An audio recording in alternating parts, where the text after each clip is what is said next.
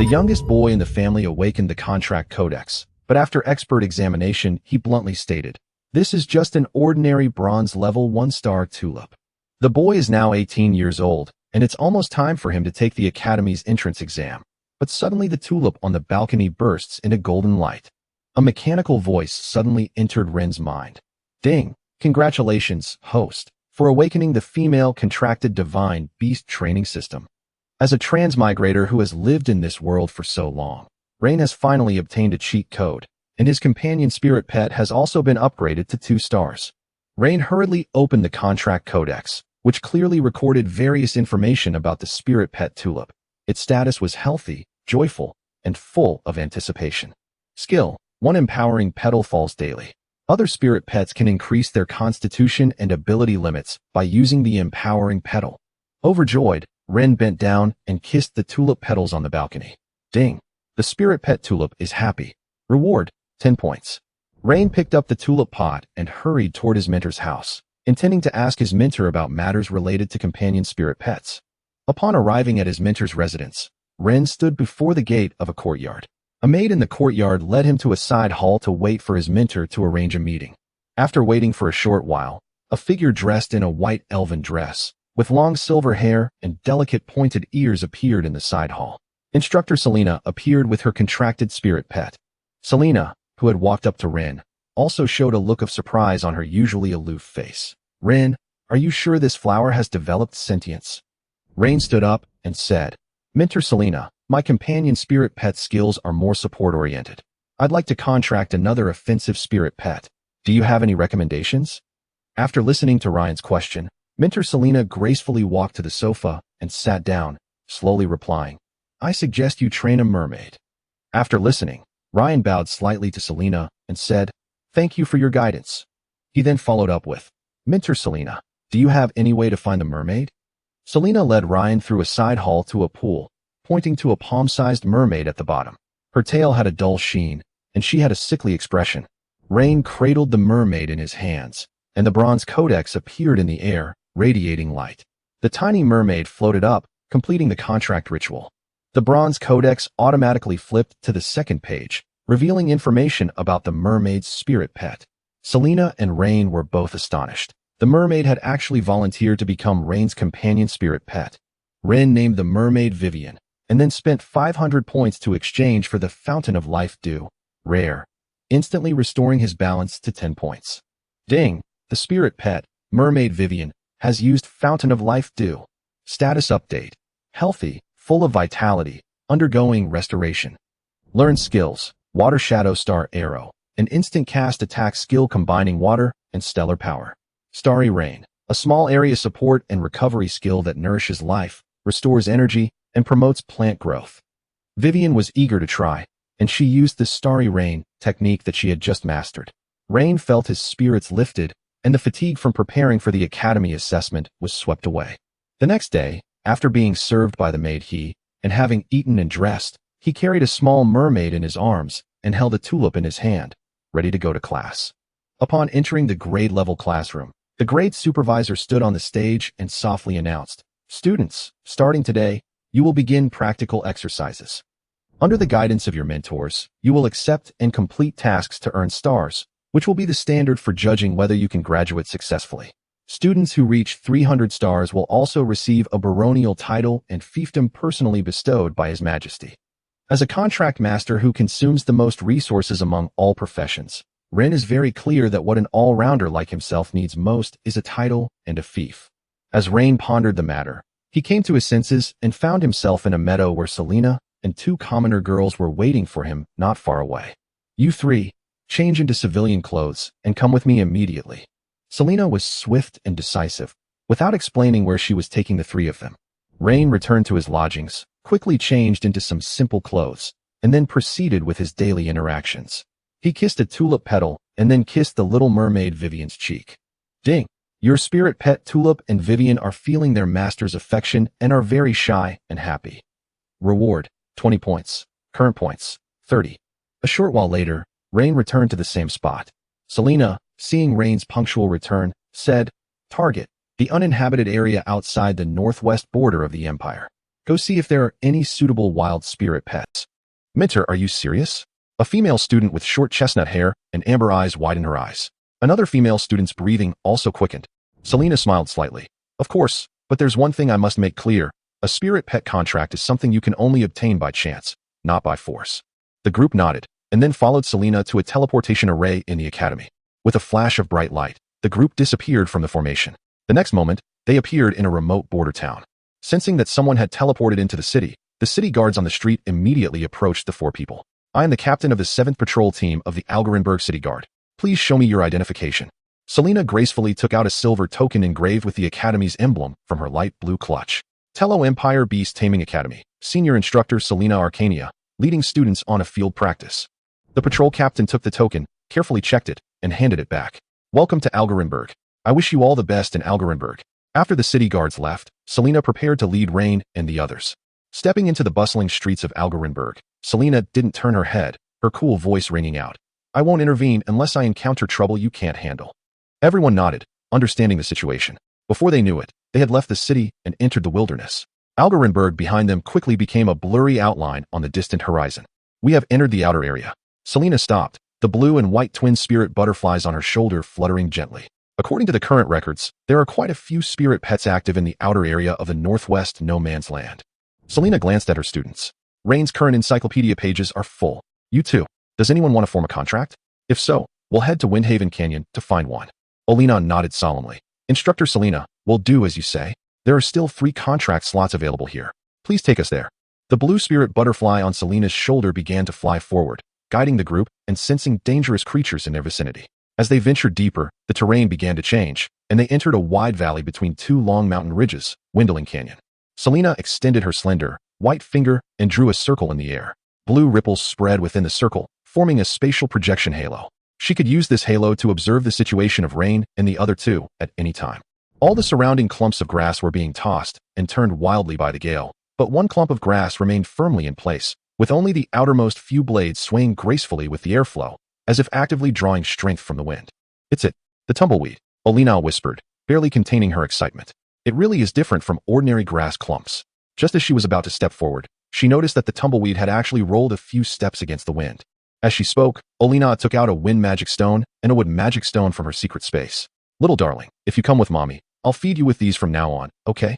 The wood magic stone rolled nimbly to the feet of the tumbleweed spirit. It finally couldn't resist any longer.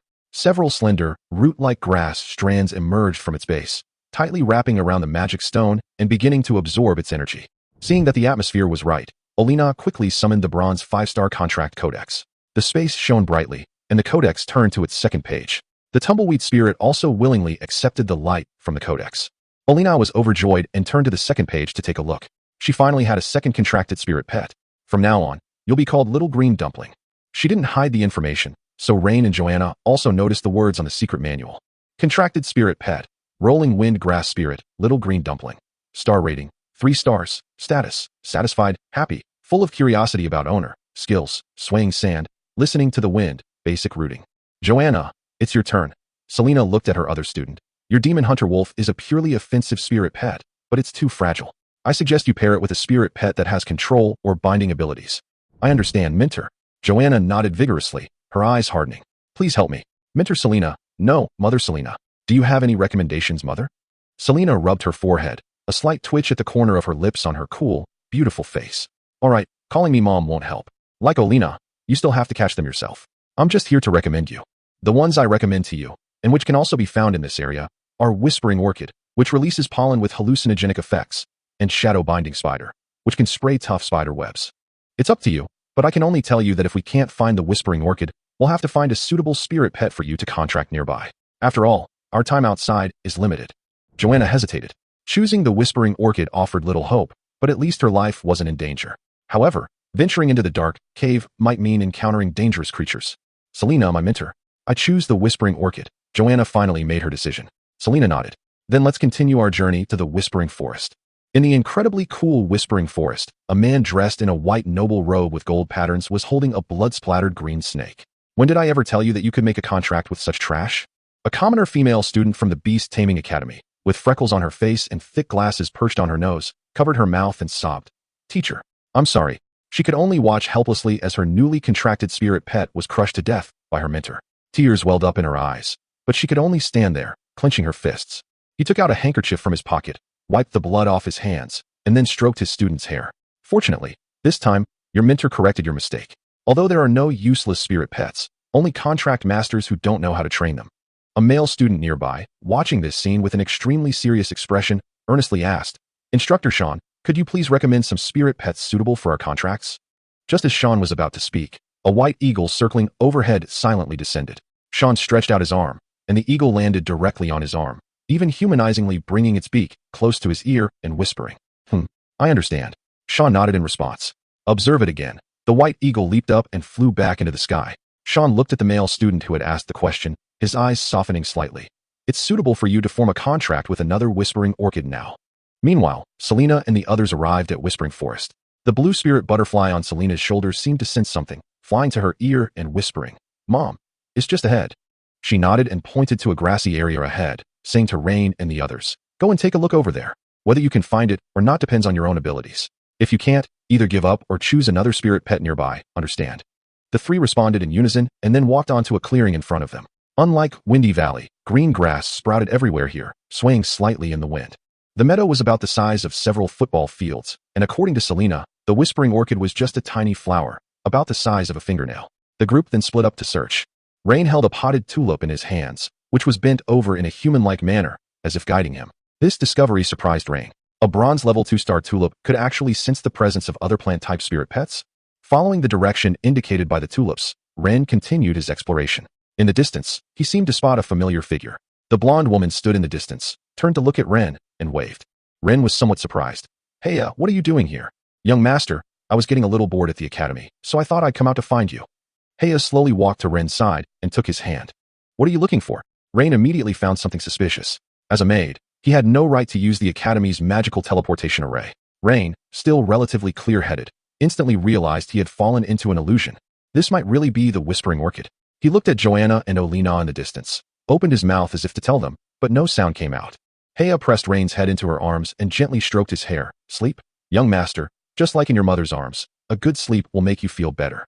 At that moment, everything felt incredibly real to Ren. He was fully conscious, yet completely unable to control his body, experiencing an agonizing feeling akin to sleep paralysis. "Stay with me forever." This whisper was no longer a request, but a call from the depths of his soul. At this moment, Ren's dependence and longing for he were magnified infinitely in this illusion. Rain bit his tongue, forcing himself to stay awake. He too found the Whispering Orchid terrifying. If this were during a battle, he probably would have died countless times already. At this critical moment, Rain's original consciousness, which belonged to a transmigrator and was slightly different from that of the natives of this world, suddenly awoke. How is this possible?" Heya was filled with disbelief, her voice becoming somewhat shrill. At that very moment, a golden light burst forth in the air. It was the scent of tulips. This golden light gradually enveloped the figure conjured by the Whispering Orchid, slowly eroding her entire body. At that moment, Ren also received a notification from the system. The tulip has absorbed a large amount of life essence. It is about to evolve. Ren could hardly believe it. It was about to evolve. Companion pet tulip automatically learns the skill. Absolute parasite. Absolute parasite. Tulip can release pollen that lands around rooted plant life, seeps into the soil, and absorbs nutrients from the target's roots. Whispering Orchid cried out for mercy. As a bronze 6-star plant-type spirit pet, it was on the verge of breaking through, but unexpectedly, just when it was about to devour Rain's spirit, its base was stolen by Rain's spirit pet. The Whispering Orchid's pleas for mercy gradually subsided until her entire figure vanished completely. At that moment, the illusion dissipated, and Rain's bronze codex was upgraded to a silver codex. Ren quickly opened his contract manual. Companion spirit pet, silver tulip sprite, unnamed, star rating, 3 stars, reward points, 500. Gain skill, golden guardian. The tulip fairy can scatter petals that land on the target, forming a magical cloak that blocks a certain amount of damage for the target. Gain skill, spirit absorption. The tulip sprite is immune to any spirit spell of the same rank. At the same time, the tulip sprite can emit pollen to absorb the spirit power of any unit that has been subjected to a spirit spell. At this moment, the tulip fairy, the same size as the mermaid Vivian but only the size of a palm, has 2 petals on her back, like wings. The tulip fairy whispered in Ren's ear. Ren was shocked again. A talking spirit pet. This meant limitless potential. Now that she was no longer just a flower, Ren felt it was necessary to give her a name. Tilipy. Ren extended his slender index finger and gently tapped the tulip fairy's forehead. Coming to his senses, Ren looked at a small purple orchid at his feet and waved to Joanna and the others. Joanna and Olina, hearing the commotion, immediately walked towards Ren. When they saw the tiny purple sprout, they all looked surprised. Joanna even hugged Ren tightly, gently kissing his cheek with her soft red lips. "You're truly my lucky charm." However, before Joanna could prepare the contract, a boy's voice suddenly rang out. "Wait, everyone. This whispering orchid, we found it first." Chapter 11, Let's Fight. As the voice fell, 3 students from Tylo Academy walked over. Roger, who was in the lead, had his short brown hair neatly combed, and his demeanor was the same as Rain's, clearly indicating that he came from a noble family. As soon as he opened his mouth, he explained what had just happened flawlessly. Roger explained that they had been eyeing the whispering orchid for a while, but seeing that Ryan remained standing still, they guessed that he was trapped in an illusion. Therefore, they did not act rashly, lest they disturb the orchid and cause Ryan to suffer severe mental damage. After hearing this, Ren just sneered, his tone full of disdain. "According to you, I have to owe you a favor?" He didn't even look Roger in the eye when he spoke, an attitude that, among nobles, was a blatant insult. Roger's expression darkened slightly, but he maintained his composure and replied calmly. "Under normal circumstances, that is indeed the case." But Ryan wasn't buying it and bluntly said, "Roger, don't bother with these things.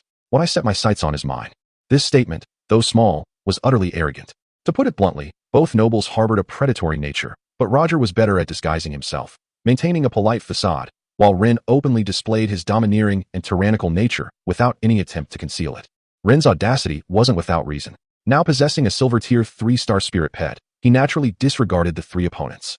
Even if Roger's words were true, so what? He had no intention of reasoning with them. Roger simply gave a soft, "Oh," after hearing this, then changed the subject and directly hit Ryan's sore spot. "I heard that the Vigrit family's ancestors were merchants, so they shouldn't be as unreasonable and ungrateful as bandits. However, I respect your way of doing things because I am well-mannered, not because you deserve respect." The moment those words were spoken, the tension in the air instantly flared. Joanna and Olina instinctively held their breath, for this was no longer a simple matter of arguing over a whispering orchid. To question a nobleman's upbringing was, in the most direct form of humiliation a nobleman could endure. However, Ren knew very well that his mentor, Sean, was most likely behind this. Whether they were also coincidentally searching for the whispering orchid or not, Sean would definitely find a way to interfere and sabotage whatever Selena wanted to do. That's why Ren deliberately turned the issue of the spirit pet's ownership into a conflict between 2 noble young masters. This way, Sean couldn't interfere easily. Besides, although the whispering orchid was intended for Joanna and Olina would be his teammates in the future, and it was related to their graduation exams and future star rankings, he couldn't back out. Just as Rain was about to retaliate, a round of applause suddenly came from the side. Sean stepped out from behind the 3 students, a smile still on his face. "Since you all have a disagreement about this whispering orchid, how about a fight? Instructor Selena, what do you think?" He spoke as if he were talking to thin air, but the next second, a patch of blue and white stars appeared in the air, quickly converging into the figure of Selena. Selena appeared and, without a word, said directly, "My student will not lose to your student. Let's begin." The battle began instantly. The tulip fairy Tulip and the mermaid Vivian in Ren's arms immediately flew out, one flapping her petal wings and hovering in the air, the other floating on water. Olina's orange cat jumped to the ground, its fur bristling and hissing, accompanied by a blue tumbleweed spirit. Joanna, on the other hand, summoned her 4-star demon hunter wolf girl. The wolf girl was nearly 1.9 meters tall, with wolf ears standing upright, a taut gray wolf tail, and silver vertical pupils locked onto her opponent. Sharp claws had also grown from her fingertips, clearly making her the strongest offensive core on their side. Roger sneered as he opened the silver tome, his tone full of contempt. "Unlike trash like you, Ren, my father has high hopes for me." The next moment, the tome shone brightly, and he released 3 contracted spirit pets in one go, which lined up in a fan shape in front of him. At the forefront was a bronze 5-star stone-armored rhinoceros, enormous in size and covered in hard stone armor. Next to it was a bronze 4-star thunderlight sable, its body a deep blue with flashing lightning in its eyes, clearly skilled in surprise attacks. In the air was a silver 1-star steel needle feather eagle, its feathers like needles, firmly locking onto Tulip and Vivian. With these 3 spirit pets appearing, the front line, defense against ambushes, and air superiority were all in place. A standard iron triangle system, clearly the result of family resources and Sean's special training. At the same time, the 2 female students beside Roger each summoned their companion spirit pets, a bronze level 3-star big mouth thornflower, and a resonating lily of the valley that could soothe and heal. The opposing team had a total of 5 spirit pets, and Ren's side also had 5, but the difference was still quite significant. Because the only one they could truly hold the line was a tumbleweed sprite, and once that thing activated its basic rooting ability, it could only stand still as a wall, making it no match for the stone-armored rhinoceros head-on. Seeing that the situation was in their favor, Roger sneered and tried to persuade him to surrender. Rain, if you admit defeat now, we can all save face. But Rain just smiled faintly, not taking his words seriously at all.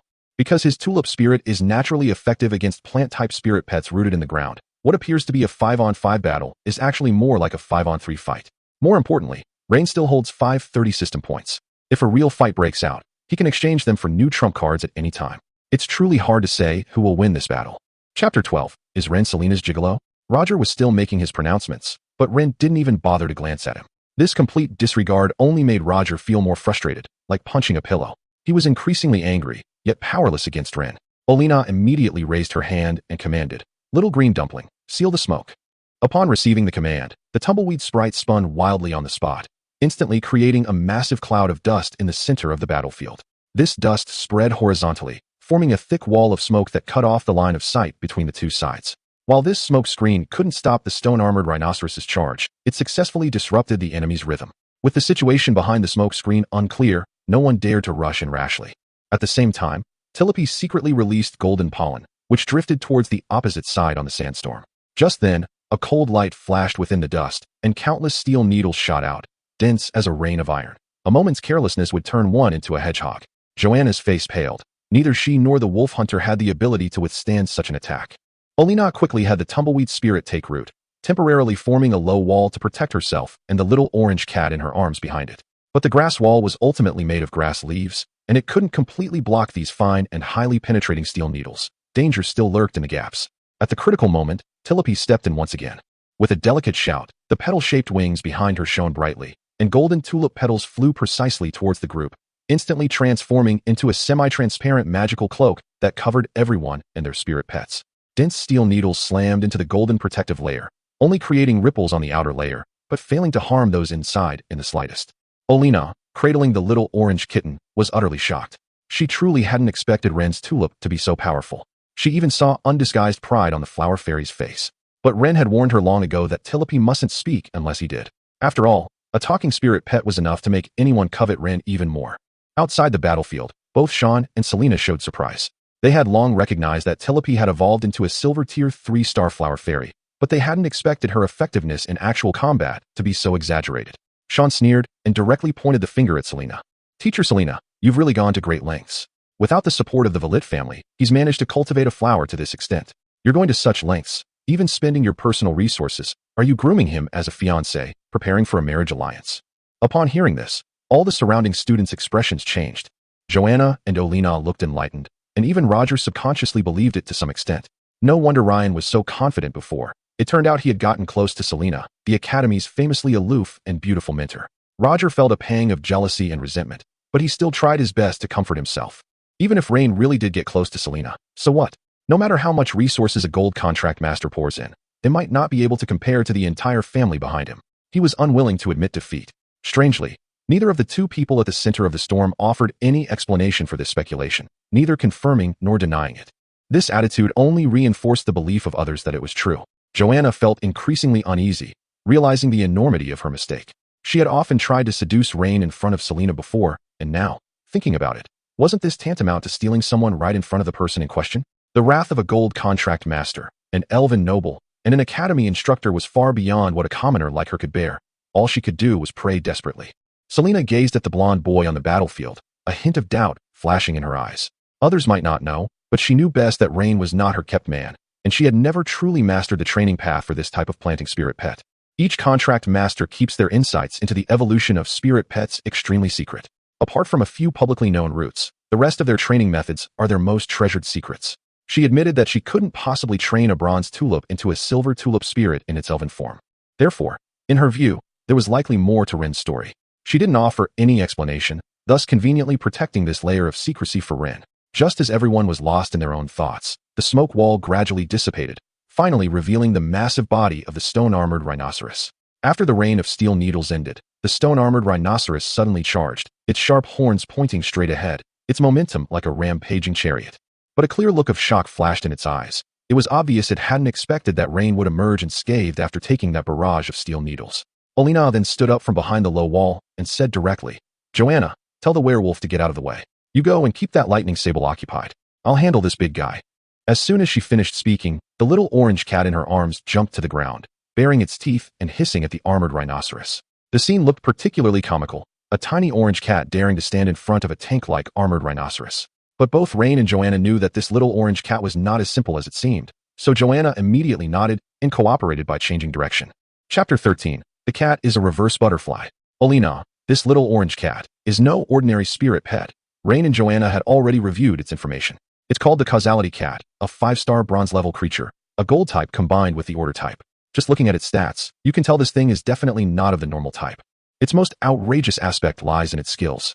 First, it uses incompetent breath to lock onto the target, forcibly drawing the opponent's aggro to the maximum. Then uses cat is a reverse butterfly to swap sizes after making contact with the enemy. Although the time limit is limited, the effect is still quite disgusting when fighting opponents of higher levels. Even more outrageous is that once the exchange is successful, it can use Who Dares to Hate Me to take away one of the other's skills. Order-type spirit pets are already rare, and this ability is even more outrageous and abnormal. However, the resources and methods required to cultivate it are equally scarce. When it came to its senses, the stone-armored rhinoceros had been driven mad by the little old man. Its eyes were bloodshot, its nostrils flaring, and it charged forward as if it had been greatly insulted, its ferocity terrifying, the ground trembling under its feet. Faced with this charge, the little old man not only did not dodge, but stood still and kept panting. Old woo, old woo. Although Rin could not understand what it was cursing, he could tell from the stone rhinoceros's berserk appearance that the cat must have cursed something very dirty. Just as the rhinoceros horn was about to strike, the little orange cat nimbly leaped up, its paws landing squarely on the horn. Cat is a reverse butterfly, activated instantly. The next second, the little orange cat standing on the ground was now the soul of the stone-armored rhinoceros. The little orange cat, its soul swapped, was completely stunned, its eyes wide with disbelief. Because it watched helplessly as its original massive rhinoceros body suddenly turned around and charged towards it, showing no sign of stopping. The stone-armored rhinoceros's soul panicked and frantically hissed at its back, trying to pull itself back with its powerless hissing. But now, disguised as a cat, its hiss only served to highlight its incompetence. Meanwhile, the little old man controlling the rhinoceros's body was clearly in a playful mood, continuing its charge while mimicking the stone-armored rhinoceros's earlier roars. Olina walked over and slapped the cat-bodied rhinoceros across the face. What the hell are you hissing about? On the other side, Roger was stunned to see his spirit pet charging towards him. At first, he didn't even realize what was happening, thinking that the stone-armored rhinoceros had already won and had come back to find him. But the next second, he realized that something was wrong. Wait, make up the difference. Roger yelled, no longer caring about aristocratic decorum. He scrambled to his feet and mounted the equally stunned Thunder Sable beside him. The Thunder Sable crackled with electricity, transforming into a blue shadow and carrying him as it desperately fled. But the other two female students in Sean's team were also in trouble. Their plant-type spirit pets suddenly withered all at once. Alice frantically shook the resonating lily of the valley, crying, "Little Belle, what's wrong with you? Quickly purify it." But this time, her ability was completely useless. The other female student's big mouth thornflower was in even worse shape. Its once full and ferocious buds had completely drooped and even begun to shrink, making it difficult to even maintain its form. Roger's face darkened, and he cursed them both as useless. Immediately afterward, he commanded his silver-ranked, 1-star steel needle feathered eagle to attack. The eagle was incredibly fast, its feathers as sharp as steel needles, and it charged straight at Vivian and Tulip in the air. If they collided, the consequences would be unimaginable. Tulip had no choice but to unleash Golden Guardian again. Golden petals swirled out, quickly condensing into a shimmering protective shield in front of her and Vivian. Vivian gritted her teeth and gathered water elemental energy, hastily casting Water Shadow Star Arrow. Countless starlight arrows formed from water elemental energy bombarded the steel needle feather eagle, but being only a bronze 1-star eagle, these attacks were like tickles to the silver 1-star eagle, offering no resistance to its continued advance. In this critical moment, Ren leaped into the air, shielding Telepy and Vivian in his arms, ready to take the blow for them with his own body. No one expected that he would actually dare to use his own flesh and blood to withstand the direct charge of the silver spirit pet. Vivian was extremely anxious, but she couldn't break free from Rain. Telepy's orange eyes were also filled with panic, and she hurriedly shouted, "Stupid daddy, let go of Telepy." But Rain still didn't let go. In his heart, these two companion spirit pets were his lifeblood. He would rather be injured himself than see them harmed. However, Rain wasn't truly without trump cards, because he still had a full 530 points left in his system shop. With his life hanging in the balance, Ren quickly searched the shop and finally settled on the Bloodline Activation Stone. This item cost 500 points, and although the probability of activating a hidden bloodline was extremely low, he had no better option at the moment and decided to take the gamble. Exchange. Target, Vivian. As the system notification sounded, 500 points were instantly deducted, leaving him with only 30. Just as Ren embraced Vivian, preparing to withstand the charge of the steel needle-feathered eagle on his back, the unexpected happened. A powerful aura, seemingly from an ancient starry sea, suddenly erupted from Vivian's body. Ren had gambled correctly this time, because Selena had tried to stimulate Vivian's bloodline before, and he had helped Vivian repair her origins last time. With a system notification, Vivian successfully completed her evolution. She officially evolved from a mermaid into the Starlight Mermaid. Her level jumped to Silver 1 star, and her status changed to Perfect, Moved, and Admiring. At the same time, Vivian also mastered 2 new skills, Thunderstorm and Tidal Hymn. The crisis that had been looming was completely rewritten at this moment, and the situation on the field finally saw a true reversal. Chapter 14, Starlight Mermaid Vivian. Upon hearing the system notification, Rain immediately opened the secret tome to check Vivian's new stats after her evolution. His companion spirit pet, Starlight Mermaid Vivian, was a silver-ranked, 1-star creature with water, light, and lightning attributes. Her skills had also been upgraded from their original basic abilities to a new level. What particularly caught Ren's attention were the 2 new skills. Thunderstorm could summon thunderclouds, unleashing a rain of arrows imbued with violent lightning power to strike enemies in an area. Tidal Hymn, on the other hand, allowed him to manipulate surrounding liquids into a tide through chanting, impacting enemies while inflicting a slowing effect. The evolved Vivian was no longer a tiny creature the size of a palm. Now, she resembled a little girl about a meter tall, clinging tightly to Ren's leg. Her blue curly hair cascaded down to her waist, the ends shimmering like starlight, and her sapphire-like fishtail gleamed with a soft sheen. She opened her big, watery eyes, which seemed to be filled with tears, and she had a finger in her mouth, making soft, whimpering sounds.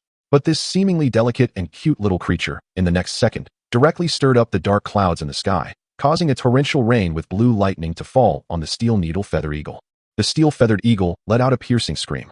The rain, imbued with the power of thunder, was a natural nemesis for this flying spirit pet covered in steel feathers.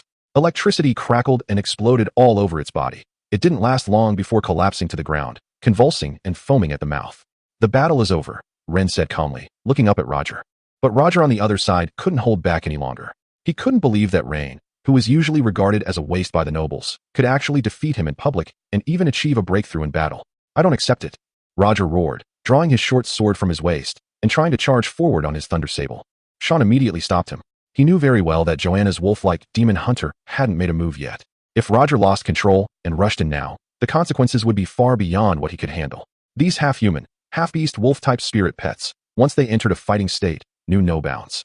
Sean certainly didn't want things to get out of control. Killing the wrong student would ruin Selena, but failing to manage his students would ruin him as well. What he really wanted was to be promoted to supervisor, not to fight a lose-lose situation here. Mentor, Roger wanted to argue, his face full of resentment. But Sean interrupted him directly in a deep voice. I said, that's enough. Sweeping over him with that cold and sharp gaze, Roger could only grit his teeth and swallow his words. Afterwards, Sean led his students away without looking back. With the commotion over, Joanna successfully formed a contract with the Whispering Orchid. Rain, holding Vivian, walked aside and carefully examined the newly evolved little creature. He lifted her up to look at her eye level, and seeing the tears of emotion still glistening in her eyes, he couldn't help but lower his head and kiss her cheek. So sweet, you're my little darling, Rain said with a smile. Vivian couldn't speak yet, but she clearly understood. After being kissed, she burst into a silvery laugh and leaned in to kiss Ren back, rubbing her face against him repeatedly, her fishtail swaying happily, full of affection and joy. Tulip, standing nearby, immediately became jealous, hands on her hips, huffing angrily. You fickle, stupid master. Seeing this, Rain casually pulled her into his arms, patted her face, and coaxed. All right, you're the best little darling too. This time, Tulip protested, but her body obediently nestled into his embrace. I'm not a darling. Her face flushed crimson, and her voice grew softer and softer. Only a stupid owner would call someone baby so casually. It's really awful. Ren wanted to laugh, with the flower fairy nestled in his arms and the mermaid in his arms. The two little ones were clingy to each other, making the scene quite lively. Seeing that everyone had arrived, Selena's gaze lingered on Vivian for a moment before she spoke. Let's continue. We're about to enter the inner perimeter of the no man's land, where death could be a matter of time. Be prepared. Hearing this, Ren frowned, because he now had 2 spirit pets to raise. The cost of raising spirit pets was already incredibly high. While Tulip and Vivian can eat regular food, their growth is extremely slow. Mermaids, for example, typically eat moonlight algae or elemental magic stones, while flower fairies are better suited to dawn nectar. These items are all quite expensive, and feeding them long-term would be a significant expense. For instance, a silver-level spirit pet costs 50 grams of moonlight algae for 1 gold coin, and Vivian consumes roughly that much every day. Dawnflower nectar costs 1 gold coin for 30 milliliters, which is roughly what tulip needs daily. While it may seem like just routine consumption, to an ordinary person, this isn't just spending money, it's burning money. Of course, contract masters can use other foods, but if they lack the necessary nutrients for a long time, their spirit pets will stunt their growth. This is why the profession of pet nutritionist gradually emerged in this world. They specialize in researching what different pets should eat, how to combine different foods, and even have recipes specially designed. After all, a single gold coin is an astronomical figure for ordinary people. 1 gold coin can be exchanged for 100 silver coins, and 1 silver coin can be exchanged for 100 copper coins. 2 copper coins can buy a slice of fresh bread. An ordinary laborer's wages for a day's work are only 20 or 30 copper coins. It is clear that raising a spirit pet is not something that ordinary people can easily afford. Fortunately, as long as one is admitted to the Beast Taming Academy, they can receive a monthly stipend of 30 silver coins. For noble students, this amount of money is nothing, but for commoner students, it is a considerable sum of income. As for the source of this stipend, it naturally comes from imperial treasury appropriations, plus the high tuition fees paid by nobles and foreign students. Chapter 15, Return. After regaining his senses, Rain immediately realized that the commission Selena had accepted this time was probably far more complex than it appeared. A few days later, Selena led Rain and the other two into the inner perimeter of the no man's land.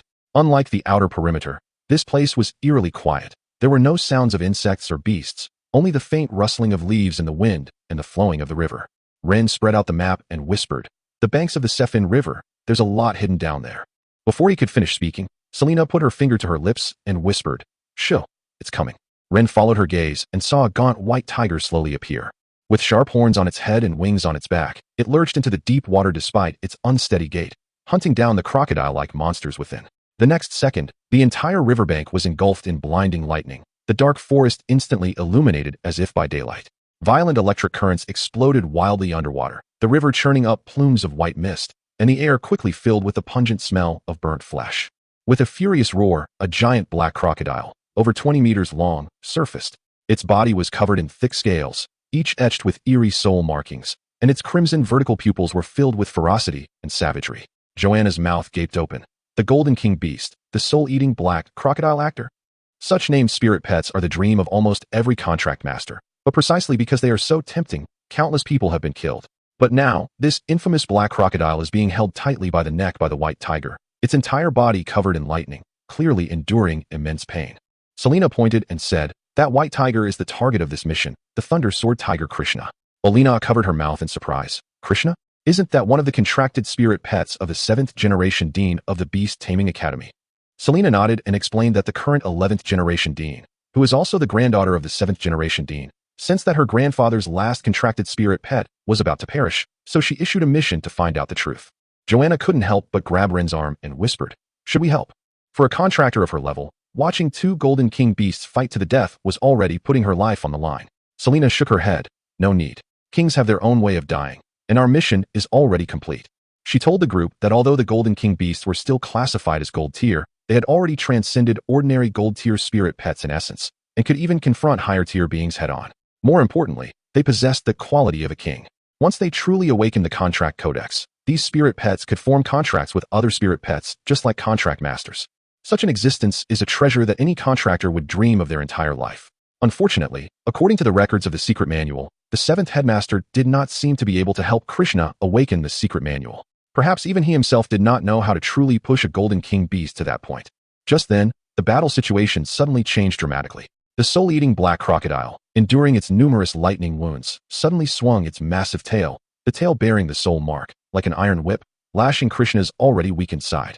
But Krishna still held on tightly, her forehead horns suddenly bursting with intense lightning. The light was so bright it seemed to tear the heavens and earth apart. Ren instinctively closed his eyes, but the destructive white light seemed to pierce his eyelids, stinging his eyes and bringing tears to his eyes. When Ren woke up again, he was lying on his large bed in the academy dormitory. He later learned that Selena had protected everyone when the aftershocks of the lightning spread. As for what happened afterward, he had no idea. He only remembered vaguely hearing a system notification in his mind before he lost consciousness. Detected 2 nearby Golden King beasts had perished, automatically absorbing the dissipated king essence. An incomplete contractual secret text inheritance has been detected. Attempting to capture and analyze it, but then, the system announced that the analysis had failed. The intermittent electronic sound, like a broken radio, echoed for a moment in the depths of Rain's consciousness before finally falling silent. "Young master, you're awake?" The blonde beauty, he, hurried to the bedside. dressed in a black and white maid outfit. Her eyes were full of concern as she gently wiped Ren's face and soothed him softly. Vivian and Tulip were also nestled in Ren's arms, clearly having watched over him for a long time. Looking at them, Ryan finally felt at ease and asked in a low voice, "How long have I been unconscious?" Haya said with red eyes, "It's been 3 days. You haven't woken up since Miss Selena brought you back." Haya was terrified. After saying that, she gently kissed Ryan's forehead and said softly, "Young master, please rest well these next few days. I have already asked for leave for you. But there is one more thing. The master is planning to hold a birthday banquet in a few days and said he also wants to arrange a marriage for you at the same time." Upon hearing this, Ren's eyes narrowed slightly. The master, Haya mentioned, was naturally his adoptive father. In the Tyro Empire, the church's influence wasn't strong, and there weren't strict restrictions on monogamy, so noble families often had concubines in addition to their principal wives. Although Ren's mother was also of noble birth, she was only a concubine and died shortly after giving birth to him.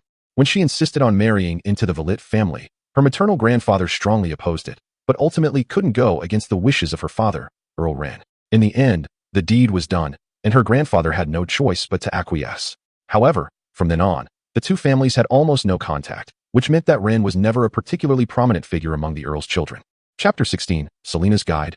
Of course, Ren was going to attend his adoptive father's birthday party. He was now a silver contract master, a rare feat among noble students at his age. Once the old man found out, he would likely reevaluate him and might even be willing to continue investing resources in him.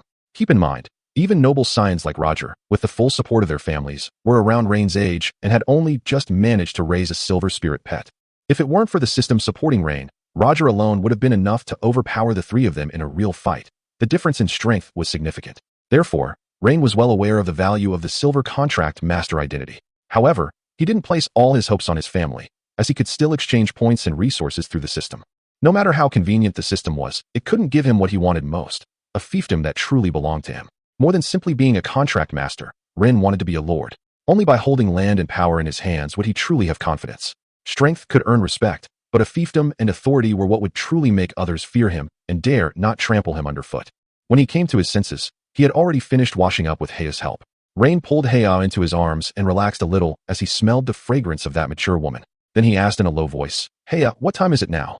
Haya did not answer directly, but first gave him a light kiss on the lips and said softly, "This is today's good morning kiss, young master."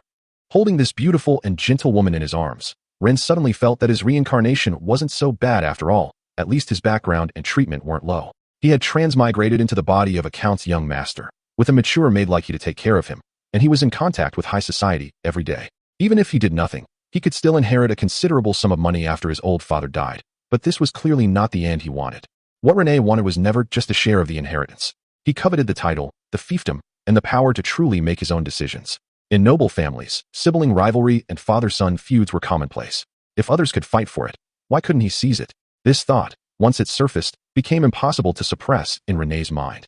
If another brother were to inherit the title in the future, would Haya, his personal maid who had been with him for over a decade or two, still belong solely to him? Someone could transfer her away with a single word. What right would he have to refuse? The answer is simple. He has no right to refuse. Unless he is strong enough or wields power that makes others afraid to act rashly. What Ren truly desires is to become a lord and control his own territory. Roger dared to look down on him precisely because Roger was born of the principal wife, while he was merely an illegitimate son. Just then, Haya quietly announced breakfast. "Young master, today we have bouillabaisse, barley porridge, foie gras, and your favorite medium-rare steak." Ren nodded and casually added, "And open a bottle of red wine for me." This immediately startled Haya. She covered her mouth, feigning exaggeration, and said, "Good heavens, you just woke up from your coma, and you're already thinking about drinking?" Sensing the reproach and concern in her tone, Ryan didn't insist, only smiling and replying, "Was that good morning kiss a little too perfunctory today?" Haya gave him a helpless yet indulgent look, finally lowering her head to give him an even more lingering kiss. Afterwards, the two went to the living room, where a delicate breakfast was already laid out on the long table. Sunlight streamed in through the floor-to-ceiling windows, filling the room with a warm, aristocratic atmosphere. As for Tulip and Vivian, Haya had prepared a small table for them separately. The two little ones were engrossed in eating moon algae and morning nectar, occasionally sharing a bite with each other. Ren, meanwhile, was leisurely cutting his steak when there was a knock at the door. Haya went out to check and quickly returned to report, "Young master, your classmate, Miss Christie's, has arrived." Ren was somewhat surprised to hear the name. He got up and looked out onto the balcony, where he saw a young girl dressed in a gothic Lolita dress standing quietly beside a rose bush, holding a black lace parasol. "Please invite her in, and prepare another set of cutlery," Ren instructed before continuing his meal. Not long after, Christine walked into the living room. She made no attempt to be polite, sitting directly at the table, taking a sip of her black tea, and remaining completely silent, as if she had come specifically to freeload. Seeing that she didn't speak, Ryan didn't bother to ask further and continued eating his breakfast. Their first formal meeting was strangely awkward. Only after finishing the last sip of her black tea did Christine gently put down her teacup, looking earnestly at Ren. "Ren, please teach me how to turn my life around." Ren was stunned. He almost thought she was being sarcastic. Ren put down his cutlery, picked up a napkin, and wiped his mouth. "What do you mean?" Christina immediately became excited. "It's all over the academy now. In just a few days, you've raised 2 bronze spirit pets to silver level." She slammed her hand on the table, her tone very certain. "Many people suspect that you slept with instructor Selena, but I don't think it's that simple. At the very least, you don't seem like the kind of man who would accept being shoved with a steel wool ball, so you must be hiding something else." Rain's eyelids twitched as he listened, and he quickly raised his hand to interrupt. "Stop, stop, stop." But Critis didn't stop at all, and instead became more and more serious. "I've been observing Mentor Selena for a long time. She looks like an iceberg, but she may not be the proactive type. She may even have some masochistic tendencies deep down. But you were just a good-for-nothing back then, and there was no way you could force a woman like her to be suppressed." At this point, she seemed to have finally figured out the key point, and her eyes lit up. "So you must have used some kind of secret medicine. My mentor, Phil, and Selena are best friends, and their personalities are very similar. As long as you are willing to give me Selena's guide, I can agree to any condition." Finally, the Gothic girl stared intently at Ren, her expression so serious it was as if she were making a vow. "As long as my little black cat can evolve to silver, Christie's is willing to do anything." After hearing these absurd yet sincere words, Ren was speechless for a moment, clearly quite shocked by her logic. Chapter 17. Too Many Brothers. When he heard Christine start with Selena's conquest, Ren was stunned, completely unexpected that her thought process could stray so far. But Christine became more and more enthusiastic, even seriously analyzing that as long as they cornered that perpetually cold-faced woman against a wall and used some forceful methods, things would most likely fall into place. Ren immediately denied it, but Christine didn't believe him at all.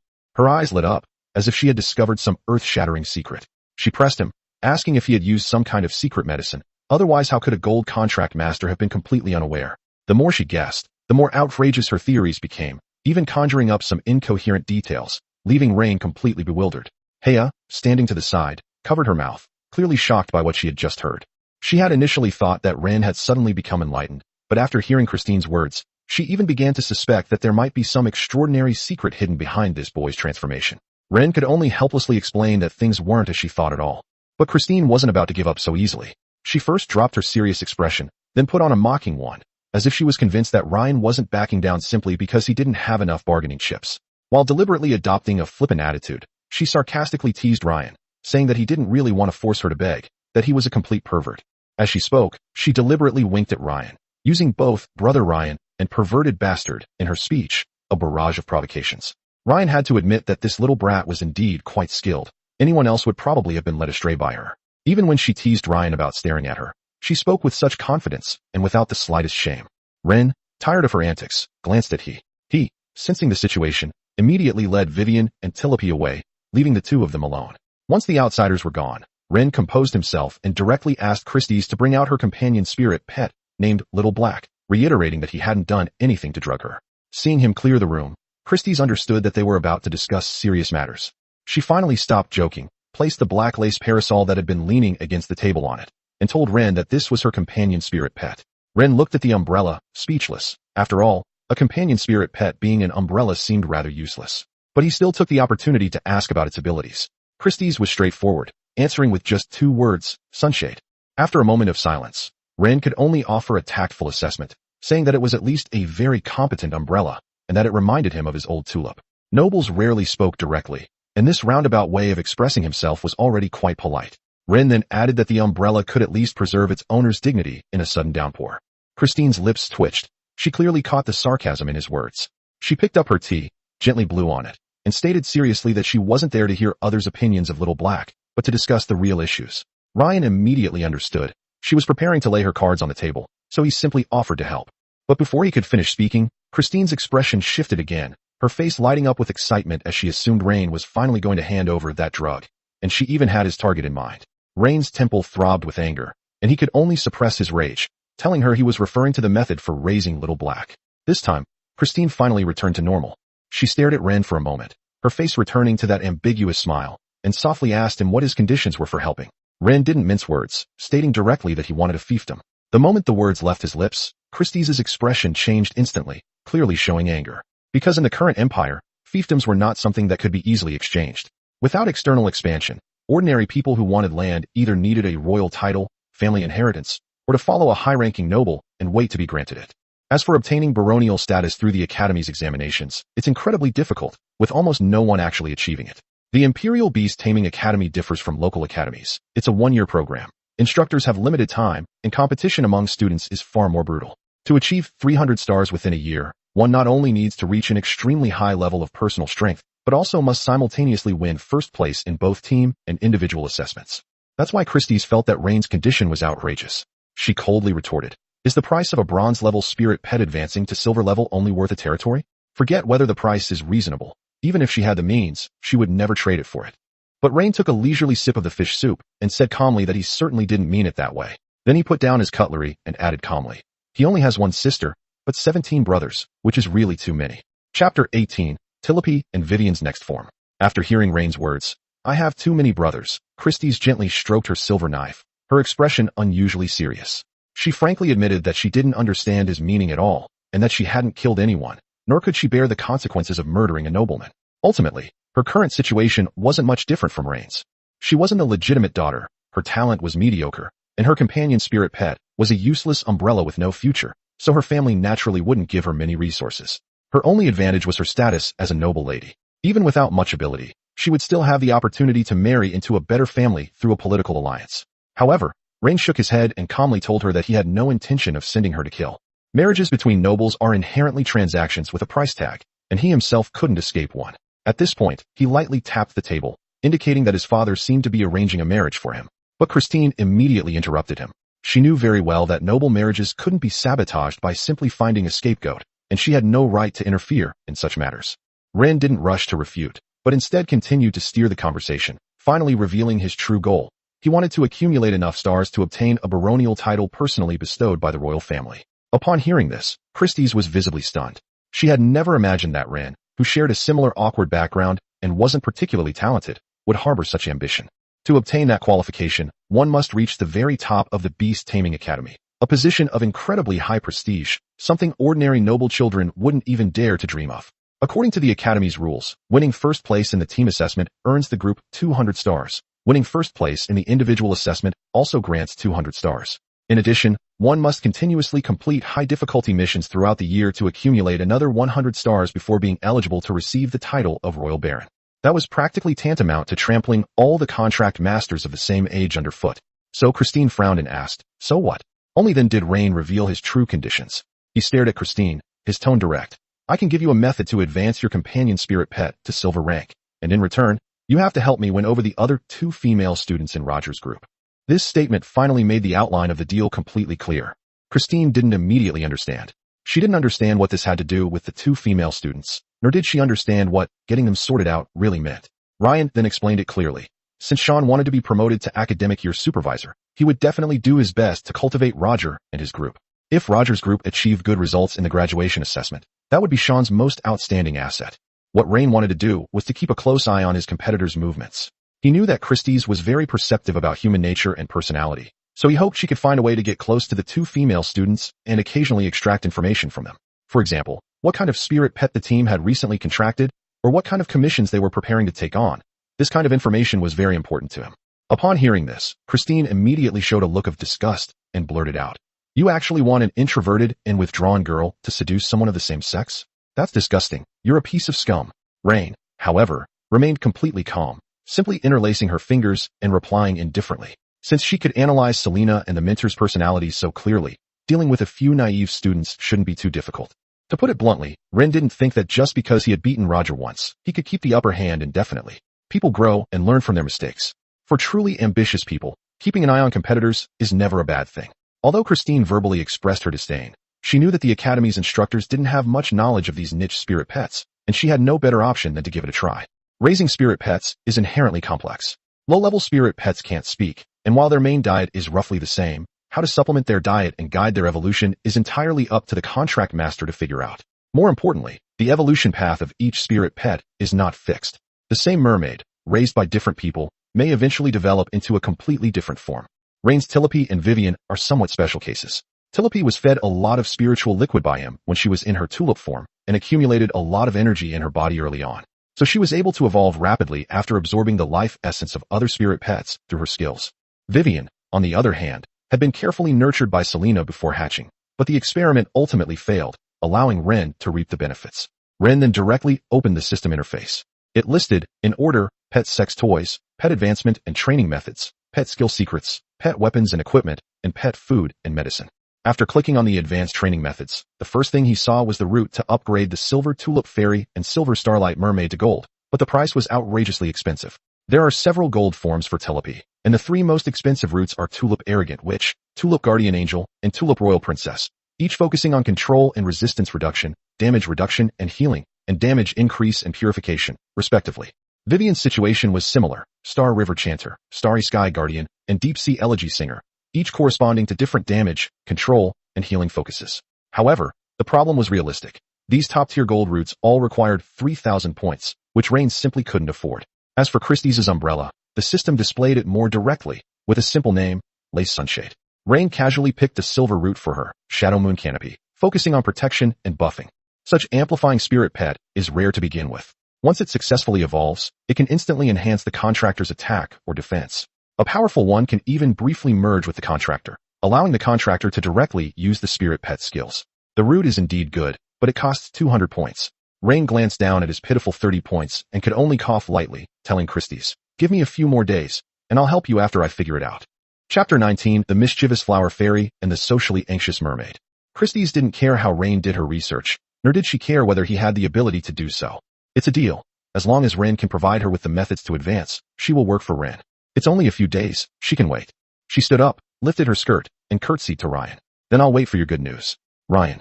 After seeing Christie's off, Rain plans to interact with Vivian and Tilipy daily to earn points. When Rain entered the bedroom, he found he coaxing two little cuties. Vivian was resting her head on his long and fleshy thighs, while Tilipy was nestled in his arms.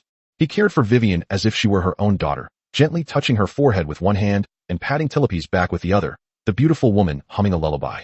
He noticed the movement, and the singing stopped. She lay half reclined on the bed, turning her head slightly to look at Rain. "Young master, has Miss Christie's already left?" Ren nodded, went to the bedside, picked up Vivian, and took her place, while the little mermaid was placed in Ren's arms. Vivian flashed a sweet smile and immediately leaned close to Rain's face. "Mwah." The little cutie kissed Ren, then shyly buried her head in Ren's arms, making adorable ooh ooh ooh sounds. "Bite." Your spirit pet Vivian feels your embrace and decides to give you a kiss to express her dependence on you. Reward, 30 points. Current points, 80. So happy. Ren looked down at the shy little mermaid in his arms, his fingertips gently brushing her star-studded blue hair. Vivian simply buried her face deeper, while her fishtail swayed merrily.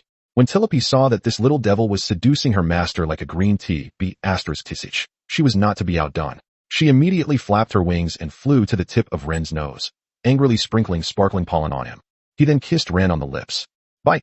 Your pet Tilipy is extremely jealous and has decided to mark its territory with pollen. Reward, 30 points. Current points, 110. Okay, you're my little darling too. Ren's nose was a little itchy, and he helplessly hugged Tilipy into his arms as well. Tilipy looked up at Ren with her big, watery eyes, as if she really wanted to speak. "You can speak to her, ya." Ren didn't need to hide anything from her, ya. After all, their relationship had long surpassed that of a typical master and servant. This made Tilipy extremely happy. She hadn't spoken for days. Silly master. Tilipy reached out her little hand and stroked Rain's chin. "Hurry up and take Tilipy out to play." Heyo covered her mouth, her eyes wide. "Oh my god, young master. This little darling can actually talk. Let mommy see him." Tilipy immediately flew and laid down in his palm, rubbing her cheek against his hand. "Mommy." In an instant, his heart melted at the soft, sweet call of mama, and she pulled Tilipy into her arms. "She's really my little darling." Wah. Vivian also lifted her head in Rain's arms, giving he a pitiful look. Heya immediately patted Vivian's hair. "You're mommy's little darling too." "What about me, mom?" At this moment, Rain also transformed into Wah, vying for attention with his spirit beast. "Young master, why are you joining in this nonsense?" Heya reached out and gently pinched Rain's cheek, her tone full of affection. "You will always be Heya's most cherished little boy." "Mommy." Tilipy wants to go out and play. The tiny tulip fairy nestled in his arms, rubbing her cheek against her and constantly whining. This, Heya looked at Rain. The latter nodded. "I've taken the day off anyway. Let's go for a walk together." He felt incredibly happy as a maid. As a maid in the Valit family, she knew more or less about the other young masters in the Earl's mansion. Although Ryan was a bit lecherous, he was well-behaved and quiet from a young age. Human nature is inherently evil. When one person has absolute control over another's life and death, you never know what they might do. While other young masters were at an age where they were spoiled and bullied the servants, Ren would quietly study under the guidance of his tutor. Therefore, many maids hoped to be assigned to Rain, which is why even though Rain was a good-for-nothing, his father Victor was willing to give him more opportunities. After all, children who are mature from a young age are rare. Strength is not the standard for judging a noble heir. There are plenty of people who are good at fighting, but how to manage a family is not something that people with only muscles in their brains can do well. It's extremely rare to see a nobleman like Ren who can take his maid out for fun. This wasn't about having her by your side to serve you, but about going out with her and taking her for a walk to relax. After all, his life basically revolves around Ren. She won't go out when Ren isn't around. The entire Imperial Beast Taming Academy covers an area equivalent to a small town, with not only teaching areas, training grounds, and contracted beast living areas, but also large gardens, lakes, and commercial streets, resembling a fully functional small society. On the commercial street, Ren and he each had a little darling. Ren was holding Vivian, while the little mermaid sat on Ren's arm, her arms wrapped around his shoulders, her head buried in his chest, seemingly quite socially awkward. Meanwhile, Tulip, nestled in his arms, kept observing the outside world with her curious eyes. She pointed to a dessert restaurant, flew to his ear, and whispered, "Mommy, I'm hungry, I want to eat." He was completely charmed by Tulip. Even outside, this little one obediently listened to Ren, not revealing her ability to speak, but instead quietly opening her mouth. How well-behaved. Heya looked at Ren expectantly. "Young master, what do you think?" Tulip was clever. Seeing that Heya couldn't make the decision, she immediately flew to Rain's ear and pleaded, "Hey, my little master, I really want to eat so much sweet food, until my belly is completely full. You'll grant Tulip's wish, right silly, daddy? That wretched little brat, when she gets what she wants, even her coquettishness is so irresistible." The aroma wafting from the dessert restaurant had already captivated Tulip. "If you dare to speak again, I'll put you into the secret space." Ren threatened Tulip fiercely. Fortunately, Tulip spoke discreetly enough, and no one dared to openly stare at a nobleman. Tulip made a face at Rain. Chapter 20 Vivian, the ultimate social anxiety and heavy dependence. Heya watched this scene, and couldn't help but lower her head and chuckle softly, her shoulders trembling slightly. She quickly hugged the little cutie in her arms, tapped her little nose with her finger, and gave her a loving look, signaling her to stop.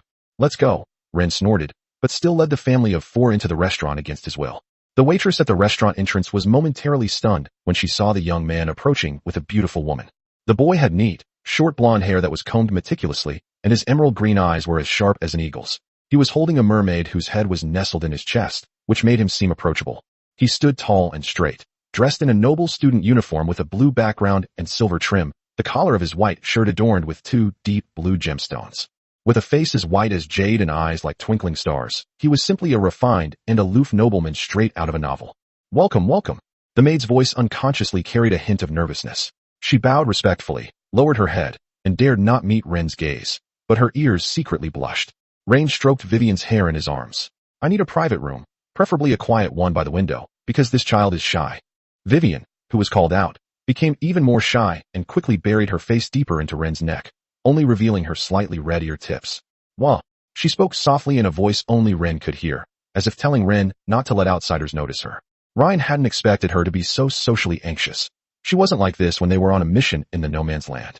Perhaps Vivian knew at that time that there was danger at any moment, so she had to keep a close watch. Rain quickly focused his mind into the secret manual to check on Vivian's current condition. Nervous, shy, heavily dependent, unable to leave its owner's embrace, otherwise it will cry. This made Ryan hug Vivian even tighter. He whispered in her ear, "Don't be afraid, I'll buy you a cake later. Okay?" "Eek." Vivian buried her head tightly in Ren's arms and nodded gently. The maid's heart raced even faster at Vivian's timid reaction and the unintentional tenderness that Ren revealed. At that moment, she wished she could switch places with Vivian. However, realizing she had been daydreaming, the maid quickly lowered her head. The third-floor glass hall is currently empty, overlooking the jacaranda trees in the courtyard. It's very, very quiet. Please follow me." Her steps were slightly unsteady as she led the way, and her skirt swayed gently, revealing her inner nervousness. After sitting down in the private room, Ryan casually ordered some desserts, and the waitress who had served them hurriedly left. With no outsiders around, Vivian didn't hug him as tightly, but she still clung to Ren. This puzzled Ren. How did Vivian, who was so shy, quickly accept him as her master, as well as her maid? It's one thing for him to be a contract master and Vivian's master, but why is Heya involved? And how did Tilly Pier come to call Heya mom so naturally? Is she really a genius? A genius who specializes in getting close to spirit pets? Confused, Ren glanced at he, who was sitting opposite her teasing Tilipy. The beautiful woman who went out today was no longer wearing the black and white maid dress that Ren was somewhat tired of seeing. Wearing an elegantly tailored, soft light purple knee-length skirt, paired with gray lace stockings, she looked even more mature and charming. Her neckline was adorned with tiny pearls, and her voluminous long golden hair was elegantly styled into a bun at the back of her head. A few stray strands of hair fell casually around her ears and neck, softening her facial features and adding to her gentle and approachable charm. The more closely Ryan looked, the more his heart burned with desire. The gentle charm that he possessed, refined by time, intertwined with the maternal glow that naturally emanated from her as she cared for Tilipy, causing Rain to instinctively grasp her soft hand and interlock their fingers. Young master? Heya exclaimed softly, seemingly surprised by Rain's sudden closeness, but she still gave him a doting look. Do you want a hug? Ryan chuckled softly. I'll give you a proper hug tonight. With such a blatant statement, Heya naturally understood what Rain meant. She hadn't expected that even when her little boy was outside, he was still thinking about getting close to her. But who told her to spoil Ryan so much since he was a child? A blush instantly spread across Heya's cheeks, and she quickly lowered her head in embarrassment, but the slight upturn of her lips betrayed the joy and indulgence in her heart. Just then, there was another knock on the door of the private room. It was a maid bringing dessert. This is your order of cream puffs, lemon sprinkle, tiramisu, coconut cream pie, jam cake, and 4 servings of moon algae lime soda. Please enjoy. The maid bowed again, quietly left the private room, and gently closed the door behind her. Here, have a taste. Heya picked up a silver spoon, carefully scooped up a piece of the smoothest tiramisu, and gently offered it to Ren's lips.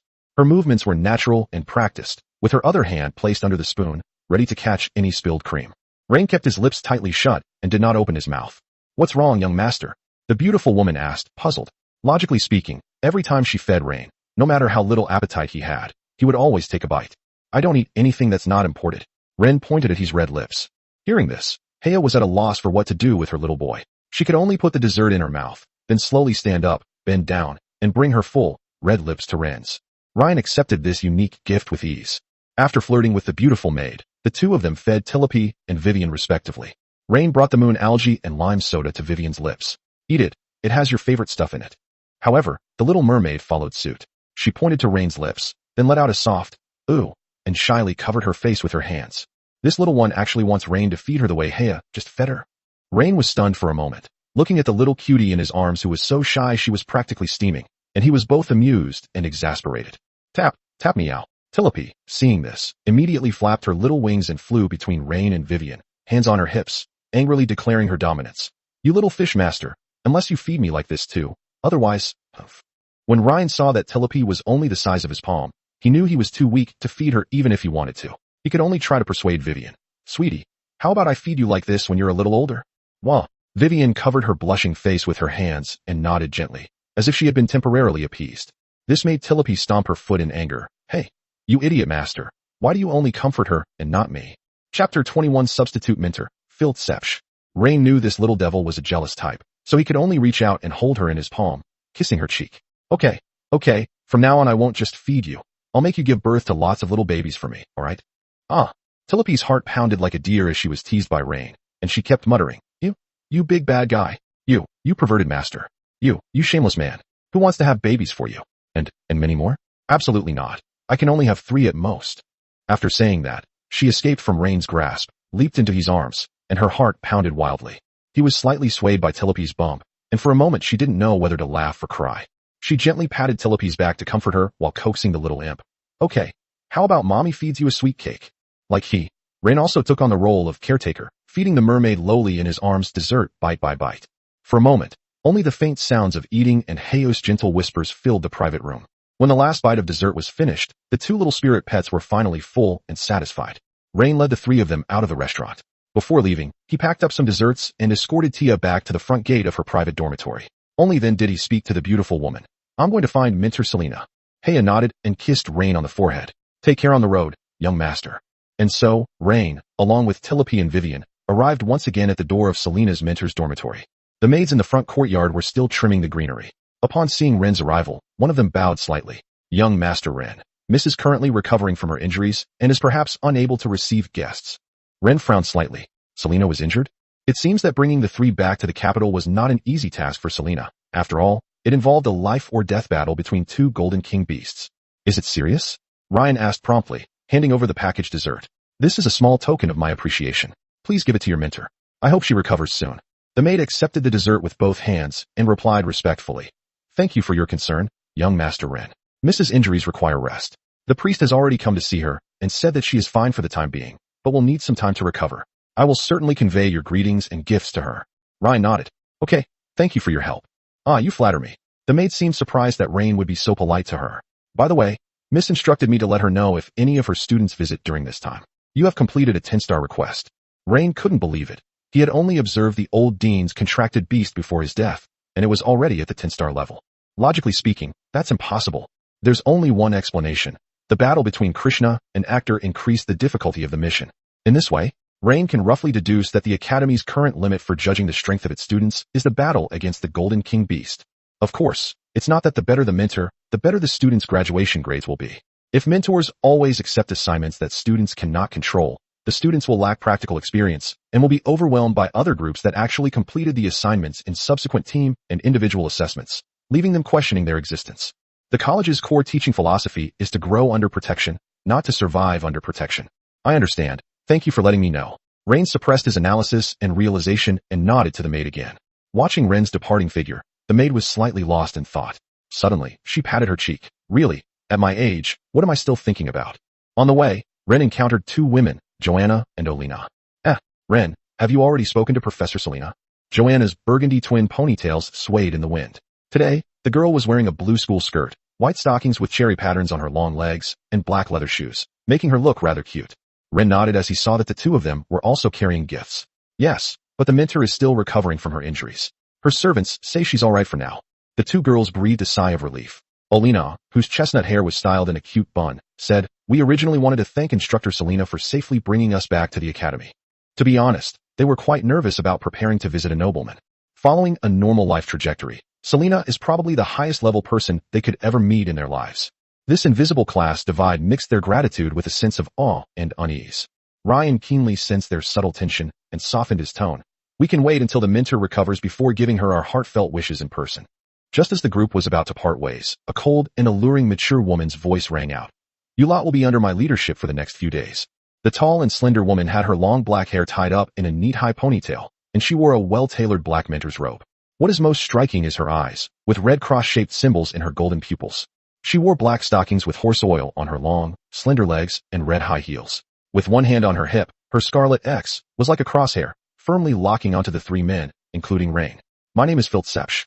Until Selena recovers, I will be in charge of training you all. Phil looked down at the three of them. From this moment on, from the moment I finish speaking, the three of you must get to the Academy Center as quickly as possible and assemble with my three students. The moment the words fell, golden light burst forth in the air, and a golden contract manual appeared. Fayer stretched out her slender hand, placed it on the page of the manual, and slowly drew out a long black whip. Seeing the jet black whip firmly held in her hand, Rain narrowed his eyes slightly. Contracted spirit pets that can transform into weapons are rare indeed. Phil picked up her long whip and lashed it at the feet of Rain and the other two. The whip tip did not strike the three directly, but landed precisely and ruthlessly on the stone slab less than an inch in front of their toes. Smack! A loud bang rang out. The hard obsidian slab shattered instantly, leaving a deep gash. Didn't you hear me? I said, now run. Run! Joanna and Olina practically cried out, no longer caring about their image. Ryan quickly slipped away too. This woman didn't look like someone to mess with. Phil Sepsch. Rain remembered that Christie's had once said that her mentor's name was Phil. I didn't expect to run into you so soon. Christis once said that the two of you had similar personalities. How are you similar? Selena is aloof and indifferent, but this Phil is like a queen, always ready to whip people. Chapter 22 Mother-in-law or sister-in-law. As the three of them ran, Fayer had already begun her pursuit. With a stomp of her high heels, she moved through the air like a ghost, wielding her long whip and striking Joanna, who was running at the back. Smack! A dull thud. Ah! Joanna let out a piercing scream as the terrifying force of the whip sent her flying forward, the searing pain in her back instantly overwhelming her senses. The three of them never expected that their mentor would actually take action. Joanna. Olina turned around and saw this scene. Her face turned pale instantly, but she still turned around to help Joanna up. Phil lashed out again with her whip at Olina, who was turning around. Olina cried out in pain and staggered to the side. The woman, clad in high heels, approached the two women step by step, looking down at them. Her red lips parted slightly. Useless people whose physical abilities are no different from ordinary people. Even if they become contract masters, they'll only be a burden to their spirit pets. After saying that, she looked at Ryan, who had stopped and turned around, and asked, "What?" Phil's scarlet X-shaped golden eyes were fixed on Rain. "You want to be like these two good-for-nothings, choosing to lie here together for pointless feelings?" Ren was on high alert. He couldn't stand the whip hitting him. He was a nobleman. It would be extremely humiliating for a nobleman to be whipped. But if left unattended, these two women will likely create a rift between them and Ryan in future team collaborations. The aloof and mature woman seemed to see through Ren's dilemma, and her red lips curled into a mocking smile. "If you don't get out of here, you can try, little villet." Rain could only urge Tulip to quickly release Golden Guardian. 3 petals floated onto Rain, Joanna, and Olina, forming a golden protective cloak. Then Ryan quickly pulled the 2 women and ran away. Phil looked at the skill released by Tulip in Ren's arms, her eyes flashing with disbelief. She even forgot to whip Ren and just stared blankly as the 3 of them ran away. Tulips, a look of nostalgia flashed across Phil's face. It seemed to remind her of her youth, when she was a girl at the Beast Taming Academy, carefully taught by a beautiful blonde, blue-eyed woman. When the 3 of them reached the center of the academy square, they were exhausted. Half an hour of running had left them completely drained. Joanna and Olina, in particular, had their whip marks on their backs bleed again from the movement and jolting, and the pain made them pale. Christie's, accompanied by 2 female students, approached Rain and his 2 companions. She was not surprised to see Olina and Joanna sitting on the ground without any regard for their image. "It seems, you've already experienced the instructor's teaching methods?" The 2 female students beside Christis, like Joanna and Olina, were dressed in civilian school uniforms. They gently took out handkerchiefs and wiped the wounds on Joanna and Olina's backs. She muttered to herself, "Honestly, even at a time like this, Christine is still in the mood for teasing." It seems they have a good relationship with Christie's. Joanna thanked her classmate, then gasped as she looked at the black bloodstains on the handkerchief. This is... The female classmate spoke softly. "These are impurities in your body. Although Instructor Fayer was a bit heavy-handed, hitting you was also for your own good." Her words stunned Joanna and Olina, and even Ryan, who was standing nearby, looked at her with surprise. Suddenly, Ren felt a pang of regret. Why hadn't he stepped forward to take the whip? Of course, he didn't play the tile for long and didn't have any masochistic tendencies. However, Rain recalled Phil's momentary days after seeing Tulip unleash her skill, and he was somewhat puzzled. Was it really because such a strong woman was concerned about the dignity of the aristocracy that she didn't lay a hand on me? The idea had barely crossed his mind when he dismissed it.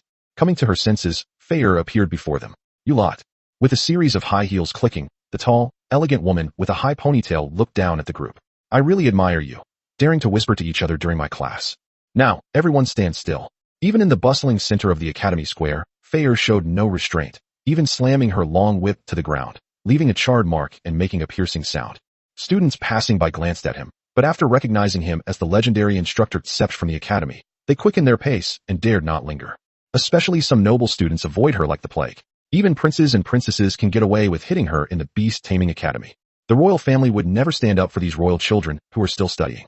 She pulled out a pack of women's cigarettes from her pocket, lit one for herself, and nodded with satisfaction after watching Ryan and the others stand still. The slender cigarette between her fingers, which were painted with dark red nail polish, made her look particularly lazy and dangerous. Fayer took a deep breath and slowly exhaled a white smoke ring. "You lot, now run 50 laps around the academy square." Then she pointed at Ryan. "As for you, run 100 laps." This instruction of differential treatment surprised everyone. "Why should we?" Olina and Joanna stepped forward. After all, Rain had just protected them, although it put a lot of pressure on them to argue with Phil, who was also a noble woman. "Heh." Fayer slowly exhaled a puff of peach-flavored smoke. "This is our family matter." Family matters? Not only Olina and Joanna, but even Rain himself was bewildered. "It seems our young master knows nothing yet." Fayer chuckled, her laughter carrying a hint of cold mockery. "But that's all right, there's plenty of time later to learn slowly. But now that the discussion is over, regardless of whether it's a family matter or not, as a mentor, I am qualified to make targeted adjustments to the training of each student." Christine and her 2 teammates had already started running. They dared not question Phil. Joanna and Olina were at a loss. This was a family matter between nobles. How could commoners have any say in it? Not only were they helpless, but even Rain herself was helpless. He and Fayer are not related at all. Could it be that the marriage arranged for him by his cheapskate father Victor is the daughter or sister of this mentor? Either way, it sent chills down his spine. It meant that anyone in the academy who was related to this mentor would definitely receive special treatment. "What are you all standing there for?" Fayer raised her long whip slightly, the tip making a soft whistling sound in the air. "Get on the right track." Chapter 23 Blonde Mature Woman and Red-Haired Knight. Rain gritted his teeth and began running 100 laps around the academy square. Although he didn't understand why it had to be in the academy square, when there were training grounds like playgrounds, he was also very curious about his marriage partner. Considering Fayer's cool and mature charm, it doesn't seem impossible for her to have a daughter of marriageable age. That's the Tsepch family. Their family residence seems to be in the north. How did they end up with the Verlet family in the south? The patriarch of the family, like the Verlet family, is also an earl. And what if Phil's sister or daughter has the same personality as her? The thought of his future wife being a queen who liked to whip people made Ryan feel a little depressed. Ryan shook his head, temporarily suppressing his chaotic thoughts. Sweat blurred his vision. When he finally exhausted his last bit of strength, he staggered across the finish line and collapsed into a warm embrace. A teasing, alluring, and cold voice sounded in his ear, its breath brushing against his sweaty forehead. Does it smell good? Is it soft? The other girls were also shocked. Ryan hugged their mentor, Phil. That's incredibly bold. Ryan, you let go right now. Joanna stumbled and quickly pulled Rain back, and Olina also realized what was happening and rushed forward to help. Phil didn't move, letting the two girls struggle to pull the limp Ryan out of her arms. It seems you've truly exhausted your strength. Phil's voice still carried that unique languidness and cold charm. You can't even stand steadily. However, the mature and aloof woman changed the subject, her red lips curving into a meaningful smile. Being able to accurately find the most suitable support point. Can that be considered a kind of talent? The implication in those words made the other girls blush, except for Christy. You lot. Before everyone could rest, Fayer continued. Get to the Imperial Higher Academy joint trial platform and start the matchmaking battle. Everyone's eyes widened. The so-called joint training platform was a platform that connected with the Imperial Magic Academy, the Imperial Knight Academy, and the Imperial Alchemy Academy. Once students from other academies enter, they will be teleported to a space to engage in battle. She gave no chance for the crowd to object or plead, and continued to threaten them with her whip as she moved forward. Smack! Despite their exhaustion, Rain and the others continued on to a large building with a dome that shimmered with magical runes. On the trial platform, there were also many instructors who brought their students here. Phil pointed at Ryan. You go first. After saying that, she walked directly onto the platform in her red high heels, grabbed Ryan's hand, and pressed it against the stone tablet with him. Activate single-player random matchmaking mode, Fayer announced coldly to the stone tablet. Buzz. The runes on the stone tablet were instantly activated, bursting out with dazzling light that engulfed Phil and Rain, who were standing close together. In an instant, through spatial teleportation, Ren and Phil arrived in a forest. Opposite them was a red-haired girl wearing silver knight armor with gold patterns. Standing next to the girl was a blonde, mature woman. Upon seeing Fayer, the blonde woman smiled brightly, revealing her attractive canine teeth. Yo, Fayer, is this your student? The little one who doesn't look too well. Phil released her grip on Ren's wrist. Sophia, mind your own business. Oh, let's begin then. The blonde, mature Sophia wasn't angry. She pointed at Rain. Go, Arya, beat her student to tears. Let Phil taste what it's like to be heartbroken. Rain felt that he and the girl opposite him were like contracted spirit pets, while the blonde mature woman Sophia and the black-haired mature woman Wang Fayer were more like contract masters. They each sent out their trained spirit pets to fight. The red-haired girl, Arya, nodded, her face showing no sign of underestimating her opponent. She placed her right hand on her chest and gave Ren a standard knightly salute, the movement clean and crisp. Then, a flash of silver light appeared in the air, revealing a secret manual. Rain was immediately on high alert. This was no ordinary knight, but a knight of secret codes. In this world, secret manuals are not exclusive to contract masters. The secret scriptures are fragments of the rules of heaven and earth, and a concrete manifestation of the origin of the world. The contract master awakens the contract codex, focusing on nurturing and contracting spirit pets. The Knight Awakening, Knight's Codex, allows you to nurture equipment, view your own attributes, and awaken exclusive combat skills. Even mages can awaken the Magic Codex. The red-haired girl, Arya, reached forward and drew an ancient-looking longsword from her secret manual. She pointed it at Rain and then darted forward. Secret armament. This is one of the core abilities of the Knight's Codex. Rain first took a bite of Telepe's empowering petal, and then a protective golden armor appeared on his body. Arya knew that every contractor's weakness was the contractor himself. As long as she defeated Rain, his spirit pet would naturally collapse on its own. But did you raise those two little darlings of Ren for nothing? Although he had exhausted all his strength during the run, the empowering petals restored some of his energy. At this moment, a fiery red battle aura erupted from Arya's entire body, enveloping her completely. Fire Knight. Seeing the opponent charging towards him, Ren instantly gave the order. Vivian, activate, title him, and Water Shadow Star, arrow. Eek! Vivian responded crisply, and her small body immediately glowed with tiny blue starlight. She clasped her hands together in front of her chest, and an ethereal chant arose, causing the rich water element in the air to rapidly converge towards her. In an instant, centered on Arya's charging path, a spiritual rain curtain imbued with the power of stars appeared out of thin air and began to fall in a drizzling rain. Raindrops fell on Arya's fire attribute battle aura, which was quickly evaporated. At the same time, arrows formed from water elemental energy were constantly shot at her. But Arya ignored her. She had only one goal, Rain. Her fiery red battle aura was like a burning cloak, withstanding the slowing effect of Tidal Hymn and the harassment of Water Shadow Star Arrow. Although her speed was slightly slower than at her peak, it was still astonishingly fast. With a bang, Rain was directly stabbed by Arya's sword, but fortunately, Tulip's Golden Guardian helped Rain block the attack, but at the same time, it also sent Rain flying several meters away. Seeing Ren fly away, Arya didn't say anything trash. With a determined look in her eyes, she charged at Ren again. Chapter 24 Tulip's New Skill. At this moment, Arya's mentor, the blonde, mature Sophia, crossed her arms and revealed a sunny, confident smile. Philip, judging from your student's disheveled state, she probably won't make it to the next round. How about we make a bet? Sophia's voice carried a hint of mockery and provocation. Let's bet on how long your student can last against Arya. I bet he'll lose within 30 seconds. The wager. I'll bet on your. No need. I don't have a gambling habit, Instructor Phil said, one hand on her hip as she looked at the field.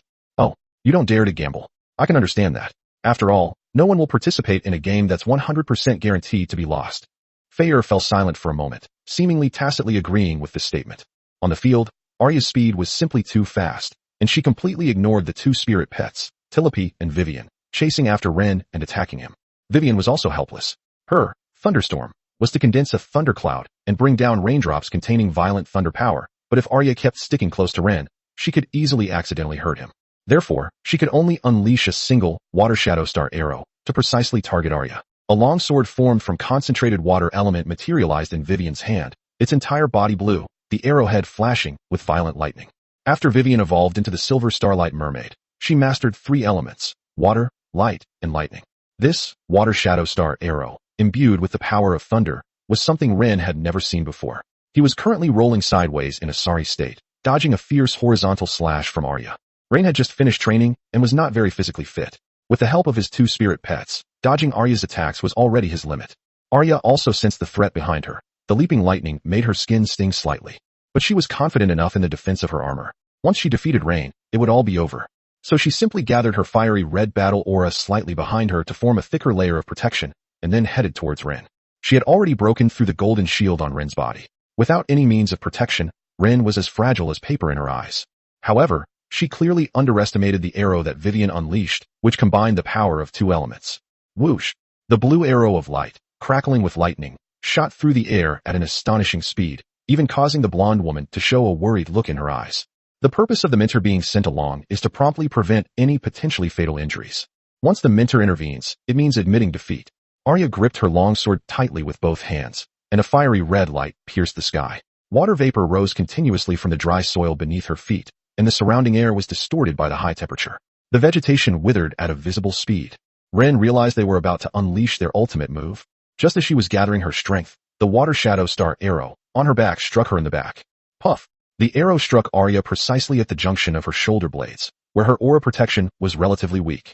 The violent lightning power contained in the arrow seemed to find an outlet the moment it made contact, and it exploded with a roar. Sizzle sizzle. Arya froze abruptly as she prepared to strike, but she still swung her sword at Ren. With the enhancement of her battle aura, her broadsword now stretched to over 20 meters long, making it impossible for her to miss Ren. Eek! Vivian let out the sharpest scream of her life. Tulip watched anxiously from the side.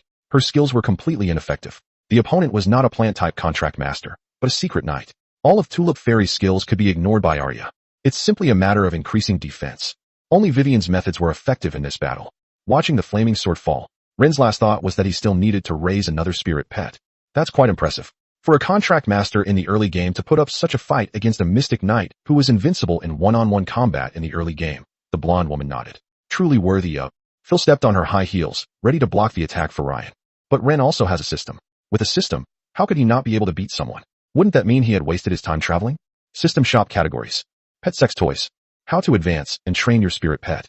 Spirit pet skill secrets. Spirit pet weapons and equipment. Pet food and medicine. Rain quickly opened the pet skill manual. He still needed 110 points, which he had originally planned to save up to 200 to buy the advanced training method for Christie's Black Umbrella.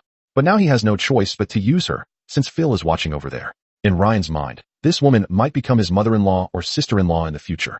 As long as he can impress her, he might be able to get resources from her. The Crimson Greatsword, carrying an aura of annihilation, had already pressed down, and the scorching heat wave made it difficult for Ren to breathe. Found it. The description of a skill instantly captured his entire attention. Floral Decree. Tulip can consume half of her own magic power to communicate with all surrounding plants. causing them to respond to the decree and grow wildly to bind enemies or entangle friendly units for protection. Points, 100. Redeemed, current points, 10. After quickly exchanging for the skill, Tulip was stunned for a moment when she received the skill infusion. Then her eyes lit up with a bright light. Just as Phil was about to intervene, she saw the tiny flower fairy fly in front of Rin, bursting with golden light. This surprised her slightly. She hadn't expected Rain to have such a trump card up her sleeve. An invisible wave emanated from Tulip and spread instantly throughout the forest clearing like ripples on water. The next moment, the ground beneath and around Rin suddenly trembled. Countless thick tree roots, resilient vines, and even soft grass blades, as if infused with life and mission, burst forth from the soil and sprouted at an unprecedented speed. They covered Rain and Tulip in layers, and even vines wrapped around Arya and the longsword in her hand. Vivian quickly unleashed Tidal Him, drawing out the surrounding liquid and creating another layer of water shield for the roots and leaves covering Rain and Tulip. Boom! The crimson giant sword, carrying the momentum to incinerate everything, slashed fiercely at the hastily erected plant barrier and water shield. Tulip and Rin were plunged into darkness by the shield. The flower fairy huddled in Rin's arms, stubbornly insisting, Tulip, I wasn't scared. Rin never expected that the little guy who had just been protecting him was actually so timid. I know, my sweetheart is very brave, Rain said, stroking her hair with an incredibly gentle tone. Perverted master, who is your sweetheart? Calling me so intimately, disgusting. Although she said that, Tulip obediently rubbed her head against Rin's palm. Chapter 25 Revisiting Selena. A deafening roar echoed through the forest, and scorching air currents and icy water vapors clashed and collided wildly, bursting into a large amount of thick white fog. The smell of burning vegetation filled the air. When the bombing ended, barriers made of plants dissipated, and Rain saw Arya lying on the ground. It turns out it was Vivian, that little cutie, who shot Arya with an arrow after Arya swung her sword. It can be said that he was deeply loved by Rin. But after this battle, Rain gained a clear understanding of his two spirit pets. We need a support, a mage, but we still need a warrior, a tank, and a backline assassin. A fully developed contract master has endless methods. They are a team in themselves. Cough. Arya coughed up blood while lying on the ground, then nodded to her mentor, the blonde, mature woman Sophia. We lost this time. Sophia also came onto the field and used her magic to heal Arya. A barely perceptible shock was hidden in her eyes. She seemed utterly unable to believe that a silver contract master could defeat a silver codex knight. Knights at the bronze, silver, and gold levels are overwhelmingly superior to any other class of the same rank. Phil quietly approached Rin, and after checking that he was unharmed, she slowly leaned close to his ear and spoke, her mature yet alluring voice saying, She's mute. She can't speak. You. Rin nodded, understanding Phil's meaning. He went to Arya's side, smiled, and extended his hand. The red-haired girl, Arya, rested her head on the lap of her knight instructor, Sophia, and stared blankly at the outstretched hand of Rin. He then managed to shake hands with Ryan with difficulty. This fierce battle finally came to an end with this silent handshake. As the battle ended, Rain and Phil were teleported back to the Imperial Beast Taming Academy. When Christine and the other 5 girls saw that Ryan was covered in bruises, they knew he had been through a fierce battle. Very good performance. Phil coughed lightly, as if acknowledging Rain's performance. You can go back now. As for the others, each of you do a round of the coordinated match. Rain could only nod and leave, as he was also preparing to go home to celebrate his adoptive father's birthday. He never intended to bring back any rare treasures to dazzle his people and then humiliate them. Ryan first went back to his dormitory to take a shower, wash away his disheveled state, and change into new clothes. He was a nobleman who was very particular about his appearance and always strived for perfection in every public appearance. When Hera saw Rain return covered in mud and wounds, she was heartbroken. Young master? Hera hurriedly stepped forward, her jade-like hand gently stroking Rain's cheek. She was very fond of Rain's good looks, and now he actually had a small scar. Whoosh whoosh whoosh. The beautiful woman blew a few warm, fragrant breaths onto Rain's face. Does it hurt, my darling? When Rain heard Hea address him so affectionately for the first time, he felt a tingling sensation run down his spine. He immediately led the beautiful woman into the bathroom, saying, My whole body aches. Please give me a thorough checkup. The bathroom door was slammed shut by Ryan, making a soft click. 2 bewildered flower fairies and mermaids were left outside. How awful. Tulip stomped her feet in midair. Tulip was the one who suffered the most. How could she secretly heal her injuries behind our backs? You wicked master. She grew angrier and angrier, her little face turning bright red. She flew over and pounded on the gleaming bathroom door with her tiny hands. You bastard master. You big pervert. You dare to be biased? Come out here if you dare. Wah. Tulip wants a bath too. Tulip wants her mom. No, she wants her bastard master to check on her too. Eek. Vivian looked at the door with a wronged expression, her voice trembling with grievance. But at this moment, Rain was soaking in the bathtub. Inside the bathroom, The unique fragrance of a mature woman mingled with the rising steam, lingering around her nose, more alluring than any precious perfume. Priya's thin maid's dress was already soaked with moisture. Tulip pressed her ear to the door and suddenly heard something. She covered her mouth. Vivian tilted her head, looking at the strangely behaving Tulip with a puzzled expression, and uttered, "Eek." Tulip flew to Vivian's side, leaned close to her ear, and whispered something excitedly in a breathy voice. As evening fell, Rain emerged from the bathroom dressed in a magnificent gown. He also brought Tulip and Vivian along, preparing to visit Selena again and ask for a leave of absence. On the way, Tulip was incredibly mischievous. First, she flew to Ren's left ear and imitated Heia's voice. "Wait, something's not right." Then it flew to Ren's right ear and imitated Ren's voice. "How could it be wrong? It's right here, why don't you try it?" Rain stopped abruptly, his handsome eyes darting left and right. Fortunately, it was late at night, and there was no one else on the academy path. He reached out to grab Tulip, but unexpectedly, the guy flashed to Rain's face and made a face. "You bastard owner, you pervert." Vivian sat as usual in Ren's arms, her head buried in her master's lap, but in the moonlight, her ears were slightly red. Tulip flew directly onto Ren's hair, playing with it. "You lowly master. I told you to secretly heal your wounds. Can't Tulip check your wounds?" "I definitely will in the future." Ren could only let the flower fairy perch on his head, "until you grow up a bit." This answer seemed to temporarily appease Tulip. She hummed twice, flew over, and planted a kiss on Ren's cheek, leaving a faint tulip-scented touch. Mwah. Vivian heard the sound of kissing, looked up at Rain, her eyes filled with tears, and whimpered. The soft moan made Ryan quickly kiss her to comfort the sweet girl.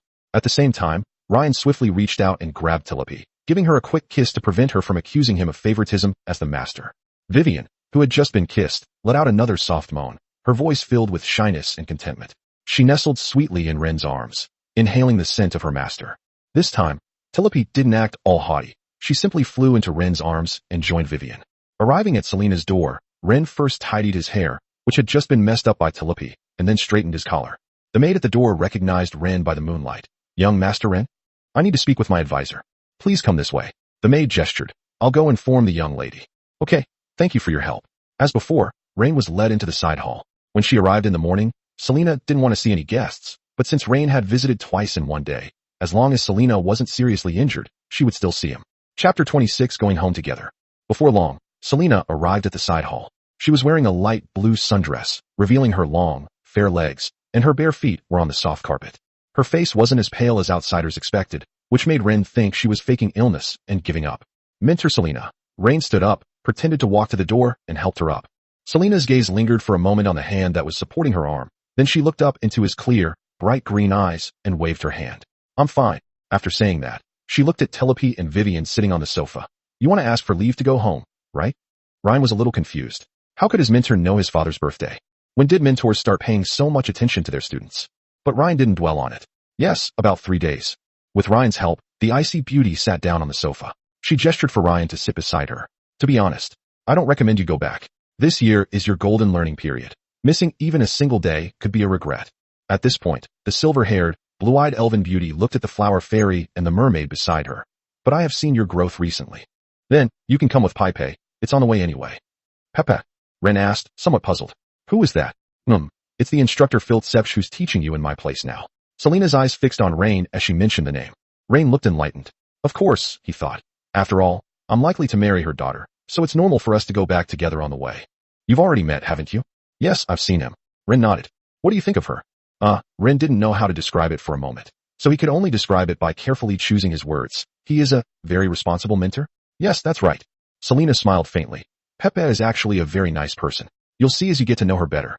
Ryan really wanted to ask Selena about her daughter or sister, but he was afraid that the two best friends would secretly go back and settle accounts. "All right. If there's nothing else, you can go back and get ready." Selena waved her hand, preparing to see her off. "Oh, by the way, thank you for the dessert. It was very sweet." Ryan. Rain turned around and saw the icy beauty sitting on the sofa. Although he thanked her, he didn't smile at all. "I'm glad you like it." Ren bowed slightly, maintaining perfect manners. Then he left with the two adorable babies in his arms. Before long, the icy beauty came to the balcony and looked at Ren's departing figure under the moonlight, her beautiful eyes filled with a meaningful look. Then, she picked up the small cake next to her, took a bite, squinted her eyes, smiled sweetly, and ate it with relish.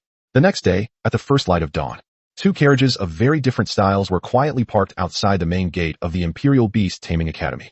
One is majestic and extraordinary, the other is luxurious and extravagant. The lead carriage was not pulled by ordinary horses, but by two horse-like magical beasts covered in dark scales, and each with a single horn on its head.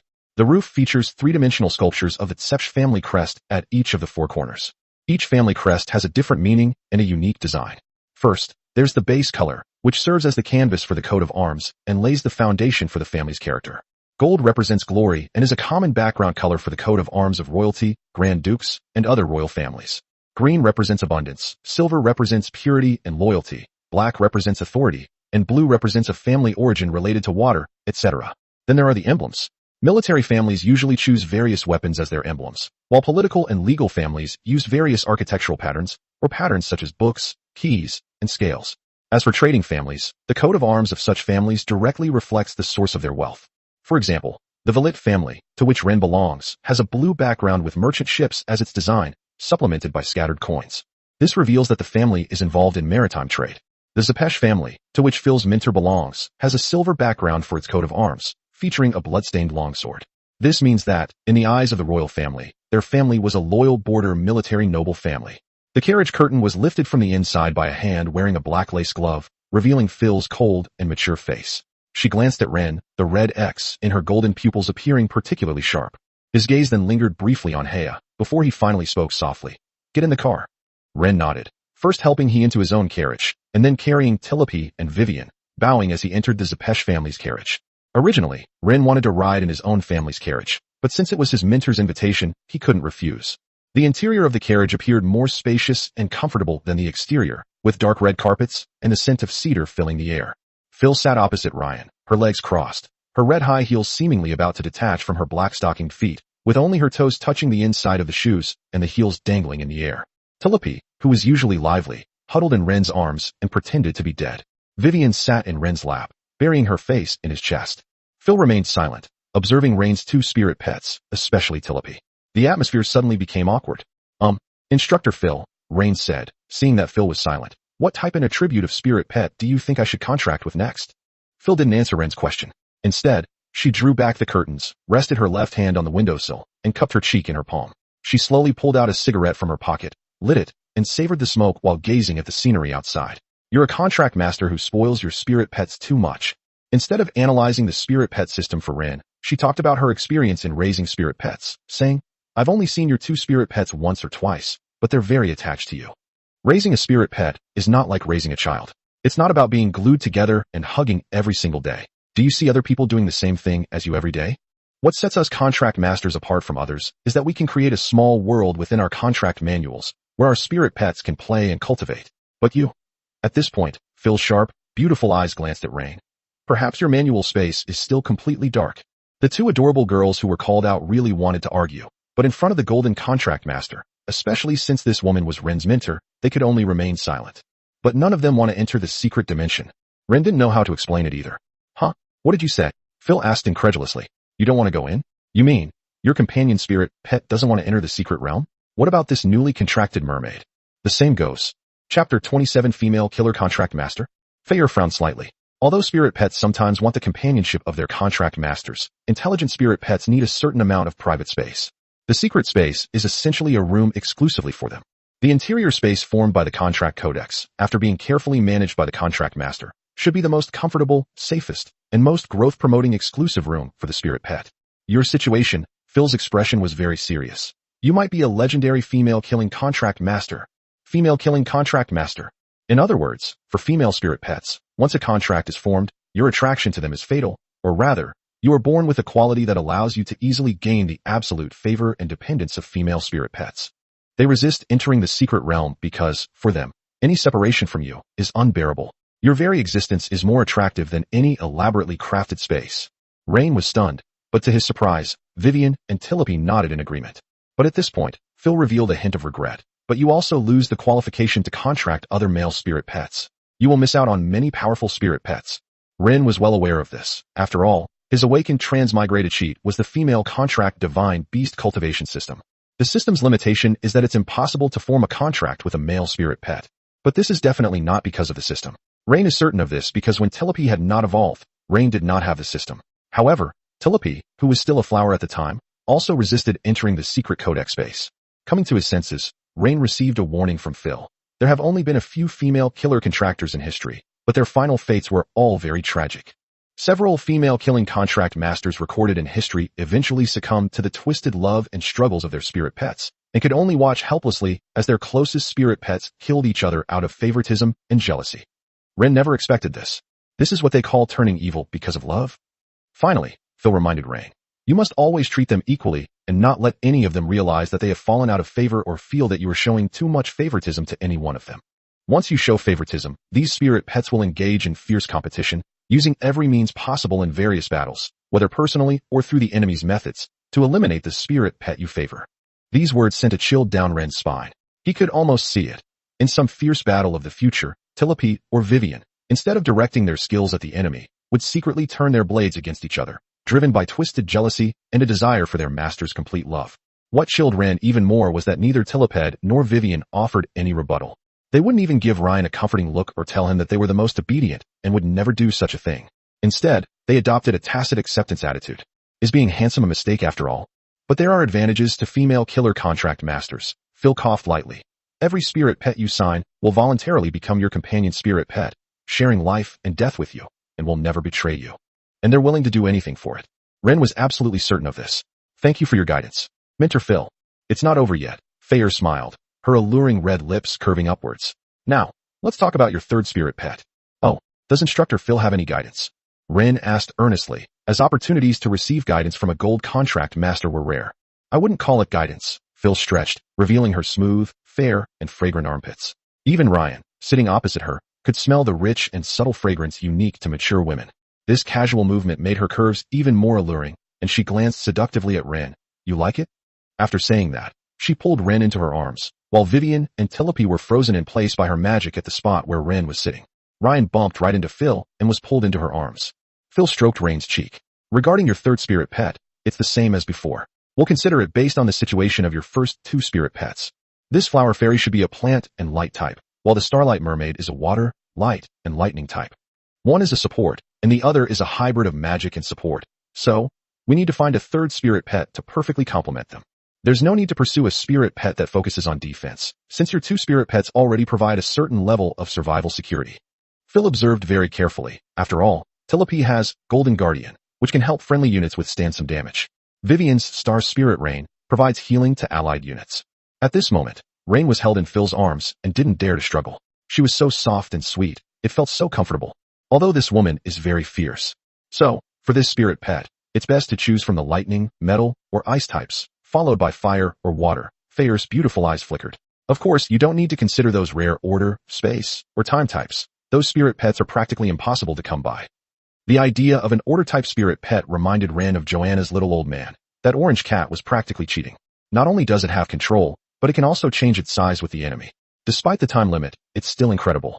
Phil's suggestion to prioritize thunder, gold, and ice types is not unreasonable, since gold can sign Ridge Eyes with Vivian's thunder type. For example, Sean's student, Thunder Sable, can use Steel Needle Hawk. When his Steel Needle Hawk unleashes a barrage of needles, and then Thunder Sable uses its lightning type skill, the enemy can be electrocuted to the point of near death. Ice-type attacks can also be combined with Vivian's water-type attacks to freeze enemies. As for why fire and water types were considered secondary options by Phil, the reason is that the water-type spirit pet Rain already has a Vivian, who is primarily water-type and secondarily lightning-type and light-type.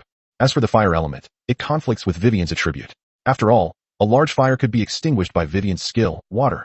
But, now that your mermaid already has the secondary attribute thunder, so, it would be best if we found a gold or ice type. How about ice? What do you think? Why does this sound a bit like coercion? Rain stared at the stunningly beautiful, mature woman before him, somewhat dazed. But then I thought about it, and it made sense. After all, we'll be a family from now on, so using we to describe the two of us isn't wrong. Chapter 28 The Marriage Partner, is Teacher Fair? This tactic seemed somewhat familiar to Ren. He consulted Selena, who gave him a long explanation and ultimately decided that he wanted the mermaid and Vivian. Is it still like this now? Is he born to be a kept man? And just as Ren had expected, Phil flicked Ren's forehead. I've already prepared everything for you. You'll know when we get back to your home. Rain wondered if that ice-type spirit pet was part of the dowry. Phil reached out and placed her hand over Ryan's eyes. Sleep, you'll be home soon. The cool touch of the mature, beautiful woman's palm and a strange, comforting fragrance seemed to possess a magical power that he could not resist. Looking at Ryan, who was fast asleep with his head resting on her lap, Phil stroked Ryan's forehead, a tenderness that shouldn't have appeared in her eyes. The Villet family, where Rain lives, is located in the port city of Azure Harbor in the southern province of the Tyro Empire. As a noble family of counts, the Verlitz fiefdom encompassed the bustling port of the southern province and the surrounding rich territories. The wealth and power of the Villet family are unmatched by that of ordinary earls. Even the Zepesh family, to which Phil's mentor belongs, has long been entrenched in the northern border of the empire and has a distinguished military record. However, compared to the Werlecht family, who made their fortune through maritime trade, they were still somewhat lacking in financial resources. Of course, perhaps in the eyes of such an established family, the Wellwright family is nothing more than nouveau riche. The carriage finally stopped in front of the magnificent archway of the castle's main gate. The servants, who had already received the news, lined up to wait respectfully, their posture humble. The head butler, Abel, bowed meticulously. Young Master Wren, welcome home. Madame Zepesh, the Earl is already waiting in the drawing room. The old butler, Abel, was dressed in a tailcoat and had white hair. He had watched Rain grow up since she was a child, and he never expected that she would now be of marriageable age. This sudden change left him somewhat dazed. He had a good impression of Rain. The boy was not as spoiled as other young masters, and was quite gentle with the servants. But that disappointing tulip caused Abel to sigh many times behind his back. Looking at him now, this young master has transformed into a silver contract master. He gazes at the radiant flower fairy and mermaid in Wren's arms, and the powerful northern lady beside him. Abel was filled with emotion, realizing that his deceased mother, Ryan, had perhaps already arranged everything for him. Compared to his other siblings, Ryan seemed somewhat out of place in terms of appearance. All offspring with the Villet bloodline have light blue hair and pink eyes. Only Rain inherited his late mother's blonde hair and blue eyes. When Fayer and I entered the living room, the floor was covered with a soft handmade carpet with an intricate wave pattern.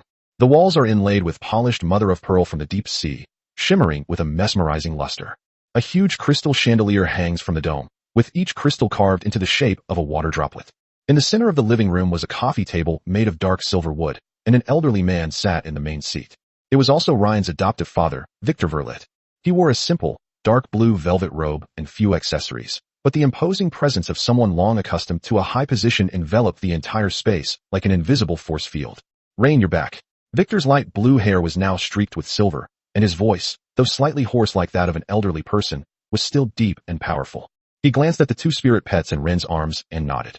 It seems you've grown a lot at the academy. Victor's voice was neither approving nor disapproving, and it was devoid of any emotion. Ryan and Phil sat opposite Victor. The boy looked at his elderly father with a somewhat dazed expression. Yes, I am grateful for the guidance of my mentors. Victor gave a non-committal and said, let's hold the wedding banquet after graduation. After saying that, he glanced at Fayer and asked, what do you think? Fayer, who had been silent all along, slowly spoke, her red lips parting slightly. Everything can be arranged by your excellency. The old count made no mention of fiefdoms or titles, and Wren did not press the matter. But the words he mentioned puzzled Ryan. He glanced at the mature, beautiful woman beside him, his eyes filled with disbelief. Mentor Fayer. That's right, Phil wasn't too reserved in front of Victor. She smiled gently. The one who's going to marry you is me. Surprised, Ryan? This answer almost made Ryan explode. Did this mean she was his wife? That was so sudden. What? Not satisfied. Phil leaned forward slightly, looking at Ryan's astonished expression, a smile of interest curving her cold, red lips. Or, do you prefer young girls? How dare Ryan refute? At this moment, he was like a helpless husband, only able to accept the arrangements of fate. Like the wife in the film, who doesn't particularly like someone but can't resist trying out the still charming Fayer. How could that be? Wren felt a chill run down his spine. This was a tigress. Actually, I was already smitten the first time I saw you. Smooth talker. Phil scolded softly, sitting up straight, but the smile hidden in her eyes was noticed by Wren. Clearly, this mature and beautiful woman was pleased by the awkward compliment. Count Victor took everything in, his aged eyes seeming to have seen through too much of the world. Since neither of you has any objections, then this matter is settled. Rain, speaking of which, Ms. Phil was also your mother's student. Your marriage will put your mother's mind at ease. Wren never expected that there was such a secret hidden in this matter. Wren actually had no memory of his birth mother, and Victor didn't mention it much either. When Phil heard Victor bring up the topic, a fleeting, unnatural expression crossed her cold, beautiful face. Clearly, the passing of Ryan's mother was a significant blow to her. If there's nothing else, I'll take my leave now. Phil glanced at Victor, unwilling to linger. Victor waved his hand. Go ahead. Wren, you stay. Fayer bowed slightly, turned around, and walked out of the living room. Only the father and son remained in the living room. The heavy, carved wooden door shut out all outside noise, leaving only the soft crackling of burning wood in the fireplace in the luxurious space. Count Victor gazed calmly at Wren, seemingly reassessing the son he had been neglecting. Chapter 29 Sister Galia. A very nice woman. Victor's calm gaze revealed no emotion to Wren. As a baron, it is beyond my expectations that she would take the initiative to propose to you. You probably don't know how lucky you are. She is a baron who has never been married. If you marry her, you will have wealth, status, and power. But I don't know why she did it. Even if she was thinking about the teacher-student relationship from back then, there was no need to go to such lengths. It doesn't make sense for a ruler. Victor looked at Ren with a scrutinizing gaze. So, is this the result of sexual intercourse? Or is there some other reason? In terms of strength, you are just a silver contract master, and in terms of status, you do not have a title. But this golden contract master with a baronial title and fiefdom is willing to marry you. Ren, what is it about you that she needs? These questions puzzled even Ren. Yeah, what does Phil want from him? Is it because he's young? Or because he's handsome? Or is it for his meager allowance and lower place in the inheritance order? Obviously not. Before Ren could answer, Victor slowly spoke again. You used a very interesting method to instantly acquire wealth, status, and some power in the north that ordinary people could only dream of in a lifetime. Actually, I think you're secretly pleased, aren't you? Victor's eyes saw through too much. But as a father, I have to remind you that everything Filth has given you actually comes from the family behind her. In other words, in the future, you will not only have to take care of your wife's feelings, but also be constantly on guard against the Sepsch family abandoning you. Otherwise you will return to having nothing. Even worse. Finally, Victor added meaningfully, of course, you will always be a member of the Villet family. Your roots are still in the southern lands, still in Azure Harbor. These words of advice made Ren fall into deep thought. It was indeed somewhat unusual for a northern noble to propose marriage to a southern noble. Moreover, the marriage partner was himself, an illegitimate son. Ryan carefully recalled what had happened before he met Phil. It was during that time that Selena led them to do quests, and it was during that time that his two spirit pets broke through to the silver rank one after another. They even eventually defeated Roger's team. Then, he witnessed the duel between two Golden King beasts, and finally fainted and was taken back to the academy by Selena. After waking up, Heya told her that her family was going to arrange a marriage for her. Selena then feigned illness to have Phil substitute for her. When Ryan and Phil first met, she had already revealed that her training of Ryan was a family matter. Perhaps Selena Gomez was involved in this marriage. For a moment, Ryan couldn't understand what kind of bad thing these two beautiful women were plotting together. I understand, Father. Ren nodded to Victor, though he actually had many questions he didn't voice. For example, how did his mother die? But he wouldn't say, and Ryan got no answer when he asked. After saying goodbye to Victor, Ren had just arrived at his room when he found a young girl lying on his bed. The girl had short, light blue hair, big pink eyes, wore a pure white long dress, and had a gardenia flower pinned in her hair. Brother. The girl's voice was soft and sweet, with a hint of coquettish reproach. Why didn't you reply to any of the many letters Gloria wrote to you? Do you know that Gloria thinks about you every day at home? Gloria Villet was the only girl and the youngest of the 19 children in the family. Ryan gently closed the door and walked to the bedside. How many times have I told you? You're not allowed to sleep in your brother's bed. Gloria snuggled deeper into the soft velvet blankets. I want it. I feel so safe sleeping with my brother's scent. After saying that, she looked at the two spirit pets in Ren's arms with a curious look. Huh? Is that the flower from before? Now it's turned into a fairy, so tiny, and there's even a mermaid. Let me play with it for a bit. Please, brother. No, they're not dolls. Ren gave Goliah a gentle pat on the head. His warm palms carried a soothing power, making Gloria close her eyes comfortably. Tulip also curiously looked at her master sister, and only after sensing that she didn't seem like a bad person did she fly out of Ren's arms and sit on Ren's shoulder. However, due to Ren's restrictions, she still cannot speak anytime, anywhere. Vivian was no longer as socially awkward and reserved as before. She even dared to turn her head and look at Gloria while nestled in Ren's arms. All right, if you want to play with her, then play with her. Seeing that the two spirit pets showed interest in getting close to Gloria, Ren stopped trying to stop them. I can finally talk, you idiot master. Tulip flew directly to Goliah's head, scattering golden pollen to mark the territory. Your idiot master's sister doesn't seem like an idiot. Ugh, don't sprinkle pollen everywhere, it itches. Gloria rubbed her nose, a little annoyed. Don't you dare call my brother an idiot. After saying that, she suddenly realized something and quickly covered her mouth. A talking spirit pet. Brother. You. Oh my god, the tulip has become a spirit, and it can even swear. Hey, why are you talking so rudely? Tulip stomped her foot in the air, angrily correcting Goliah's statement. Tulip isn't a spirit. She's evolved. She's a noble tulip fairy. Gloria giggled, her pink eyes curving into crescents. She poked Tulip with her index finger.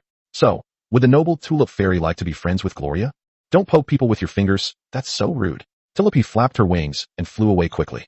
But since you call me the noble tulip fairy, Tulip will reluctantly agree. Tulip's face grew redder and her voice grew softer as she spoke. Eek! Vivian seemed to be infected by the warm atmosphere as well. She leaned out of Ren's arms and gently called out to Gloria. Her fishtail swayed happily, as if to indicate that she was also willing to be friends.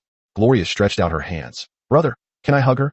Before Ren could speak, Vivian made a soft ooh sound, which was taken as her agreement.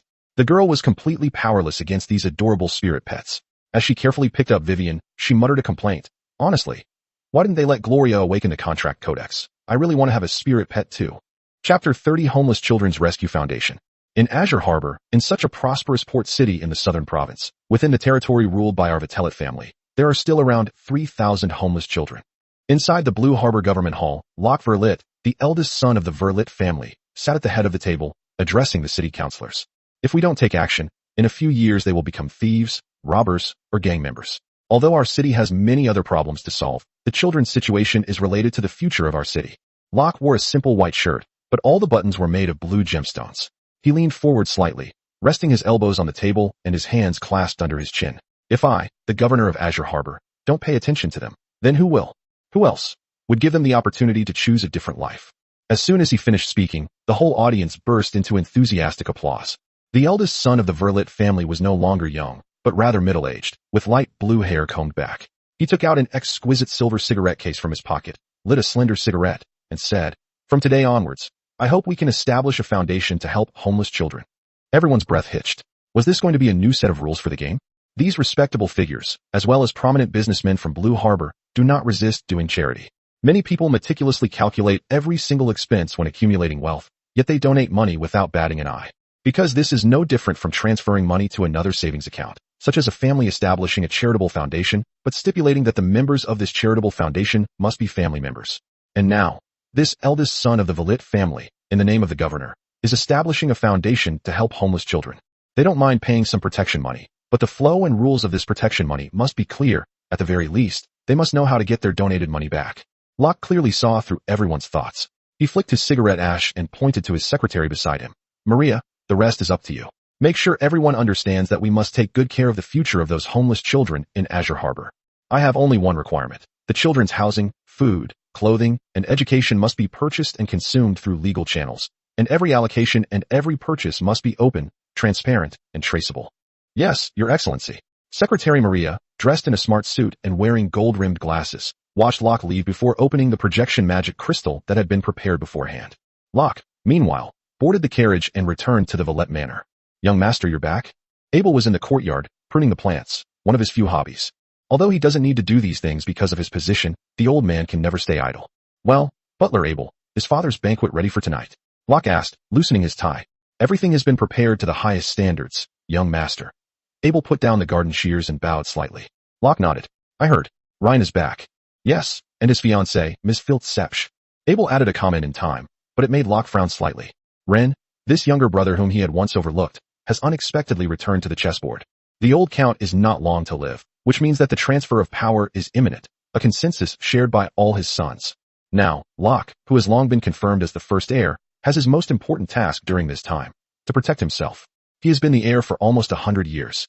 "The Sepsch family," Locke murmured softly. "I hope they don't mess with me."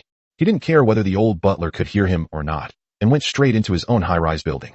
He went to his study, wrote a letter, and sent it to the Imperial Beast Taming Academy. Then, he picked up the gift box on the table, smiled, walked out of his courtyard, and went straight to the main courtyard. This year, the Earl's birthday celebration was exceptionally grand. The air in the main courtyard was filled with the luxurious scents of spices and flowers. After pruning the greenery and cultivating his mind, the butler, Abel, began the busiest time of the year. That's for receiving guests. Before the magnificent gilded gates of the manor, a long procession of cars lined up, and a grand ceremony showcasing power and wealth officially began. Almost all the prominent nobles and figures in the southern provinces would come to show their support. Even marquises, if they don't come in person, will send a representative. Although Azure Harbor is not the capital of the southern province, if Melia, the capital of the southern province, is the political center of the entire province, then Azure Harbor, a city belonging to the fiefdom of the Veree family, is the economic center of the southern province. This place boasts the busiest and most prosperous port in the entire province, which has long been the envy of many families with even longer histories.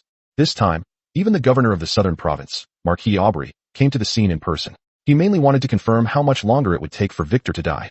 When a tall, imposing middle-aged man with sharp, eagle-like eyes stepped down from the carriage, even Abel, who was used to grand occasions, unconsciously straightened his back. The entire Villette family is deeply honored by the presence of His Excellency the Marquis. Abel's voice was more composed than usual. Marquis Aubrey nodded slightly, but his gaze had already passed over the old butler, sweeping across the entire manor as if it were a physical object. finally landing on the brightly lit main castle. Of course, the clashes between these big shots have no direct relation to the current nobody, Ryan. He had just led Gloria out of the room. Brother, let Gloria continue sleeping in your room tonight, no? This is Gloria's room now. While you're not here, this is where I've been staying. The girl clung tightly to Rain's arm, tilting her head up, her pink eyes filled with dependence and a self-righteous display of coquetry. Rain reached out and gently pinched Gloria's cheek. No, go back to your room and sleep. No. Meanwhile, Phil also arrived at the gate of Ren. Looking at the close brother and sister, she felt a little uneasy. It seems you siblings have a good relationship. The cool voice of the beautiful woman interrupted the warm atmosphere in the corridor. She leaned against the door frame, arms crossed, her golden eyes with scarlet X symbols calmly watching Ren and Gloria, revealing no emotion. Chapter 31: A jealous fiancé, a wronged sister, a respectable nobleman, and Renee's lover. Upon hearing Phil's voice, Gloria hugged Rain's arm even tighter, a hint of wariness flashing in her eyes. She believed that her older brother was not the type to forget his sister for the sake of a pretty face. Ryan let her hold his arm, but looking at his mature fiancée, he didn't know how to address her for a moment. So he tentatively called out, "Fair?" "What?" Phil walked to Ren's side, her red lips curving into a smile. She stretched out a finger and lifted Ren's chin, carefully examining his handsome face. "Now, what we need to do is hurry up and attend your old father's birthday party, and then hurry back to the academy. Instead of being here, arguing with my sister about who should sleep in which bed tonight." After saying that, Phil kissed Rain right in front of Gloria. The kiss caught Ryan off guard. The fragrance of a mature woman wafted over him. "Ah." Gloria covered her mouth, her pink eyes widening as she stared in disbelief at the scene before her. Her older brother was forcibly kissed by her suddenly appearing, fierce fiancé, after a long while. Until Gloria could no longer bear it, she realized that she now had to separate the two of them. So Gloria pushed the two of them away, shouting, "No, no, you can't kiss your brother." Stamped for confirmation. Phil's tone was flat. Then she turned to the sulking Gloria. "I'm your sister-in-law. Why can't I kiss your brother?" Gloria was speechless at Phil's assertive question. Her face flushed red, and tears welled up in her eyes. She cried out in a sob, "No way. My brother is mine. You bad woman." Upon hearing this, Fair not only did not get angry, but instead chuckled softly. Rain snapped out of his reverie and quickly changed the subject. "Let's go. Father's birthday party is about to begin." Phil walked ahead, while Gloria clung to Ren's arm, nestled in his embrace, and competed for a spot with Vivian and Tulip. Her voice choked with sobs. Wait until she marries in, Gloria. She'll make her pay." Vivian stroked Gloria's hair with her palm, making sweet whimpering sounds to comfort her. Tulip flew to Goliath's ear and whispered something. If other contract masters saw this, they would be absolutely shocked.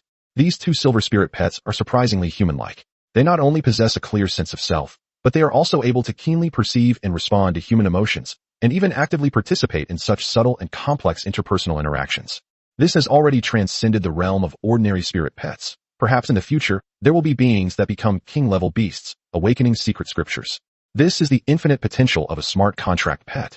Silly Goliath, don't be sad. That grumpy old lady is annoying, but your silly master still loves you the most. Tulip can testify. He even calls your name in his sleep at night. This surprised Ren. Tulip could actually lie. This was the first time Phil had ever heard of a talking tulip. This made her pause slightly as she walked ahead. Realizing she had made a mistake, Tulip quickly covered her mouth. Previously, Rain had always forbidden her from speaking in front of outsiders, even in front of Selena. But Phil didn't say anything, only paused for a moment before continuing to walk forward. Upon entering the banquet hall, the dazzling crystal chandelier illuminated the room as if it were daytime, while melodious court music mingled with the reserved laughter and conversation of the guests. The arrival of Ryan and his group did not attract much attention. Even Phil was not particularly dazzling among the many powerful and influential people from the south. If it weren't for the fact that her mother was the head of the Zepesh family, a baron in the north, she wouldn't even be qualified to meet Victor.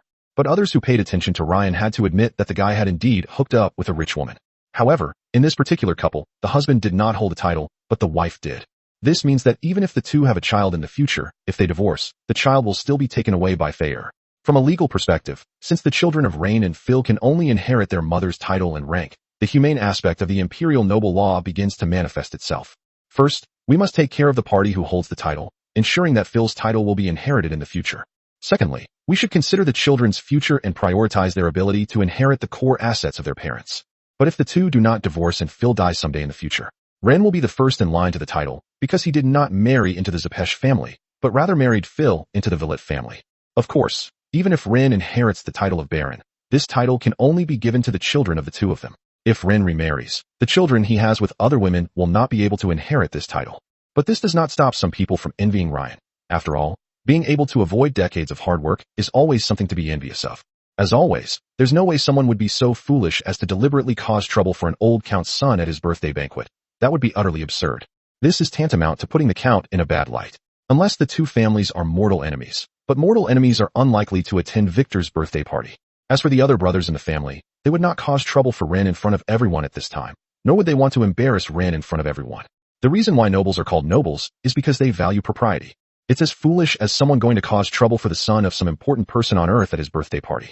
Even if there is a real conflict, it should at least be expressed subtly. When a nobleman publicly insults another nobleman with words like useless or trash, it is tantamount to declaring war on that family. The clashes between nobles often concealed sharp wit beneath the gentle smiles and seemingly caring greetings of toasting. Young Master Ren, it's been a long time. A viscount's widow, who was on good terms with the Violet family, greeted Ren with a smile and a wine glass in hand. To be honest, she was somewhat unwilling to accept the news of Ryan's engagement. Even though she was a widow, it didn't mean that nothing had happened between her and Ryan. As a viscountess, she interacts with the noble young men of high society, and it's inevitable that she will encounter men who capture her heart among these talented young men. Aristocratic marriages are actually quite simple. As long as the other half doesn't dislike them, that's fine. But this viscountess married a man she hated, and in the mundane years of her marriage, coupled with her husband's death, she also met a boy who captivated her heart. Ren. Under such circumstances, this still charming viscountess, Eileen, had several secret and pleasant casual affairs with Ren. Chapter 32 Game of Thrones. Mrs. Eileen walked gracefully in, wearing a royal blue off-the-shoulder dress that accentuated her mature and voluptuous figure. The pearl necklace around her neck complemented her fair skin perfectly. Her short brown hair had bangs slightly to the left with a touch of gold highlights, and she wore a single earring in her left ear, a green gemstone butterfly earring that sparkled under the light. Ryan remembered that he was the one who gave it to her.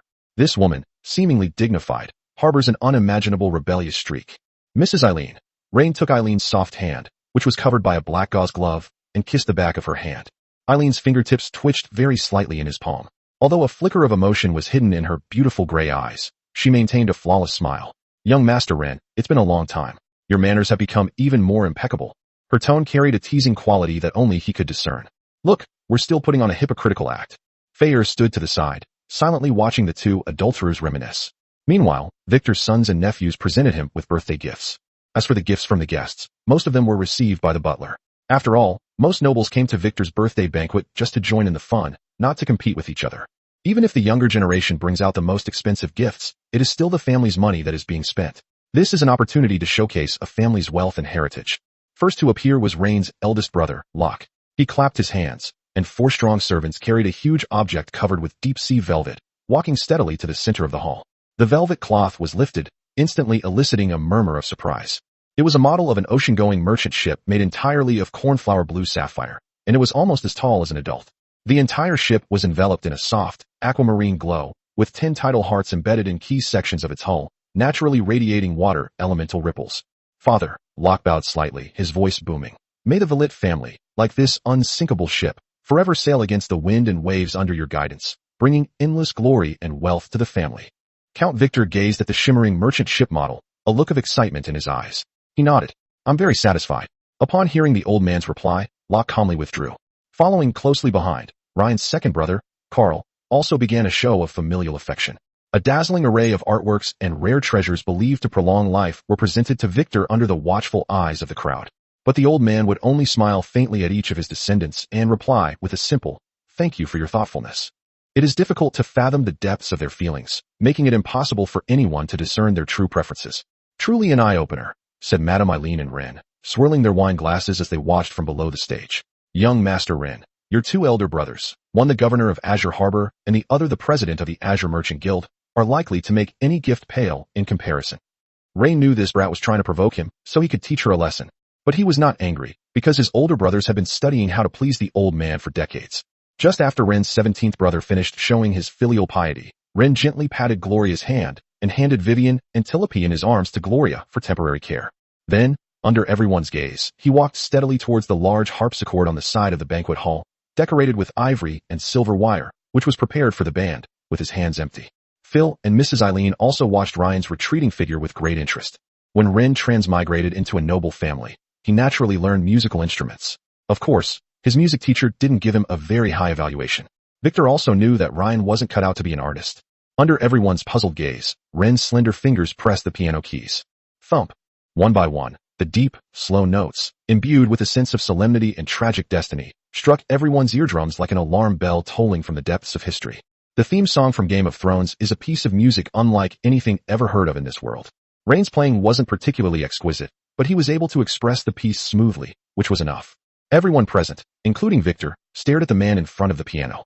This was completely different from the decadent melodies in aristocratic salons. With its unique rhythm and magnificent structure, it instantly captivated everyone's attention. Glory, betrayal, sacrifice. This music, which directly addresses the core of power and the capriciousness of fate, instantly overshadowed all the previous lavish birthday gifts.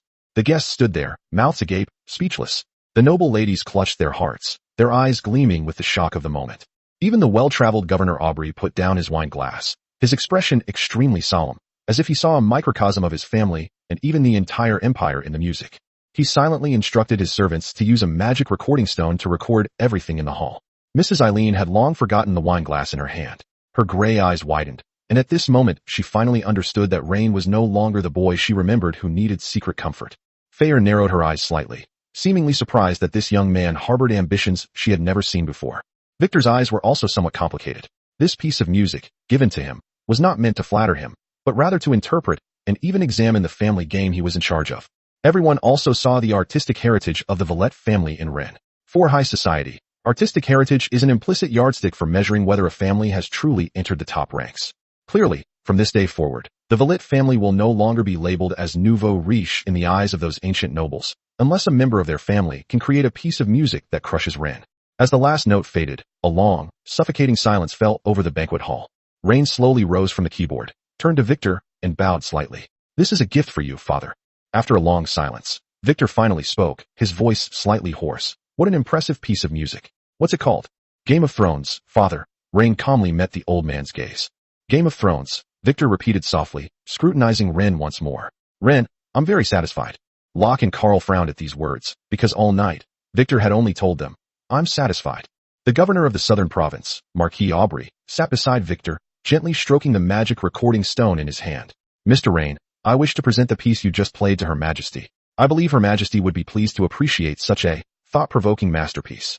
This piece of music was so good that a governor would address Ryan as Sir, which was a sign of respect for art. Chapter 33. It turns out to be a small keycap. Count Victor's eyes narrowed slightly, a sharp glint flashing in his eyes as he looked at Marquis Aubrey, but he quickly regained his composure. He remained silent, as if weighing the pros and cons. He knew that Aubrey was trying to incite a power struggle among the Villette family's heirs. After all, neither the eldest son Locke nor the second son Carl had the opportunity to appear before the emperor. However, Victor also believed that His Majesty should listen to such music, and even the important figures in the capital should listen to it. Let them get to know Villette in a new light. Since the governor is willing to recommend you to His Majesty, shouldn't you thank him?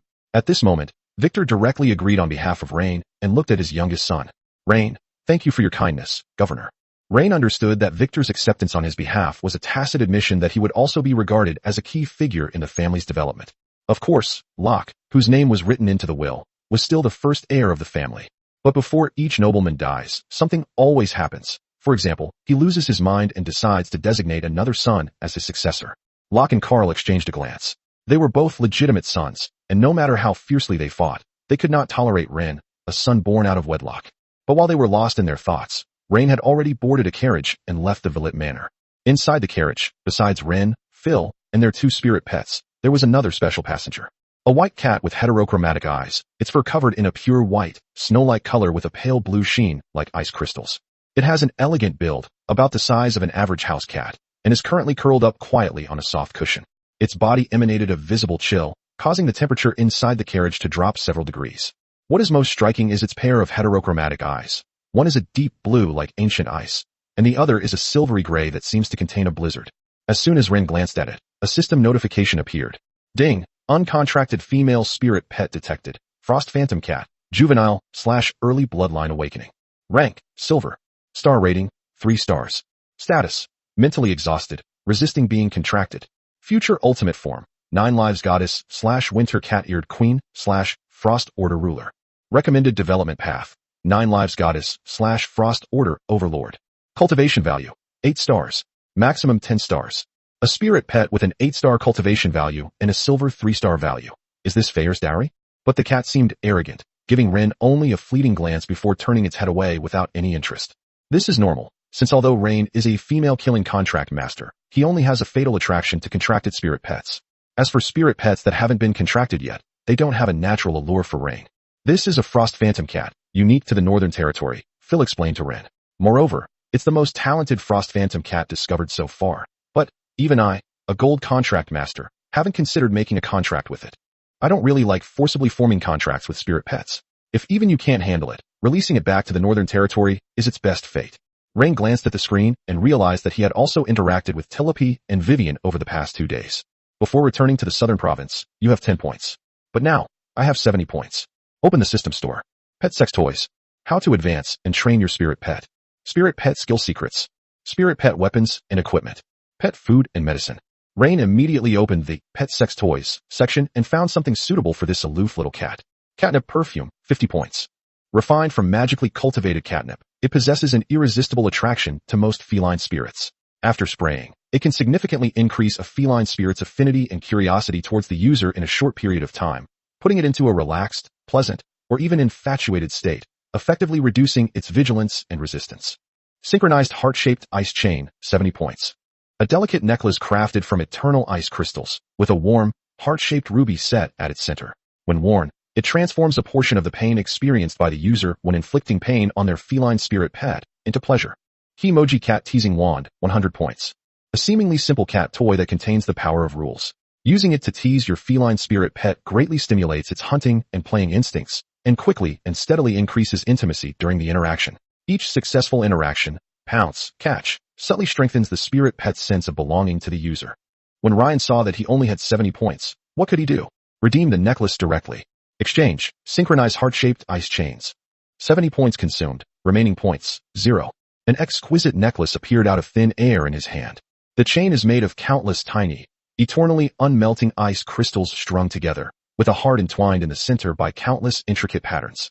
This image reminded Ryan of something unpleasant. Upon seeing this item, the heterochromatic-eyed white cat felt it wasn't anything serious, so it immediately hissed at it. But it was no use. Under the suppression of a gold contract master like Phil, Ren still managed to put the necklace on it successfully. Then, grab its snow-white tail and lift the whole cat up. Something unimaginable happened. Any feline would experience some discomfort if it were grabbed by the tail and lifted up. Meow, meow. The white cat instinctively hissed angrily, but there was a hint of coquettishness in its voice. Rain once again used the system to observe the condition of the heterochromatic white cat.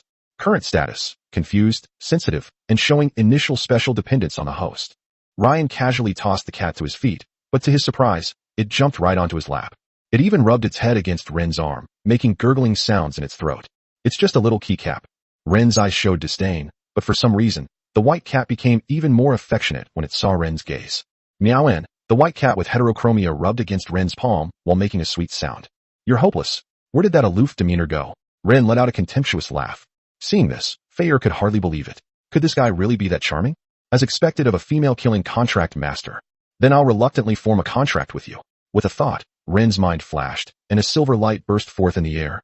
Chapter 34 New Spirit Pet. Sherry, the white cat with heterochromatic eyes. At that moment, Ren casually gave it a name, and the information from the encyclopedia was displayed. Companion pet, Frost Phantom Cat, Sherry. Rank, Silver. Star rating, 3 stars. Attributes, Ice, Dark. Status, deeply addicted, absolutely obedient, craving interaction. Skills, Frost Claw Strike, Ice Cat Shadow, Winter's Protection. Frostbite Claw Strike. Sherry can concentrate all her ice and dark magic into her claws to attack enemies. Those hit will suffer continuous frostbite and excruciating dark pain from the wounds.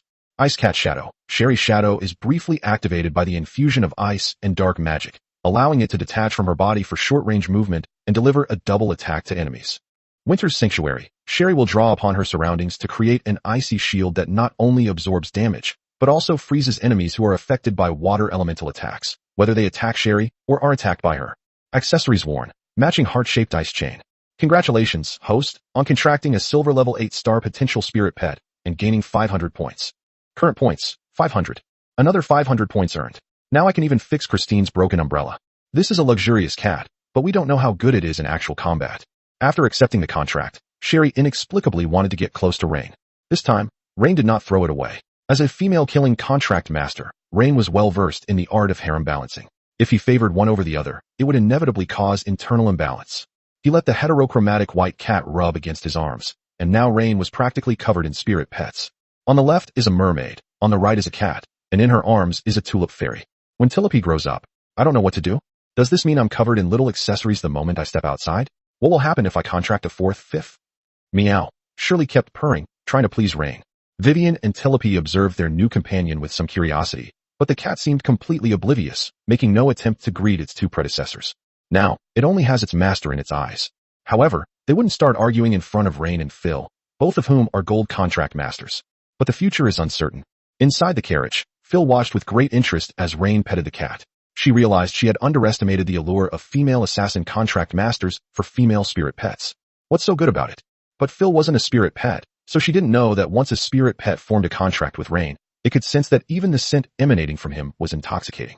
Being held by Ryan is like being in the warmest, softest bed in the world. Such talent is more domineering than anyone can imagine. However, the tragic fates of previous female killer contractors may not be repeated in Rain's case. After all, he is a man with a system. The journey back to the capital from Azure Harbor is short, and it would be even faster if you took a boat. Even when traveling by land, those special magical warhorses still ran at an astonishing speed. In just one day, the two were back at the academy. This is your newly contracted spirit pet. In Selena's dormitory, Ryan and this icy beauty sat facing each other. Today, the icy beauty was dressed in an elegant pure white fairy dress with silver trim, and her white stockings had several gold leg rings that encircled her thighs.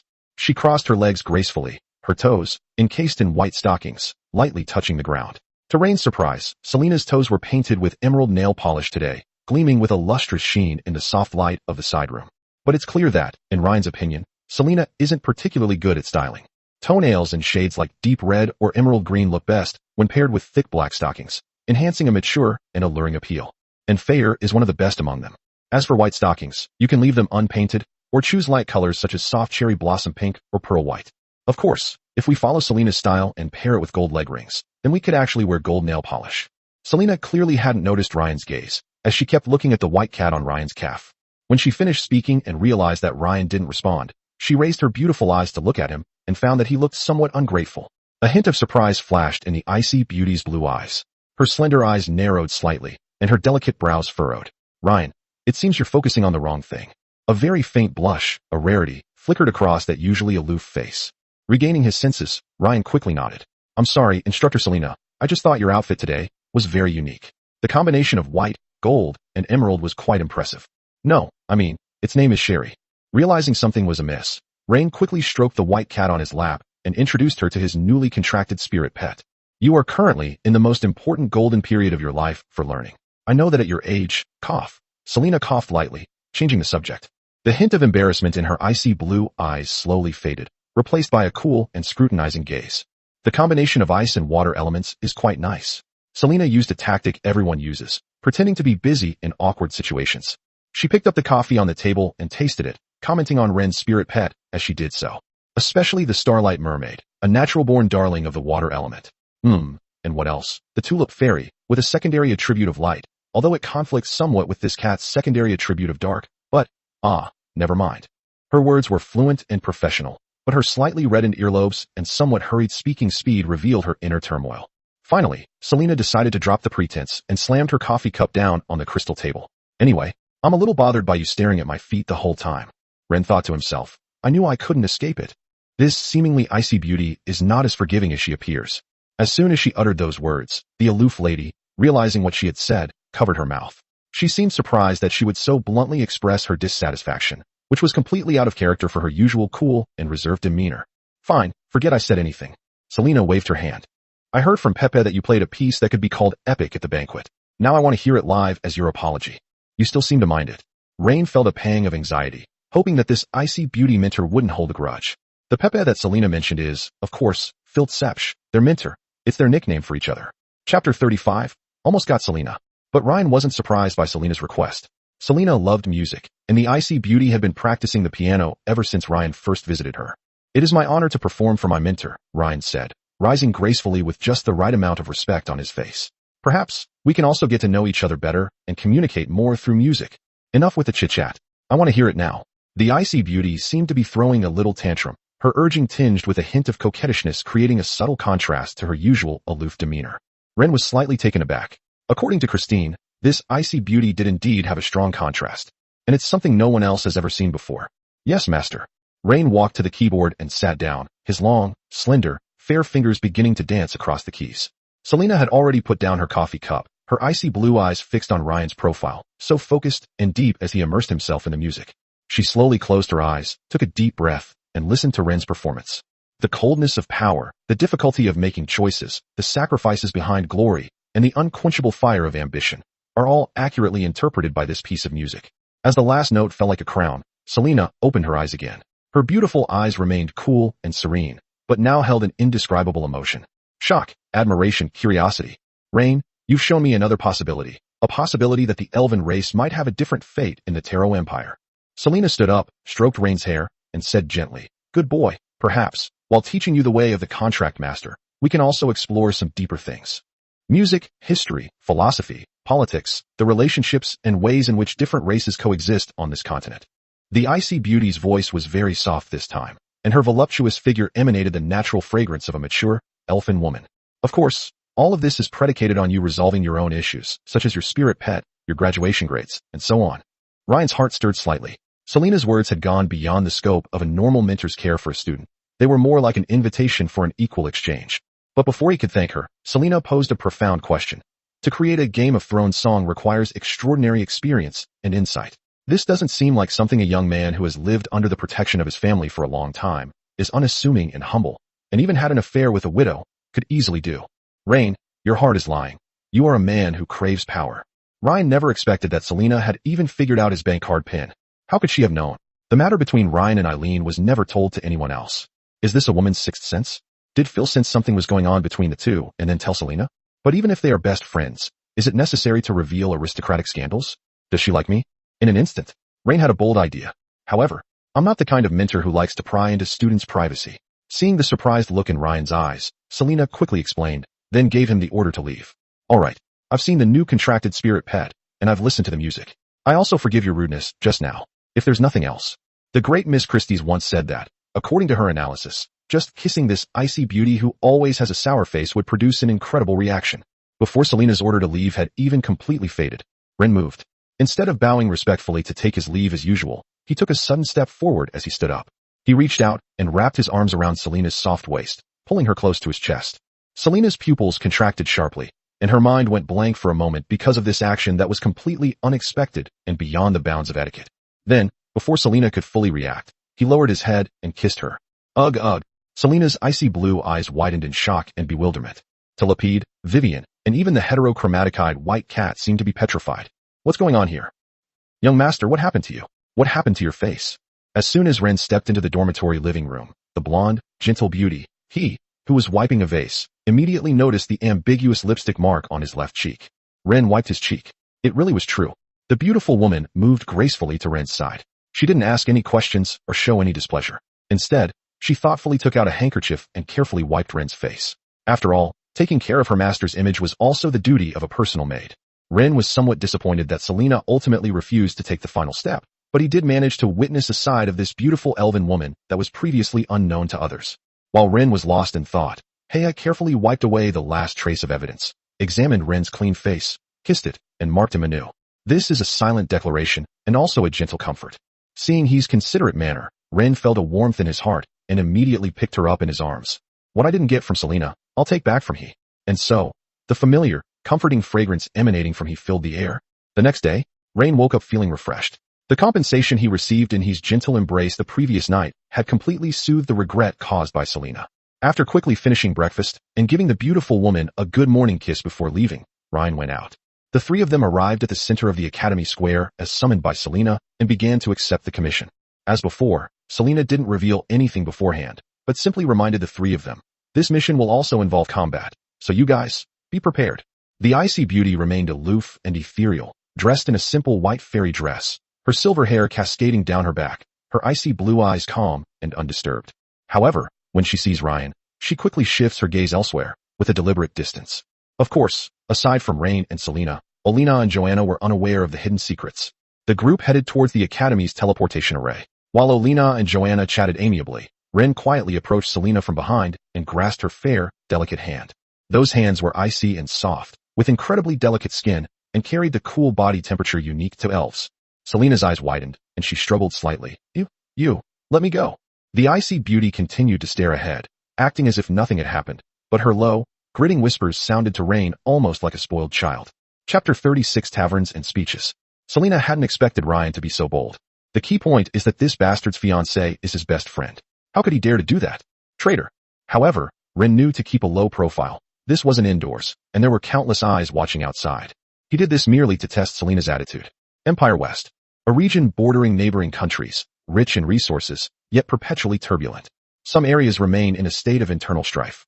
This is the chessboard where local nobles and the royal family wage their power struggles. On the edge of a small town near the border, in front of a simple but fairly tidy wooden house. Paul, how many times have I told you? From today onwards, you are not allowed to go to the tavern anymore. A middle-aged woman wearing a faded coarse cloth dress, her face bearing the marks of years of hard work, was forcefully pulling on the arm of a teenager. Mom, you have no idea what I'm doing. The young man was somewhat thin, but his eyes held a stubbornness beyond his years. I don't need to know that. Do you even know what you're doing? You're plotting a rebellion. The woman's eyes were a little red. Mom is getting old. What will I do if you leave? The young man forcefully broke free from the woman and glared angrily at his mother. Think about it. You worked so hard for Baron Morris's estate for so many years, yet you only received such meager wages. We eat moldy bread and drink bland vegetable soup every day, and we are looked down upon, bullied, and insulted by them. But what about them? Those nobles, those gentlemen and ladies, and their young masters and ladies. They do nothing all day but enjoy themselves, attending balls and banquets every day. Is this what they are destined to be? The woman wiped her tears with her sleeve. You can't risk your life like that. Listen to your mother, find a job. I've already lost my husband. I can't lose my son too. But my father was beaten to death by nobles. Paul's voice was like the howl of a wounded beast, and then he resolutely left the damp, dilapidated wooden house where he and his mother depended on each other for survival. Nighttime, a tavern in a small town. A pungent smell, a mixture of cheap beer, sweat, tobacco, and the restless energy of outlaws, wafted over. The dozen or so tables were all filled with men. Farmers, workers, mercenaries, gangsters, and all sorts of people can be found here. A short, middle-aged man slowly walked up to the crowd. The Tylo Empire, the Tylo people, since I was very young, I have had this dream, to protect the great Tylo Empire. But I failed. 13 years ago, I returned from the front lines. The great Tyro Empire and the Orsa Empire had made peace. But this was not a peace, nor was it that the Tyro people lost to the Orsa people. It was a deception by the Tyro Empire. My 2 sons and I all went into battle, and in the end, only I came back alive. Everyone in the tavern, even the tavern owner, listened intently to the middle-aged man's speech. His name was Lore, and he was a regular at this tavern. At first, everyone thought that such a veteran would definitely be a staunch protector of the Tyro royal family and the Tyro nobles. At first, some people mocked him, thinking he was crazy and that the trauma of the war was making him talk nonsense. Some people also reject him, feeling that he is spreading dangerous remarks. But Lore didn't care.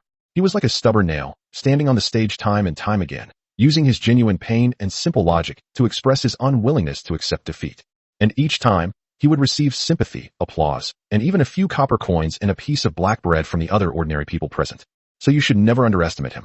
How can a poor person get money from other poor people? The reasoning is simple, and he spoke to everyone's heart. What he received was not charity, but an investment of recognition. Lore surveyed the audience, a sense of renewed vitality washing over him. I don't know why they started such a pointless war, but it's clear they owe us all an explanation. Who should pay for the war 13 years ago? As Lore spoke, he asked the entire room in a low voice, and everyone avoided his gaze. After a brief silence, Paul, the young man who had been arguing with his mother, stepped forward, raised his fist, and roared, "Bloodsuckers!" Lore pointed at him sharply, and the 2 souls seemed to collide violently at that moment. That's right, blood-sucking worms. They shamelessly bleed the empire dry. They bleed us poor commoners dry. For us, we have never needed these people standing before us, using our hard-earned money to humiliate us. Boom! The tavern was in complete chaos. The long-suppressed anger was completely ignited by this blatant accusation. People were waving their fists and banging on the table. The roars and curses blended together. And this scene wasn't limited to the remote border towns of the Empire's western region. Wilsere Town. This is a small town on the westernmost edge of the Empire. Selena explained to Rain and his companions on a town lane. Our mission is to travel throughout this town and record what we see and hear. Will there be battles involved in such a request? Joanna had heard Selena's warning before they set off. Selena's cool gaze swept over Joanna, then slowly moved to the low, dilapidated houses in the town. Battle doesn't just happen in the instant when swords clash. Recording what you see and hear sounds simple. But remember, every word you write could become a footnote to a future storm, or a judgment on the fate of some people. The battle here is a battle of information and stance, a battle of observation and concealment. Every question you ask, every conversation you have, needs to be weighed. Furthermore, you are students of the Imperial Beast Taming Academy and are considered the future elite talents of the Empire. This place borders the Orsa Empire, and there will definitely be many foreign elements here. Do you think, if you encounter those foreign forces, they might target you? So, arriving here safely and returning safely, that's already considered completing the mission. However, there are some hidden risks and enemies behind the mission, which Selena did not mention. That was the gaze of the local nobility. To put it another way, if an instructor from the Imperial Beast Taming Academy were to lead other students to Azure Harbor to secretly investigate and record, wouldn't Rain's father, Victor, take notice of them? At the very least, Rain's older brother, Locke, as the governor of Azure Harbor, would definitely care a lot about these records. The Academy's instructors and students may not be appointed by any powerful institution, but anyone from the capital who goes to a local area to observe will be endlessly interpreted by the local nobles. Chapter 37, He Can't Prove Anything. The four of them were disguised. Even Selena was no exception. As an elf, her appearance was too conspicuous. Elves are not so common. There is an autonomous elven region in the south of the Empire, but there are only about tens of thousands of elves. As for the elves who are granted noble status by the Empire, they will at least live in bustling cities, not in a rural area. At the same time, Rain begged and coaxed them into putting the 3 spirit pets into the contract codex. Otherwise, if others see him, wouldn't they immediately recognize him as a contract master? So, after countless kisses, hugs, and sweet words from Ryan, Tulip, Vivian, and Shirley reluctantly agreed to a short separation from him. It sounds like there's an argument up ahead.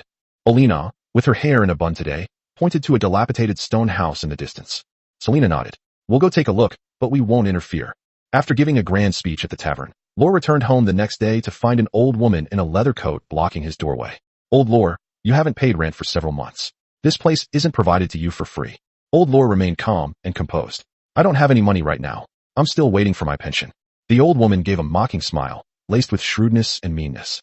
I don't care where your money comes from. I just want to collect the money. You know that? She stretched out her finger, almost poking Lore's nose, and said, if you can't come up with the money today, get out of here with your junk. When did this house become yours?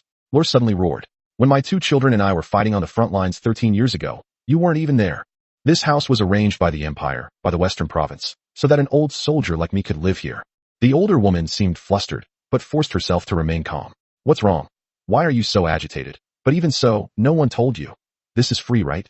You go ask the mayor, asked Baron Maurice. Why an old man like me, who lost 2 sons in the war and is now lame in one leg, can't afford the rent for this dilapidated house?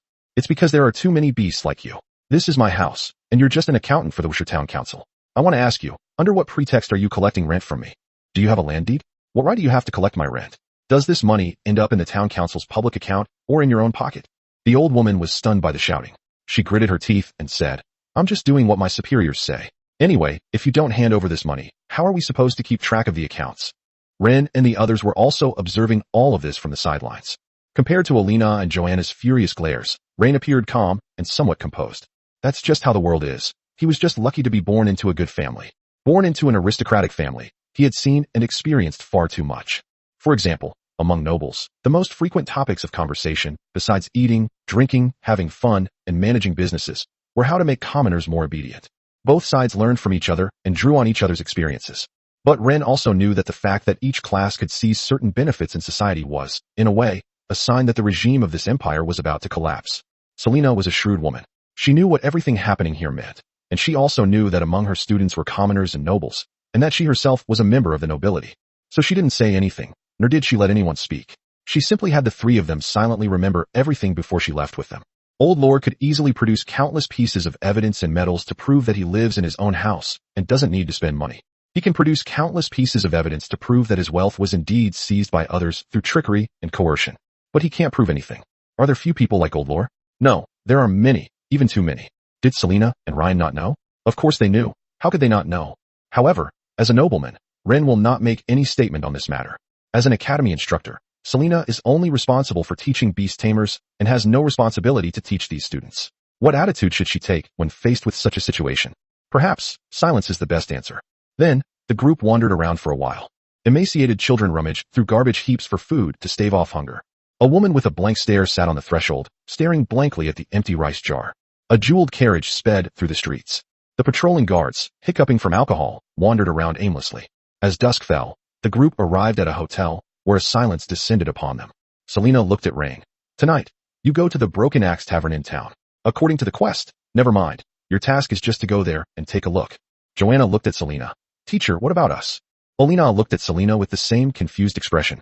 We can't go out. Selena shook her head.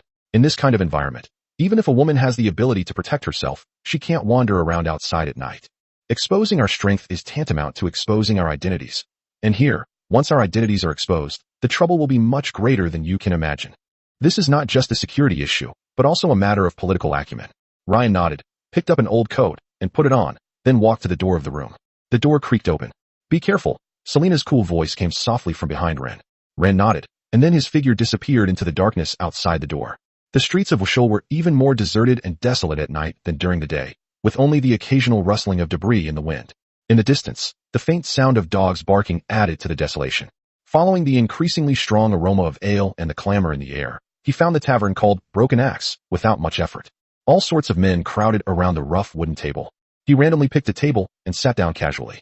You may not know everyone drinking here, but you'll definitely not be strangers. The men at the table became curious about the unfamiliar face that had suddenly appeared. Hey buddy, a skinny young man nudged Ryan with his elbow. You look unfamiliar. Where are you from? By the way, my name is Polly, what's yours? Ren picked up his wooden mug and took a sip of his cheap ale. I came here with a caravan. A caravan? Coming to our poor place at this hour? Another man with ruddy cheeks and thick arms looked Ren up and down. Judging by your build, you don't look like a laborer carrying heavy loads. Sigh, I'm just a bookkeeper, barely making a living. Ryan sighed, like a frustrated young man. I'm in a bad mood, so I came out for some fresh air. Chapter 38, Getai Society. It's good to be literate. The burly man next to him took a big gulp of wine, wiped his mouth, and said, unlike us, we can't read a single word. We can't even understand the notices posted in the town hall. We just listen to those guys to fool us. Shoo, it's coming. Polly put a finger to his lips, then stood up, raised his fist, and shouted, Lore, Lore. Led by Polly, many other drinkers also stood up and shouted, Luo air, Luo air. Ren didn't join in the commotion, after all, he was new. Until the middle-aged man stood in front of everyone, the noisy din in the tavern seemed to be muted by an invisible hand. Tylo 12. Lore was even more audacious tonight, even directly naming the former emperor of the empire. The moment that name was uttered, the air in the tavern seemed to freeze. Even Ren gripped his wine glass tightly. He lied to me. He also deceived everyone here, Lore said, scanning the room. He told us that the war was for the glory of the empire. Rain quickly focused his mind on the contract codex. Lore's recklessness was bound to cause trouble. He must ensure that he can summon his spirit pets to deal with any potential chaos. Within the secret realm, a meadow gradually formed thanks to the arrival of 3 silver spirit pets, along with faint sunlight, all thanks to tulip. In the center of the meadow, a clear little lake shimmered, its water element abundant and vibrant, thanks to Vivian. At the edge of the meadow, there is a small snow-capped mountain, which is Shirley's masterpiece. This can be considered a prototype of a small world, where spirit pets can create their own environment within the secret codex space. Moreover, they all regard the environment they create as their territory. If they are spirit pets who like farming, they will ask Rain for all kinds of infrastructure materials, plant seeds. Even if they want to build a ranch here, it is possible. However, female spirit pets generally don't set up a ranch in the secret realm because they don't want to make their territory smelly. Moreover, even if they do grow them, it's not on a large scale. At most, they'll grow a few special flowers and plants that are edible. It's more like an embellishment or a hobby, just to show off their individuality rather than to produce anything. Coming to my senses, Lore reignited the atmosphere, shouting, so, we should fight for ourselves. The drinkers whistled. Well said, old Lore, but what's the point of all this? How are we supposed to fight for ourselves? Lore glanced at the tavern owner, who nodded and then gestured to the bartenders. Smack! The wooden door to the tavern was slammed shut, and then with a click, the latch fell. Suddenly, this public place became a closed space, and a tense atmosphere filled the air. Now, those who are not from Wushul, step forward. Lore stood on the platform, gesturing wildly and issuing orders. In an instant, all eyes began to wander, scrutinizing each other. Meanwhile, the people sitting at the same table as Ryan instantly locked onto Ryan himself. Ryan stood up and sighed helplessly. All right, buddy, I was just a bookkeeper for a merchant caravan. I swear I was just out for a walk tonight. I never imagined I'd stumble upon a turning point in history. Don't waste your breath. Tell me, young man, which caravan do you come from? Lore asked with a scrutinizing gaze. Rain remained calm and composed. You should have heard of the Azure Merchant Guild of the Villet family. Their caravans travel all over the empire. We just returned from the Ursa Empire. Rain was not exaggerating. His family truly had the capability. Moreover, this was the western part of the empire, and if they wanted to trade with Ursa, the land route was better than the sea route. Verlet. The moment the name was uttered, Lore frowned. One of the empire's most notorious bloodsuckers. This remark immediately drew hostile glances from the others, but fortunately, Lore didn't dwell on it. He never expected that the person in front of him would be a noble young man. After all, How could young masters come to such a dilapidated tavern? But I could tell you had a very strong southern accent. Of course, you don't need to be nervous, because what we're about to discuss is all open and transparent. Lore pressed his palm down, gesturing for Ren to sit down, as if he had created this environment and atmosphere simply to make everyone serious. This is a sophisticated form of psychological manipulation. First, establish authority, create panic and cohesion through a high-pressure approach, then show tolerance at the right time to turn potential dissidents into usable pawns. Rain sat down as instructed, and his opinion of Lore rose even higher. He has a strong learning ability. He must have learned from the officers in the army in his early years. We need to establish an organization that can unite everyone for mutual support, and I still keep in touch with my old comrades from all over the world, not just in Wishel Town, but also in Windhelm, Black Iron Fortress, and so on. Almost the entire western part of the empire, they are all doing the same thing as me, which is to organize all those who have suffered injustice. We call it the Getai Society. As Lore said this, he raised his hands and said, "We may not seem like much now, but as long as everyone unites, we will speak out if any member suffers injustice, and even organize a march." Ryan listened quietly. The formation of this organization, which brought together a bunch of shady characters, was almost useless because they had no source of income. Soon, everyone would be defeated by the realities of life. Even if they were more united, they'd probably just be a gang, maybe good at collecting protection money from merchants. But if they dare to commit crimes, whether it's violent tax resistance, robbery, or attacking noble properties, they will be swiftly suppressed by the Empire's regular armed forces. The nobles are not to be trifled with. However, this matter had already exceeded Ren's expectations. I can tell you, the Getai Society is not simple. Anyone who joins us will receive 2 silver coins as a salary for the first 3 months, which is enough to feed everyone. 2 silver coins. Even for an average family, that's about the same amount of money they spend in a month. Even if you can only receive it for 3 months, even if it's just free, what if you quit after receiving it for 3 months? As for where the money came from, Lore didn't say, but Ray knew that it meant that there was a financial backer behind the Getai Society, who was even willing to spend money to support them. What we need to do is unite. The time is almost here. Lore's emotions grew increasingly agitated. And what we need to do first is settle one thing. Chapter 39, even those from the capital will be killed. The next day, after returning to the inn from the tavern, Ren took a nap and went out again. The town of Wexshire, the Blackstone mine. The mine owner, Deer, was sweating profusely. Damn it, what's going on with those people outside? Dill couldn't understand why a group of young and middle-aged men from the town had gathered together to cause trouble at his mine. The reason was simply that Hans, an old miner who had worked at the mine for 20 years, had his leg broken and suffered severe internal injuries during a mine collapse. And Lore, a lame and widowed old man from the town, actually brought dozens of people to demand compensation for his work injury. Where are the guards? Why haven't the town guards arrived yet? Dill was both panicked and heartbroken. This commotion meant a day's production stoppage. For mine owners like Deer, shutting down production means losing money. As a mine owner, he naturally kept many lackeys, but he was clearly powerless against dozens of young and middle-aged men. Moreover, many of these people were his friends and relatives, including his lackeys. The key point is, the miners started cooperating as soon as they heard that someone was coming to help them seek justice. Pay up. Lore led a group of men and seized control of the entire mine. According to the Talo Empire's mine safety and labor rights, if a miner is injured on the job, the mine owner must bear all medical expenses and provide compensation of no less than 1 year's salary, depending on the degree of disability. Dill, I know you're here. Get out here, and why aren't you paying me back? Pay me back. Pay me back. The crowd was filled with fervor, and the deafening shouts surged like a tidal wave. Ren was among them, as he had now joined the Getai Society. Rebellion. They've all rebelled. Dill sat in his office, looking out the window, cursing angrily. Go quickly and fetch the town mayor. Dill did not want to compromise, or rather, he did not want to compromise because one scumbag brought a bunch of scumbags to cause trouble. If the mayor or other administrative personnel come to him about this matter, Deer can readily hand over a sum of money to settle the matter peacefully. However, as time passed, the mayor was nowhere to be seen, while the commotion outside grew louder and louder. The mine has completely shut down, and every minute, every second, Deer can hear the sound of gold coins being lost. You've all seen it. Old Hans has toiled for this mine for 20 years, and what has he gotten in return? A crippled body and despair for his entire family. Did Boss Dill ever care about our lives? No. In his eyes, we're not even worth as much as one of his mules in the mine. Carl stood in the crowd, passionately declaring, since he's unwilling to pay compensation, then we'll strike. We can go work elsewhere. It's not worth risking our lives for someone like him. Strike. Strike. Under these circumstances, Dill could only grimacely pull out 50 silver coins. He vowed to bleed money big enough to get the mayor to find a charge against Lore and send him to jail. Ren turned his gaze to Carl, who was surrounded and worshipped by the crowd. That man just said, he's going to work somewhere else? Perhaps. The network and resources behind the Getai Association are even more extensive than he imagined. They can not only distribute money, but also carry out large-scale personnel resettlement. Back at the hotel, Ryan told Selena everything. Now, Ren feels like he's not a student at the Imperial Beast Taming Academy anymore, but rather a special agent. Selena tapped her slender fingers lightly on the table. That's enough, let's go back to the academy. What happens next is no longer our concern. The more you know, the less of a good thing it is. If they stay any longer, even Selena, as a gold contract master, won't be able to hold on. In other words, based on the current situation, the tutor concluded that the situation was very complex, and she couldn't handle it.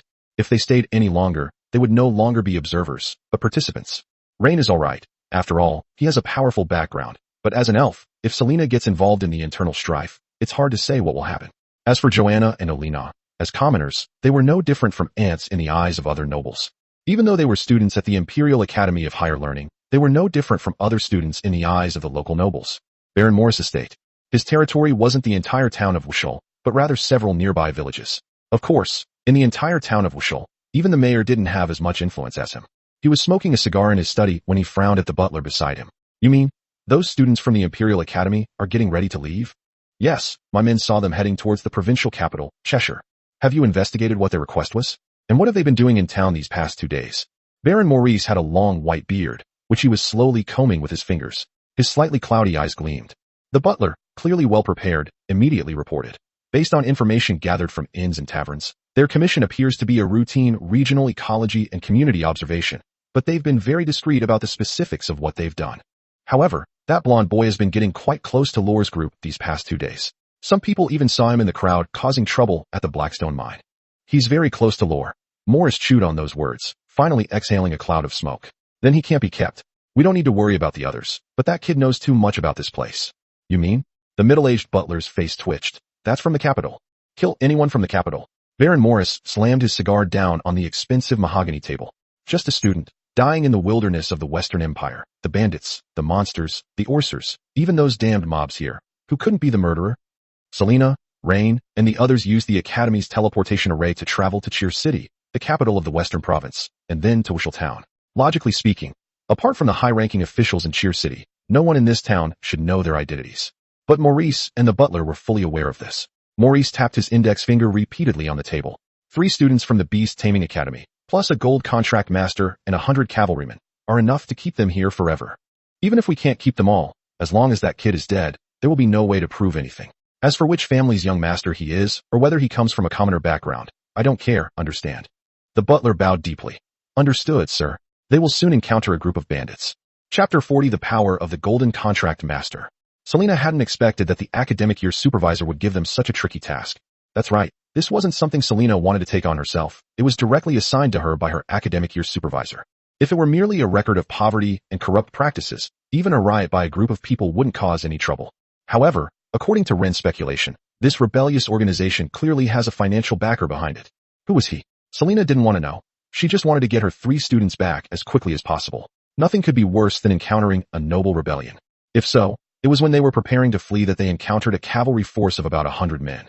In a world with martial arts and magic, traditional cavalry has long been obsolete, or rather, they don't wear ordinary armor and ride ordinary warhorses. Each warhorse is the result of generations of genetic breeding, possessing an inherent magic. Warhorses with a shoulder height of 2 meters are not uncommon. The cavalrymen wore magic-forged armor engraved with defensive runes, and they carried either enchanted weapons that shimmered with various colors of battle aura or powerful crossbows loaded with magic-piercing bolts. This is a true killing machine, the trump card of the noble lords. Ren couldn't figure out where this cavalry unit came from either. In a remote town like Wushul, there was only one baron. Logically speaking, a baron should not have the financial resources to maintain such a powerful cavalry. Could it be that the Orsa people have knocked on the gates? Step back behind me. Selena waved her hand, and a secret book burst into golden light in the air. The leading knight captain sneered. So what if he's a gold contract master? They've killed them before. All troops, heed my command. The knight captain abruptly raised the enchanted longsword, burning with peak silver-level battle aura, and began issuing orders through his mask. First and second squads, flank to the left and right, occupy the high ground on both sides, and unleash a barrage of magic-piercing crossbow bolts to suppress any large spirit pets that the golden contract master might summon. Limit her movement. Third squad, follow me for a frontal assault. Target, that blonde kid. Decapitate him at all costs. Fourth squad, flank them from behind and block their escape from the other end.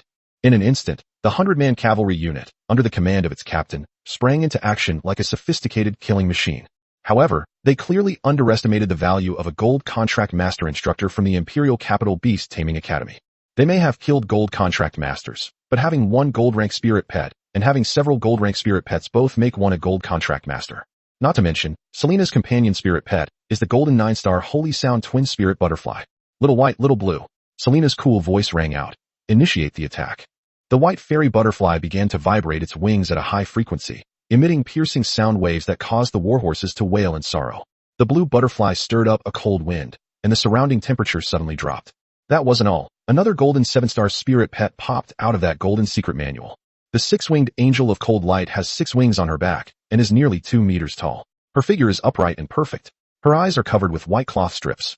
In her right hand, she holds a long lightsaber made of pure light energy, and in her left hand, she holds a blue transparent round mirror. She held up the round mirror in her left hand, which emitted a wide range of blue light. The cold light covered the cavalrymen directly, instantly covering their armor with a layer of frost, and even the surrounding flowers and plants were frozen white. Selena alone controlled the entire arena. The 3 of them, including Rain, were all stunned. But this isn't the end. Another gold-tier spirit pet has appeared in the secret manual, as if gold-tier spirit pets are as common as free. In the sky, a girl with dragon horns appeared, wearing a silver dress. The skirt moved without wind, flowing with a golden luster. She extended her jade-like finger and pointed at the cavalry below, causing a dense chill to spread out from her body like silk. Golden 8-star spirit pet, silver scale, Saint Elegant Dragon Princess. Before Ren and the others could react, the girl in the silver dress spoke in human language. You lowly ants, how dare you offend my lord? The noble Selena Arcania is the one Idane protects, the mother of Idane, and you dare to attack her. Unforgivable. Rain hadn't expected Selena to be raising such a delusional dragon girl. Even the icy beauties I twitched slightly. Alright, little E, hurry up and transform into your armor. It's Eden's mother. Eden's retorted, then quickly transformed into silver scales, rapidly covering the originally smooth armor of the cold light angel, outlining even more beautiful and powerful lines. Even the edges of the 6 wings on its back were coated with a layer of gleaming silver. Fusion form, silver-winged dragon angel. The 6-winged angel of cold light spoke in a clear, mature female voice, and then charged down from the sky towards the cavalry captain. The cavalry captain's pupils shrank sharply. Not only him, but the entire cavalry was filled with fear. This was the true strength of a golden contract master. One person can easily defeat a cavalry force of 100 men. She has so many methods: crowd control, attacks, air-to-ground strike capabilities, and the highly skilled individual combatants among armed angels. In an almost instantaneous manner, the entire cavalry force was slaughtered with the help of Selena's 4 golden spirit pets. In the end, only 100 or so corpses remained on the field, along with the bloodstained, armed angel standing tall. Come back. Selena held the golden tome, and one by one, her spirit pets began to transform into streams of light and enter the tome to restore their magic power. After putting away the secret manual, Selena looked at Rain with a complicated expression. If the mermaid she gave to Ren hadn't failed to be raised, the strength of the spirit pet team would have risen to another level. However, she didn't say much, only calmly saying, "Let's go quickly." The 4 continued towards Cheshire, but Ryan became somewhat silent along the way. If he remembered correctly, the cavalry unit's target was him? Could it be that his older brothers had become envious and started to interfere with the Imperial Beast Taming Academy's commissions?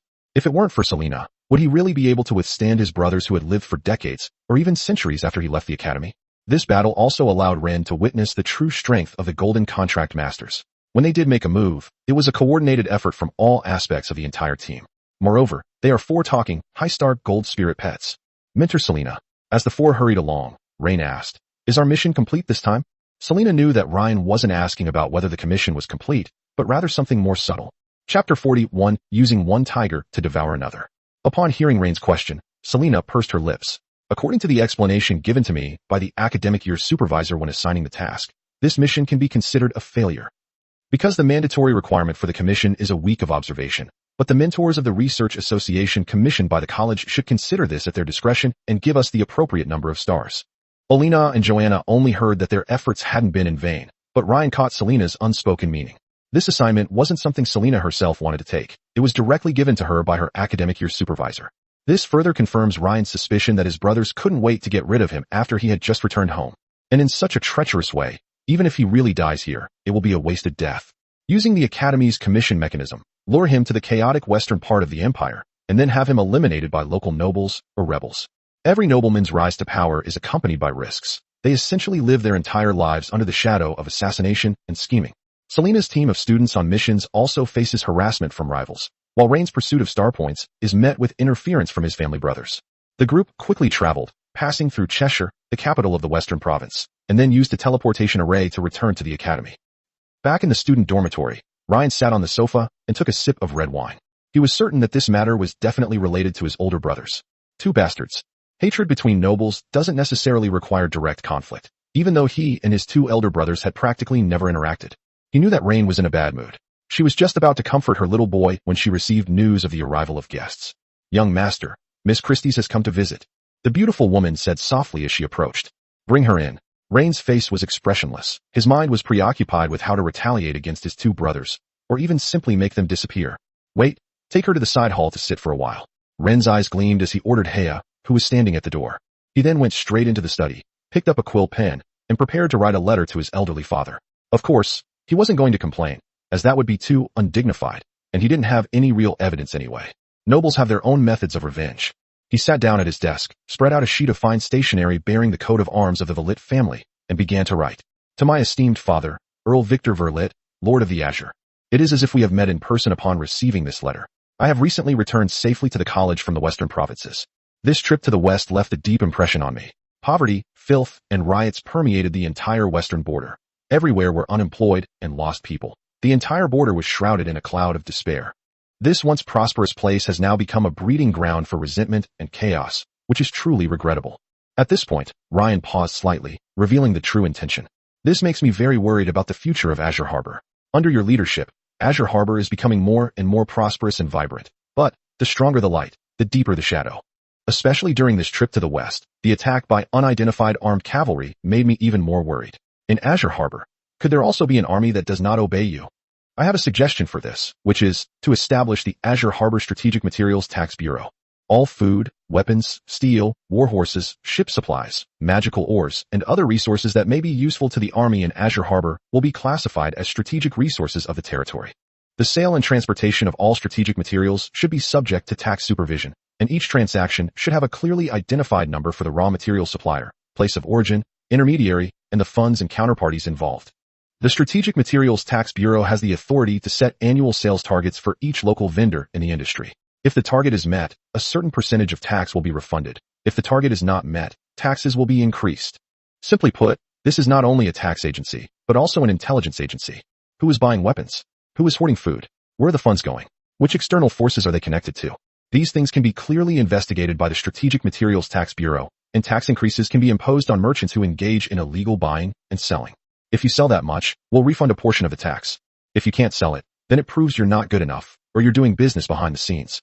As a result, Rain's elder brother, as the governor, could only watch helplessly as his power was divided up by Victor, the Lord of Azure Harbor.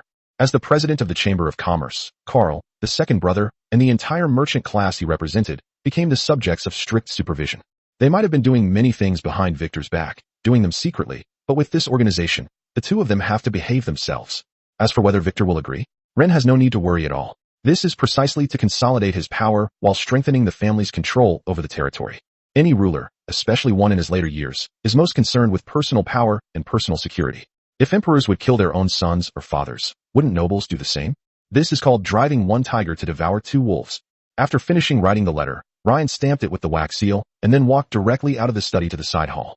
Although the boy hid his emotions well, Hera, who was his partner and bedmate, still noticed that Rain's brows had relaxed a bit. This made her feel more at ease. Rain approached he, handed her the letter, and asked her to send it back to her family. Then he sat down on the sofa opposite Christie's, took a sip of black tea, and said, "I'm sorry to have kept you waiting, Miss Christie's." Today, the Gothic girl is still dressed in a black Lolita dress, with black gauze gloves on her hands. Her slender fingertips gently tapped the rim of the teacup, making a soft tapping sound. She looked up at Ren, a hint of expectation in her purple eyes. "Ren, is your training method ready?" Ren nodded slightly. He had already exchanged for the upgrade method for Christie's broken umbrella. So he simply pulled a document out of his pocket and handed it to Christine. The gray-haired, purple-eyed girl eagerly took it, then opened it. Spirit Pet, Sunshade Umbrella, Little Black, Silver Tier, Evolution Plan. Target Evolution Form, Shadow Moon Canopy. Core Attributes, Darkness, Order. Shadow Moon Canopy? That's great. What a great name. Critis smiled with delight, kicking off her black leather shoes and dangling her white silk-clad feet, completely abandoning any aristocratic demeanor. 1 shadow crystal a day, 10 milliliters of moonlight vine juice a week. Christie's looked at Rain, wanting to kiss his handsome face. That's a really practical plan. Are you sure that following this method will allow me to advance within a month, Rain? If it's true, during this year at the academy, you can do some things for me that aren't too outrageous. Chapter 42, another important figure appears. Blue Harbor Strategic Tax Bureau. Father, I don't understand why such an institution needs to be established. Blue Harbor made its fortune through commerce, and merchants should be given freedom. At the Valit Manor, Locke and Carl sat before Victor. Victor smiled gently as he looked at the eagerness on his two sons' faces. He picked up a small silver knife and gently sliced the tobacco brick. Finally, the chopped tobacco was placed into the ebony pipe, and a light snap of the fingers was made, causing a flame to burn on the fingernail. His cigarette lighting motion was incredibly professional and elegant. Only after exhaling a long, rich smoke ring did he lift his eyelids. Freedom. That's right, freedom. Locke could only grit his teeth and continue. The flow of gold coins should not be restricted. Both money and people need freedom. Victor put down his pipe, placed his hands on the table, interlacing his fingers. He didn't answer his eldest son's question, his eyes filled with amusement. Freedom. Fear flashed across the faces of the two sons. For so many years, their father had remained the same. He didn't need to explain anything or threaten anyone with anything, because he is an unreasonable person by nature. The atmosphere in the study suddenly became eerily calm. I understand, Father. Carl, the second son, finally admitted defeat. Locke was powerless to do anything. I will obey your will. Very good. Victor exhaled a puff of smoke, then waved his hand, shooing them away as if they were flies. A negotiation ended abruptly after an old man repeated two words. After his two sons left, Victor's aged fingers stroked the cover of the letter on the table. Rain, you're such a cunning little boy. The two brothers left the study and sat down in a secluded room. Damn it, he's gone senile. Carl, the president of the Azure Chamber of Commerce, could no longer contain himself and slammed his fist on the crystal table, causing the wine glasses to shake. He was even angrier than Locke, because even after that old man died, he would still be subject to such supervision. After all, the name written on the inheritance document is Locke Verlit, not Carl Verlit. Unless he kills his older brother. Of course, he quickly suppressed the thought as soon as it crossed his mind. Calm down, Carl. Locke's voice carried a suppressed calm, a mixture of surprise and smugness within him. Victor was paving the way for him. So what if I'm under his supervision for a while? Once he dies, wouldn't Carl be completely at his mercy? Damn it, damn it. Carl ripped open his velvet collar, sending several jeweled buttons flying, grabbed a wine glass from the table, and gulped it down. Who gave him this terrible idea? He strongly suspected that this was his older brother's idea, and then he was playing the nice guy in front of him. Locke was focused. At this moment, he had to perform well. He acted like a big brother. He stood up abruptly, ready to leave. Where are you going? Carl was somewhat taken aback as he watched his older brother's retreating figure. I've heard that people from the Villet family have been bullied in the West. As your older brother, I must get an explanation from the Western nobles. Carl was taken aback at first, then his pupils contracted slightly. You bastard. He cursed inwardly. Inside the secret room, only Carl remained. He overturned the entire table, leaving the room in a complete mess. Meanwhile, Ren was still in his dormitory at the academy, chatting with the noble lady. Something not too excessive? Ren rubbed his wine glass. Like? Oh my, how proactive do you expect a girl to be? Christine quietly walked up to Ren and kissed his cheek. Moi. After the kiss, she put on her shoes and left. After the girl left, Rain remembered his 3 spirit pets and quickly released them. Stupid master. Scoundrel. Pervert. Tulip flew directly into Ren's arms, muttering incessantly. We all saw it. You were behind our backs, getting all close to that dark woman. Shameless. All right. Ryan kissed her cheek to comfort her. Wah. Vivian, the mermaid, stretched out her little hands and hugged Ren's neck, sitting in his arms, looking up at Ren with her eyes full of expectation. Without showing favoritism, Ryan immediately lowered his head and planted a gentle kiss on Vivian's smooth forehead. The little mermaid immediately let out a soft, contented moan, her cheeks flushed with happiness, and she buried her head in the crook of his neck, gently nuzzling him. Meow. Sherry, the white cat with heterochromia, was also standing on Ren's lap, her 2 front paws resting on Ren's chest, licking his cheeks. His eyes, one blue and one turquoise, were filled with a fawning expression. Ren chuckled, kissed it back, and then scratched Shirley's chin. Seeing the 3 spirit pets that immediately wanted to cuddle with him as soon as they appeared, Ren was in an exceptionally good mood. In any case, having them is his greatest source of confidence. After this interaction, each spirit pet also provided Ren with 30 points. Current points, 390. I'm still a long way from 3,000 points. The road to pet interaction is long and arduous. I really don't know how I'll manage to keep busy every day when I have 7 or 8 pets. We can't possibly have parties every day, can we? But Ren was still quite satisfied with 90 points a day. The next day, Ryan left on time. The Beast Taming Academy doesn't do commissions every day. The instructors teach theoretical knowledge and have students practice sparring. Of course, besides their studies in beast taming, the nobles never stopped indulging in entertainment. Whether commoners or nobles, they would participate in various social activities and make friends with nobles from all over the world. The Tylo Beast Taming Academy is not only for Tylo people, but also for royalty and nobles from other countries. The college also provides a variety of entertainment venues, including a racetrack, ski resort, opera house, art gallery, concert hall, and even a large banquet hall specifically for holding balls and salons. It can be said that this is a fully equipped mini-high society. Today, Rain is quite well known in the imperial aristocratic circles. His performance of Game of Thrones has garnered him considerable attention from noble ladies and women in the realm of music and art appreciation. But there are so many famous songs on Earth that, in this other world, he has no creative block at all. If he so chooses, he could become the most prolific and stylistically diverse musical genius of our time. And now, there is such an important figure who has come for Ren. The late Emperor's Empress, Mejera Tyrell, could be considered either the Empress Dowager or the Empress, because the current Emperor of Tylo is her daughter. Chapter 43 The Majestic Queen, The Humiliated Reign. Empress Mizila's inspection of the Imperial Beast Taming Academy caused a stir among the Academy's top brass. The dean, the 3 vice-deans, the academic year supervisors, the mentors, and other distinguished figures from the college all turned out to welcome him with the highest honors. The dean even ordered that the most outstanding students in the academy line up neatly to participate in the welcoming ceremony. The air was filled with an atmosphere that was different from usual, solemn and tense. With his impeccable appearance, Rain was naturally invited by the academy to participate in the welcoming ceremony. At the entrance of the academy, the royal carriage came to a stop, and an attendant bowed to open the carriage door, which was adorned with the imperial emblem. A jade-like hand clad in black gauze rested on the female guard's hand, and a beautiful woman in black stockings stepped out of the carriage door, revealing a voluptuous and elegant noblewoman to the crowd.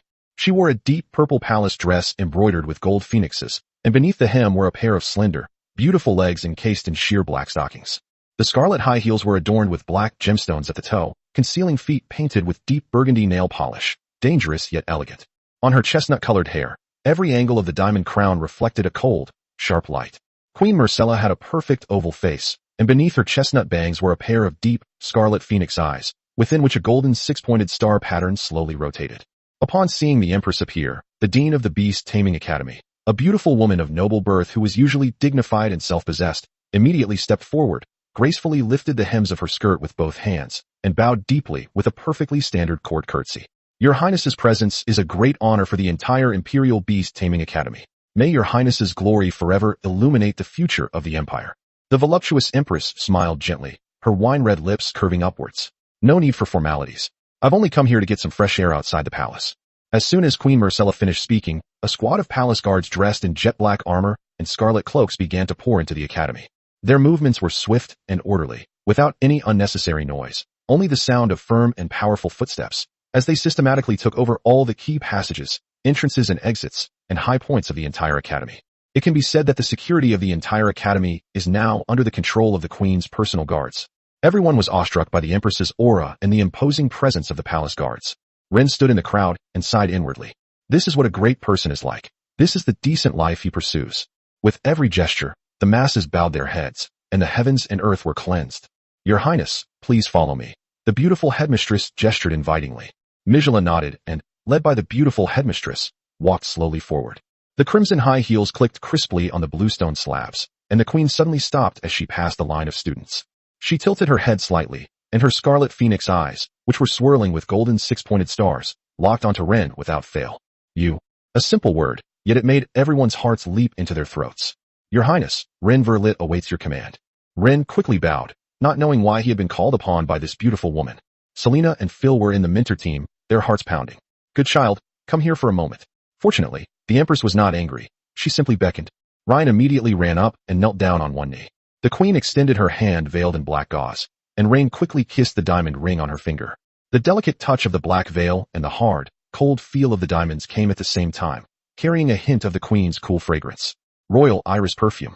Rain could smell the perfume on her just by kissing the ring. Raise your head, and let me take a good look at you. The Empress's voice came from above, carrying a hint of lazy scrutiny. In her eyes, Ren was no different from a plaything. Rain looked up as instructed, meeting a pair of scarlet eyes that swirled with six-pointed starlight. The Queen scrutinized his face, her jade-like hand stroking his hair. She smiled condescendingly, her full, red lips particularly alluring. Game of Thrones. This seemingly casual question startled Ren more than any rebuke. You have never witnessed true power, yet you have been able to comprehend such music. I admire you. I really like this piece. Being stroked on the head while kneeling, a gesture akin to treating an obedient pet, infuriated Rin. Before Rin could even speak, the dean interrupted, saying, "If your highness wishes, we have prepared for you in the concert hall, and student Villet is ready to perform for you at any time." Mizela let out a lazy syllable from her nose and nodded. "Sure, a boring, repetitive photo can never compare to being there in person, but I'm a little greedier. I'd like to hear about your other works. Can you do that, my good child? Art has always been a powerful tool for attracting nobles and women.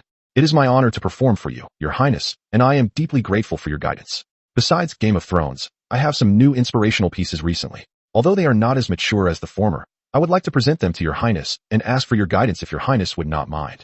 Rain felt the black-veiled hand resting above his head and secretly remembered this humiliation. But to others, this rascal from the Earl's family was incredibly lucky. To have the opportunity to perform before Her Highness Mizela is a chance that many people would rather die for. It is an immense favor. Is it really just because of her good looks and a bit of talent that she could win the Empress's favor? She's incredibly lucky. Upon hearing this, the golden six-pointed star in Mizela's scarlet eyes spun even faster. Very good. Her black-veiled hand stopped stroking him, and her jade-like fingers circled in Ren's hair, twirling his blonde hair. Finally, she gently tugged at a strand of hair, causing a barely perceptible sting, before completely withdrawing her hand. "I eagerly await your new work. Rise, my dear child." Only after the queen turned and took a few steps did Rain slowly stand up as instructed. He silently followed at the back of the line. Countless envious or jealous glances were cast from those around them. Upon arriving at the concert hall, Marcella stood in the front row, next to the beautiful dean. There was no one else. A group of high-ranking academy officials sat in the third row behind. "This child is somewhat rebellious."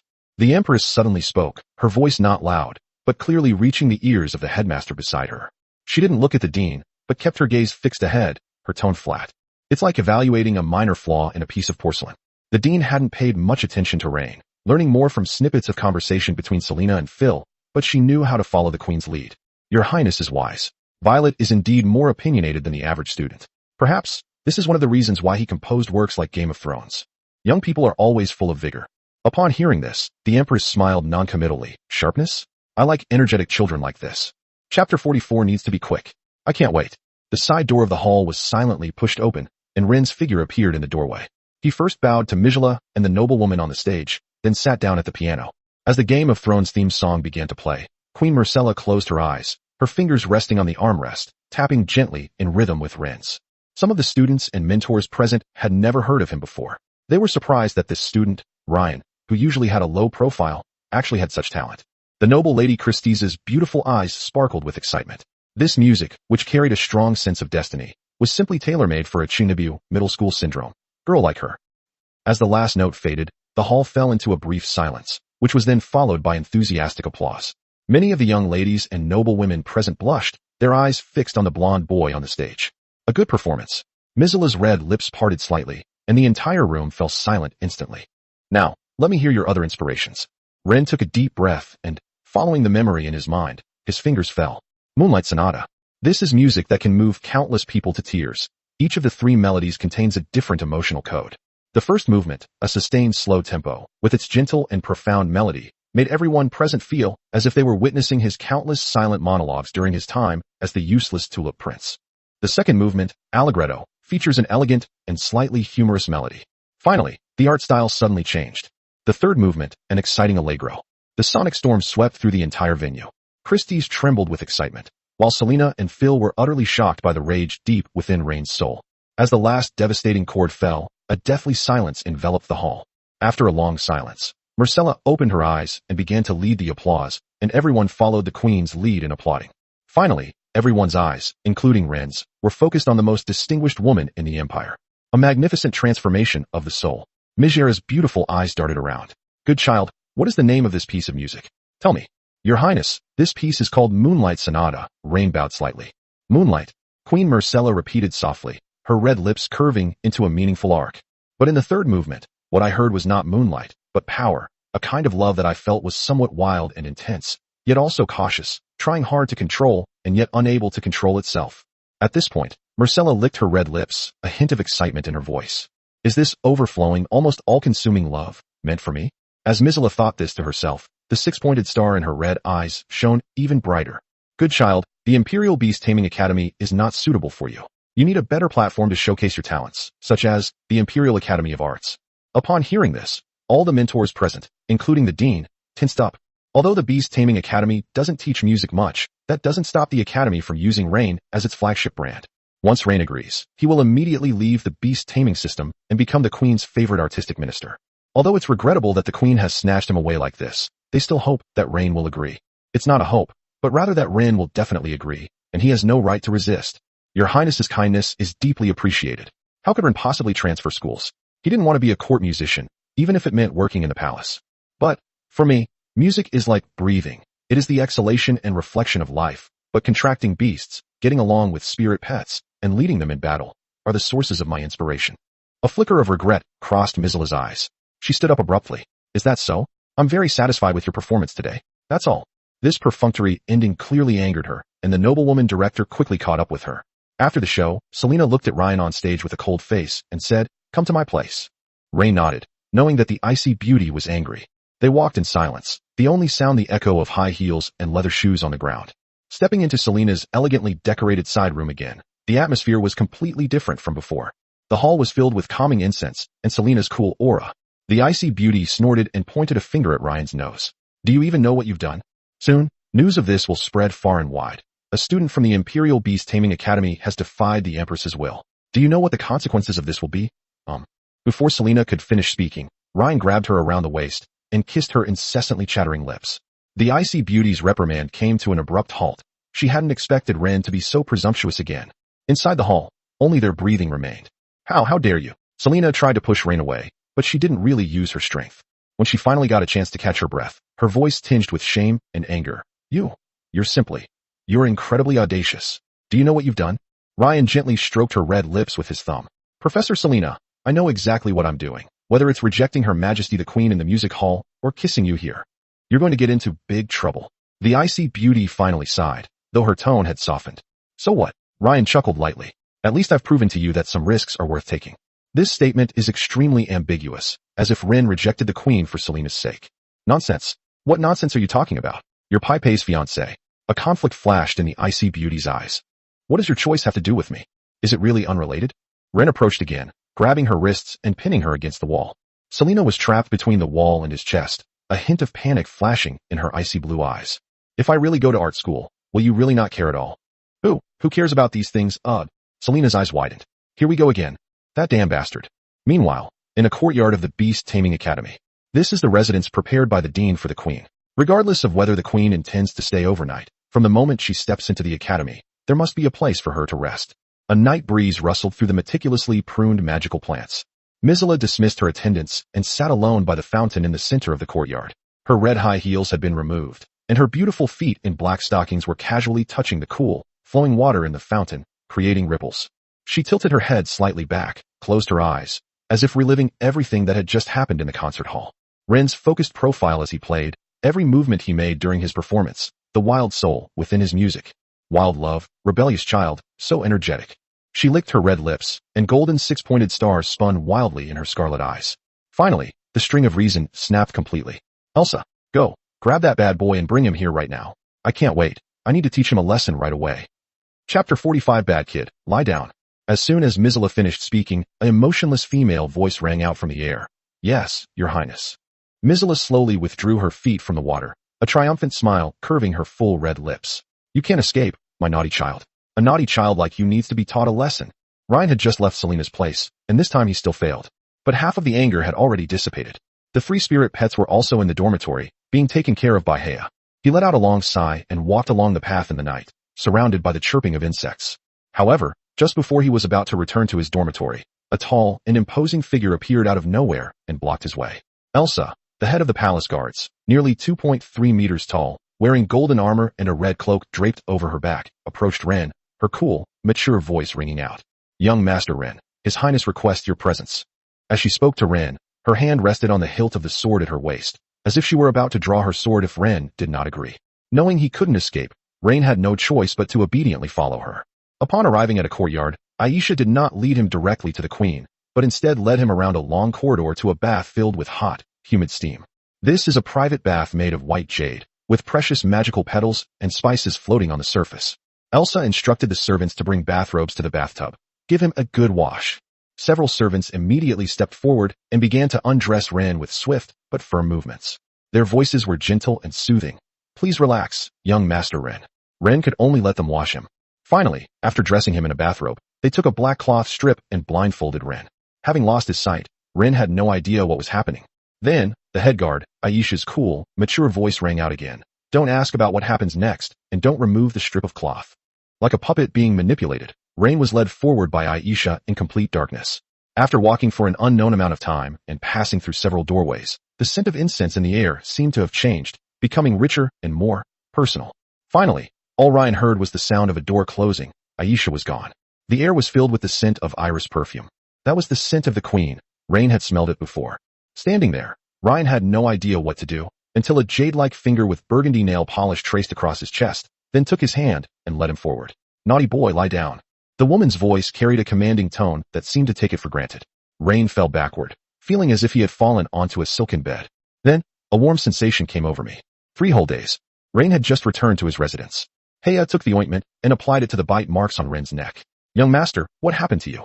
Her voice trembled uncontrollably, and her fingertips were icy as they touched Ren's skin. Not only were there bite marks, but also ambiguous bruises and scratches on the side of his neck, collarbone, and other areas, silently telling the story of what Ren had gone through these past few days. Rain closed his eyes and let Herya apply the ointment. He did not answer, nor could he answer. Humiliation, anger. Mijala, with absolute power, occupied Ren for 3 days, while Ren saw nothing. In the end, if it weren't for a maid reminding Marcella that something had happened in the palace, that woman probably wouldn't have let Rain off so easily. Ryan clenched his fists. Damn bitch. Meanwhile, at the entrance of the Imperial Beast Taming Academy, the beautiful headmistress was respectfully seeing Queen Marcella off. The carriage curtain was drawn back, and Mijala sat inside, radiant as a rose touched by morning dew, her beauty exquisite, with a hint of languid contentment in her eyes. The dean stood at the carriage door, his posture humble, but his eyes involuntarily swept over the Empress's more languid and charming demeanor than when she arrived, and he felt a little puzzled. Your Highness's visit is a great honor for the entire Academy. If your Highness has the time in the future, we would welcome you to visit and provide guidance again at any time. The beautiful headmistress spoke gently and carefully. Mijala leaned lazily against the soft pillows, licked her red lips, and seemed to still be savoring something. The teaching level of the Beast Taming Academy is very high, and I am very satisfied with it. By the way, I'm also quite satisfied with that energetic bad boy, Ryan. The beautiful headmistress couldn't discern the Empress's mood for a moment. One moment, she seemed to be a good child, the next a bad child. So he should be taught a lesson? Tell him that he must produce new works within a month, and I will come to inspect them then. The beautiful headmistress felt a chill run down her spine. It was a good thing that the Empress could come more often. Maybe there will be more funding next year. It seems that Ryan isn't a bad kid, but a good kid. Before the beautiful headmistress could think further, Mijala continued. Aisha.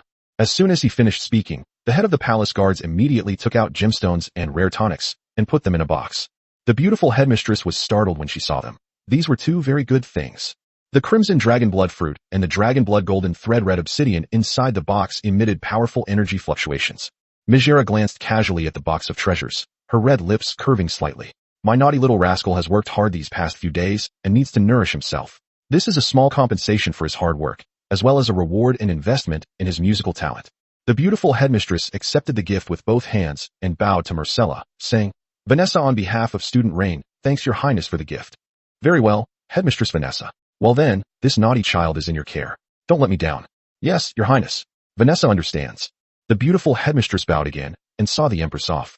Afterwards, she returned to her office and called Fayer over. When Phil strode in with her signature sharp steps, Vanessa looked up and gestured for her to sit down. Teacher Fayer, please have a seat. Vanessa's voice was still gentle, but her expression was more serious. We just saw Her Majesty the Queen off. There are some things that I think it would be better if you took care of them. Fayer's long, slender legs, clad in black stockings, were crossed, the tips of her red high heels lightly touching the ground. Her posture remained aloof and elegant. Dean, please speak. Vanessa took out a gilded treasure box, pushed it forward, and brought it to Phil. This is the crimson dragon blood fruit and dragon blood golden thread red obsidian that His Highness bestowed upon classmate Ren. Even with Fayer's composure, her pupils contracted almost imperceptibly upon hearing the names of these 2 things.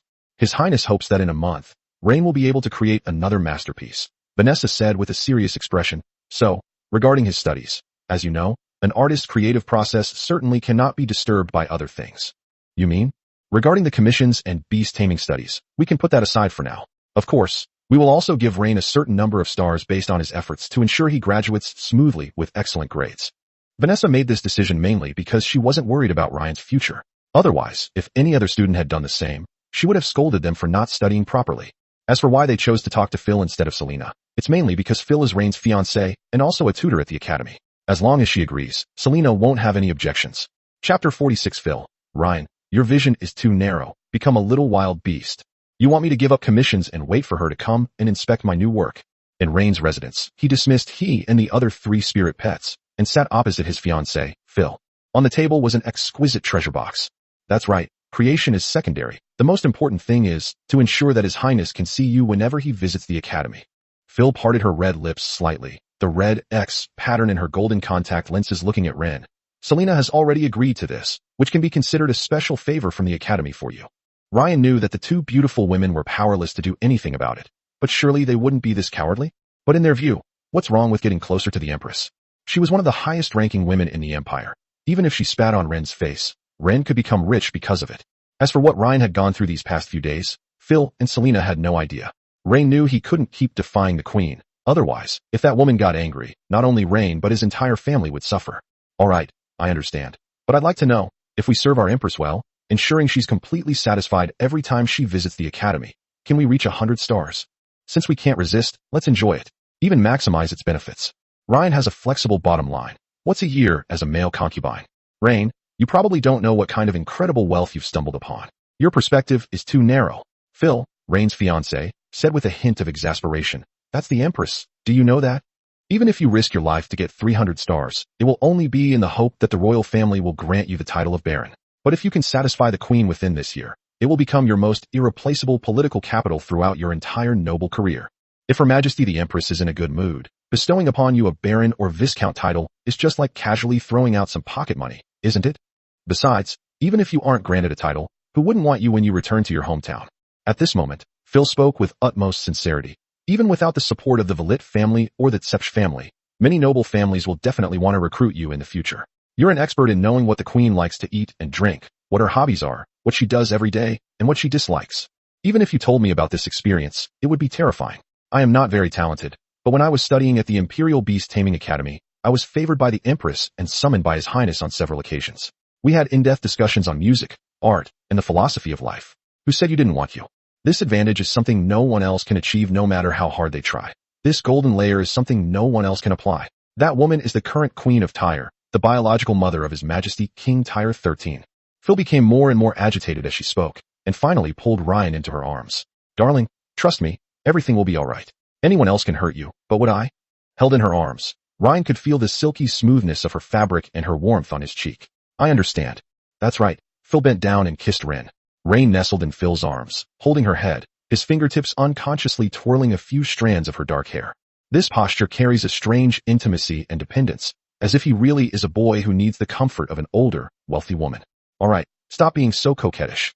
Her lips parted, and the alluring noblewoman stroked Ren's cheek. Otherwise, I'll just devour you completely. As the saying goes, young girls are easy to find, but noble ladies are hard to come by. Feyre helped Rain up, then stood up to leave. By the way, the box contains the crimson dragon blood fruit and dragon blood golden thread red obsidian that Her Majesty the Empress bestowed upon you. The crimson dragon blood fruit is not suitable for you to consume entirely due to your current constitution. It would be best to give it to your tulip fairy. She will keep it safe for you and knows how to feed it to you. As for that dragon blood golden obsidian, it is very special and not an ordinary nourishing substance. Phil leaned slightly forward, her golden red eyes fixed on Ren. Her Highness bestowed this item upon you, which means she acknowledges the trace of faint dragon blood aura that you have acquired through her. This gem resonates with the trace of dragon blood originating from His Highness within you. Wearing it will not only nourish your physique at all times, but will also make you always full of vitality, turning you into, well, a little wild beast? That's right. It will gradually nurture you into a tireless little wild beast that explodes at the slightest provocation. At this point, Feyre licked her red lips. I'm also very grateful to Your Highness for bestowing such a treasure upon you, because I also really like little wild animals. After saying these suggestive words, Phil gently traced the collarbone of Rain with her fingertips. At the same time, wearing it will also allow true strong people to sense that you have been branded with Princess Mijala's exclusive mark. It is an invisible protection, and also a declaration of ownership. Princess Mijala possesses dragon blood. Ren's pupils suddenly contracted. No wonder that woman was so demanding. Seeing the undisguised shock on his face, Feyre smiled gently. It's just a dragon. How could the noble Tyro royal family possibly choose a non-human race as their queen? Princess Mizela has contracted with many pure-blooded dragon spirit pets. To her, these treasures related to dragon blood. Phil's fingertips gracefully traced the edge of the box, just like we eat dessert. After saying that, Feyre took out the dragon blood golden thread obsidian from the treasure box. The gem hovered at Phil's fingertip, and then with a flick of her finger, the stone merged directly into Rain's chest. In an instant, Ren's blood and chi surged, as if all the blood in his body had been ignited, and a primal and wild power surged through his limbs and bones. With red eyes and heavy breathing, he stood up and pinned Feyre against the wall. "How does it feel, my little beast?" Phil wasn't surprised by Ryan's action. Instead, she seductively licked her red lips. "But you must hold back, calm down." Just as Ren was about to kiss Phil, the alluring noblewoman reached out and stroked Ren's hair. "Calm down. Be good." Her voice was deep and magnetic, with a peculiar soothing power. "Remember this feeling, remember this power, but don't let it control you. Noble women prefer wild beasts that know how to control themselves, not mad dogs that only bark." Ren's body stiffened. His breathing became much lighter, but he still felt like his whole body was about to explode. But Phil didn't help Ren. She just pressed him down on the sofa. "Sit here for an hour. Be patient. Do nothing." "I can't stay here. No female creatures can appear. You have to be patient." Ren. Chapter 47 Tulip's Grievance. For Ren, that hour was undoubtedly an ordeal and torture. The dragon blood power within his body, forcibly ignited, was like boiling magma. His blood and cells were roaring, clamoring to devour every woman in the world.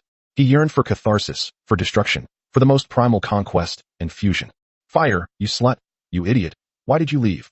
Ren roared at the door, panting as he pounded on the wooden door, but to no avail. Even he and the others were instructed by Phil not to come in. Phil was still outside the door, listening to Rain's curses. Instead of being angry, she smiled with amusement. How wild. She took a slender woman's cigarette from the cigarette case, lit it herself, and then took out an exquisite silver pocket watch from her bosom, gently popping the watch cover open with a snap. At this moment, the alluring noblewoman was like the most rigorous examiner, precisely measuring every minute and every second remaining in this trial. 1 hour later, she then reached out and slowly pushed open the door.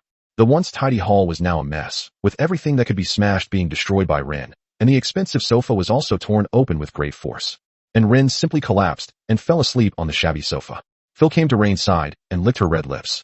Looking at the sleeping blonde boy, the effeminate noblewoman began to bend down and undress him. The next day, Ryan slowly woke up from his bed, feeling as if his anger had completely dissipated. "Young master, you're awake?" The blonde beauty, Heya, was sleeping by the bedside, her head resting on her 2 fair arms. Sensing the movement on the bed, she raised her head and opened her sleepy eyes. Heya. Upon seeing the beautiful woman, Ren wanted to do something again. But before he could make a move, the beautiful woman spoke first. "Miss Phil instructed that you must endure these 3 days, and then let Tulip help you take the crimson dragon blood fruit." Seeing the surprise and agitation in Ryan's eyes, she stroked his hair and patiently explained, as if comforting a spoiled child. "My dear, young master, this is all for your health, and," Heya said, a blush creeping across her face, "and also for everyone's happiness." "I understand." Ren took a deep breath. "Help me get dressed and wash up." Seeing how quickly he regained control of himself, a barely perceptible hint of relief flashed in Heya's eyes. The beautiful woman skillfully fetched a clean set of clothes and helped Rain change into them. With Hera's help, Rain quickly got dressed and washed up. Then, Ryan put his arm around his soft waist and asked, "Where's your good morning kiss today?" He looked down at the beautiful woman, who was just as blonde and blue-eyed as him, and kissed her directly. "Young master, no, it's okay, I can handle it." But the rule about the good morning kiss can't be broken. After a long while, the two finally parted ways. After finishing breakfast, Ren turned his attention to the 3 spirit pets that had eaten their fill. The food Sherry needs is a type of frostberry from the frigid north. These small, deep blue berries are covered with ice crystals that never melt, exuding the chilling aura of polar winds. Although Ren didn't understand why the beastmasters of all generations thought this was the best food for the frost phantom cat, when a cat should be eating fish. But since this is the experience that predecessors have summarized with countless efforts, and Shirley herself has shown great satisfaction, then Rain will not ask for trouble by feeding her anything else, since he can afford the price anyway. One is only worth 3 gold coins. These 3 spirit pets now consume 8 or 9 gold coins of Rain's every day, which is more than his own food expenses. Fortunately, Ren's treatment within the family has improved, and he now receives 500 gold coins as pocket money each month. After finishing his meal, Rain carried the 3 adorable creatures to the living room sofa and took out the crimson dragon blood fruit from the treasure box, handing it to Tulip. Sherry and Vivian immediately showed disgust upon sensing the fruit's aura. Only Tulip's large, orange jewel-like eyes lit up instantly. Silly master, is this for Tulip to eat?" "Of course not." Ren reached out and pinched Tulip's little face. "This is for me to eat, but of course, you can sneak a few bites." You should know how to help me take it more effectively. Humph, Tilipy said, hands on her hips. As the greatest and noblest plant-type spirit pet, the tulip flower fairy, nothing can stump Tilipy. After saying that, she picked up the fist-sized gem, which made Ren a little worried. Could she really handle a fruit that was about the same size as her? Tilipy, clutching the jewel, transformed into a streak of light and plunged directly into the contract codex, her voice still tinged with shyness. Perverted master, don't you dare peek. The more she said that, the more curious Ryan became. However, to respect the privacy of his own spirit pet, Rain decided not to let his consciousness enter the secret book to see what Tilipy was up to. He kissed Vivian, and the mermaid was so shy that she buried herself in Ren's arms and rubbed against him. No matter how many times she was kissed, Vivian always maintained the shy demeanor of a little girl. Wah, darling. Wah. The little cutie cried out nervously in Rain's arms, opening her mouth as if trying very hard to speak. Daddy, daddy. This surprised Ren. Vivian, this little rascal, she actually learned how to call him. Sweetie. What did you just say? Ren gently lifted Vivian's chin, his movements careful. Vivian tilted her little face up, her big, watery blue eyes sparkling with effort. Daddy, daddy, hug. A wave of overwhelming joy washed over Ren. He suddenly pulled Vivian into a tight embrace, as if trying to meld her into his own body, his voice filled with excitement and affection. Okay, I'll hold you. I'll hold my sweet baby forever. Bye. Your spirit pet Vivian, through extreme happiness and constant daily interaction, has begun to grasp a tiny bit of human language. Reward, 50 points. Current points, 440. Meow. Sherry's soft, sweet voice pulled Ryan back from his ecstasy. He picked it up like Ren did, gave it a big kiss, and said, You're my sweet baby too. Gurgle. Shirley squinted her eyes and made a snoring sound. You idiot master. You big idiot. A small golden figure flew out, hands on hips. Tilipy was clearly busy inside. All right. Ren could only kiss her cheek. Current points, 500. Then, sensing something was wrong, Ryan looked and saw that there was still red juice residue on her lips. Where's the fruit? Yes, the fruit flew into Tilipy's mouth by itself. Tilipy said, her eyes darting around, a hint of panic in her voice. There was nothing we could do. You mean, fruits similar to you automatically fly into your mouth? Ren's suspicion immediately made Tilipy burst into tears. She threw herself into Ren's arms, pounding his chest with her little fists. Wah, you silly master, what? Ren never expected that she would dare to complain after sneaking a bite. Chapter 48. Someone of your caliber, Hakamai, has no right to criticize me. What Tilipy found most unacceptable was the questioning from Ryan. Looking at the little darling in his arms, who was crying uncontrollably, Rain was at a loss for what to do. He could only delve into the secret manual to check on her condition.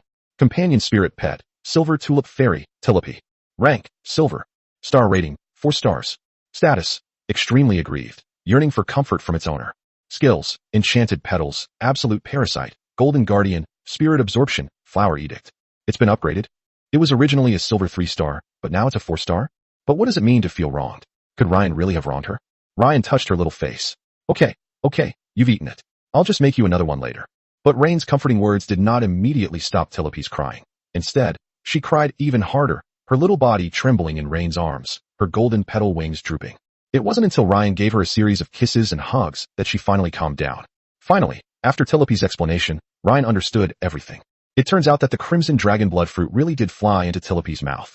Tilipy was worried about messing things up and being blamed by Rain, which is why she was so flustered when she came out. But how could a fruit the same size as her fly into her mouth by itself? And she actually dared to eat it. However, she didn't fully absorb the fruit's energy. She could empower the petals and give Ren a little bit each day. Could it be that the plant-based origins resonated with the crimson dragon blood fruit in some peculiar way? Confused, Ryan decided to ask Phil about it next time. After consuming the empowering petals containing dragon blood energy, Ren felt his entire body burning. This energy, combined with the dragon blood gold thread red obsidian within his body, produced a powerful reaction. But a real man is one who can endure. This is a trial of body and will. In short, after digesting this energy, Ren felt his physique gradually transforming. He felt that his current physical condition was comparable to that of a bronze-level knight. This is the benefit of having resources. This is the benefit of being kept by a super-rich woman. And of course, this is also related to Ryan's previous daily diet. For ordinary people who don't have much fat in their bodies, suddenly taking a lot of supplements will definitely cause problems. For 3 consecutive days, Ren spent his time like this. Eat, sleep, take empowering flower petals, and then refrain from touching women or having sex. For the past 3 days, whether it was day or night, Ren simply couldn't sleep. On the 4th day, having successfully overcome his tribulation, Ren was finally ready to unleash a combo attack on he. Young master, don't rush. Heya, I really miss you so much. The next day, young master. Heya will go prepare breakfast. The beautiful woman's voice, tinged with a tired hoarseness, only added to her allure. Let me farm this wave of minions first. Day 3, Day 4, Day 5. Rain's trial lasted only 3 days, but Heia's trial lasted 5 days. You ungrateful little brat. This is absolutely outrageous, you bad boy. On the morning of the 5th day, the blonde, blue-eyed beauty uttered only this curse before fainting. However, Ryan was in high spirits and finally got up to wash and dress himself. This was the first time he had ever tried to wear his own clothes. Although it was a bit troublesome, he managed to put them on, albeit clumsily. He went out with his 3 spirit pets and visited Selena and Phil, but both of these beautiful women were out doing quests with their students. Suddenly, Ren felt a little lost. He was not used to the days of lying down. With nothing to do, Rain decided to go to the Imperial Higher Academy's joint trial arena to try his luck and see how powerful his 3 spirit pets could be when they worked together. Imperial Higher School's joint trial platform. Light and shadow flowed beneath the enormous magical dome. Rain placed his hand on the sensor stone and selected single-player random match mode. With a ripple in space, he appeared in a scorching desert. This combat environment is very unfavorable for Ren. Then he saw 2 acquaintances, mentors Sean and Roger. In the last battle, Roger fought against all 3 of Rain's men by himself, but in a one-on-one fight, given Rain's previous strength, he definitely couldn't beat Roger. It's hard to say now. Ryan, what a coincidence. Sean greeted Ryan with a warm smile. In Sean's eyes, Ryan is now just a good-for-nothing who can't seize opportunities. How can someone who dares to refuse even the Empress's kindness succeed in anything? Therefore, there was a hint of disdain in his eyes. It is indeed a coincidence, Professor Sean and student Roger, Ryan replied neither humbly nor arrogantly. When Ren arrived at the trial stage, he hadn't seen the 2 players yet. Perhaps they had already entered the matchmaking phase and were waiting here. Therefore, Ren concluded that this was not a premeditated act. Enemies meeting are bound to be filled with hatred. Roger looked at Ryan, his eyes narrowing slightly. Ryan, coincidence and luck are not the same thing. Oh, Ryan raised an eyebrow, a hint of amusement in his voice. What does Roger have to say about this? It's a coincidence that we matched up, and it's also your misfortune. After his previous failure, Roger was determined to learn from his mistakes and work harder. Perhaps he didn't have a system like Ren, whose spirit pets advanced extremely quickly, but he also acquired a lot of good stuff from his father. If Phil can provide a silver spirit pet for Rain to contract, Roger, with the support of his family, can naturally find new spirit pets as well. He suddenly unfurled the silver codex, its light shining even brighter than ever before. The 3 spirit pets reappeared, but their appearance and aura were completely different from when they last fought. First was the stone-armored rhinoceros. Its originally dull stone armor was now covered with a flowing metallic sheen, as if it had been plated with mithril. 9 bronze stars. The thunder sable was also smaller, like a slightly larger cat, with arcs of electricity dancing around its body, tinged with a dark purple hue. As a ferret, it immediately hisses when it sees Sherry, a feline. Sherry merely glanced at it and ignored it completely. That look seemed to say, "You, a Hakamai of this level, have no right to criticize me." The thunder sable had never suffered such an insult. Its body suddenly erupted with a surge of purplish-black lightning. Old Wumambo ha. Although it's not a feline, it does understand Kazakh. No one knows what it said, but Sherry and Ren's arms suddenly got angry, jumped to the ground, and started hissing at the lightning sable. Woo. Huh. And Ryan and Roger just watched as the 2 cats hissed at each other. They didn't actually know what the 2 Hakamai were arguing about, but it was quite amusing. Seemingly noticing Ryan's surprise, Shirley quickly turned around, came to Ryan's feet, rubbed against his trouser leg, and meowed coquettishly. It seems to be telling Ryan that it is actually a lady. Seeing how human-like the other person's spirit pet was, Roger was momentarily envious. His thunder sable, aside from fighting and baring its teeth, had never tried to be cute with him. Chapter 49. Roger almost got sick from anger. Sean watched Shirley's rapid change of expression, then pushed up his glasses. A very promising spirit pet. It seems that Instructor Captious dowry is quite substantial. While the engagement between Ryan and Phil might not be common knowledge within aristocratic circles, Sean and Phil, being both instructors at the academy, were somewhat aware of it. As for how we know this cat is part of the dowry, because the Frost Phantom cat is a unique spirit pet of the Northern Territory. If it wasn't given to Ren by Phil, who else could have given it to Ren?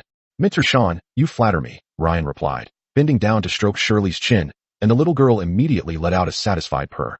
Since you're all ready, let's begin. Sean coughed lightly. The crossover match isn't for you to watch your spirit pets argue. Upon hearing this, Roger suddenly turned to Instructor Sean and said, Instructor Sean, I request that this battle be broadcast live. Shouldn't 2 silver contract master students be entitled to that? Oh, this is a bit difficult. Sean stroked his chin, feigning embarrassment. After all, this is your privacy. What if Ryan refuses? I believe Ren won't mind. After all, having all the students from the higher academies observe 2 silver contract masters fighting will allow others to gain some combat skills and experience. What do you think? Ren frowned slightly. Roger still dared to be so arrogant even knowing that he had 3 silver spirit pets? Of course, This might also be because the terrain gave him some confidence. If the battle between the two is broadcast live, the students on the matchmaking platform can observe and analyze their tactics, the characteristics of their spirit pet skills, and even their weaknesses in real time. For any contractor, this means exposing their trump card to potential future opponents. Roger's move was simply to defeat Ryan in front of everyone and save face. But didn't Ryan also want to do that? Even among noble young masters, there is no shortage of fierce fighting and bullying. Trampling on the other is considered to bring honor to one's own family. Right now, Ren lacks influence within the family. Of course I agree. Ren's lips curled into a smile, and his emerald eyes shone with confidence. It's a contribution to the academy to allow other students to observe and learn. Very good. Sean's eyes flashed with a sharp light, filled with anticipation for the duel. He raised his hand and drew several runes in the air, and an invisible wave spread out from him. Announcement from the matchmaking platform. The Silver Contract Master Duel, Rain Velvet vs Roger August. Live spectating access is now available. Outside the arena, the students from various academies were slightly taken aback by the coordinated action of the Imperial higher schools. Real-time spectating access hasn't been available for many years. Generally, unless there's a deep-seated grudge, people choose to keep a low profile. Not only students from the Imperial Knight Academy, Magic Academy, and Alchemy Academy, but also students from the Imperial Academy of Arts, Imperial Academy of Politics, and Imperial Academy of Military Sciences have access to this collaborative platform. After all, students from political science and art colleges are actually contract masters, magicians, and knights, so they occasionally practice on the collaboration platform. Many young ladies from wealthy families have started taking out gold coins and scrolling through the screen with comments. Wow, is that Violet? He's so handsome. He's practically the epitome of a cool, aloof nobleman. Rain, you really need to transfer to the Imperial Academy of Arts. Those uncouth guys at the Beast Taming Academy don't understand your beauty, much less your talent. Shut up. Rain is the jewel of our Beast Taming Academy. The Art Academy can go to hell. Stop arguing. Listen to me. Rain, I want to have your babies. Humph, he's just the son of a concubine, relying on his looks and luck. The little mermaid is so cute. She looks so shy, I want to hug her. Various bullet comments appeared on the screen, and even in this virtual space, the three of them, including Rain, could see them. Roger was furious to see that no one was paying attention to him, and that Ryan had stolen all the limelight from him. Rain Verlit, Roger roared, his voice distorted with extreme anger. Don't get too cocky. He's getting anxious. He's getting anxious. Oh, our young master is getting anxious. As soon as Roger finished speaking, a female fan of Ryan immediately started posting sarcastic comments about Roger, especially since Roger didn't even know who she was. It was infuriating.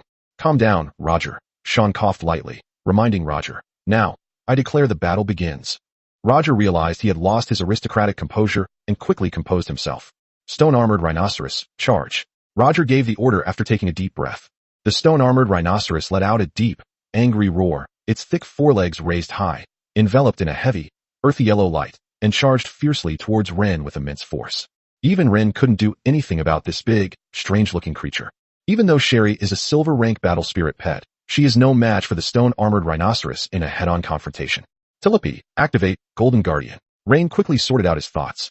Vivian, prepare, Thunderstorm. Sherry, activate, Winter's Protection. As soon as Ren gave the order, the enemy's lightning sable flashed to Ren's side, while a steel needle feather eagle began to fire out thousands of steel needles. A few tulip petals covered Rain and his spirit pets. Wah! Vivian gasped for breath, laboriously conjuring a thundercloud, ready to unleash thunderous raindrops at any moment. Unfortunately, in the desert terrain, Sherry and Vivian's combat power was greatly reduced, as there was very little ice and water elemental energy in the space. Seeing the mermaid panting with her tongue sticking out, Rain quickly gave her a reassuring look. The thundercloud had shrunk considerably and appeared to be on the verge of collapse, as if it could be blown away by the hot desert winds at any moment. While the stone-armored rhinoceros boasts extremely high defense, it is also incredibly cumbersome, rendering it practically useless against Ren's three spirit pets. Because both Telepede and Vivian can fly, one has wings, and the other can conjure a ball of water elemental cushion to float in the air. As for a cow trying to bump into a cat, that's simply wishful thinking. So the big rhinoceros charged straight at Ren, and the three little cuties didn't really have any effective way to stop it. Fortunately, Ren's physique is no longer what it used to be, and he dodged the long horn that the stone-armored rhinoceros was charging at him by slightly turning his body. Taking advantage of this opportunity, Sherry teleported directly to the Thunder Sable. Thunder Sable was surprised by how fast this cat was. It tried to dodge, but it was too late. When Shirley slaps down with her paw, it's no joke. Chapter 50 Sean unleashes his power. Umazuli. Sherry slashed down with her claws, leaving a deep, bone-revealing wound on the Thunder Sable's belly and ribs. However, the wound was frostbitten by the cold air and did not bleed. The Thunder Sable cried out in pain, letting out a scream Roger had never heard before. Ashiga. Rain never expected that the two spirit pets would almost sing the entire Hakamai song during their fight. Oh, little Shirley is so cute. Mommy loves you, keep it up. Roger was truly heartbroken to see his pet injured, while people cheered from the sidelines. Perhaps, the difference between him and Rain is that his contracted spirit pet isn't cute enough? The steel needle eagle fired a volley of steel needles, all of which hit the golden protective clothing of Rain and the others, without having any effect whatsoever. It didn't even dare to get too close to Rin and the others, especially when it saw Vivian. Its eagle eyes held a look of horror. Rain, you've really angered me. Roger spread his hand, revealing a silver tome in his palm. I'll show you my newly contracted spirit pet. A violent black aura extended from the secret manual, spreading continuously until it finally condensed into a humanoid figure nearly 2 meters tall with a hunched back. It was not a pure shadow, but rather a creation forcibly pieced together from rotting corpses and solidified darkness. Its withered skin clung tightly to its bones, presenting a deathly gray color, and its body was shrouded in an ever-present black corpse aura. This unidentified creature had no facial features, only 2 empty eye sockets, from which shone a scarlet blood-red light. A dark-type silver 4-star spirit pet, the Dark Mist Corpse Demon. The dark, misty ghoul spoke in a human voice, its tone filled with hatred and mockery towards the living. You brat from the August family, tell me, who are you going to kill this time? Before Roger could answer, it swept its gaze over Rin and the others, and upon seeing Tulip, its tone was filled with hatred. Light-type flower fairies, what damned creatures. His eyes then skipped over Vivian and landed on Sherry. Oh, what an adorable little white kitten. Let me eat her. Ink Ghost, take them out for me. Just name what you want, Roger said confidently, revealing his trump card. Mogoe sneered. Remember what you said. If you fail to do so, all your spirit pets will die.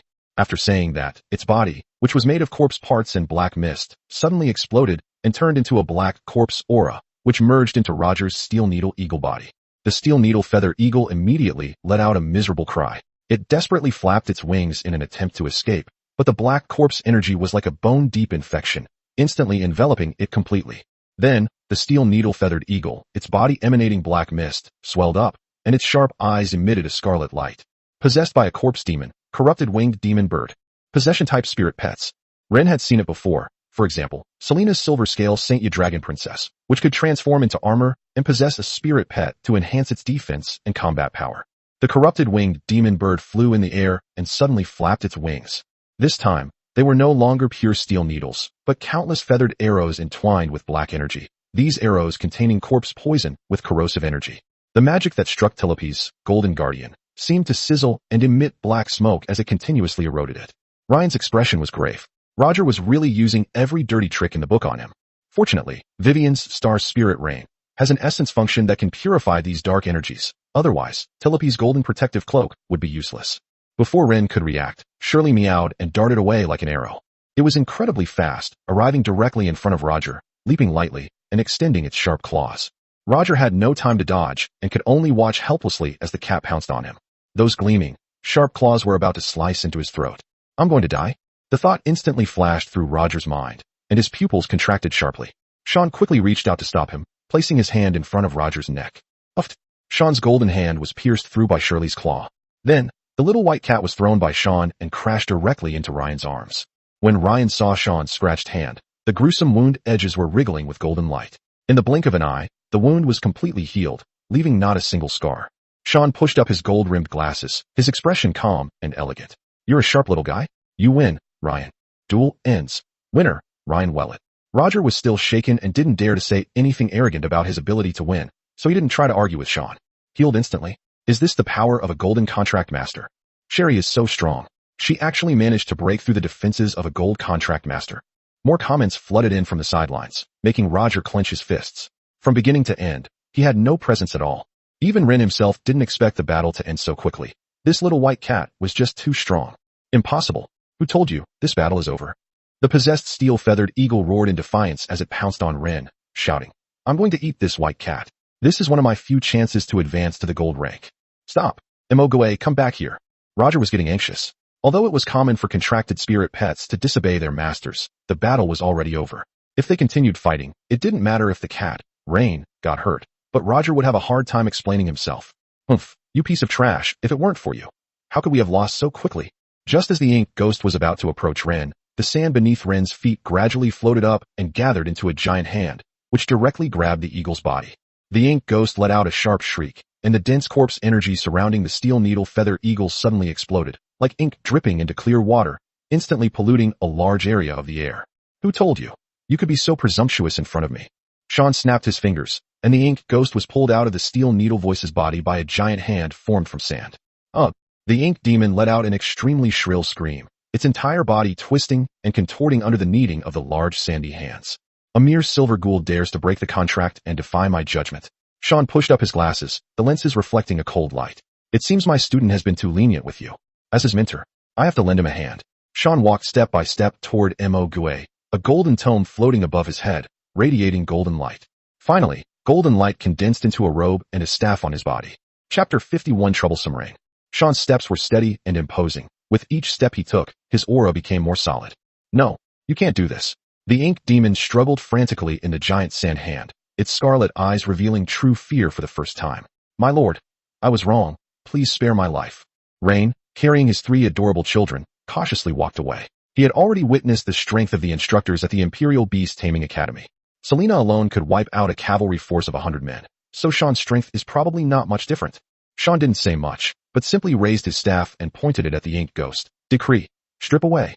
The ink demon let out a miserable howl. Its body was originally composed of black mist and rotting flesh, but now these two substances were split in two.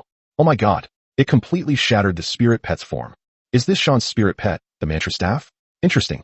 Comments kept floating in the space, but Sean ignored them. Decree purify. The gem at the top of the staff now emitted a pure white light. The ink ghost felt its soul and body being constantly burned, as the black mist and rotting flesh gradually dissipated. Order. Restore. The black mist that was about to completely dissipate, and the rotting flesh residue that had just turned to ashes began to converge in reverse, as if a rewind button had been pressed, in a way that defied common sense. With just 3 decrees, the ink demon was plunged into a cycle of torment until it completely submitted. The mantra staff and the 9 laws are far too powerful, they really need to be nerfed. Ryan observed the barrage of comments appearing in the space, and it was clear that there were quite a few mentor-level figures observing Sean as well. Finally, he didn't know what happened, but he was teleported back to the platform. Holding his 3 spirit pets, Rain quickly returned to his dormitory. The gold contract masters are simply too powerful. Ren didn't even realize their strength. If they were deployed to the countryside, who could possibly stop them? This is the essence of the capital city. They would rather be a mentor in the capital than a local tyrant in the countryside. The capital city is the core of power and the embodiment of the Empire's heritage. If Ren wasn't mistaken, Sean's so-called mantra staff should be an order-type spirit pet, which made him envious. The heavy, carved wooden door closed behind him, and Rain returned to his own building. Heya had already woken up and finished dressing and washing up. When the beautiful woman saw Ryan, a hint of panic was hidden in her eyes. But she quickly concealed it and quietly approached Ryan. Young master, you're back? Hiss.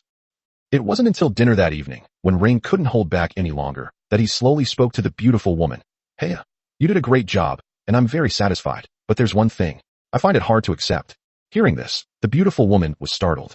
She had clearly done her best to serve her little boy, so how could there be any dissatisfaction? Young master, is there anything Heya did wrong?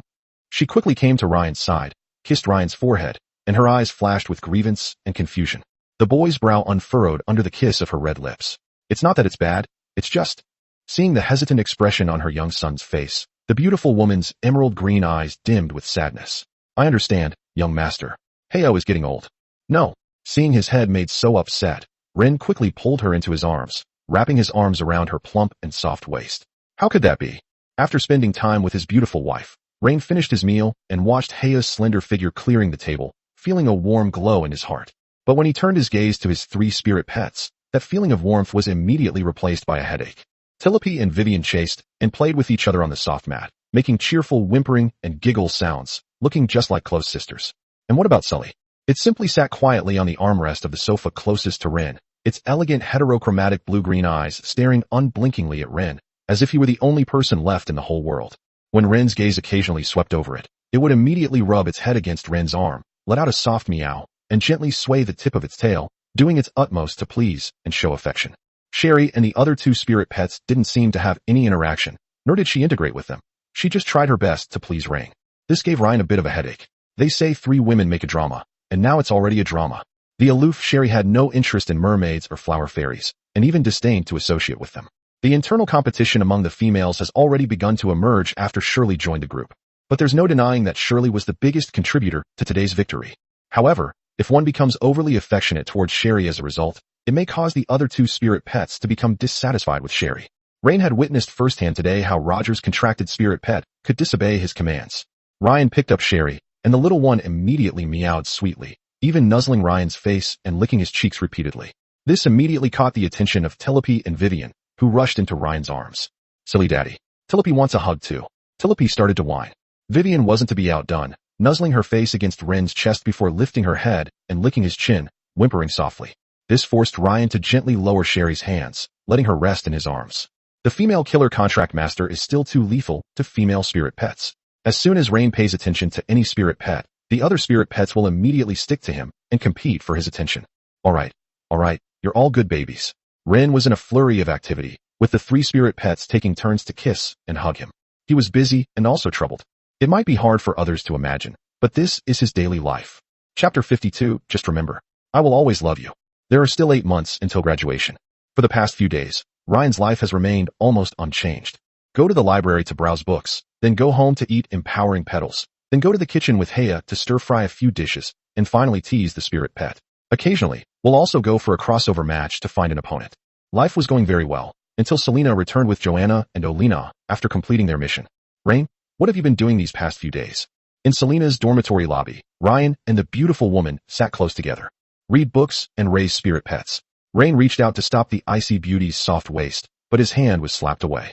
Don't get physical after just a few words. Selena rolled her eyes at Rain. Even though you can't go out on commissions right now, you can't neglect your practical skills, understand? I know. I've been going to the matchmaking event. Ren grabbed Selena's soft hand. The icy beauty struggled a few times, but then let Ren hold her. Those few struggles seemed like just a token gesture. That puts my mind at ease. Selena picked up her coffee and took a sip. By the way, now that you don't have any academic worries, have you thought about where you'll go after graduation? Upon hearing this, Ryan seemed to suddenly remember that he would soon be parting ways with this icy beauty after graduation. Professor Selena, what about you? Are you staying or? The icy beauty held up her index finger to Ren's lips. I don't intend to stay as a mentor. Why? Ren asked, a hint of confusion in his eyes. Logically speaking, being a tutor at the Beast Taming Academy should mean receiving very good treatment. Because I have finally waited for the person I was meant to wait for. Selena gently stroked Ren's hair, her eyes filled with affection. Professor Selena, have you met a man you like? Ren gave a wry smile. How could a woman like her be willing to be someone's concubine? Besides, it would indeed be awkward to marry the same man as her best friend. No. Selena blushed as she said this. I've been waiting for you to come to the Beast Taming Academy. What? Ren asked, somewhat puzzled. You were waiting for me? Pepe, another lady, and I were all your mother's students. A hint of sadness flickered in Selena's eyes as she said this. Professor Eleanor was a benefactor in our lives. Eleanor, which is the name of Rain's birth mother. When we went to Azure Harbor to carry out the mission, our mentor met your father. We even joked that we wanted to be mentors in the academy and teach her children in the future. Unexpectedly, nearly 20 years have passed in the blink of an eye. So Sean is actually ridiculous. Pepe and I never thought about promotions or anything like that. We just waited here for you and made sure you left the academy safely. What about after I graduate? Ryan continued to ask, still harboring many questions, such as why his mentor, Phil, wanted to marry him. Once you graduate, I'll resign and return to the Elven Forest in the southwest of the Empire, Selena said earnestly, holding Ren's hand and patting the back of it. In the future, you might stay in the capital as a court musician, or you might return to Azure Harbor. The Villet family isn't like other families, to be honest. I don't want you to go back. At the very least, you could go back to the north with Pepe. Although, before Selena could finish speaking, Ryan grabbed the back of her head and kissed her. Rain's kiss carried an undeniable force, but also a hint of frustration at being kept in the dark in the arrangements of fate. This time, the icy beauty's eyes no longer showed shock and resistance, but instead were filled with complex emotions, followed by affection and acceptance. She wrapped her jade-like arms around Ren's neck, responding to him. After a long while, their lips parted. Are you satisfied now? You little bastard who's pushing your luck. Selena's beautiful, icy blue eyes glistened with tears, but when she saw Rain's gloomy gaze, her heart skipped a beat. Mentor Selena, why are you doing this? Rain grabbed Selena's shoulders with both hands. You gave me a mermaid, took good care of me, and even if I did something to you, you would forgive me, all because of my mother. Mentor Phil married me, also because of my mother. Even being forcibly kissed by me was a response because of that so-called favor? Ren's tone carried a hint of resentment. Is this your charity, or a mission? No. Ryan, listen to me. The icy beauty hurriedly began, her voice trembling with panic. In my heart, you will always be. Forever what? Forever a little kid you need to take care of? Ren clenched his fist. Or a vessel for your emotional attachments to your mentor? I thought our relationship was normal, that we were attracted to and admired each other. I never expected you to tell me that it was all a deliberate arrangement. It doesn't matter to me at all that my mentor, Phil, is willing to marry me. Because in aristocratic marriages, people always want to sell themselves for a good price. If someone is selling, someone will buy. At the very least, there's some kind of mutual benefit between us, and I might even be able to get a title from my father in the future. But Master Selena, I love you. Rain's voice was firm and resolute. Not because you are a gold contract master, not because you are an elven noble, but because of your tolerance towards me and the warm care beneath your cold exterior. But I only get close to you because I like you, and all your responses to my closeness are based on gratitude towards my mother. Is that right? Mentor Selena, Before Ren could finish speaking, the icy beauty kissed him, passionate yet tender. She cupped Ryan's face in her hands, gazing into his eyes through teary eyes, and this time her kiss was fierce. In the hall, Selena's twin butterflies and 3 spirit pets, including Rain, watched from the side. Their lips parted, tears welled in Selena's eyes. Rain, you're a good boy. Perhaps in the years to come, we'll be separated. But you must remember one thing. Just remember, I will always love you, so don't be afraid. No matter how time fades, no matter how the world changes, I will always, forever love you. Always, forever. I will embrace you every single moment. Even though you are Eleanor's child after we met, in my heart, I have already considered you my own. Chapter 53, Are You Still a Good Kid? Rain didn't return home all night, and he was very worried at home. Fortunately, Selena's maid came to Rain's dormitory and told he that Rain was training at Selena's house. This put the beautiful woman at ease, as her biggest worry was that Ryan would cause trouble at the academy. This is a prestigious university in the capital, and there are countless students with backgrounds far superior to Ren's. She wanted Ryan to take her to a pure land, a place where no one could hurt her. Even if she were just a baron in the countryside, she could take care of Ren for the rest of her life, until she grew old. But the thought of Rain not returning home all night at Selena's house brought a shadow of sadness to her eyes. Bad boy. Do you know? Heya is waiting for you. With Mijala's investment, Ren became insatiably demanding. Even a stunningly beautiful woman like Selena felt that the magic within her body was too abundant. It's obvious that he overdid it during cultivation. In Selena's bedroom, filled with the cool fragrance of flowers and a romantic atmosphere, she never imagined that the boy she had watched grow up would have such an aggressive side. Rain gently pulled the exhausted Selena, who was about to fall asleep, into his arms. Feeling the warmth of Rain, Selena looked up, her eyes filled with both charm and reproach. Next time, don't stay up this late like this again. And you're not allowed to use that name anymore. It's just too embarrassing. Ren gave an awkward smile. This was just a habit. He whispered those 2 words into the ear of the icy beauty. You. Selena was instantly embarrassed and angry, clenching her fist and punching Ryan's chest. You child. You have no shame. I told you not to call me that. The icy beauty had clearly never encountered such a clingy boy before. He dares to say anything, but when he thinks about how his mother died shortly after his birth, he clearly lacks some love. A look of tenderness flashed in her eyes as she hugged Rain tightly. From now on, you can only tell me quietly. Rain felt a little suffocated by this tenderness and indulgence, which resembled maternal pampering. If this continues, he won't dare to lose his temper anymore. Sure enough, no man can resist this kind of maternal embrace. In the evening, Ryan and Selena had dinner together. The two had already finished washing up, and as for Selena's feelings for Ryan, throughout that night and day, Ren had already sensed it. However, the icy beauty returned to her previous state, seemingly unaffected by her previous interactions with Rain. Rain, I've said it so many times, no matter how much your mother... no. The icy beauty quickly corrected herself. No matter how much I spoil you, you have to behave yourself when you're eating. That's aristocratic etiquette. I understand. Ren sat back down in his chair and picked up his knife and fork. Professor Selena, then after I graduate you... The icy beauty slammed her hand on the table, which trembled as she said, You little rascal, didn't I already say that we would still have musical exchanges after graduation? Are you still a good child? You're not allowed to question me. Do you understand? At this moment, Selena directly demonstrated her authority, displaying an air of absolute majesty. Meanwhile, Rain stood up and went to Selena's table, sat on her lap, and snuggled into her arms, using the same tricks he used as his junior. So after I graduate, you'll still stay by my side, right? Bad boy. Selena was still a little unable to accept this relationship, and even unable to adapt to the clingy change in Ren. Following you, okay. Now get back to your seat. This is simply disobedient. Upon receiving the reply from the icy beauty, Ryan smiled gently and kissed Selena's cheek. You're the best. Hearing such an unreserved confession, Selena's emotions erupted.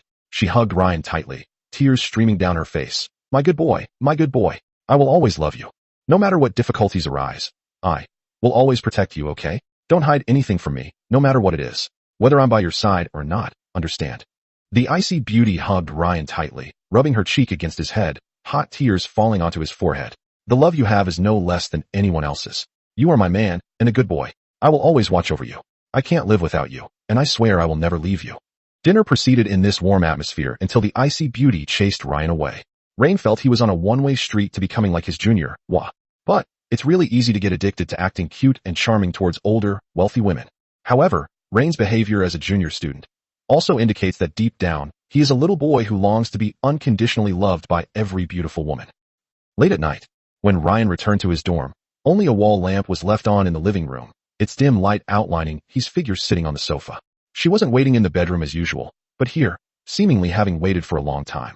Upon hearing the door open, she immediately stood up, her face showing undisguised worry and a hint of exhaustion. Her tense shoulders relaxed slightly when she saw Ryan walk in unharmed. "Young master, you're back." Her voice was as gentle as ever, but Ryan sensed a hint of melancholy in it. When Rain went out on commissions before, he would not have shown such an expression or sound. But today, he learned that Ryan had stayed overnight at another beautiful woman's house. Even though she was a maid, she had taken care of Ren since he was a child. This time, there was a hint of distance in her gesture as she took the clothes from Ryan. She knew that Ryan was engaged to another woman, but it didn't matter, because she knew that Ryan had always placed some kind of emotional attachment on her. However, one day, a more noble and more useful, mature and beautiful woman attracted Ren. She was in great distress. Selena is equally mature, equally alluring. She can do even more than Hea, because she can help Ren grow. But all she could do was take care of Ren's basic needs. One day, this little boy will also get tired of her being old, and tired of her being useless, seemingly having no purpose other than cooking, washing clothes, and keeping warm. There are so many women who are more mature and beautiful than her. One day, this little boy will get tired of her. After all, this little boy she has taken care of since he was a baby has met too many beautiful women. The more Hea thought about it, the more she couldn't suppress her emotions. This little boy, whom she always doted on, might be being pampered by other older, beautiful women somewhere, without her knowledge. As Rain looked at he, who was undressing him, he suddenly began to sob, momentarily at a loss for what to do.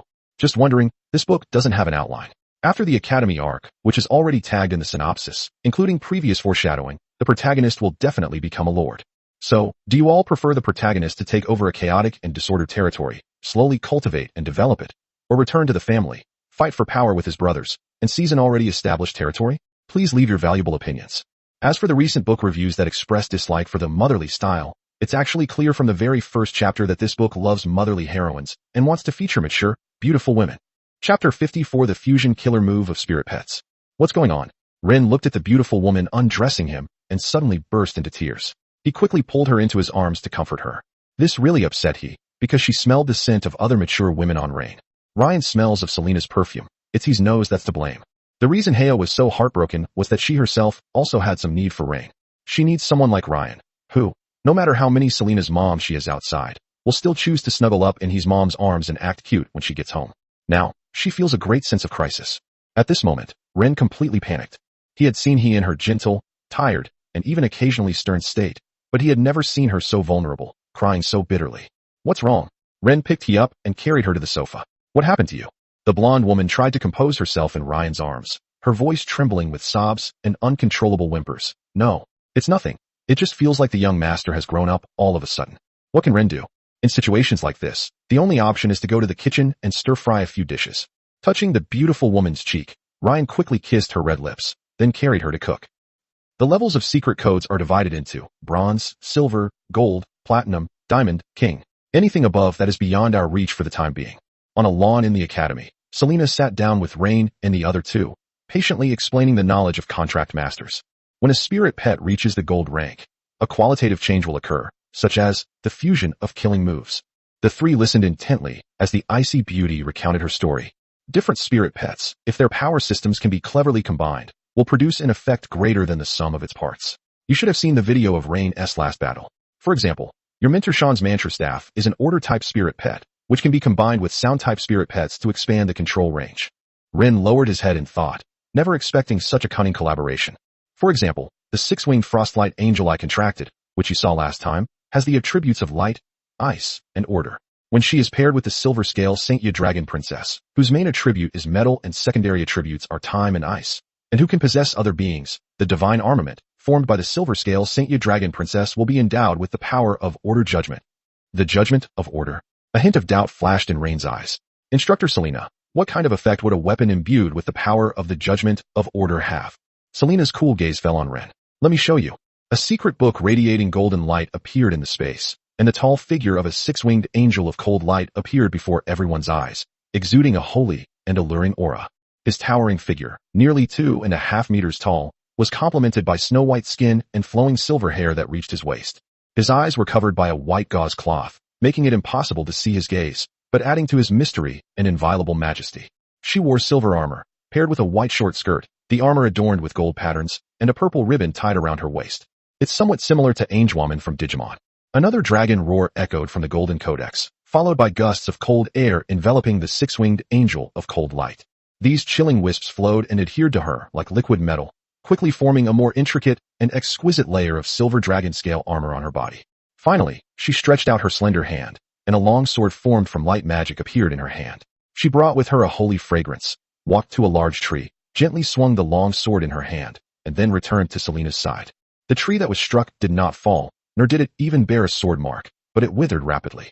Within a few breaths, the lush canopy turned from verdant green to withered yellow, the abundant leaves fell like a torrential rain, and the thick trunk withered and cracked at a visible speed, the bark peeling off to reveal the rotten wood inside. The three of them, including Rain, were shocked. Selena's spirit pet was incredibly powerful. This is the power of judgment. When the sword of judgment in her hand strikes a target, the power of judgment begins to unleash its power, sentencing the target to death. Silver Scale Saintess Yelong Princess can then use this power of order to swiftly activate time attribute magic, instantly stripping the target of all their time. At this moment, Ren couldn't help but ask again, how is this different from directly using time magic?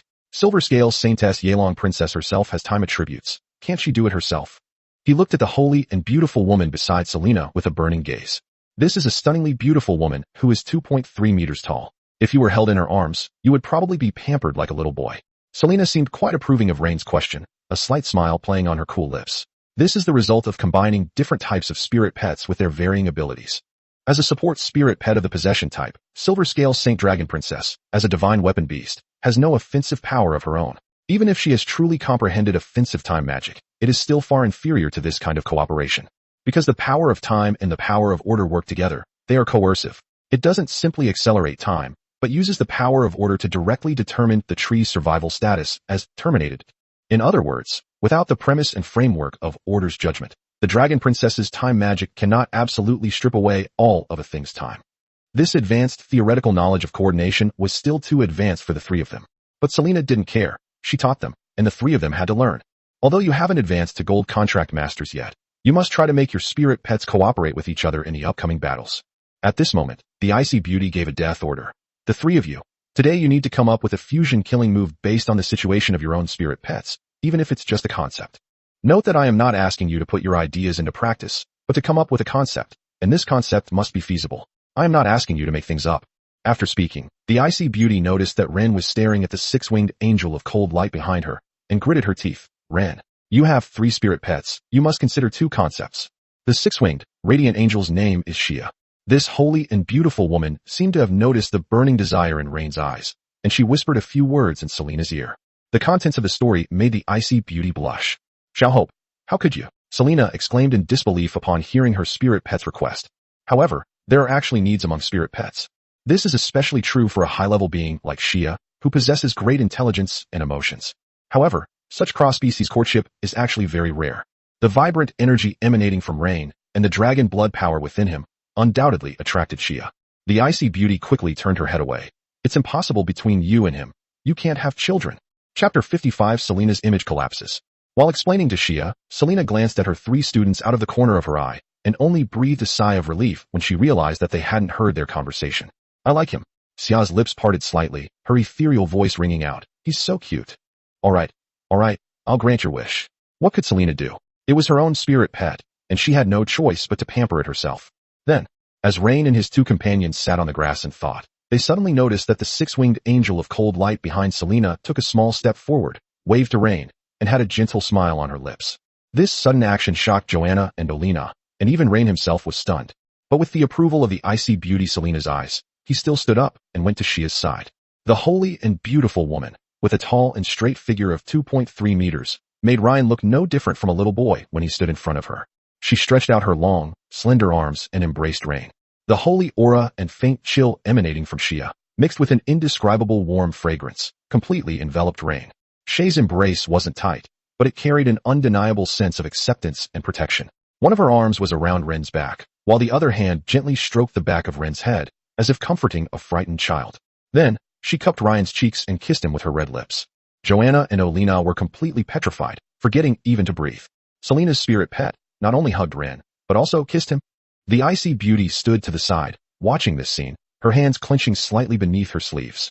After a long while, Shia finally stopped Rain from pleading with her. She stroked Rain's hair and whispered in his ear, "The light is with you, child." Bye. Congratulations, host, on obtaining the blessing of the golden spirit pet, six-winged cold light angel Shia, the favor and protection of the Holy Mother of Light. Blessed and protected by the Mother of Light. Within 10 days, the host's attractiveness to angel-type female beings will double. Reward points, 200. Congratulations, host, you have received an invitation from the golden spirit pet, six-winged cold light angel Shia. Shia wishes to have a duel with you. Reward points, 200. Current points, 1350. For the past 5 days, Rain has been interacting with his pet, earning 90 points every day. With the added affection from Xia's mother, I gained another 400 points. Before Ren could react, Xia looked at Selena, and after receiving the latter's nod of agreement, she carried Ren on her shoulder and then led him into the secret space. Mentor, where are they going? Joanna was stunned. Her brain had completely shut down. Selena didn't know how to answer for a moment. Xiao Hope likes that kid Ren quite a bit, and is planning to take him for some special training. Joanna and Olina exchanged a glance, and both girls could see the shock in each other's eyes. This must be some kind of unorthodox special training. Selena didn't finish teaching until evening and returned to her dormitory. She sat down on the sofa in the lobby, her hand holding the coffee cup trembling slightly. What is wrong with me? The icy beauty's blue pupils trembled. Why did seeing that scene make me feel? Selena had expected herself to feel jealous, envious, or angry, but that wasn't her true feeling. When she saw Ryan embracing another woman in front of her, she felt a surge of anticipation. Finally, she decided to delve into the secret manual with her consciousness and observe. Once the idea surfaced, it became irresistibly tempting. That evening, Rain finally emerged from the secret manual. His clothes were somewhat disheveled, but his eyes held a great sense of satisfaction. As Ren looked at the messy hall, a hint of confusion appeared in his eyes. Instructor Selena? The icy beauty saw Ren come out and hugged him tightly, saying, I'm so sorry. I'm so sorry. Rain never expected that after his beautiful wife he cried in his arms last night, Selena would pull the same stunt tonight. What exactly happened? Selena's voice choked with sobs. I'm finished, Ren. Please, go to the secret realm one more time. I'm begging you. At this moment, Selena's icy image in Ren's mind completely collapsed. Ryan could see a range of emotions in Selena's eyes. Chaos, pain, struggle, and a near-desperate vulnerability, including enjoyment.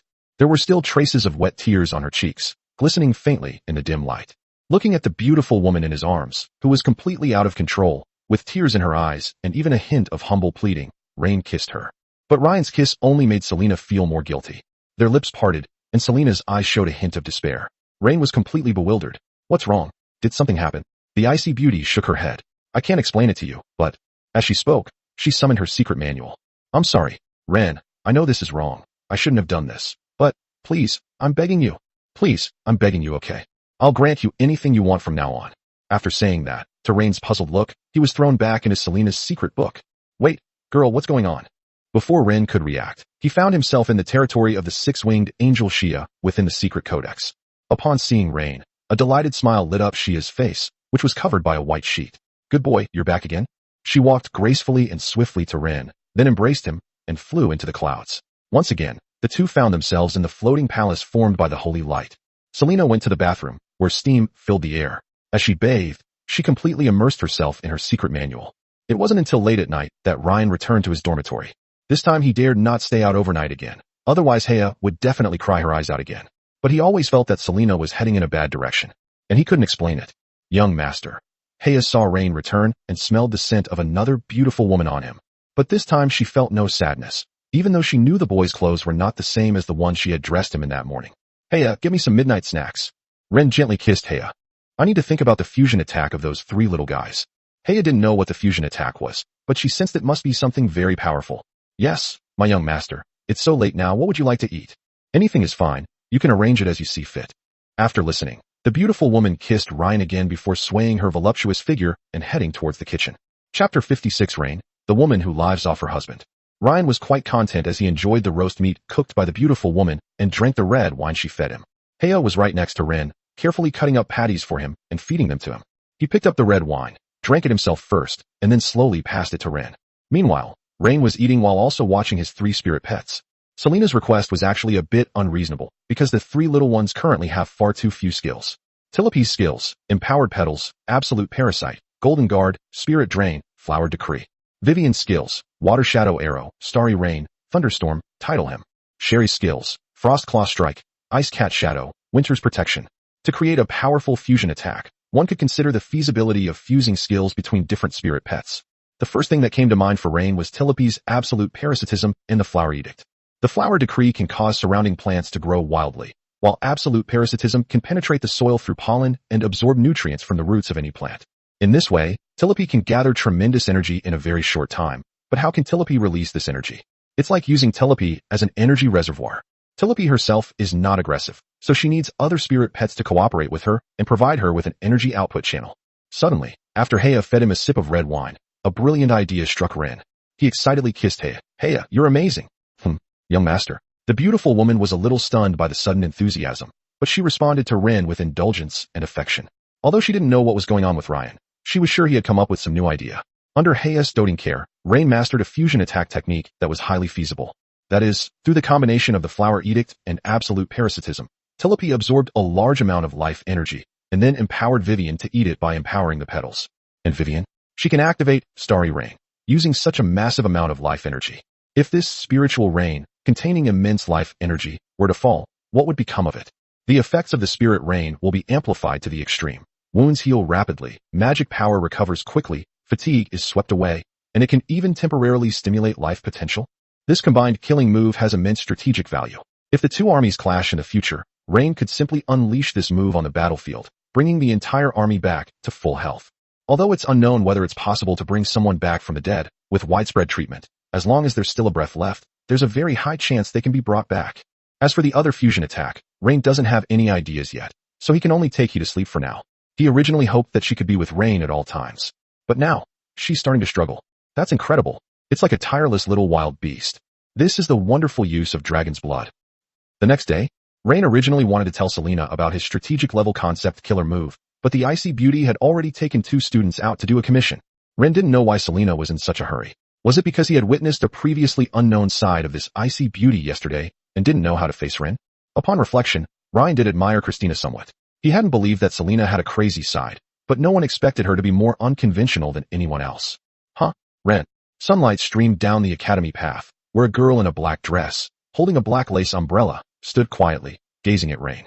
A gentle breeze ruffled her neat, short, flaxen gray hair, and her purple eyes gleamed with a mischievous and curious light in the shadows beneath the umbrella. "What a coincidence, I was just about to look for you."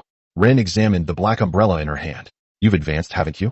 Christus feigned surprise, lightly covering her lips with her gloved hand as she approached Ren with elegant steps, leaving behind a sweet rose scent.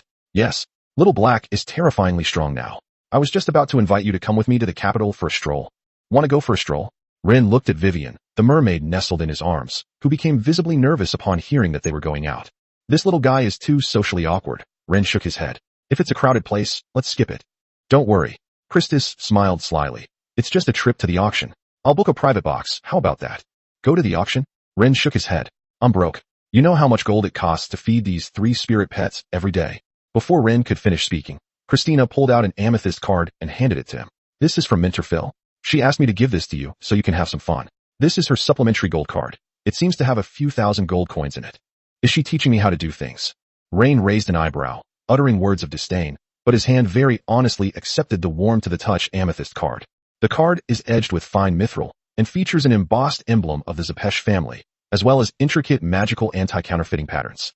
Seeing Rain's shameless act of taking advantage of her, Christine couldn't help but chuckle, her purple eyes curving into crescents.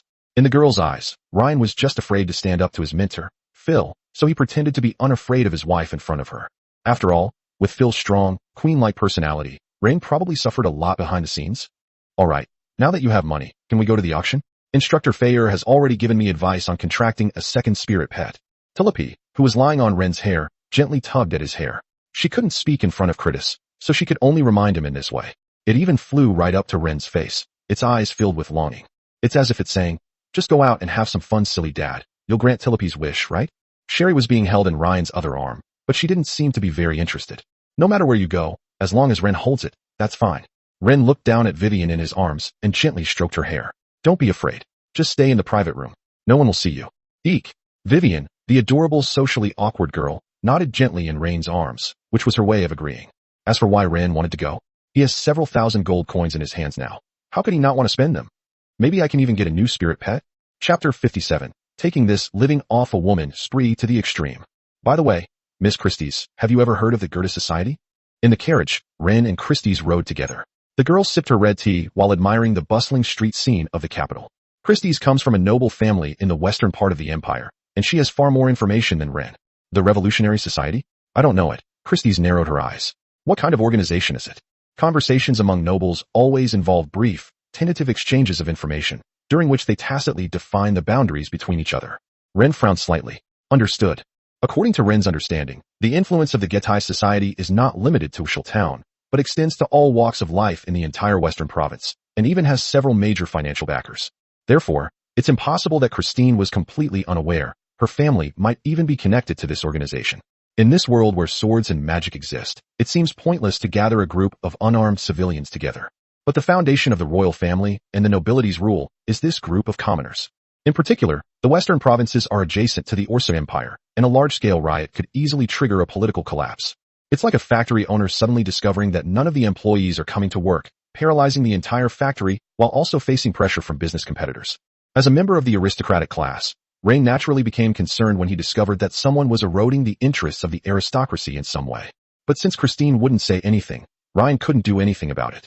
Rain picked up his teacup, gently stroking the warm porcelain with his fingertips, and looked out the window. Did Professor Phil say that I should take pictures of anything? A seraph's pet spirit egg, Christie said softly. Just enough money she gave you. Upon hearing this, Ryan felt a strong sense of unease once again. He was pampered by Selena's spirit pet, the six-winged angel Shia, just yesterday, and even received Shia's blessing. Today his fiancé, Phil, asked Ryan to buy an angelic pet egg. Could this be a coincidence? Selena and Phil's relationship has become so close that they even talk about such private matters? What were these two aloof and beautiful women thinking? So, Phil even knows about his relationship with Selena? I have a feeling that these two women have been sparing no effort in nurturing me, pouring resources into me, paving the way for me, and even sharing information about my growth progress and any details. It was as if they were treating Ryan as a collaborative creation, or rather, like their own child, taking meticulous care of him and planning his future in an almost maternal way. Selena gave him knowledge, opportunities, and favoritism, while Phil offered him power and wealth, even using herself to marry Ryan. Ryan had previously been quite pleased with himself for being able to navigate relationships with several mature women, and even for subtly gaining the upper hand. But now it seems, in the eyes of these two beautiful women, he is like a child who, although somewhat lewd and mischievous, can be manipulated at will. Because he had absolutely no privacy in front of these two mature women. I reckon even the color of his clothes became a topic of conversation between these two beautiful women. Safi Auction House, located in the heart of the capital of the Tai Luo Empire, has been established for nearly 800 years.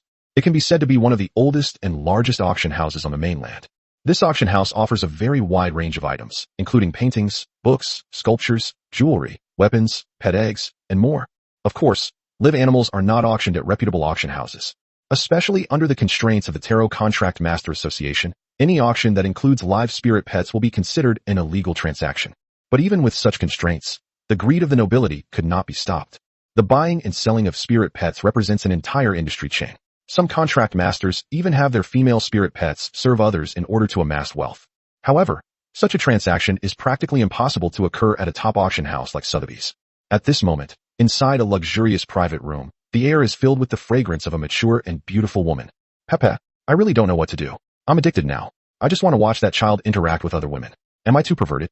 A stunningly beautiful woman with silver hair and blue eyes, and a cold and aloof woman with black hair and a high ponytail, sat on a sofa.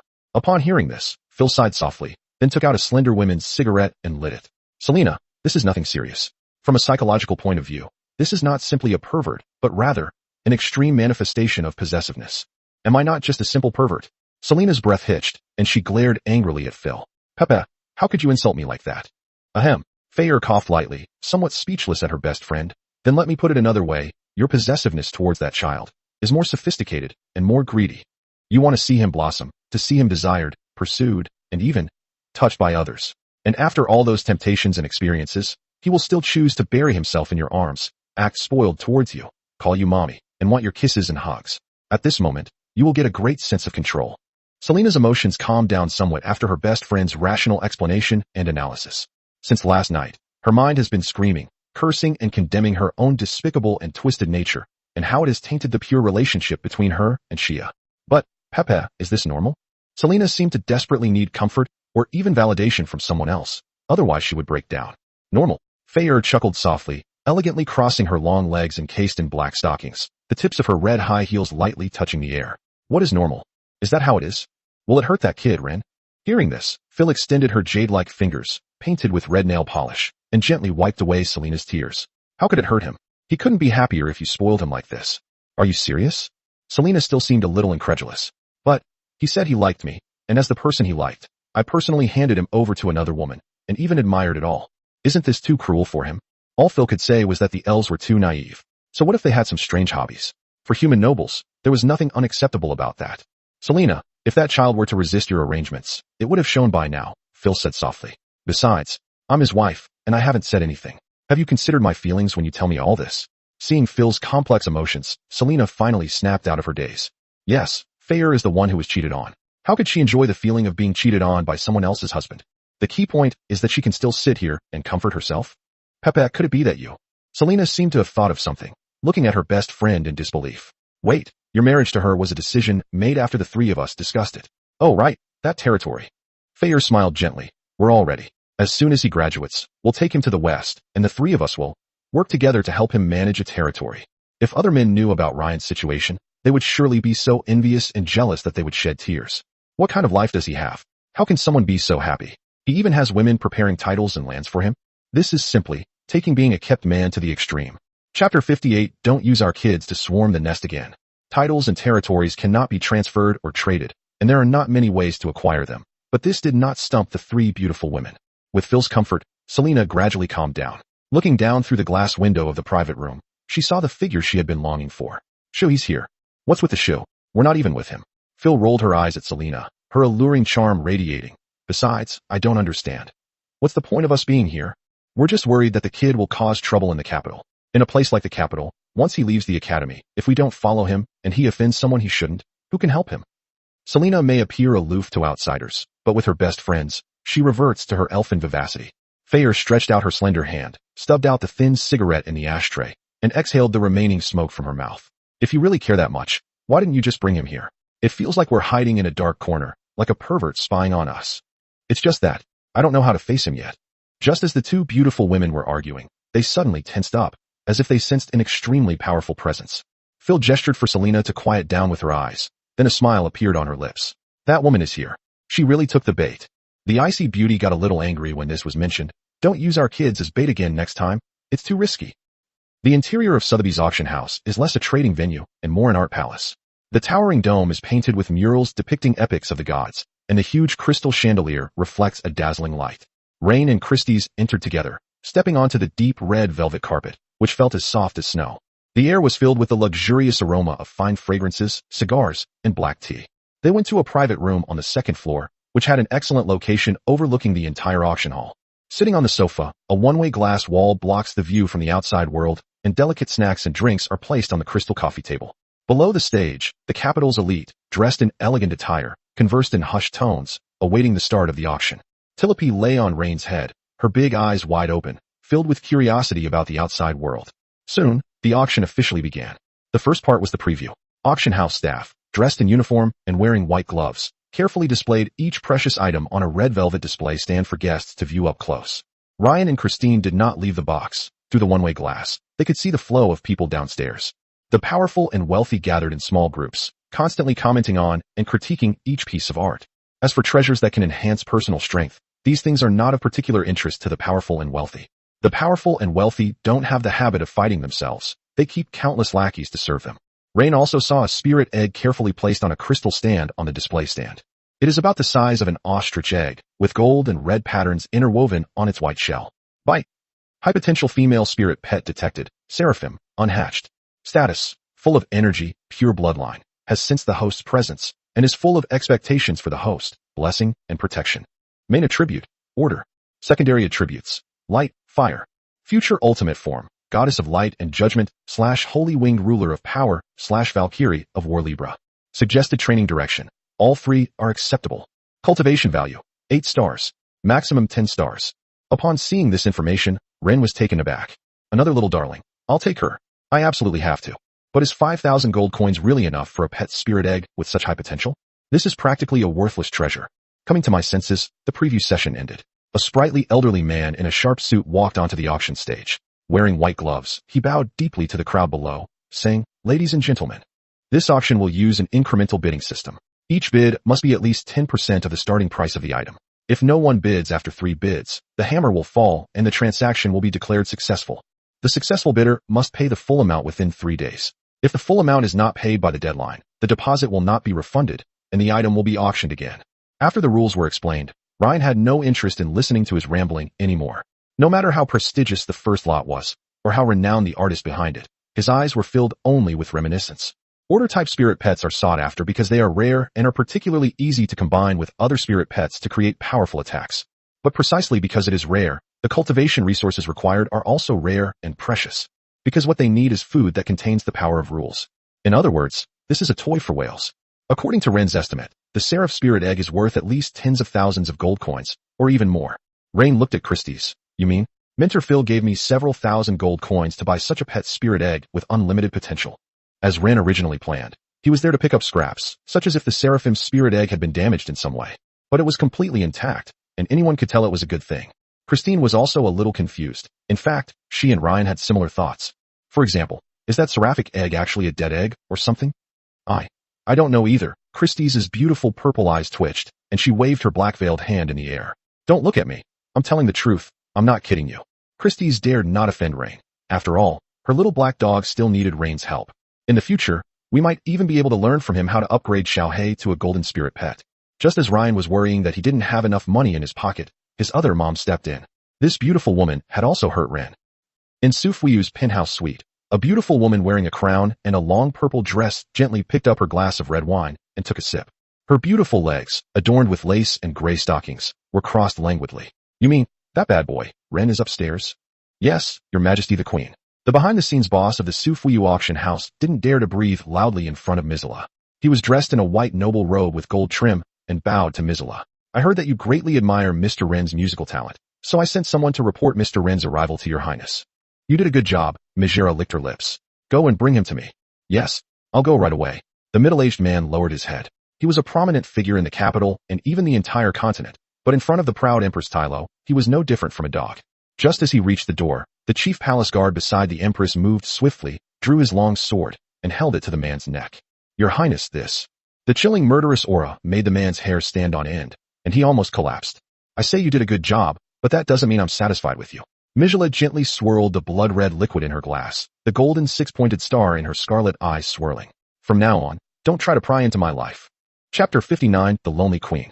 Just as Ren was racking his brains trying to come up with a huge sum of money from who knows where, several waiters from the auction house came in and told Ren that their boss wanted to see him, and they were extremely respectful. This shocked Christine. Rain actually had such connections. Christine's gaze towards Rain instantly became incredibly complex. Just how many hidden cards did this guy have that she didn't know about? With the favor of Mentor Phil, the special affection of Mentor Selena, and now this business tycoon's proactive overtures. Has the Villette family become so powerful? Absolutely terrifying. But only Ren knew his own situation. Where did he get the support of his family? Otherwise, how could he not come up with over 100,000 gold coins? Just as he was trying to figure out why, he followed several waiters to the top-floor private room. He also temporarily stored the 3 spirit pets in his secret manual space. As the door closed, Ren saw a beautiful chestnut-haired woman with a voluptuous figure, dressed in a deep purple, noble court dress, standing with her back to him against a huge one-way crystal wall, overlooking the scenery of the capital. She stood tall and straight, over 1.9 meters tall, even taller than Ryan. Sunlight streamed through the crystal wall, outlining a dazzling golden edge around her chestnut-colored hair and voluptuous figure. Even just from his back view, he exuded a suffocating aura of absolute control. Ren had only seen that figure once, but he would never forget it. Queen Marcella. Only he and the queen remained in the room, so quiet that he could hear his own rapid heartbeat.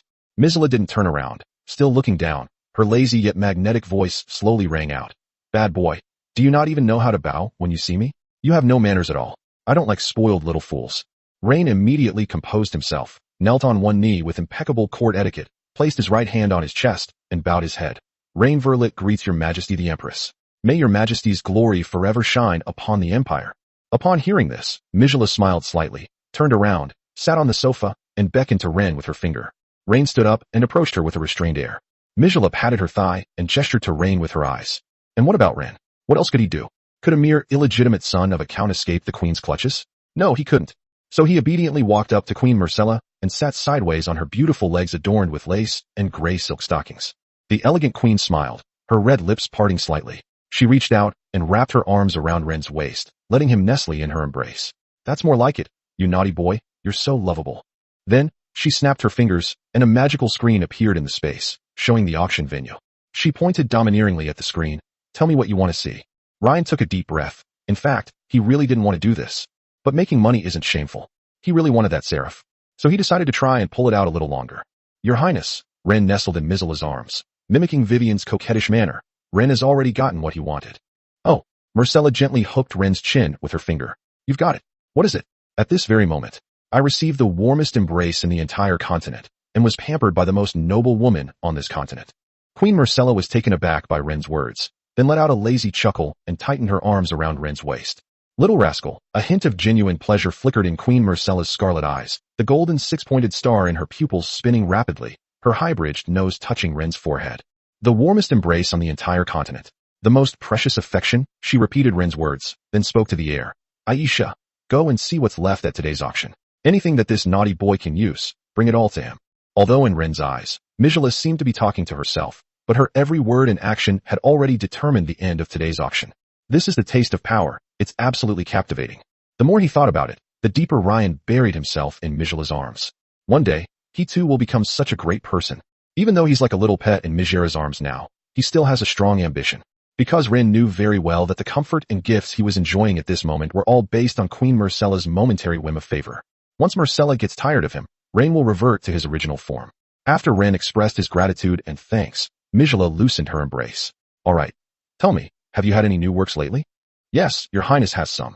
Ren nodded quickly. After witnessing your highness's grace last time, I was deeply moved and specially composed a piece called Dance of Flowers to dedicate to your highness. Dance of Flowers? Mijala frowned. To be honest, she was somewhat dissatisfied with the name. Since the piece was composed after witnessing her beauty, and she is one of the highest beings in the empire, how could it be related to flowers and dance? But having witnessed Ryan's talent, Mijala was still prepared to give it a try. With Mijala's permission, Ryan began to approach the piano. He took a deep breath. Although the piece was popular, it wasn't actually that easy to play. Mijala leaned lazily against the sofa. The beautiful noblewoman had only intended to give it a try, but once the romantic melody started playing, her emotions were completely swayed by Ren.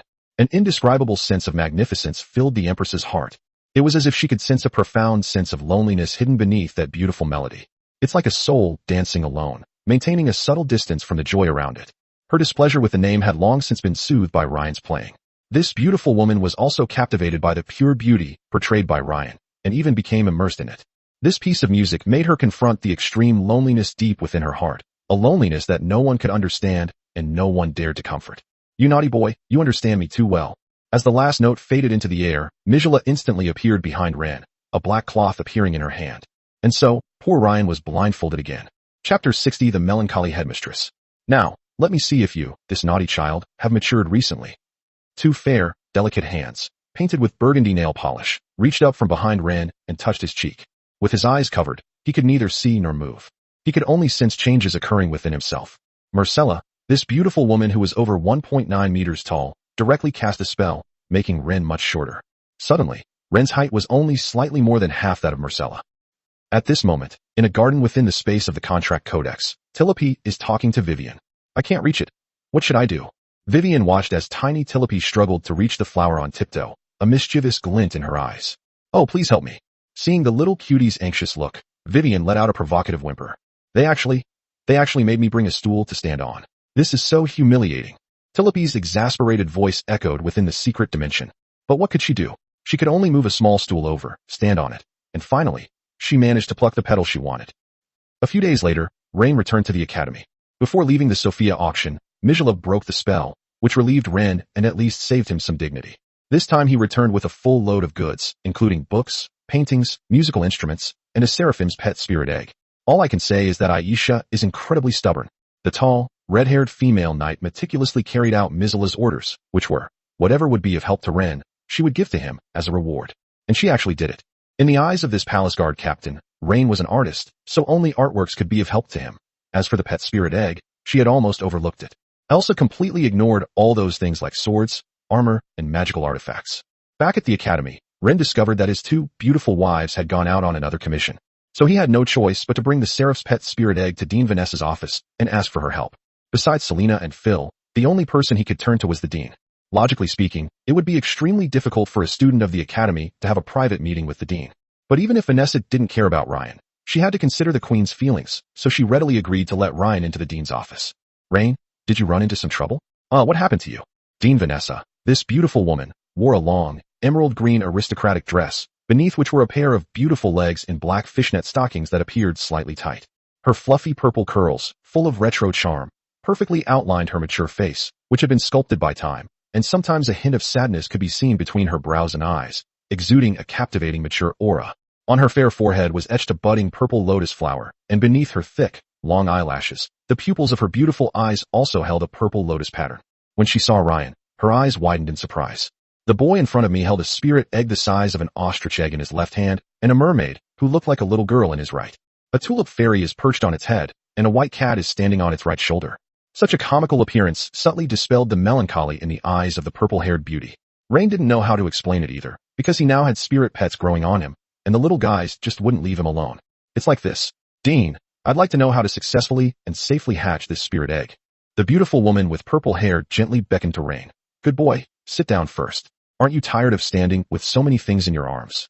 Hearing this kind concern, Rain didn't stand on ceremony and sat down opposite Vanessa, then slowly placed the spirit egg on the dean's desk. These little guys all have great potential. Vanessa's beautiful purple eyes scanned the information of Ren's several spirit pets with just one glance. Ren had heard some rumors about Vanessa, the 11th dean of the Imperial Beast Taming Academy and the granddaughter of the 7th dean. She holds absolute authority in the field of plant-type contracted spirit pet research, and countless students, both inside and outside the academy, hope to receive guidance from this beautiful woman. The lingering sorrow in his eyes seemed to stem from his longing for his deceased daughter. According to some rumors, Ryan heard that the beautiful headmistress and her husband had a strained relationship because her husband had killed their daughter. But as for whether this matter was true or false, and how it resulted in death, Ren had never heard of it. Vanessa's voice was gentle and melodious, like a spring breeze caressing the strings of a harp. I can feel that this little guy really wants to come out and meet you, which is good. After all, not every spirit pet that hatches will necessarily form a contract with the holder of the spirit egg. And the incubation ritual for spirit pets is closely related to the energy used for incubation. What do you mean? Ren was a little confused. He had never encountered this kind of knowledge before. The melancholic, purple-haired woman smiled faintly. For example, the seraph possesses 3 attributes: order, light, and fire. If you try to help her hatch using substances containing fire energy, she will gradually adjust her main attribute based on the energy she absorbs. For example, changing the primary attribute from order to fire. Of course, many contract masters are helpless about this. After all, everyone has limited resources. Upon hearing this, Rain's alarm bells rang. He stood up and bowed to the beautiful woman. Thank you for your guidance, Dean. I will go and purchase some items containing energy of order. Do you have any recommendations? No need to buy it. The purple-haired beauty smiled gently, extending her delicate hand, her fair palm open, and a purple lotus bloomed in her hand. The noble and elegant purple lotus is also one of Vanessa's spirit pets. A soft yet powerful purple halo cascaded down like ripples on water, enveloping the spirit egg. The eggshell frantically absorbed the light emitted by the purple lotus. Although it is a plant-type spirit pet, Rain estimates that under Vanessa's training, its main attribute might be order. Otherwise, the seraphim wouldn't have been eating so happily. Vanessa looked at Rain, her beautiful purple eyes filled with encouragement. Come on, good boy. She took Ren's hand and placed his palm on the eggshell. As she drew near, Ren could smell the delicate fragrance of lotus emanating from her, a mature and alluring temptation. Since her call to her, Vanessa's voice was as soft as a whisper, carrying a reassuring magic. Rain closed his eyes as instructed, trying to concentrate. Good boy, come out and meet me. Snap. A subtle yet clear crackling sound stood out prominently in the quiet office. The cracks on the eggshell spread rapidly like a spider web. Finally, a large piece of the shell was pried open from the inside, and a small, delicate, chubby hand struggled to grasp the edge of the shell. Regarding the system, using it is a matter of a single thought. There's no situation where you'll be standing still. Chapter 61: Vanessa's unresolved inner conflict. A beautifully sculpted figure appeared beside Ren. She was about the same age as Vivian, both with the build of little girls, and her head of golden hair, as if woven by sunlight, was naturally curly and draped over her shoulders. Her small, oval face had incredibly delicate features, and her red eyes seemed to burn with a flame. Behind her slender back, a pair of tiny wings were fluttering somewhat clumsily. She glanced at Ryan and tentatively asked, "Papa? My little darling, come here." Ren was shocked. It could talk right after hatching. It was definitely a smart pet with unlimited potential. Upon hearing Ryan's words, she flew straight into his arms. As Ryan embraced her, she turned to look at Vanessa. "Mommy?" Upon hearing this endearing nickname, Vanessa's slender fingers, which were holding the purple lotus, trembled slightly. The beautiful woman's voice was gentle. "Little one, I am not your mother. I am Vanessa, one of the people who helped you come into this world."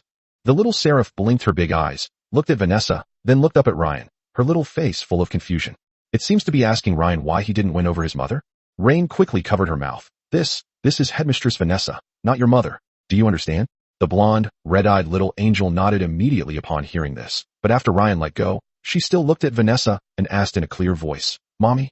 It seemed as if he was asking, "Why don't you want her anymore?"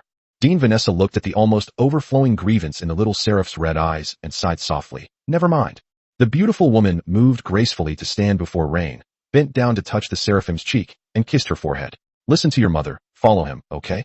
The little seraph felt the gentle touch, and the grievance in her red eyes instantly vanished. She nodded, and her whole body emitted golden light. Rain's silver codex also began to appear in the air, radiating silver patterns that intertwined with the seraphim's body. The silver codex turned to the 4th page and began to display her information. Companion spirit pet, seraphim, unnamed. Rank, silver. Star rating, 1 star. Main attribute, order. Secondary attributes, light, fire. Status, newborn, healthy, curious. Skills, manipulation of power, armament of light and fire. Power manipulation, seraphim can modify the skill effects of friendly or enemy units. The modification effect is affected by the strength of the seraphim and the target, as well as their synergy. Light and fire armor. Seraphim can communicate with surrounding light and fire elements, fusing them into themselves to construct magical armor, greatly enhancing their defense and attack power. The more magic power used, the larger the size. Congratulations, host, on contracting a silver level 8-star potential spirit pet and gaining 500 points. Current points, 1850. When Rain saw this, he was almost bursting with excitement. This time, his spirit pet team had basically eliminated a major weakness. This seraph can be used on the front lines of battle, essentially acting as a warrior. Tulip is a strong support, Vivian is a mage and support, and Sherry is an assassin on the side of the battlefield. Vanessa's eyes glazed over as she looked at the skill descriptions on the tome's page. The skill manipulation of power is simply divine. Of course, if the class difference between the two sides is too great, this seraph may not be able to change anything. "What a wonderful little one," Vanessa said softly. "Good boy, you can ask me anything you don't understand in the future." Ryan nodded gratefully, but he also knew that the beautiful woman meant he could leave. Someone as busy as her must have a very tight schedule every day, and Ryan understands that. Without her, this seraphim probably wouldn't have hatched so quickly, and Ren clearly sensed just now that this newborn little cutie obviously preferred to form a contract with Vanessa. If it weren't for the melancholy beauty's polite refusal, her angel would have followed her. "By the way, Dean, this little one seems particularly fond of you, so why don't you give her a name?" Rain's suggestion surprised Vanessa slightly. Looking at the little angel with golden hair and red eyes in the boy's arms, a maternal love gradually welled up in the melancholy beauty's heart. She hesitated for a moment, and a gentle and profound light flowed in her beautiful purple lotus eyes. "Leona." Vanessa parted her red lips slightly, extended her slender finger, and touched the forehead of the seraph Leona. A purple lotus also appeared on Leona's forehead. Then, the melancholy beauty turned away from Ren, so that no one could see her expression. "Go, Rain, guide Leona well. Her future is promising." Rain could sense that the beautiful woman was deep in thought. The back of her plump figure in the green dress exuded a profound sorrow. Leona, which is also the name of her deceased daughter, is now being given to this newborn seraph who shares a strange connection with her, a name that carries endless longing and sorrow. After a moment of silence, Rain bid farewell to the beautiful headmistress. The moment the door closed, he seemed to hear a trembling sigh coming from inside. "Be happy, my Leona." Hearing this suppressed and sorrowful murmur, Ren's eyes were somewhat moved. This melancholic, middle-aged woman was so kind to him, and he really wanted to comfort her. But they had only just met, and if he suddenly snuggled into her arms and acted coquettishly, it would be too abrupt. So Rain had no choice but to quickly leave the dean's office building. Right now, all he wants to do is try out a match and see what kind of power this little Leona has. Upon arriving at the higher education institution's joint matchmaking event, Rain pressed down on the stone tablet. Single-player random matchmaking, start. A burst of white light enveloped Ren, and then he was teleported to an open space. The surroundings were empty and barren, resembling a martial arts arena. Ryan stood quietly in place. A few minutes later, a middle-aged mentor and a young boy appeared in front of him. The boy was dressed in silver clothing, which did not resemble the uniform of the Imperial Beast Taming Academy, nor even the uniform of any academy in the capital. Brandon Sepsch, Silver Contract Master, Bolin Academy, Northern Province. Please enlighten me, the young man began, introducing himself. He then looked up at Ren, his eyes showing some surprise. Uncle. He had black hair and eyes like Phil's, with red crosses in his golden eyes. The moment she saw Ryan, her body tensed up, and her eyes even showed fear and pity, as if she was sympathizing with Ryan's marriage while also remembering how terrible Phil was. Ren hadn't expected such a strange twist of fate. Seeing the boy his own age calling him uncle, he felt a little awkward. Just call me Ren. After speaking, he looked at the mentor behind Brandon, signaling that the other party could announce the start of the battle. Before the mentor could even speak, Brandon preemptively said, "How about, I admit defeat? If you beat me up and leave me bruised and battered, I don't know what Annie will do to me." After saying that, Brandon's eyes showed a hint of envy. Perhaps the reason that the other person was able to live off their family was because of that handsome face? If she accidentally hits him and leaves a wound on his face, Phil would beat herself half to death. Upon hearing this, how could Ren tolerate it? You still think you can win?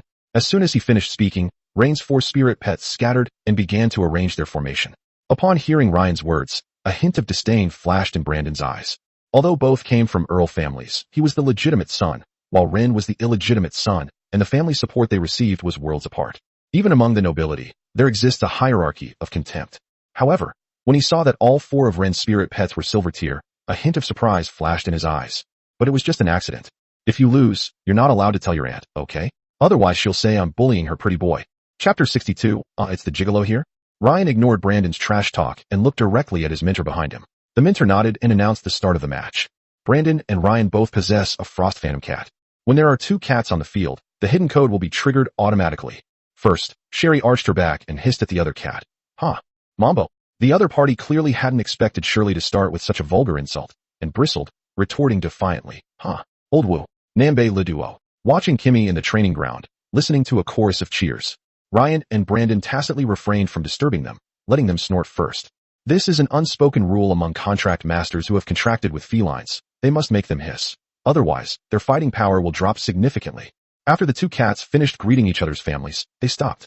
Brandon first summoned a silver-ranked Cerberus, then transformed the Frost Phantom cat into a suit of silver armor, covering the Cerberus's entire body. His training approach differed from that of Rain. He directly trained the Frost Phantom cat into a spirit pet capable of possession. Just as that Cerberus was armed to the teeth. Seraph Leona has moved. She sucked her fingers, and her childish voice rang out. Don't possess me. The activation of power manipulation directly disarmed the opponent's possessed weapon, which surprised Brandon. What the heck? The other player, Hakamai, was also completely bewildered. Meow. Ashiga. Just as it was wondering, Sherry moved.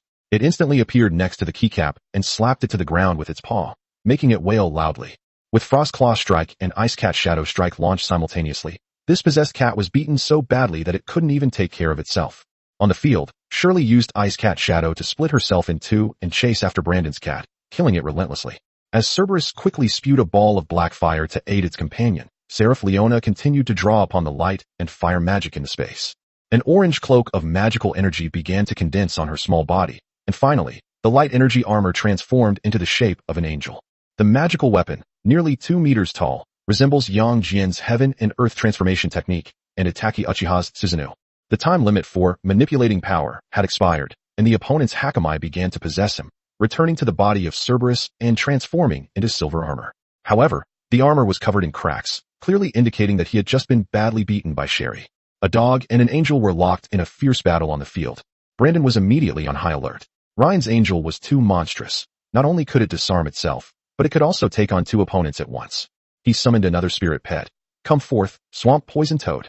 With his low shout, the ground of the training ground instantly turned muddy, and a huge, dark green toad with a massive body and skin covered in disgusting pustules and slime emerged from the swampy phantom. Its crouching body was already about 2 meters tall, like a kneeling elephant. His bulging cheeks made a dull, gurgling sound, and his pair of dull, yellowish toad-like eyes were fixed on Leona, the most threatening player on the field. This is Brandon's hidden 3rd main spirit pet, a silver level 5-star Swamp Poison Toad. Spray Poison Mist. Brandon immediately gave the order. The swamp toad opened its enormous mouth, and a pungent, foul-smelling, dark green poisonous mist surged out like a wave, quickly spreading and enveloping not only Leona's magical armor, but also the area around Rain. Brandon had watched the battle footage of Ren and knew that Ren did not have any wind-type spirit pets, and had no way to counter such poisonous fog.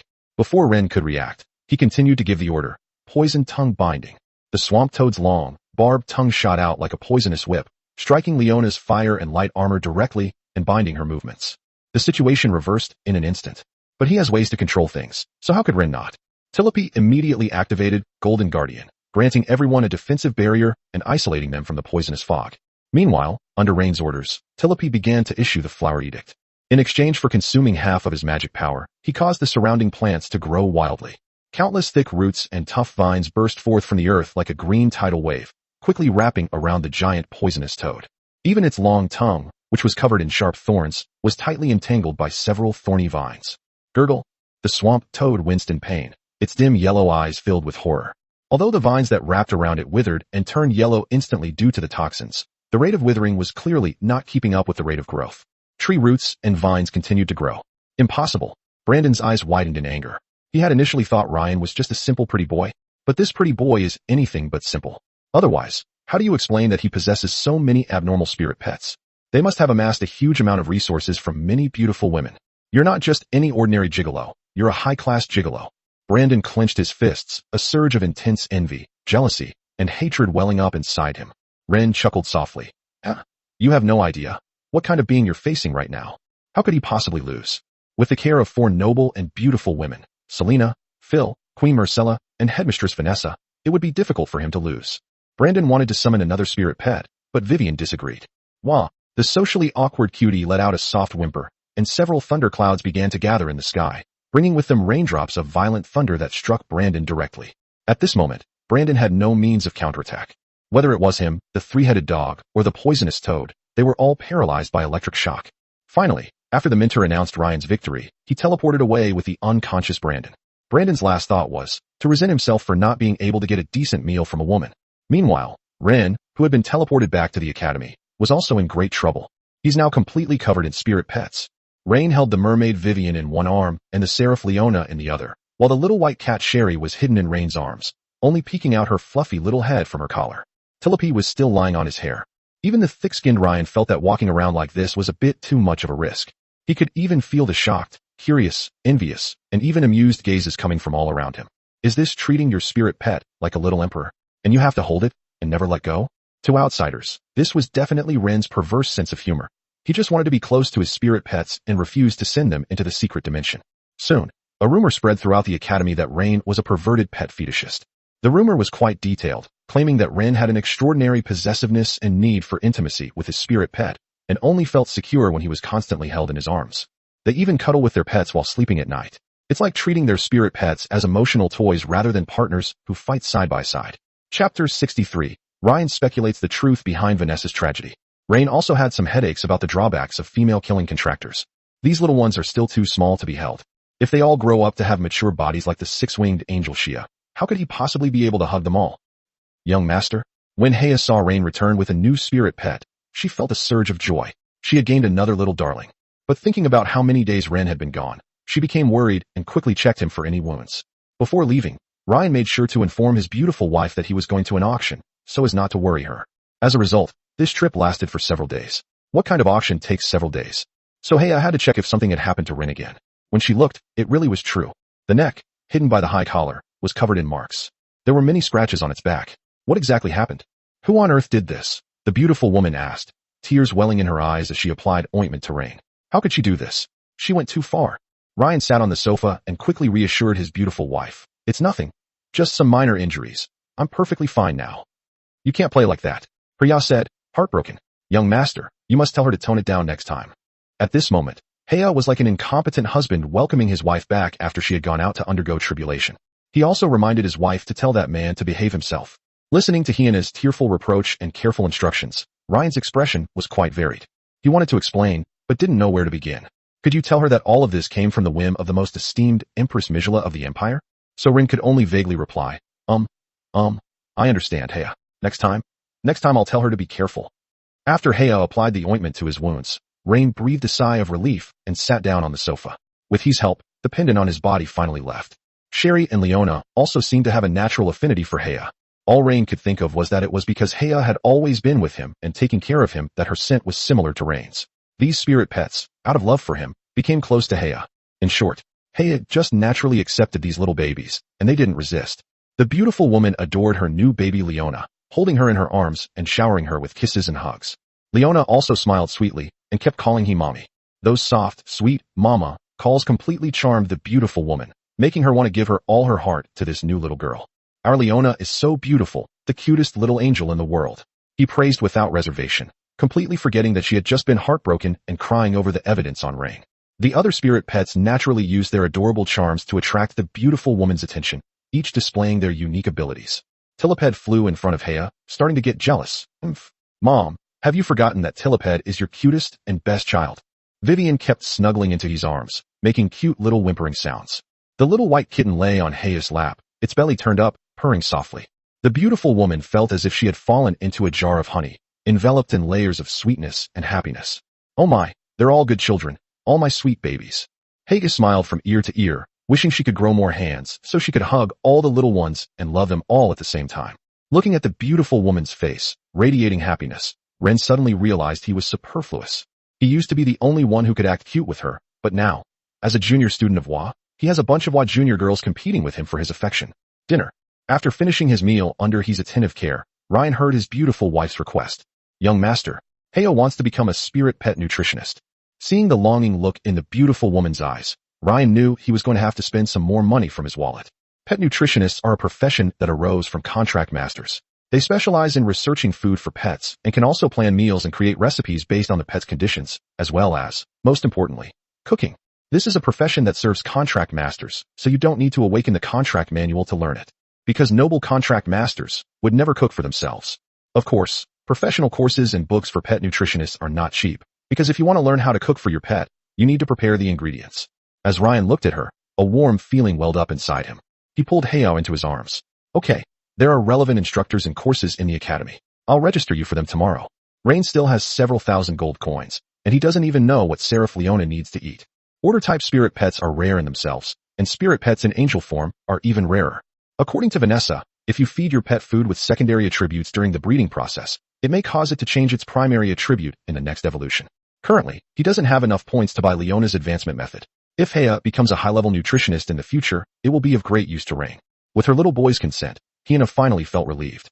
She kissed Ryan passionately, tears welling up in her eyes. Thank you, young master. Thank you for letting Heya take care of you all this time. She held Ryan tightly, as if she wanted to pour all her determination and promises for the future into this kiss. Ryan was taken aback at first, then responded gently, patting her back softly to soothe her agitated emotions. The next day, with nothing to do, Rain, accompanied by several clingy spirit pets, went to the library to look up information. He actually wanted to bother Vanessa again and ask her what the seraph should eat. But when Rain asked her what she wanted to eat, Leona pointed to the purple lotus on her forehead and told Rain that she wasn't hungry. This silent care filled Ryan with gratitude. However, he can't rely on these beautiful women forever. A true gigolo needs to learn to cook for himself. So, when he flipped through some books about contracted spirit pets, he was shocked by what they contained. The book records that some extreme contract masters have attempted to transform their exceptionally talented offspring into spirit pets. For example, there was once a border baron who, after learning that his daughter had awakened the Knight's Codex and possessed an extremely rare star soul body, attempted to use a forbidden bloodline transformation ritual to refine his own daughter into a humanoid spirit pet with growth potential. Star Knight. According to the book, the ritual ultimately failed due to the timely intervention of the Contract Master Guild. The Baron was executed, but the girl who awakened the star soul body also suffered irreversible damage, her starlight dimmed, and her future ruined. This immediately reminded Ryan of Dean Vanessa, who, according to rumors, had her daughter killed by her own husband. But how exactly he was killed remains unknown, and the Empire has not opened a case. The man continues to be active in the Empire's political arena. Considering Dean Vanessa's unfathomable sorrow, Rain can conclude that this speculation is probably very close to true. She may have lost more than just her daughter. She witnessed the tragedy of her husband trying to turn her daughter into a tool. The murderer was her own husband, but she was powerless to bring him to justice, and she couldn't even get a divorce. Chapter 64 Father and Son Confrontation. Is Rain facing house arrest? Even if Ryan had anticipated Vanessa's ordeal, he wouldn't impulsively call for her husband to be brought to justice. These are all just his conjectures and cannot be considered substantial evidence. Maybe those rumors are all false. Wouldn't he become a clown then? Even if it were true, he couldn't charge into battle for Vanessa's slightest kindness. He didn't have the ability, and even if he did, he wouldn't. Nobles are not creatures of emotion. They will not take risks if there is no benefit to be gained. Just as Rain was about to leave the library, The dean sent someone to tell him that Rain's elderly father had arrived at the academy and that he needed to go to the dean's office immediately. Ryan didn't know why Victor had come to the college. He knocked on the door and found Vanessa sitting at her desk in the office, while Victor sat on the sofa next to her. "Rain, you're expelled from school." When Rin entered the office, the old count offered no pleasantries, only coldly uttering this sentence. Rin knew very well that this was not a negotiation, but an order, a notification. Dean Vanessa made no comment, but simply sat silently at her desk and signed her name on Ryan's withdrawal papers. A few days later. In the past few days, Ryan hasn't seen anyone except for Phil, who came to him to ask him to sign a marriage document. Phil told Ryan that she could take him away in a few days. Perhaps, the two will hold their wedding banquet this month. As for taking him away, Ryan figured it would probably be for a honeymoon or something. Azure Harbor, Villet Manor, Victor's study. "Are you still wondering why I asked you to come back?" The old man and the young man sat facing each other in the study. Victor struck a match and lit his pipe. "I really can't figure it out." Rain sat opposite Victor, his eyes revealing little emotion. "You're dragging the entire Villet family to the guillotine." Victor exhaled a thick cloud of smoke, his eyes fixed on his youngest son. Ren pondered the old count's words carefully. Could it be that Victor said that because he's getting too close to the queen? "Have you figured it out?" Victor tapped the table lightly. The reason the Verlet family was able to rise so rapidly in the last 100 or 200 years is because of the support of the late emperor. Our loyalty will always be to his majesty. After Victor's suggestion, Ren immediately thought of the factional struggles within the empire. How did the late emperor die? All Ren knew was that he died of anger and frustration after the war was lost. But such a great figure should not have died in such a ridiculous way, and after the late emperor's death, there were two voices in the empire. One is the empress's faction, and the other is the empress's faction. The Violet family, as a newly emerging noble family that was promoted during the reign of the previous emperor, naturally had its foundation and loyalty tied to the previous emperor's lineage.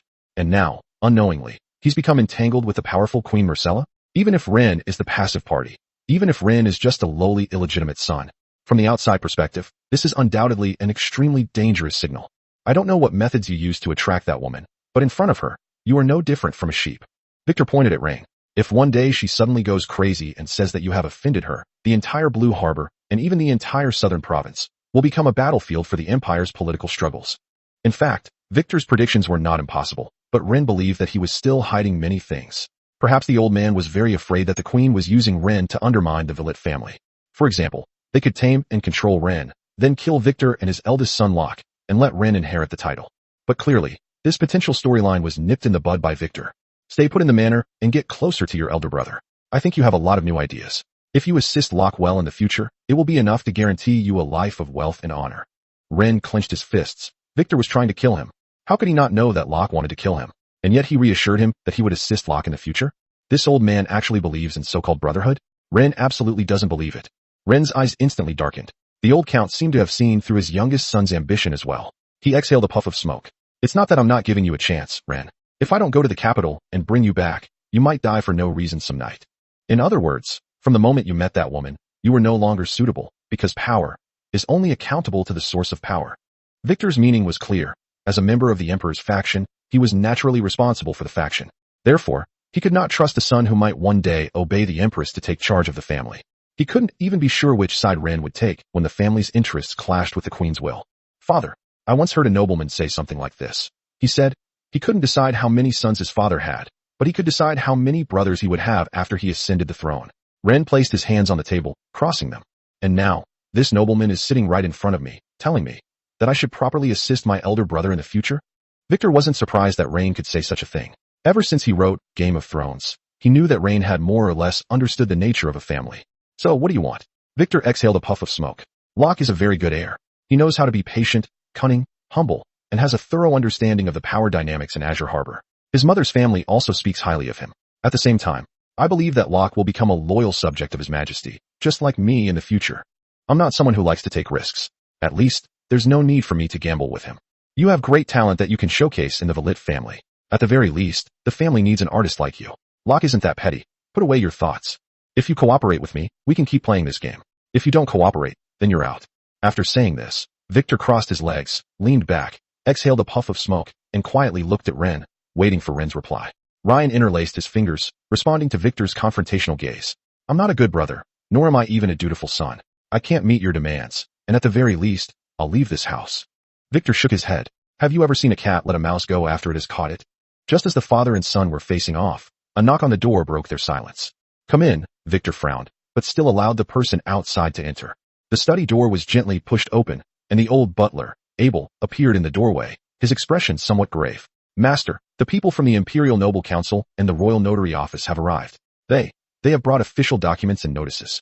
Victor frowned and asked in a deep voice, "What notification?" Abel took a deep breath and uttered the earth-shattering news with difficulty. "They informed us, according to the Imperial Noble Succession and Marriage Subsidiary Law and related notarized agreements, young Master Ren has completed the marriage registration with Baroness Kelly Flora of the Western Province. Due to Baroness Kelly's serious illness and lack of direct heirs, according to the agreement, upon her death, young Master Ren will automatically inherit the title of Baron Tulip and the corresponding territory." "What?" Victor suddenly stood up from his chair, his pipe falling to the ground with a thud, scattering expensive tobacco all over the floor. Chapter 65. Can they exchange their own children to eat? Ryan, that damn thing. Victor had never hated one of his offspring so much. He simply couldn't understand how someone outside could use marriage inheritance law to grant him a title and land, and even retain the right to inherit the family title. Because he did not marry into the family or get adopted by another nobleman, but rather through marriage. This means that Ren will still be eligible to inherit the title of Earl of the Azure House of the Valit family in the future. And Rain immediately realized that all of this was done by Phil a few days ago.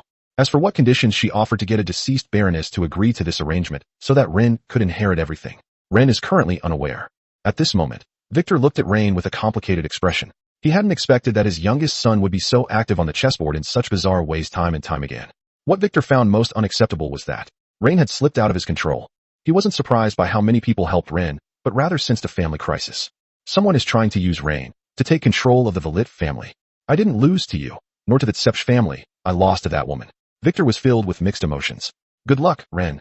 "Take care, father." Rain straightened his collar, his expression composed, maintaining the image of a high-class gigolo. Intrigue and backstabbing are one tactic, as is being a kept man. As long as you can grow bigger and stronger step by step, no one cares about the process. But the process of living off a woman is obviously very enjoyable. However, Victor clearly didn't understand this kind of playing the victim strategy. Inside the study, Victor sat alone in the tobacco-scented air, gazing at the view of Blue Harbor outside the window, remaining silent for a long time. He knew that the future of the Valit family was filled with more uncertainty because of the variable that was Rain. Ren walked steadily down the corridor leading to the hall. He had obtained the independent title and land he had always dreamed of, but he also knew everything Victor had told him proved that he was caught in the center of a more dangerous game. The Empress, the Emperor, the House of Verlet, the House of Tsepsh, and the Getai society he was about to face in the Western provinces. These forces, whether they have already emerged or have yet to emerge, will all be the forces he will face in the future. When Rain officially signed the death certificate of his wife, whom he had never met, and the list of Tulip estates and assets, the most notorious tyrant and butcher in the history of the empire was born. He boarded the carriage with Hea, for spirit pets, a certificate of inheritance, and a list, preparing to head to the Western province. "Wait, Ren, my dear brother, you and your spirit pets can leave." At this moment, Locke arrived at the manor gate and took out a contract. "But the maid beside you has signed a work agreement with the Valit family, and now, the manor is also short-handed. What I mean is, she might have to stay here for now, and then be sent to you when things aren't so busy at home. What do you think?" Locke knew that Rain and his personal maid had a deep bond, so he decided to keep Hea as a hostage. But how could Ren possibly agree? If he can't take Hea away and run away with her, what kind of good kid is he? Hea was at a loss for what to do. She was worried that Rain would offend the young master, and she was also afraid that Rain would leave her in a place where Rain did not exist. Young master, perhaps. Hea could stay. Before Hea could finish speaking, Ren raised his hand to interrupt him, walked up to Locke, and said, "It must have been hard for you to come and annoy me before you left." Locke shrugged. "Rain, we're brothers. You've disappointed me greatly. I promise you, once we've hired enough maids, I'll send her back. What if I insist on taking her away? Unfortunately, Miss Hea will face penalties for breach of contract. Servants who abandon their posts will be fined 3,000 gold coins." Locke already knew about the situation in Tulip territory, and he expected that Ren would not be able to come up with the money, nor would he. Because that impoverished territory was a bottomless pit. Without money, one couldn't even feed their own people. Even if Ren does actually hand over the money, it would be perfectly fine to extort him before he leaves, making him unable to move an inch in the territory due to financial difficulties. In terms of status, I acknowledge you as the eldest son of the Valit family, but in terms of position, I am a baron with an independent title and territory, Baron Ren Valit Tulip, while you. Ryan extended his index finger and tapped Locke's chest. Your identity is Mr. Locke Wellwit. This contemptuous and provocative gesture instantly turned Locke's eyes cold. Ren snatched the contract from his hand, tore it to shreds, and tossed it aside. No money, I want the person, that's it. If you're going to make a scene in front of father over a maid, The other brothers will probably be very interested in seeing their good older brother make a fool of himself. Locke stared intently as the arrogant carriage drove away from the Villet manor, clenching his fists. He hadn't expected Rain to speak to him so defiantly. Inside the carriage, Ren embraced he, who was sobbing uncontrollably in his arms. The beautiful woman was deeply moved. That little boy had finally grown into a big boy who could protect her. Meanwhile, Rain comforted he while recalling what he had learned from the list about the situation in Tulip territory. Tulip country mainly consists of a dilapidated castle, a 1,500-acre arable plain, about 300 acres of vineyards, nearly 5,000 acres of black forest, and a seasonal stream bed with only a small amount of water flowing during the rainy season. The treasury holds only 3 gold coins and 45 silver coins, and there are probably only 800 farmers struggling to survive in the territory. The young and middle-aged workforce continues to flow out. The population structure is aging severely, and they even owe the Imperial Credit Bank 2,000 gold coins. Resources are depleted, public morale is low, and debt is mounting. It's a hellish start. But thankfully, Ren has Tulip. Tuliphead is an incredibly strong support character. He first checked the points in his pocket. Current points, 2450. During the few days he stayed at home, he also hugged and kissed his spirit pets every day. He got 30 points for interacting with each spirit pet. With his 4 spirit pets, he earned a stable 120 points every day. But when he actually arrived at Tulip territory, after getting off the bus, his expression turned serious. This place is even worse than Wushel. In the sparse farmland in front of the castle, the crops were withered, yellow, and stunted. They were more like weeds than crops. The roads were muddy and the air was thick with poverty and despair. Several unburied skeletons could be seen along the road, clearly from people who had starved to death. The few remaining citizens who were watching from afar were all emaciated and had numb eyes. When they saw their new lord, Ren, their eyes showed no emotion, only deep weariness and fear. Ren even witnessed 2 neighbors, tying up their own children and exchanging them with their neighbor. The 2 children were emaciated and kept crying out, as if they knew they were about to become animals to be slaughtered. Put it down. Now that Ren was here, they couldn't be allowed to do something like cannibalism. Chapter 65 Debt Collectors. Rain's shouts startled the surrounding villagers to their knees, and several of the weaker ones fainted.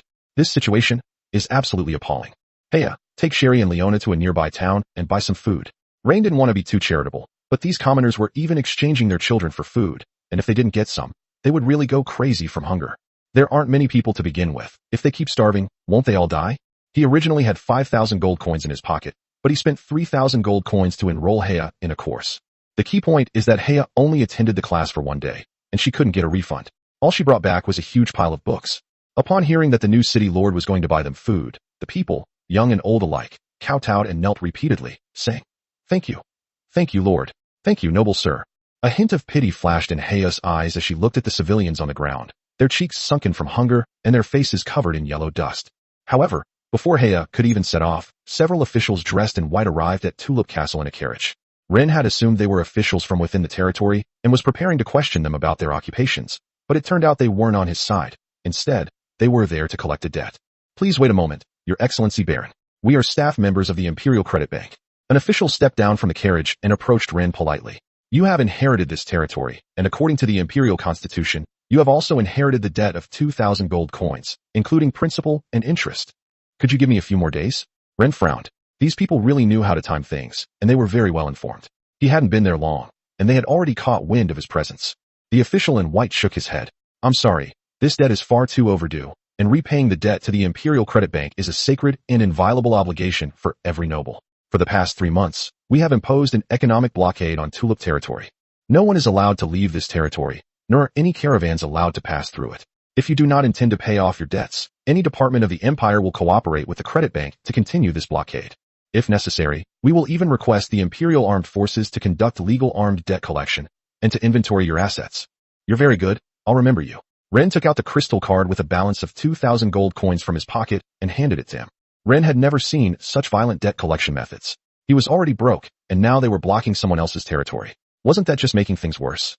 Is this forcing the people to rise up in rebellion, and then directly taking back their titles and territories?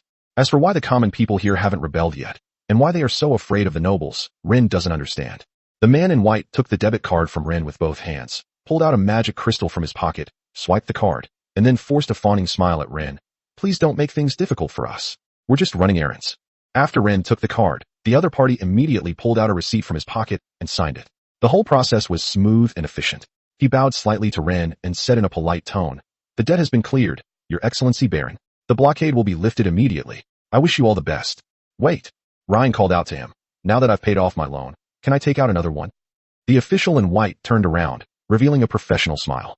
I'm sorry, Your Excellency. Even if the debt is settled after it becomes overdue, you will be unable to borrow again for a year. After saying that, he didn't linger any longer, seemingly afraid that Ren would continue to chase them for money, and immediately led his men onto the carriage and made a quick getaway. Ren could only watch helplessly as the damned debt collector swaggered away, clenching his fists. Now all he has left in his pocket is his last inheritance, 3 gold coins and 45 silver coins. Where is the treasurer? Ren asked, helping up a kneeling civilian who was trembling with fear. This is a nobleman personally helping you up. But Ren has already lost everything. He cannot afford to lose the hearts of the people as well. My lord, I don't know. What about tax collectors, governors, and the like? I don't know.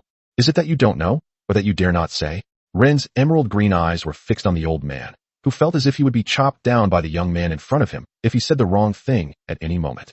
My lord, we've never seen it before, it's true, the old man said, then knelt down and kowtowed, weeping bitterly.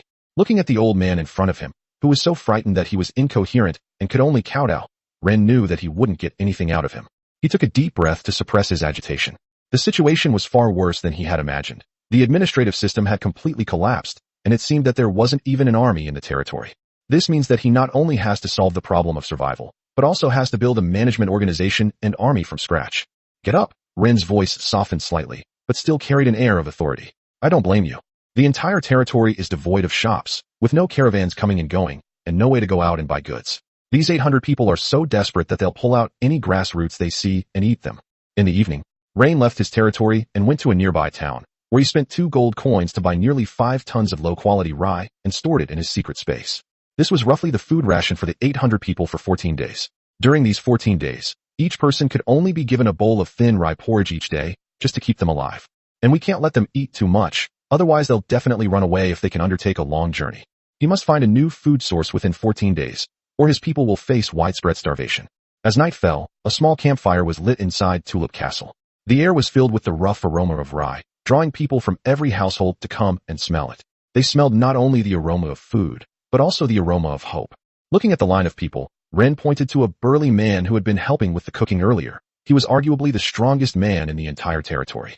A man nearly 1.9 meters tall burst into tears after drinking a mouthful of hot wheat porridge. When he saw Ren pointing at him, he licked the bottom of his bowl, quickly wiped his face with his dirty sleeve, and nervously ran over, bowing deeply before Ren. Lord, did you call me? Ryan sized him up. Although he was also thin and pale, he had a broad frame and some muscle definition could be seen on his arms. What's your name? My name is Barton, the burly man replied, his voice still tense. Barton, a good name. Now, you are the captain of our Tulip Territory Militia Guard. Rain patted him on the shoulder. Now, tell me what exactly is going on here. Chapter 66 Rain's Pie in the Sky.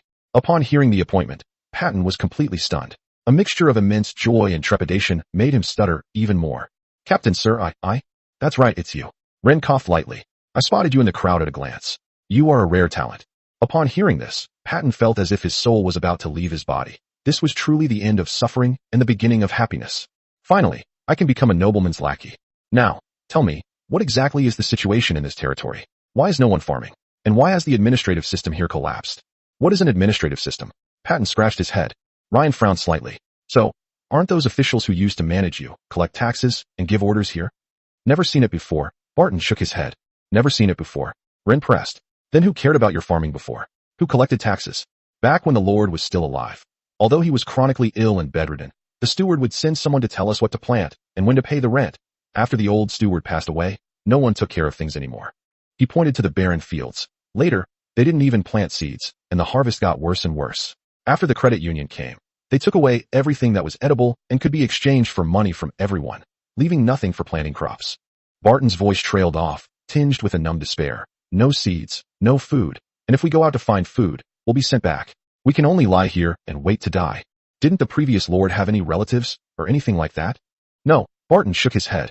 All we know is that the lord is a female knight who distinguished herself on the battlefield 13 years ago. She was granted a knighthood and came here, but she has been bedridden ever since due to a relapse of her old injuries. As for her family, it seems that they are no longer with us because of that war.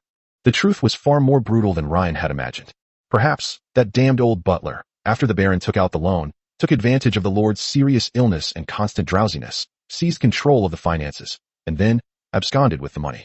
The Imperial Credit Bank, on the other hand, intended to completely stifle the territory's ability to generate revenue through violent debt collection and ultimately legally reclaim the territory. This is the Western Province. Listen up, everyone. This meal today is on me, the Baron. Ren stood before his subjects, looking at the group of thin, sallow-faced old and young, and pondered for a moment.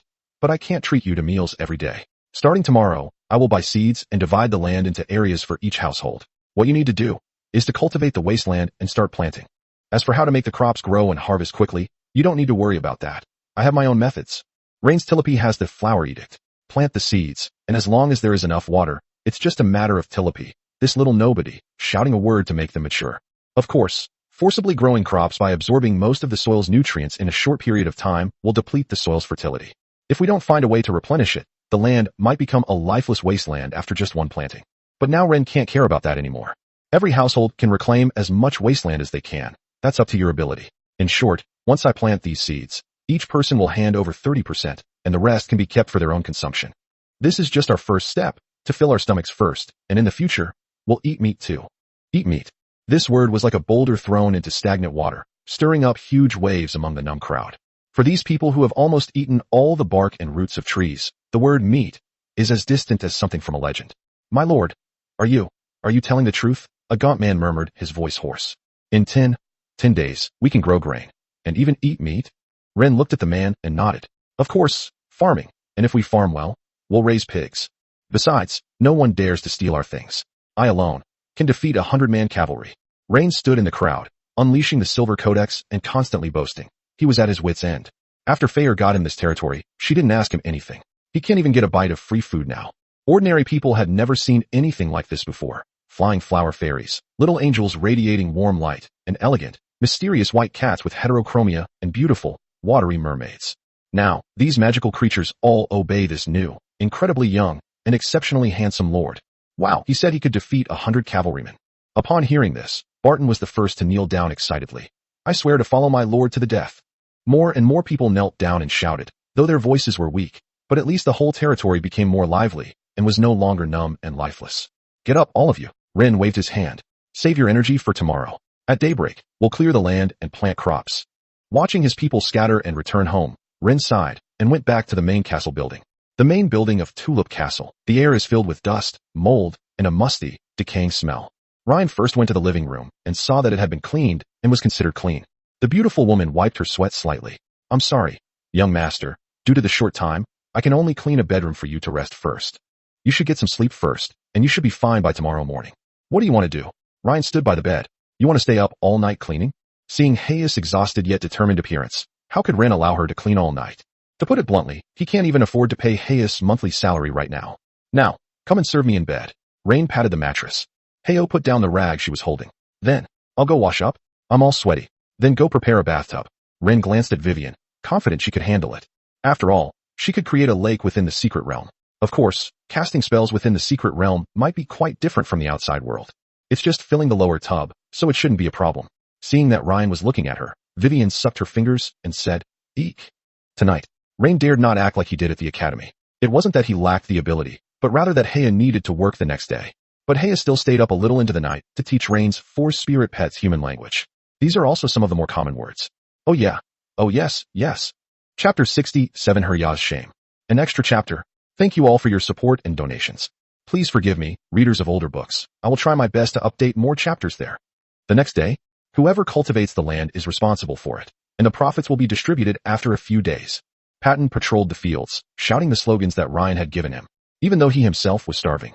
Some elderly, weak, women and children started to light fires in the fields to quickly clear the surface vegetation.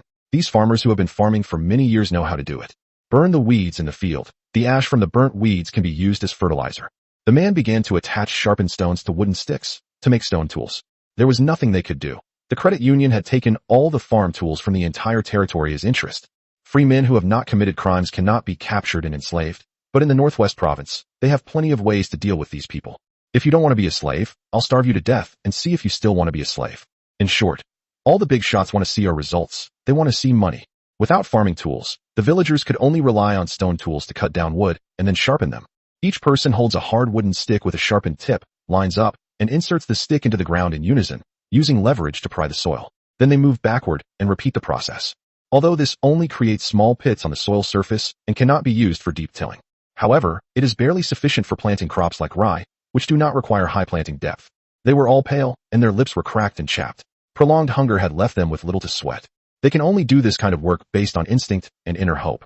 But that's exactly the effect Ren wanted.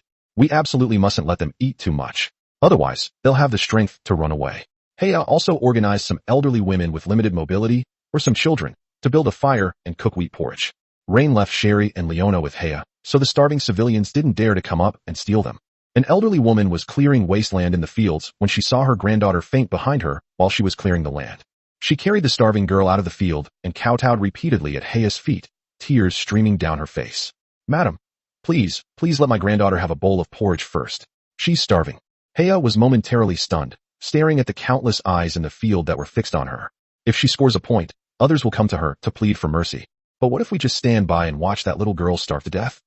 At his feet stood a woman, kowtowing incessantly, tears streaming down her face, cradling a little girl who was barely breathing, so thin she was just skin and bones. Heya, who witnessed this scene, felt as if an invisible hand was tightly gripping her heart, and the pain was so intense that she could hardly breathe. She glanced instinctively at the thin rye porridge bubbling in the large pot over the fire. That meager amount of food was carefully calculated by Ryan to keep everyone alive and keep them working. Her hand holding the metal spoon was trembling slightly. If she were to share a bowl of porridge now, the eyes of those equally hungry and struggling people in the fields would be instantly ignited. Order would vanish, and riots would destroy all the newly kindled hope. Finally, she gritted her teeth and said, "All children under the age of 7, come over and get a bowl of porridge each." In an instant, all the families with young children in the field were in an uproar. Countless women knelt before her in the fields. "Thank you, madam. Thank you, kind madam. May the goddess protect you, madam. Long live the madam." Countless grateful, humble, and savior-like gazes were focused on Heya, each one like a red-hot iron, searing her soul with pain. Although Ren, who was out buying seeds, was unaware of all this, he was still filled with deep guilt. She didn't know if this counted as betrayal, but, in this hell on earth, if she chose to be indifferent and ruthless, how could she put on that kind and gentle expression in front of Ren?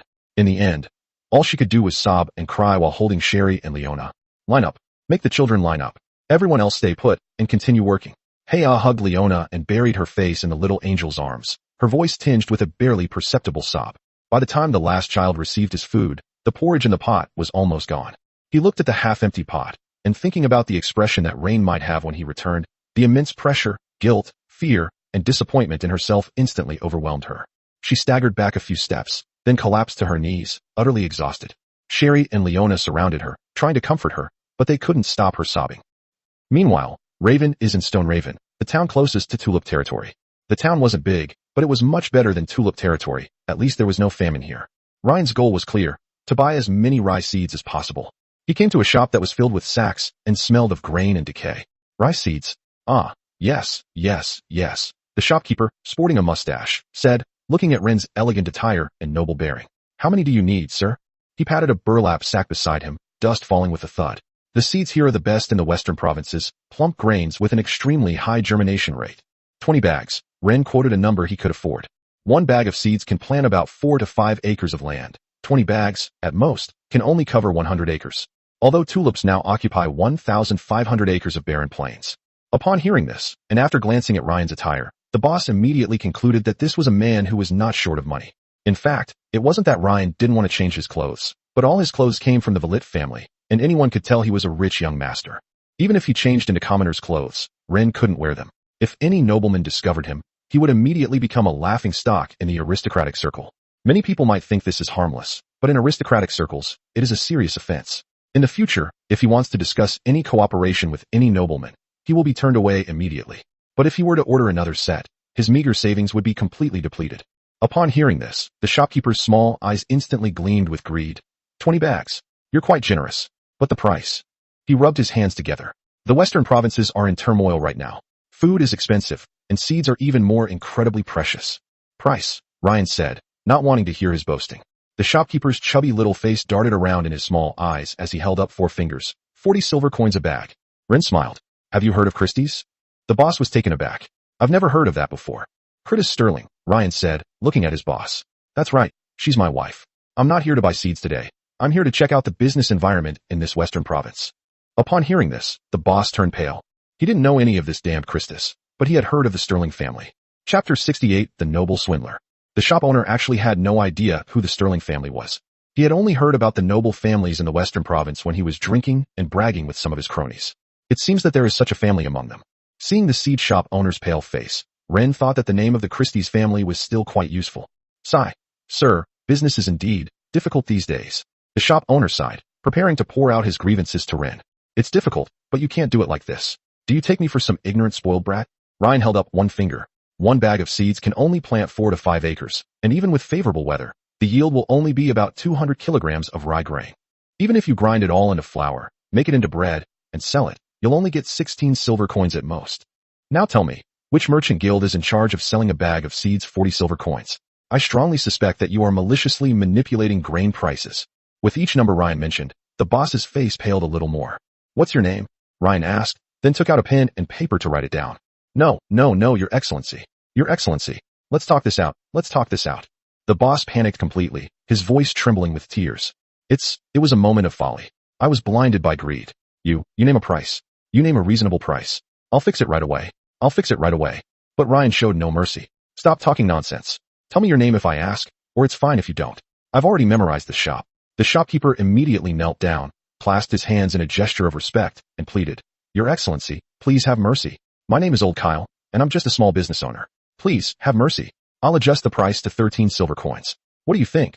The streets were bustling with people. When they saw the seed shop owner kneeling and begging for mercy from a nobleman, they assumed that an agency from the town had come to conduct a secret investigation. Some people were so frightened that they rushed to find the mayor. Rain realized this wouldn't do. If the town officials really came, their secret would be exposed. Ahem. Ren coughed lightly. Well, how should I put it? It's not that we can't show mercy in your case. Nor is it that anything has to be done a certain way. We can think of a way, right? We can find a way. Anything is possible. Old Kyle felt his heart bleed when he heard this. These damn nobles only knew how to ask for money. He stood up and secretly slipped 2 gold coins into Ren's pocket. A small token of my appreciation. A small token for you to polish your writing. Feeling the weight in his pocket, Ren deliberately showed a look of disgust on his face, as if accepting 2 gold coins from a commoner was a disgrace to him. Old Kyle was helpless. 2 gold coins were the limit he could afford. He knew that a nobleman like Ren would definitely not care about 2 gold coins. 8 silver coins a bag. Rectify it right now. Ren put away his pen and paper. If the higher-ups come asking about this, you'd better keep your mouth shut. Yes. I understand perfectly. Ren nodded, took out the silver tome, put the 20 bags of seeds into the tome space, then threw out 1 gold coin and 60 silver coins before leaving. The boss was stunned for a moment, watching his smooth and effortless movements. This person is a contract master? They even possess a legendary secret manual. That's incredibly convenient. Watching Ryan's departing figure, the boss suddenly felt something was wrong. Wait, he really came to buy seeds. Holy shit. Old Kyle suddenly realized what was happening and trembled with anger. He's been tricked. Completely tricked. The Sterling family, the investigation and rectification, it's all a smokescreen. This guy is just a penniless bastard who came to buy seeds, but he's just putting on airs. Using his money to buy his stuff. It's like he's getting something for nothing. Liar. Aristocratic liar. Old Kyle roared as he rushed out of the store, but Ryan had already disappeared around the corner. He even considered going to the law enforcement team to report that someone was extorting him. However, it was indeed he who started by making an exorbitant demand, and Ryan did indeed pay. As for those 2 gold coins, once gold coins are in the pockets of nobles, are they ever going to be returned? In the evening, Rain returned from Stoneraven Town. Now he has only 1 gold coin and 85 silver coins left in his assets. Rain, who has never experienced hardship before, has suffered a bit, but fortunately, his brother is not suffering. When he arrived in the fields, some thin, pale-faced children were struggling to drag wooden sticks taller than themselves across the newly reclaimed land in the afterglow of the setting sun, breaking up clods of earth with their tender little hands. No matter how much Hea tried to stop them, the children took over once the adults were too tired. These children are also trying to repay Hea's kindness through their work. The adults, having finished their work and already resting, all knelt down when they saw Ren return. Everyone looking at Ryan had eyes full of longing for food. But when Ryan looked at the empty pots, it was clear that the food had already been distributed. 1 bowl a day was the limit. If you want more, that's not available. But in reality, the children had their bowls first, and then they lined up with the adults to get more, meaning they ate twice a day, and the adults ate less as a result. Rain glanced at He and noticed that her eyes were somewhat evasive. For the first time, the maid who had always been by his side and cared for him showed an expression of fear in the face of him. He decided to come before Rain and admit her mistake. But Barton had already arrived before Hea and explained the situation to Ran. Well done, he. Unexpectedly, Rain did not criticize his presumption. He looked at the field and said, make the children stop. Rain released another batch of rye from the secret space and then came to the crowd. I'm very satisfied. This is what a civilized society should be like. Ms. Haya showed everyone through her actions that although this place is like a garbage dump, dirty, poor, and hungry, at least here, we are still human. The people looked at the boy standing before them and encouraged him with the power of his words. Even though she defied the rules I set, I saw hope. Because when people have the courage and will to dedicate themselves to something, things will succeed. Ryan stood in the crowd, speaking with the eloquence of a politician. Poverty, hunger, disease, these will be eradicated by us, for we have an unstoppable will, and we have the determination to challenge authority. I am not a heartless person. Now, everyone, have another bowl of porridge. Haya covered her mouth, tears streaming down her face, as she looked at her little boy standing before a group of civilians, raising his right arm and shouting, for the reconstruction of Tulip territory, for the children, not everyone, for everyone to have enough to eat every day. We are unstoppable. Chapter 69. Two beautiful women want to resign? As soon as Ryan finished speaking, Barton, sensing the danger, raised his right arm and roared with all his might. Ryan, Ryan, Ryan, rain, rain, rain. At first, only a few people joined in the shouting, but soon the shouts merged into a unified wave of sound. The men raised their rough fists, the women held their children and shouted in response, and even the toddlers who had just learned to speak joined in with their babyish cries. At that moment, everyone remembered the name of this handsome young leader, Rain. Ren stood in the center of the crowd, feeling the ground tremble beneath his feet. He slowly raised his right hand, the noise gradually subsided, and all eyes were focused on him. Remember today, remember the day we chose to become human beings. From this day forward, everyone in Tulip territory must live with dignity. Anyone who dares to stand in our way, I will annihilate. Rain's declaration was like a sharp sword piercing the night sky, bringing hope to all the starving people in his territory. After saying this, he walked into the field amidst grateful gazes. Although there are 800 people in the territory, only about 200 can actually be considered as laborers. Using primitive wooden sticks and stone tools to clear land was extremely inefficient, and each of them was constantly hungry. However, due to the survival crisis, all the elderly and children joined the support work. Tasks such as clearing grass roots, moving stones, and leveling land have created a situation of total mobilization of the entire population. Ryan glanced around. He'd probably cleared about 40 acres today. He'd come back tomorrow, and then he could plant. Just to be on the safe side, Ryan decided to give it a try first. He took out a dozen seeds from his secret space and scattered them, while the little mermaid in his arms sucked on her fingers. Wah! Invisible ripples seemed to spread through the air, subtly stirring the moisture in the soil, making it slightly damp. Rain discovered that girls with the same body type as Vivian and Leona shared a common trait as human babies, thumb-sucking. Just as he was wondering whether to correct this habit, Tulip, that little minx, stood on Ren's shoulder, hands on her hips, and said, "Haha, finally it's my turn to make my appearance." She stretched out her hand, palm facing the dozen or so seeds on the ground, and her body began to emit a soft, emerald green light. Imperial Edict. A miracle occurred quietly, under everyone's watchful eyes. Tender green shoots broke through the soil at a visible speed, quickly grew taller, turned verdant, and then rippled with the golden hues of wheat. The vibrant life force dispelled the despair and weariness in the air. In less than a minute, a small patch of golden, heavy, drooping wheat ears appeared on the previously barren land. All the citizens stared wide-eyed and gaped. They knew that mages and contract masters were powerful, but they never imagined that they could be used to farm. Ren grabbed a handful and scattered it on the ground. A short while later, several sparrows that had been flying overhead began to descend and peck at the food. This put Ryan at ease. If the birds would come to eat, then the people could eat too. After Ryan called Barton to harvest the rye, he discovered that the surrounding soil had turned grayish-white and even had tiny cracks on the surface, as if all life had been completely drained away. The fertility problem still needs to be solved. You two are resigning? In the dean's office at the Imperial Beast Taming Academy, Vanessa frowned slightly as she looked at Phil and Selena. Instructor Phil, Instructor Selena, more than half of the academic year has already passed. If we suddenly change your students' instructors now, it will undoubtedly affect their academic progress. This might not have any impact on you, but in the Beast Taming Academy, even a single star can change a student's life trajectory. I suggest you reconsider. Dean Vanessa still hoped to retain these two top-tier gold contract masters, so she spoke earnestly. The teaching philosophy and model of the Beast Taming Academy have always been about being responsible for every student. Think about it. If your mentor, Eleanor, had abandoned her students, what would you be like today? Feyer's beautiful legs, clad in glossy black stockings, were crossed under the table. Her delicate face remained unmoved. She parted her red lips slightly and said, "Dean, you are right. But it is precisely because of this that we understand even more clearly that some responsibilities are more important than the teaching contract." Selena nodded in agreement. Compared to Phil's alluring and sharp demeanor, her temperament was more aloof and composed. "Dean, this is not a hasty decision on our part. All lesson plans, student progress assessments, and subsequent teaching suggestions have been compiled into a booklet to ensure that the new tutors can seamlessly transition and minimize the impact on the students.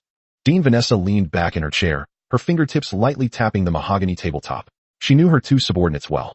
Have you encountered some difficulties? Or is it because of Ryan? The thoughts of the two beautiful women could not escape the discerning eyes of the dean. Phil and Selena exchanged a glance, seemingly signaling for the other to speak. But just as they were passing the buck, the dean delivered her killer move. If Instructor Phil is worried about her fiancé, I can understand, but Instructor Selena, how could you be so impulsive? This left Selena incredibly embarrassed. A barely perceptible blush instantly appeared on her fair and cool cheeks, and a crack appeared in her usually composed expression. Dean, the icy beauty was momentarily speechless, her face showing the embarrassment of having her thoughts read. I think all your worries are unnecessary, Dean Vanessa said, standing up and personally pouring them both some black tea. Ryan is actually a very good kid. I've met him. Sometimes you don't need to protect him too much. Give him some experience and time, and you will see him become even more outstanding in the future. Besides, if you really miss him, or are worried about him, you can take on some commissions in the western provinces and go visit him occasionally. Vanessa took a sip of her black tea and gracefully set down her cup. This way, I can ease my worries without completely abandoning my responsibilities at the academy. Let us think about it for a few more days. Faye sighed. She knew that resigning wouldn't be so easy. So, the two beautiful women arrived at Selena's lodging. What do you think we should do? Chapter 70. If you kill the rooster, will it never dawn? Western Province, Cheshire, Provincial Parliament Hall. The governor of the Western Province, Lion, was a middle-aged man with slicked-back silver hair and gold-rimmed glasses, who looked refined and approachable. At this moment, the Marquis of Lion stood on the podium, his face serious as he addressed the provincial councillors. With autumn approaching, we will launch a special campaign to improve public security within the province. Prevent any civilian organization that receives support from foreign forces or individual nobles from obtaining the resources, technology, and power they need. We have already received information that some civilian organizations have gathered all sorts of people from all walks of life. Farmers, workers, mercenaries, even teachers in colleges. All of these people joined a so-called civil organization called the Getai Society. At this point, the Marquis of Lion clenched his fist and slammed it heavily on the podium, startling the members of parliament present. They have caused great trouble to the business environment in the province. I don't know what's going on. Why are there so many wrongful convictions because of a non-governmental organization? Things like unpaid wages, unresolved rape cases, or someone's carriage running over and killing someone on the road today. Now, because of these things, large-scale strikes have occurred in some places. He paused, his gaze sweeping over the increasingly uncomfortable faces in the audience. Some people broke out in a cold sweat, feeling guilty. But it is clear that these people are trying to erode and subvert the provincial council's power step by step. They are using some lame excuses to incite the ignorant masses to oppose the legitimate order. All members of parliament must understand that the provincial legislature will take all necessary measures to ensure the safety of our province. This is a well-thought-out and unwavering commitment. We cannot be caught off guard when danger strikes, nor can we allow a second illegal law enforcement organization to emerge in the province. When the governor of Lion finished speaking, all the members of parliament stood up and applauded and cheered. Silence. Silence. Lion pressed his palm down. Now, I declare, the special campaign to improve public security in the western provinces is officially launched. The province will mobilize all its security forces to purge, strike, and eliminate any suspicious individuals, regardless of their occupation, past contributions to the empire, or whether they are high-ranking nobles. In short, I will find them, capture them, and eliminate them in every city, town, and territory within the province. Either they'll spend a few days or a few years in jail, or I'll send them to meet their maker. The governor of Lion's cold words were like a final judgment, which provoked even more fervent and prolonged applause and shouts from all the members of parliament present. Amidst enthusiastic applause, Lion's blonde, wavy-haired secretary approached him and whispered in his ear, "Your Excellency, President Carl of the Azure Chamber of Commerce has come to the province to inspect the operation of the chamber's branch." Lion frowned slightly. I've said it many times, people from the southern provinces, apart from Governor Aubrey and His Excellency Victor, are fine as they come. There's no need to arrange a meeting. Just find someone to receive them. He seems to be considering withdrawing his investment. Okay, I understand. Lion turned back, still smiling, looking at the councillors who were celebrating for him. Just as everyone was preparing to adjourn the meeting, a discordant voice suddenly rang out in the provincial council. "Your Excellency, Lion, do you believe that killing the rooster will prevent dawn from breaking?" These words were like ice water poured into boiling oil, instantly silencing the noisy hall. Lion knew the Queen's faction had made their move. Tulip Ridge, 100 acres of fields, are filled with hopeful rye. The wheat fields rippled in the afterglow of the setting sun, shimmering with an almost unreal, dazzling light. All the people, regardless of age or gender, stood blankly on the edge of the field, gazing at this golden sea.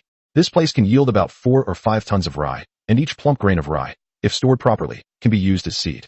Rain, rain, rain, rain, rain, rain. All the people stood in the fields, chanting the name of their young leader. If 1 ton of this rye is set aside as seed, there will still be 3 or 4 tons left, enough to feed everyone for a week if they start eating a normal diet. From today onwards, we say goodbye to hunger. Ren knew that, according to his promise to everyone, he would only receive 30% of the profits. But what about the remaining 70%? The people received rations that allowed them to leave the tulip territory. Now, say nothing. Everyone go to your own cultivated fields, harvest wheat, cook porridge, and we'll continue harvesting after we've eaten our fill. All the people happily went into the fields. Ren glanced at Tulip, who was panting heavily on his shoulder. Clearly, this little minion had expended a lot of energy. Master Fish, Daddy Fish, Tulip wants to drink nectar. Ryan held her hand and comforted her. I'll buy it for you right now. Under normal circumstances, apart from Leona who has Vanessa's purple lotus mark, the other 3 spirit pets need to eat 8 or 9 gold coins every day.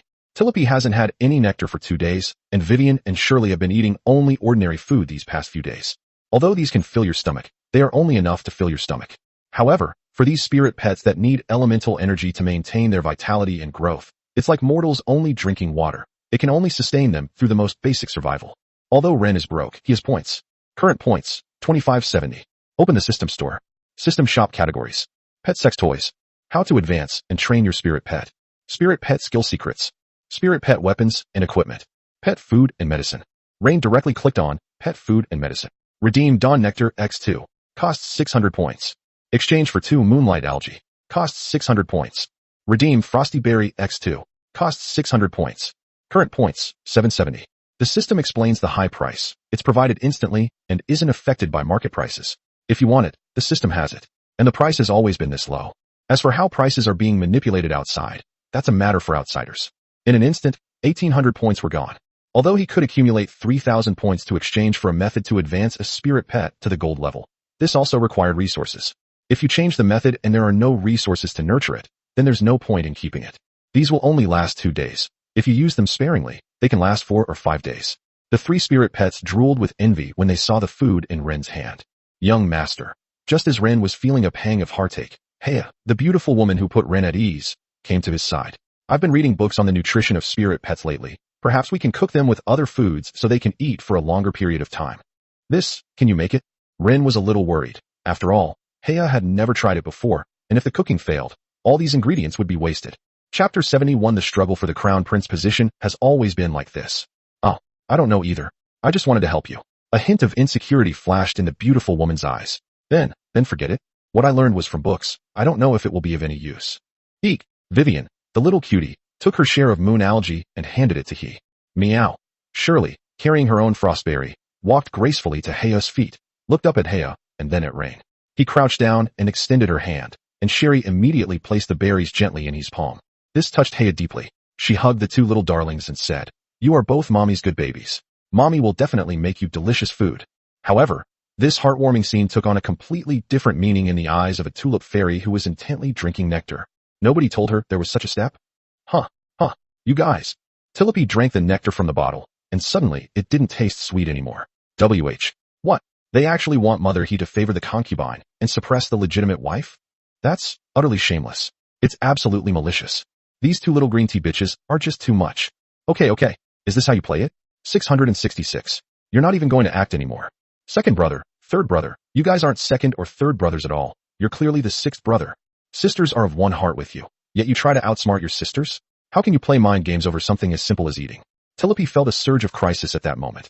She immediately took 2 bottles of honey and flew to Heya's side, saying, "Mom, Tulip wants to eat your cooking too." Okay, they're all Mommy's darlings. The struggle for the crown prince position has always been like this. Rain could only watch silently. Since it was the choice of these spirit pets to hand over their food to Heya, he said no more. At this moment, there was still one person not harvesting rye in the field, Patton. He was appointed captain of the Tulip Territory Militia by Ren, so he naturally didn't need to farm, because he ate the food of nobles. As long as the people hand over 30%, a portion of it will naturally belong to him. However, he continued shouting in the fields, putting on a show for Ren. This made Ren think that this person was really worth cultivating. He was so perceptive. What he lacks now is a lackey. Barton, Ryan called out to the burly man. The latter immediately trotted over to Ren's side, flashing a fawning smile. "My lord, what are your orders? Now you see, everyone can eat. You, as the militia captain, can't just be a commander without troops forever. Patton's eyes lit up, and he straightened his back even more. He knew that his chance had come. My lord, just say the word. Barton will certainly handle it perfectly for you. Ren's gaze swept over the villagers busily harvesting, among them several strong young men. From today onwards, the militia is officially recruiting. You will select 20 men, strong, quick, and from relatively simple families. Ideally, someone who can protect the security of the territory. Everyone has just had a good meal, and I don't want anyone to ruin this hard-won achievement. Do you understand? I understand, my lord, Barton said with a serious expression. Anyone who dares to spread words that are detrimental to unity, the militia will take him down. If necessary, you can act first and ask for permission later. But you have to be careful with the degree of action. Ryan patted Barton on the shoulder, making the big man break out in a cold sweat. He thought he would just get a beating to teach him a lesson, but he never expected that Ryan would kill someone. Kill someone? Barton's throat went dry, and he instinctively swallowed. The greatest failure in life is not knowing gratitude. Patton, look, everyone was starving to death, and now they have enough to eat. Of course, some people will have inappropriate thoughts. Rain could show mercy when these people were starving, but now they would soon be full and have plenty of dry rations in their pockets. I am a benevolent lord, but there are always unexpected situations that I cannot handle properly. In those cases, you must be flexible, understand? Rain's voice remained steady, even carrying a hint of gentle persuasion, as if he were teaching a slow-wit student. Those seemingly casual words made Patton understand completely. This lord is not as kind and lucky as he appears. His kindness came with conditions. Understood, my lord. Barton patted his chest. Then don't sleep tonight. Take a few brothers, have some wine, and some meat. Rain took out a few pieces of smoked meat wrapped in oil paper and 2 heavy leather wine sachets from the secret book space and stuffed them into Barton's arms. As a nobleman, Rain naturally couldn't eat thin porridge like these commoners. He had prepared some of the proper wine and meat. Let them understand that following you, Patton, will not only provide them with plenty of food, but also wine and meat. But the prerequisite is that they must have the ability to prevent risks. We will harvest the wheat gradually over the next few days, not all at once. What you need to do is see if anyone sneaks into the fields to harvest wheat in the middle of the night, and listen carefully to see if anyone is spreading any rumors that could undermine unity. For example, after harvesting this wheat, you'll take your wife and children and move to another place. Hearing Ryan's subtly sarcastic words, Barton's face showed a hint of horror. My lord, this. Patton, you must understand, Tulip territory is no longer a lifeless wasteland, no longer a hell of starving people, but a thriving paradise. I want to build such a paradise, and I certainly can't allow any rumors or gossip to arise during the process. Ryan's words carried a seductive power. Look at this wheat field, look at the smiles on the children's faces, and look at the solid porridge in everyone's bowls. Who brought all this here? It's you. Barton's tone gradually calmed down, his expression showing a hint of excitement. So, for the sake of Tulip territory, your task is very important. Do you understand? The next day, a fight broke out in the field. One of the villagers said that after harvesting the wheat, he would take his wife to the nearby town of Stone Raven. As a result, 2 burly men overheard this and beat him up. Who told you to hit people? Ren arrived in the field, furious. 2 burly men knelt at Ren's feet. My lord, this man is an ingrate. He eats the grain you give us, and all he thinks about is finishing the wheat harvest and running off to Stone Raven town with his wife. What is this if not ingratitude? So what? Ren roared, kicking both of them in the chest. I said, Tulip territory is a civilized society. In a civilized society, personal freedom is not restricted. Chapter 72, Sister's Letter. In the tulip fields, many villagers watched this scene unfold. In fact, many of them share this idea. Of course, people who have this idea usually have relatives or friends in other places. They wanted to contact relatives and friends outside the area to ask about job opportunities elsewhere. In a land that has already experienced a famine, it's impossible for everyone to want to stay, just as a flood or earthquake in a certain place can wipe out the social wealth and social power structure of the entire region. Some people who have lived a comfortable life naturally want to continue living a comfortable life. But, my lord, another burly man tried to argue. Shut up, Ren interrupted him, then took a deep breath and helped up the bruised and battered villager. Are you all right? No, thank you, my lord. The middle-aged man who was helped up was very excited. This was the closest he had ever been to someone in his life. You too. Today each of you will harvest one portion of the land you cultivated, as an apology and a lesson for you. Solving problems requires rules, not fists. The verdict sparked another round of hushed discussions among the onlookers. They all exclaimed in admiration at the Lord's fairness and impartiality. The beaten citizen was also stunned for a moment. He was about to go somewhere else, and the Lord was still treating him so well. Ryan patted him on the shoulder, then turned to look at the crowd. I know that many people are still worried about their future. I understand all of this, but now that I'm here, I won't let everyone live a hard life. I've said it before, I want to build a civilized society. What is a civilized society? It should be a society free from disease, poverty, and hunger, where everyone is well-fed and warmly clothed, and children have books to read. I don't know if the rulers in other places will share the same goal as me, but in tulip territory, I will definitely do it, and I will definitely do it. Ryan looked at everyone with a calm expression. This kind of political showmanship is a skill that every politician must understand and master. Yes, in a civilized society, I hope everyone can join me in achieving this goal. Even if someone feels they can have a better life elsewhere, we shouldn't stop them, but rather offer our blessings. The term civilized society is somewhat unfamiliar to most of the people who toil in the fields, yet it subtly touches upon a vague longing within them. They quieted down, their minds filled with images of the distant landscape the young lord was depicting. These words stirred up a tremendous wave in the hearts of all the citizens present. Damn it, when did these nobles become so reasonable? Haven't they always treated their subjects as their private property? The middle-aged man who had been beaten black and blue for trying to leave also felt ashamed under everyone's gaze. Ryan saved them. They were even thinking about how to improve the living standards of these peasants. Who cared whether we lived or died? It was Ryan. Of course, if they knew that these two burly men would get to drink and eat meat tonight just because they beat someone up today, I wonder what they would think. And if anyone dares to continue speaking tomorrow, they'll continue to beat them up. This is class. While most people are eagerly watching the rye in the field, another group of people can obtain better material conditions without having to farm. Back in the main castle, thanks to Heia's careful cleaning, one floor was quite clean.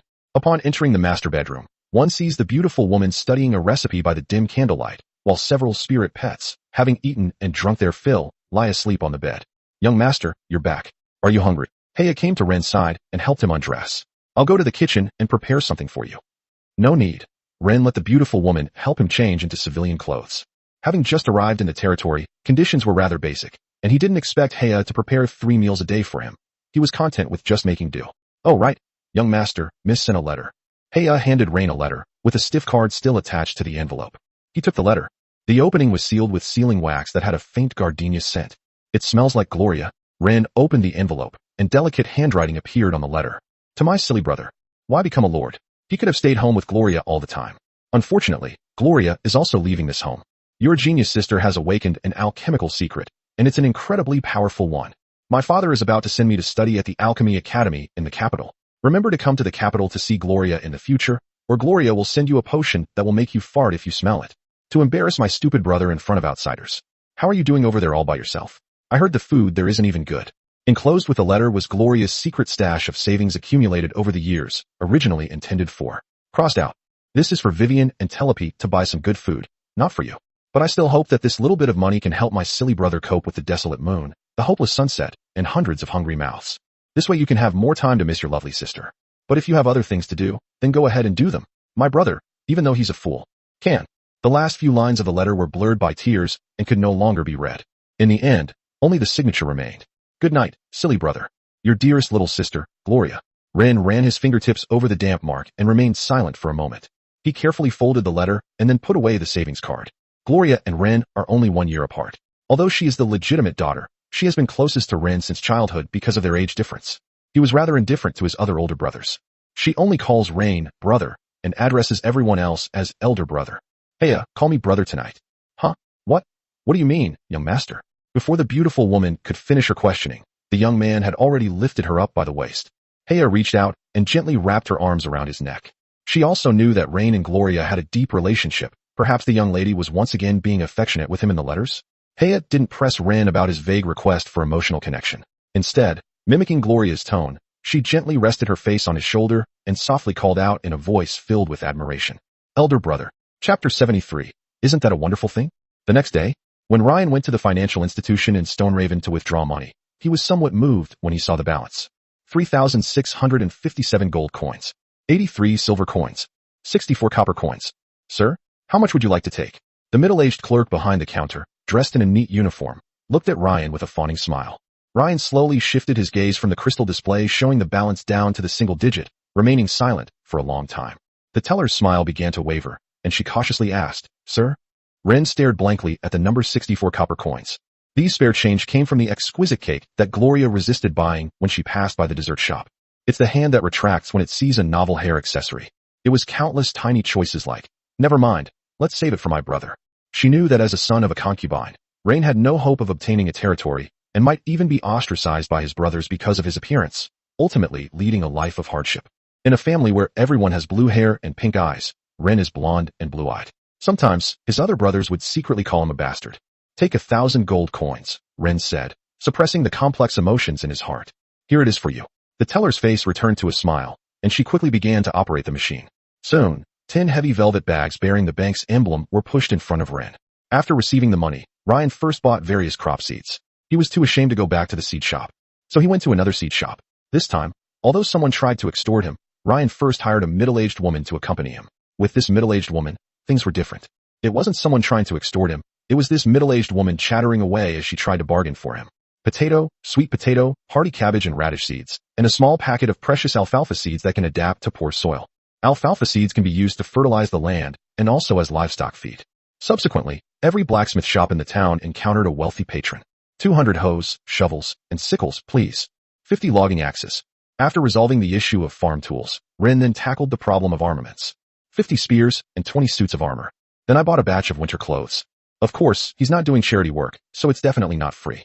The seeds cost Ren 2 gold coins, but the farm tools were the biggest expense. Ironware was very valuable in this era.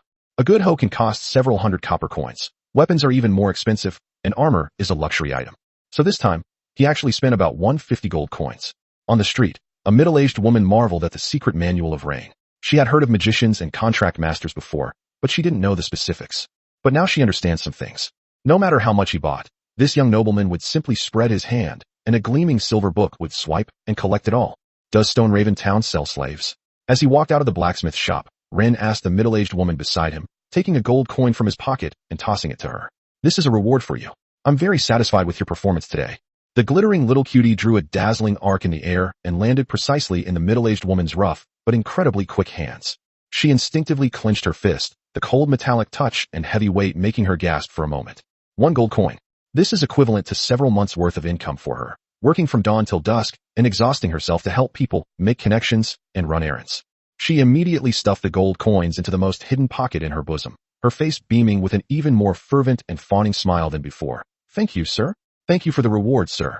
Don't call me master, Ren frowned. Although the title was normal, Ren preferred to be called Your Excellency. Of course, ordinary people with little knowledge generally don't understand the intricacies involved. Yes, sir. Look at my mouth. I don't know any manners. The middle-aged woman quickly corrected herself, her smile becoming even more humble. Sir, what do you intend to do with the slaves you want to buy? Although it's like a regular auction where no living creatures are allowed, there are still buyers and sellers. Moreover, the empire itself already had slaves, but the upper class was very good at it, so the auction had these ridiculous rules. How can there be trade between intelligent beings in a civilized society? There definitely is. Because the Tyrian nobles enjoyed buying and selling slaves and using slaves, and the empire had laws that could reduce people to slavery, the Tyrian capital might have been particular about table manners or international image. But in the local area, who cares about this or that? Of course, the origins of the slaves were also carefully considered.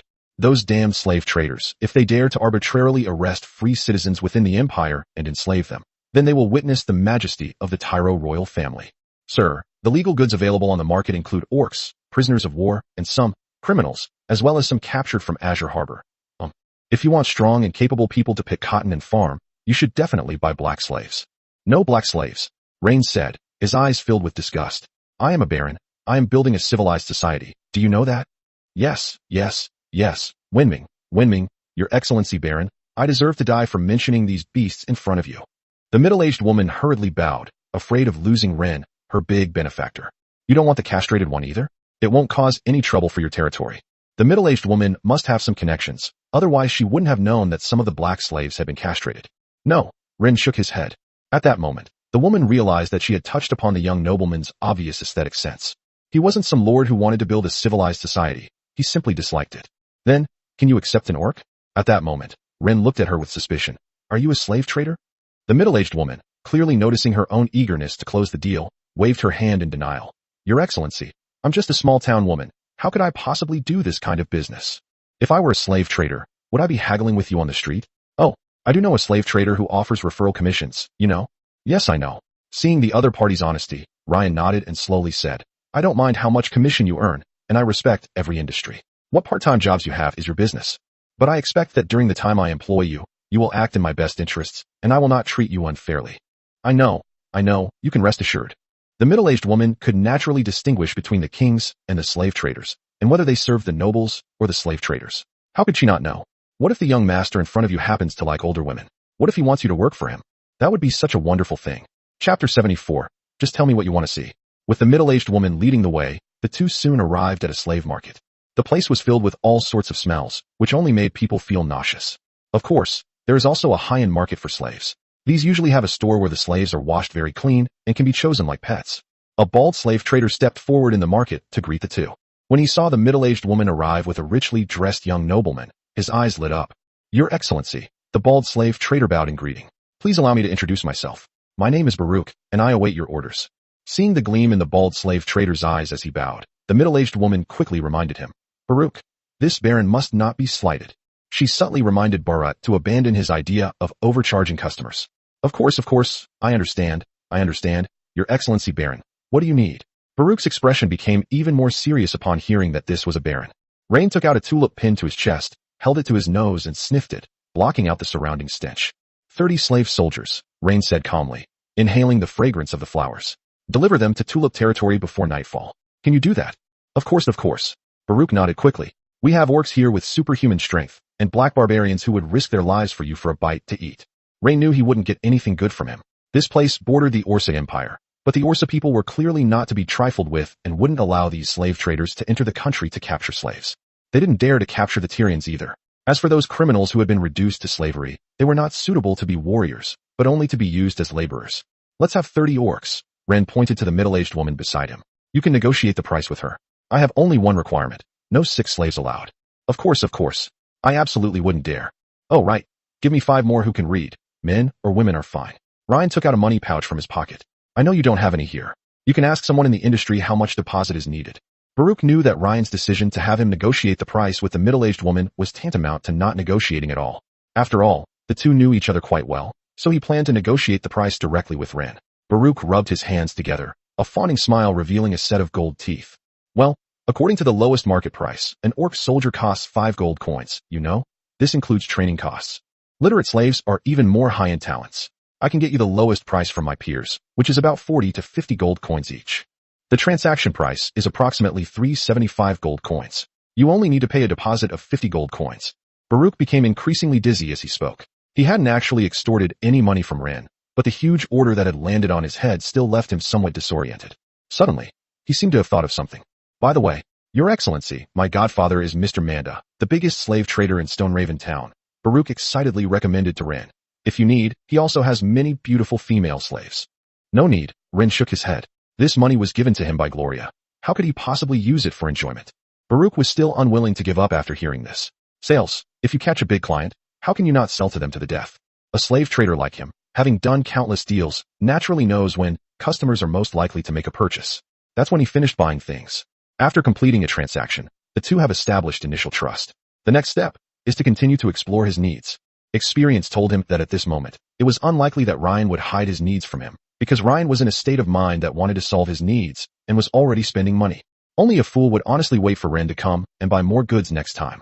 "Your Excellency, please come this way. If I let you miss out on so many good deals today, it would be the biggest failure of my life. Please give me a chance. I only want to solve my clients' problems.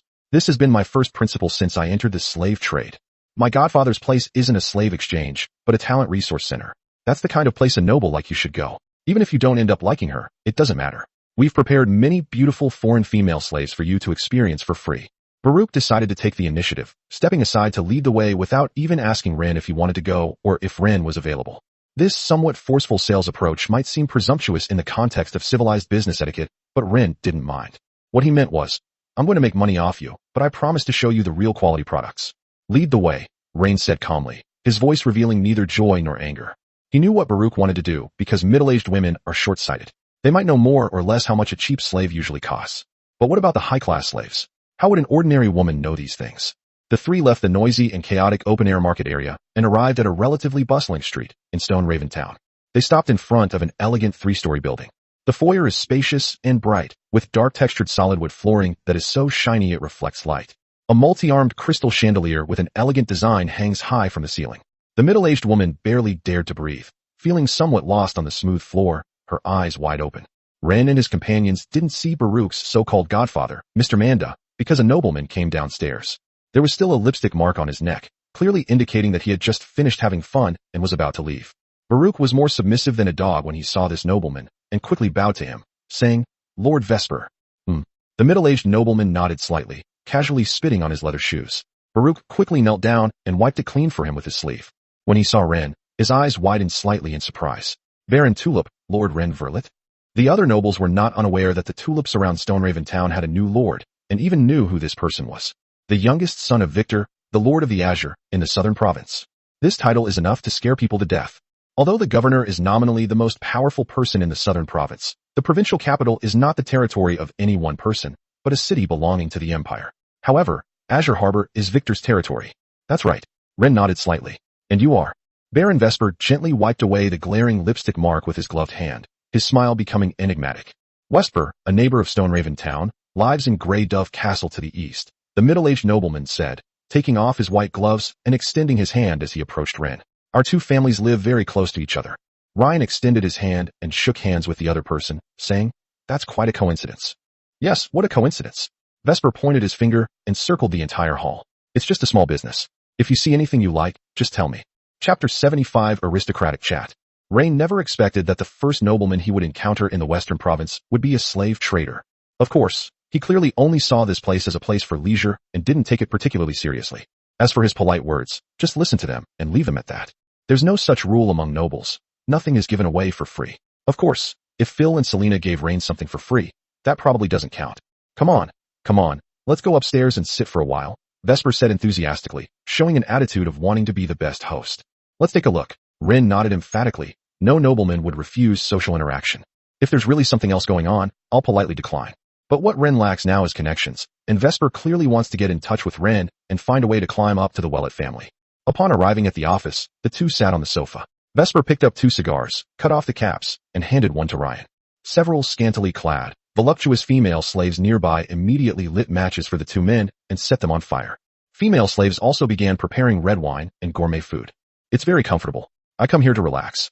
Vesper exhaled a puff of smoke. But actually I rarely come here. I usually leave it to an old dog to manage. Just tell him what you need. Elves, Orsa, or Tyrell, or other races, or whatever race you want. We have them all. Oh, by the way, you come from the Valit family. You must have seen too much, so you probably wouldn't even look down on these things. Rain took a puff of his cigar, ignoring his probing question. You still have Tyrells here? Of course. The warden of Stoneraven Town is my cousin Ha. In one sentence, one of the dark secrets of this industry was exposed. I do need some literate slaves, Ren said, taking a puff of his cigar before stubbing it out. You have no idea, Lord Vesper. When I first arrived at Tulip Castle, I was thinking, my God, old man, what the hell have I come to? Ha ha, Vesper chuckled. You're very funny, Ryan. May I call you that? Certainly.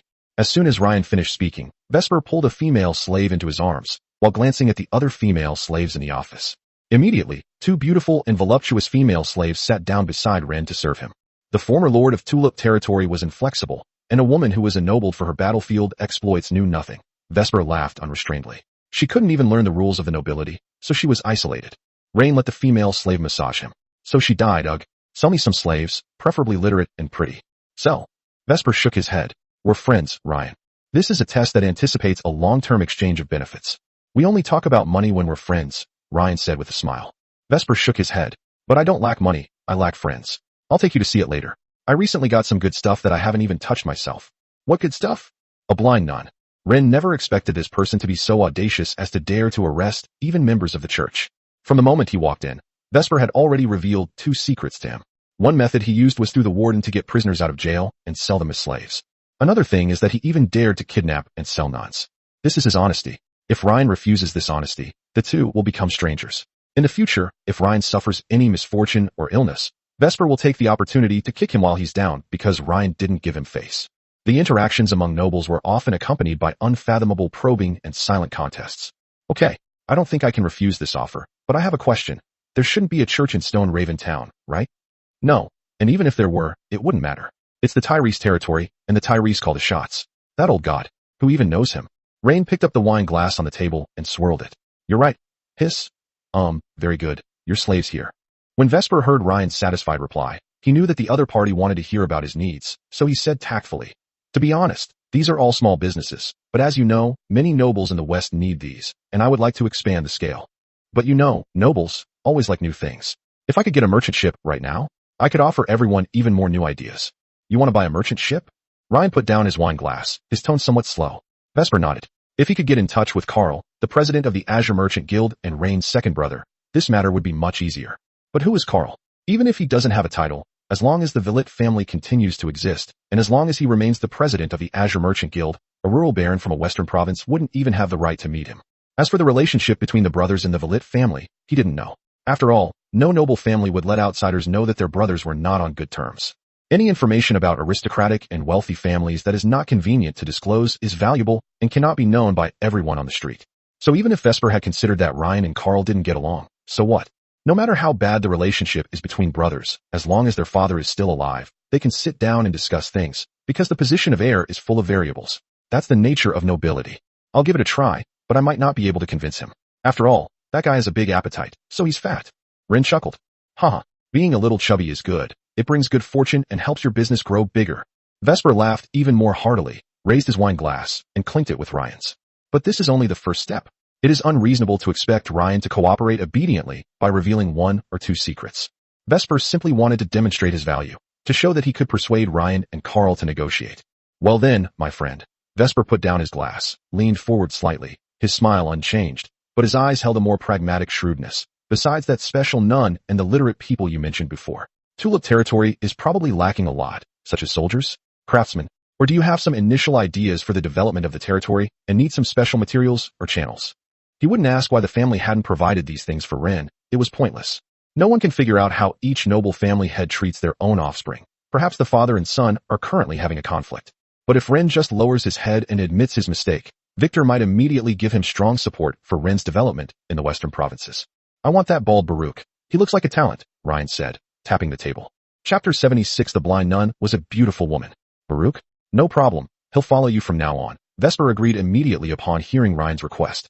As for offering these things to curry favor with Ren, it's actually not much to him. However, Ren did not immediately agree to make the deal happen. Before long, Vesper brought Ryan to the rooftop. It's more like a meticulously arranged exhibition hall, spacious, bright, and even with a touch of eerie beauty. Sunlight streamed through the huge skylight, illuminating rows of crystal-clear glass display cases.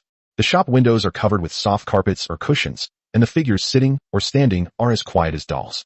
They wore well-tailored, high-quality clothing in various styles, some resembling court dresses, others exuding exotic charm.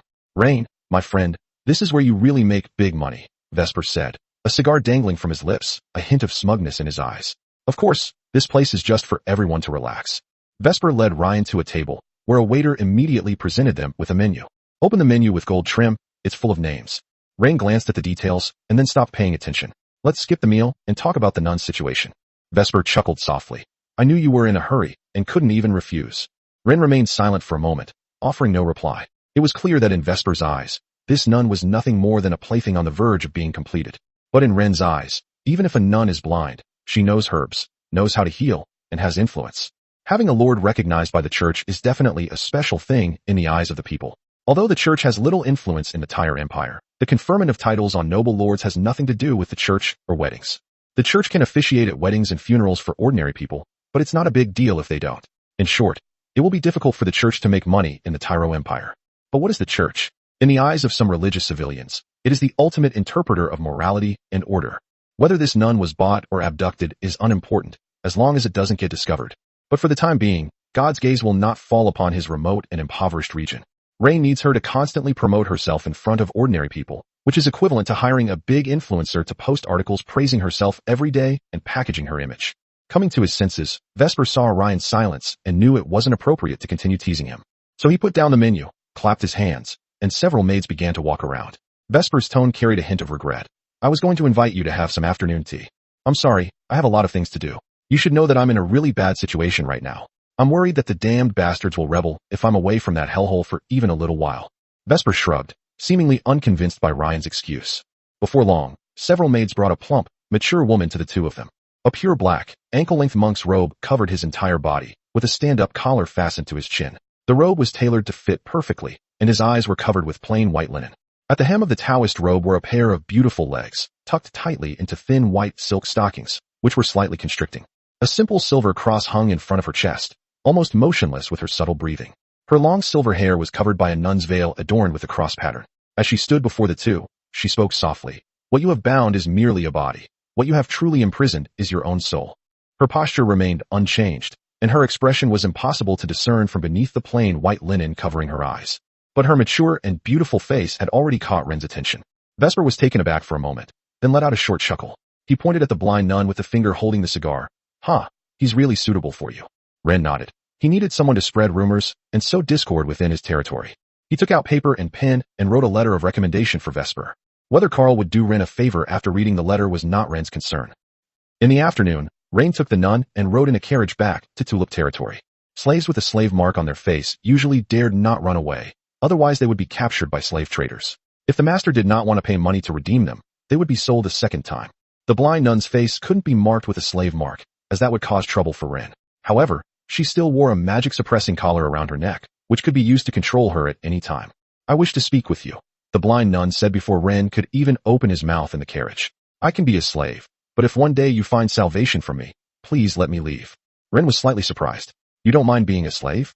The blind nun's plain face, though covered by her eyes, remained expressionless. The long road of life is predetermined. Just like between you and me, we are destined to have this experience in our lives. What's your name? Ren was somewhat impressed by her attitude. This person didn't ask Ren to take her back to the church, which saved him a lot of trouble. This is both a religious fatalism and a highly sophisticated psychological defense. Accept the worst-case scenario, thereby maintaining a certain detachment in spirit. Zenis, the beautiful nun said calmly. I come from the Church of Light of the Orsa Empire. Then why were you captured by the slave traders of Tyre? My ordeal stemmed from the Orsa people, and had nothing to do with the Tyrells, Zenis said with a hint of sorrow. Perhaps it was fate's arrangement, that God allowed me to witness another form of suffering in a godless land, and finally, to bring light back to this land. Speak like a human being. What I mean is, some of the followers of the Orsa Empire have betrayed the God of Light. Ryan clenched his fist. Could you say something I can understand?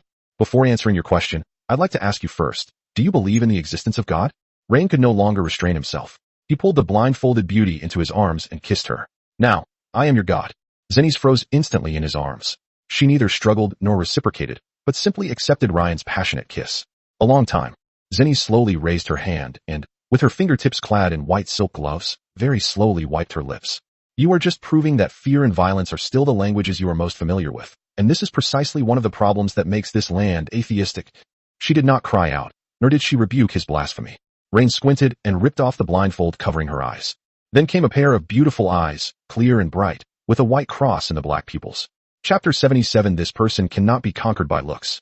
Aren't you blind? Ren looked at those vacant eyes and suspected that the woman was deliberately pretending to be a ghost. Sometimes, striving to be the best version of yourself means embracing the light while keeping a sliver of darkness to remind yourself. Zenis's dim eyes proved that she was indeed blind. This is terrible. This is awful. In other words, Ryan couldn't win her over with his looks. The reason why Ryan is a heartbreaker for rich ladies is because of his aristocratic status, his youthful and handsome appearance, and a bit of musical talent, among other strengths. Now, one of his strongest killing moves has been rendered ineffective by his opponent. Speak like a human being. Ryan continued kissing her. As he kissed the beautiful, mature blind nun again, the cool and lingering scent of sandalwood became even clearer, lingering around his nose. Zenis neither showed obvious resistance, nor did she comply. In short, they didn't give Ren any reaction at all. Lip separation. God will. When Zenis spoke again, Ryan, defiant as ever, kissed her once more, and this time, he went even further. I miss you so much. Wait a minute, I'll explain. Faced with such a threat, Zenis was no longer indifferent. She gasped in Rain's arms. I betrayed the church. No, they betrayed the church. In the next few minutes, Zenis explained her background. She was a nun in the Orsa Empire, serving the light, studying herbs and scriptures, and caring for the poor and sick in the city. But when she truly understood the church's operating model, she realized that it was all a lie. No matter who it is, as long as they can pay the money, the church bishop will pat their head and mutter, God loves the world, God forgives you. No matter what sins he has committed, as long as the gold coins clink in the offering box and the smoke in front of the altar is thick enough. So she said to all of this, no. Then he was sold to the Tyro Empire. Rain believed that there was a mix of truth and falsehood in the story, because her eyes were very distinctive and clearly indicated that she was not a lower-ranking nun from the church. These eyes are different from ordinary people's. People with these peculiar eyes usually possess bloodline abilities. By the time we returned to Tulip territory, dusk was approaching. Baruch also brought the slaves to the territory, and Ren paid him the price that had been agreed upon. Afterwards, Ren first sent Hea back to the main castle with Zenis, while he stayed behind to observe the 30 orc slave soldiers that Baruch had brought. These soldiers were all burly and had animal ears. Rain pulled out a dagger inlaid with a sea blue gemstone and casually slit the neck of an orc soldier. I noticed there was no fear in their eyes. These are excellent soldiers. Ren nodded to Baruch. I am very satisfied. It is their honor to receive your affirmation. Baruch dared not be arrogant. When he arrived in Tulip territory, his godfather had told him that he would follow the Baron in the future. Rain summoned Barton and first distributed 20 suits of armor and 50 spears. These orc soldiers are now yours, and the armor is for your brothers to wear. Upon hearing this, Patton, the militia captain, felt as if his soul was floating. He can lead 50 soldiers, and nearly half of them will be wearing armor. Yes, my lord, Patton will certainly lead our militia well. Barton looked up at the disdainful looks the orc soldiers gave him and knew he had work to do. He didn't need to subdue these lowly orcs one by one. He only needed to have his brothers put on armor, and the orcs would behave. This is Baruch. He will be our merchant officer from now on, in charge of commercial management in the territory, Ren said, patting the bald Baruch on the shoulder as he introduced him to Barton. Baruch never expected that he would take off so quickly after arriving in Tulip territory. This is opportunity. But Ryan had actually been observing him for a long time. He was a shrewd businessman and had almost no sense of dignity. Even if Vesper spat on his own shoes, he would still grin and kneel down to wipe them clean with his sleeve. Your Excellency, Baruch. Baruch, what have I done to deserve this? His voice choked with emotion, and his knees buckled as he tried to kneel down. All right, Ren said calmly. I brought you here so that you would use your brains and connections to revitalize the economy of our territory. To be honest, I'm planning to grow more grain to sell.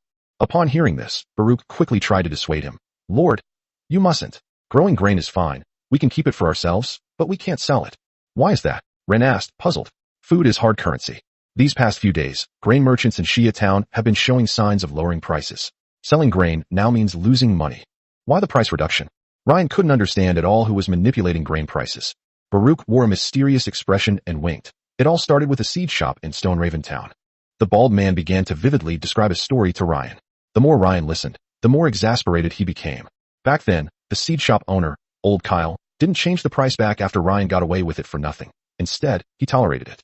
When other colleagues asked, Old Kyle would start making up a story in a serious tone, using the name of Ren to tell his colleagues that a baron had recently come down to secretly investigate grain prices. He spoke with great conviction, and even used this information to swindle a few silver coins from Baruch. Baruch, smugly presenting this insider information, which he had bought for a few silver coins, to Ren. This made Ren sigh. There's always someone better. My lord, Old Kyle told me that this time it's the Sterling family who came down to investigate, and this person is Miss Christie's husband. The Sterling family is a powerful and influential family active in the provincial capital. We absolutely cannot provoke them now. The seed shop owner didn't care whether the news was fake or not. As long as things went wrong, he could just blame everything on Ren. Anyway, everyone saw it that day. A nobleman did indeed walk into his seed shop. This matter can be considered either a big deal or a small deal. If the Sterling family finds out that Ryan is using their name to swindle and deceive people, Ryan will lose face in aristocratic circles. No, is this really that credible? Ren's face darkened. He really didn't expect that the seed shop owner to be so audacious and act so strangely. Of course, in the western provinces, who would dare joke about the Sterling family's name? Baruch nodded solemnly. Now all the grain merchants with connections in Stone Raven Town know about it, and are quietly releasing their stock, which is why grain prices are falling.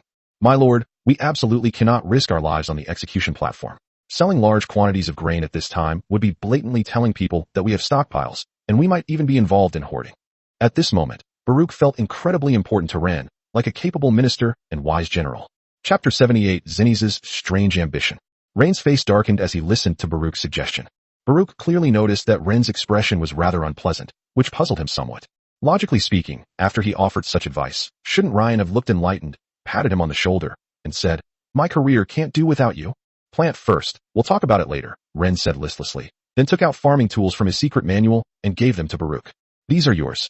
Anyone who wants farm tools must exchange them for grain, and they are only for rent, not for sale.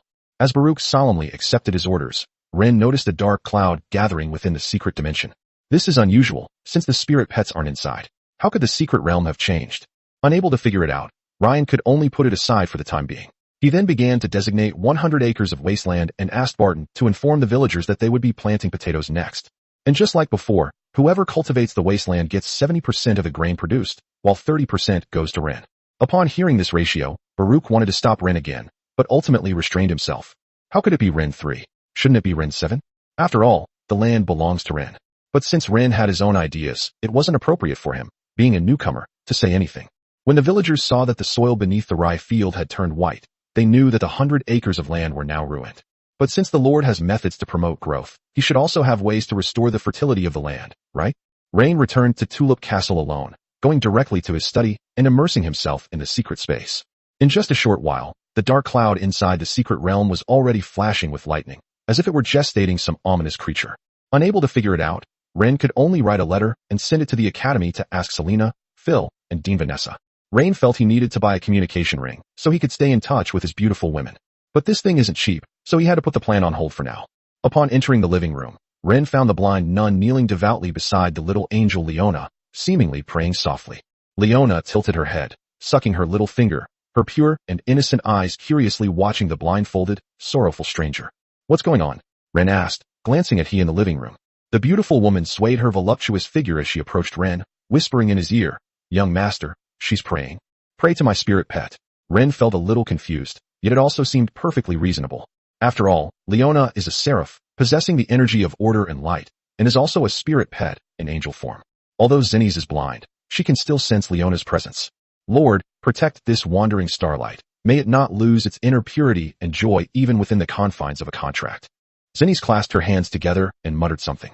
Leona, the little cutie, would nod seriously from time to time. MMM. The way she nodded and hummed made Ren feel that it clashed somewhat with Zinnies' seriousness. "Zinnies, Ren," and he quietly approached the blind nun and interrupted her. The nun's body trembled slightly, and the prayer abruptly stopped. She turned towards Rain, her face veiled, revealing no expression. "Your Excellency, you have received the recognition and protection of the light. The sinner Zinnies is willing to serve you wholeheartedly, asking only for 1 hour each day for time to pray to her." Before Ren could even agree, Leona had already taken it upon herself to agree. "Daddy? Mommy?" Realizing that it was inappropriate for her to make the decision on behalf of Ren without his consent, the little cutie looked up at Ren. "No, you can't call me that." Zinnies' face turned deathly pale upon hearing this. "You are the embodiment of purity. You are a child of heaven." MMM. Leona nodded seriously. Just as Zinnies felt relieved, she looked up at Rain and asked in a childish voice, "Daddy? Mommy?" Zinnies was thrown off balance by Leona's actions. Her voluptuous figure kneeling before Leona became somewhat unsteady. Heya covered her mouth and chuckled, then quickly realized it was inappropriate and restrained herself. She quickly carried Leona away, which made Zinnies extremely envious. Leona calling Rain dad is acceptable to Zinnies. After all, many contract masters' spirit pets are like that. But call her ya mom. No way. Even if you're going to call someone, you should call me mom. Suddenly, the blindfolded beauty's ambition surfaced. But for now, she must hide this ambition and wait until Ryan approves of her, before making her move. "Tomorrow I hope you can preach in the territory, spread my virtues, or teach some children to identify herbs." All Rain felt was that this blindfolded, beautiful woman, dressed in a nun's robe and white silk, wearing a cross necklace, exuded a forbidden beauty. Imagine having her read the Bible while just thinking about it is exciting. Zinnies nodded calmly. "Now that you have gained the recognition of the light, you should proclaim yourself to the world." After dealing with the nun, Ren returned to his bedroom. Several spirit pets surrounded Heya as the beautiful woman studied their recipes by candlelight. "Young master, are you going to bed?" The beautiful woman came up and prepared to help Ren undress. "Wait." Ren prepared to return to the secret space with the 4 spirit pets. "I'll come back to sleep with you later." Hearing Ryan speak so bluntly, Heya's cheeks flushed slightly. A flash of silver light appeared, and Rain put the 4 spirit pets into the secret book space, and then he also entered the secret book space. Rain pointed to the thundercloud in the sky. "Does any of you know what's going on?" "I didn't do it. Tulip, that little nobody, spoke first. It must have been Vivian." "Eek." The mermaid who was called out was stunned, and then looked at Rain with innocent eyes. She felt that Tulip was bullying her because she couldn't speak. Seeing that Vivian was on the verge of tears, Ryan quickly comforted her. "You're a good girl. Daddy believes you won't do that." "Wah." Vivian nodded emphatically as Ryan patted her head, wiping away her tears. "If you didn't do any of this, then where did this cloud come from?" Ren asked, somewhat puzzled. "Daddy? Mommy?" Leona flew through the air and pointed to the purple lotus mark on her forehead at Rain. "You can contact the dean through this mark?" Ren asked excitedly. "Then what are we waiting for?" Leona nodded, and then the purple lotus on her forehead shone brightly, and she began to call for help for Rain. Chapter 79 Secret Cataclysm, the Sun-Eating Dog. Before long, streaks of purple starlight began to condense within the secret space of Ren, and then transformed into the beautiful figure of Dean Vanessa. Rain looked at her in disbelief. "Dean, how could you enter my secret manual without my permission?" Vanessa chuckled softly and patted Leona's hair. "Each tome is originally a fragment of rules. As long as you master spatial magic and have a beacon, you can teleport to other people's tome spaces. Therefore, many wielders of secret manuals rarely pile up treasures in their secret manual space." Rain never expected that the secret manual could be stolen. "But don't worry, this kind of spatial teleportation channel is fixed. You'll go back the same way you came. It won't happen that an assassin pops out of your own secret manual while you're sleeping." Hearing this, Ren felt relieved. If he were sleeping with he and an enemy suddenly jumped out of the tome, Would he choose to fight or continue? Mommy. Leona was overjoyed to see Vanessa and kept snuggling into her arms. The melancholic beauty seemed to have no choice but to accept this clingy little fellow. She looked up at the thundercloud in the secret manual's space. This is bad. This secret manual's calamity might be extraordinary. The secret codex of calamity? What's that? Ren asked, somewhat puzzled. No one had told him about it before. Mystic cataclysm. Vanessa gently placed Leona, who was snuggling in her arms, onto a floating cloud-like elemental mass, and turned to look at Rain. Every holder of a secret manual is blessed by the heavens, but also bears risks. This is a rule and an order. When the holder of the secret manual is unable to bear these risks, life will perish, and the secret manual will return to the origin of the world, waiting for the next lucky one. After Vanessa's explanation, Rain understood that the secret codex sometimes encounters monster disasters, and if you can't withstand them, you die. It's almost here. Vanessa's expression turned grave as she looked at the beast's leg that had appeared in the thunderclouds. It's actually a gold-ranked sun-eating hound. It seems your spirit pets have great potential. Otherwise, they wouldn't have been able to trigger a gold calamity at the silver stage. Can this be taken as a spirit pet? Ren thought to himself. It's only at the gold rank. Couldn't this beautiful Dean beside me just wipe it out with a flick of her finger? No, it is formed by the rules, Ren. It is very interested in your seraphim and tulip fairy. I can't stay here any longer. What? Ryan was surprised to hear that the beautiful woman was leaving, which meant she couldn't live off him anymore. If I intervene, it will be further strengthened by the rules, and may even rise to a platinum-level secret calamity, Vanessa said seriously. But it only has the strength of a gold level 1 star, so I suppose you can handle it yourself. What are the rewards for winning? Gains. Vanessa was slightly taken aback by Ryan's pragmatic question, then chuckled, a rare hint of mischief appearing on her melancholy face. Of course there are, and they are crucial to you.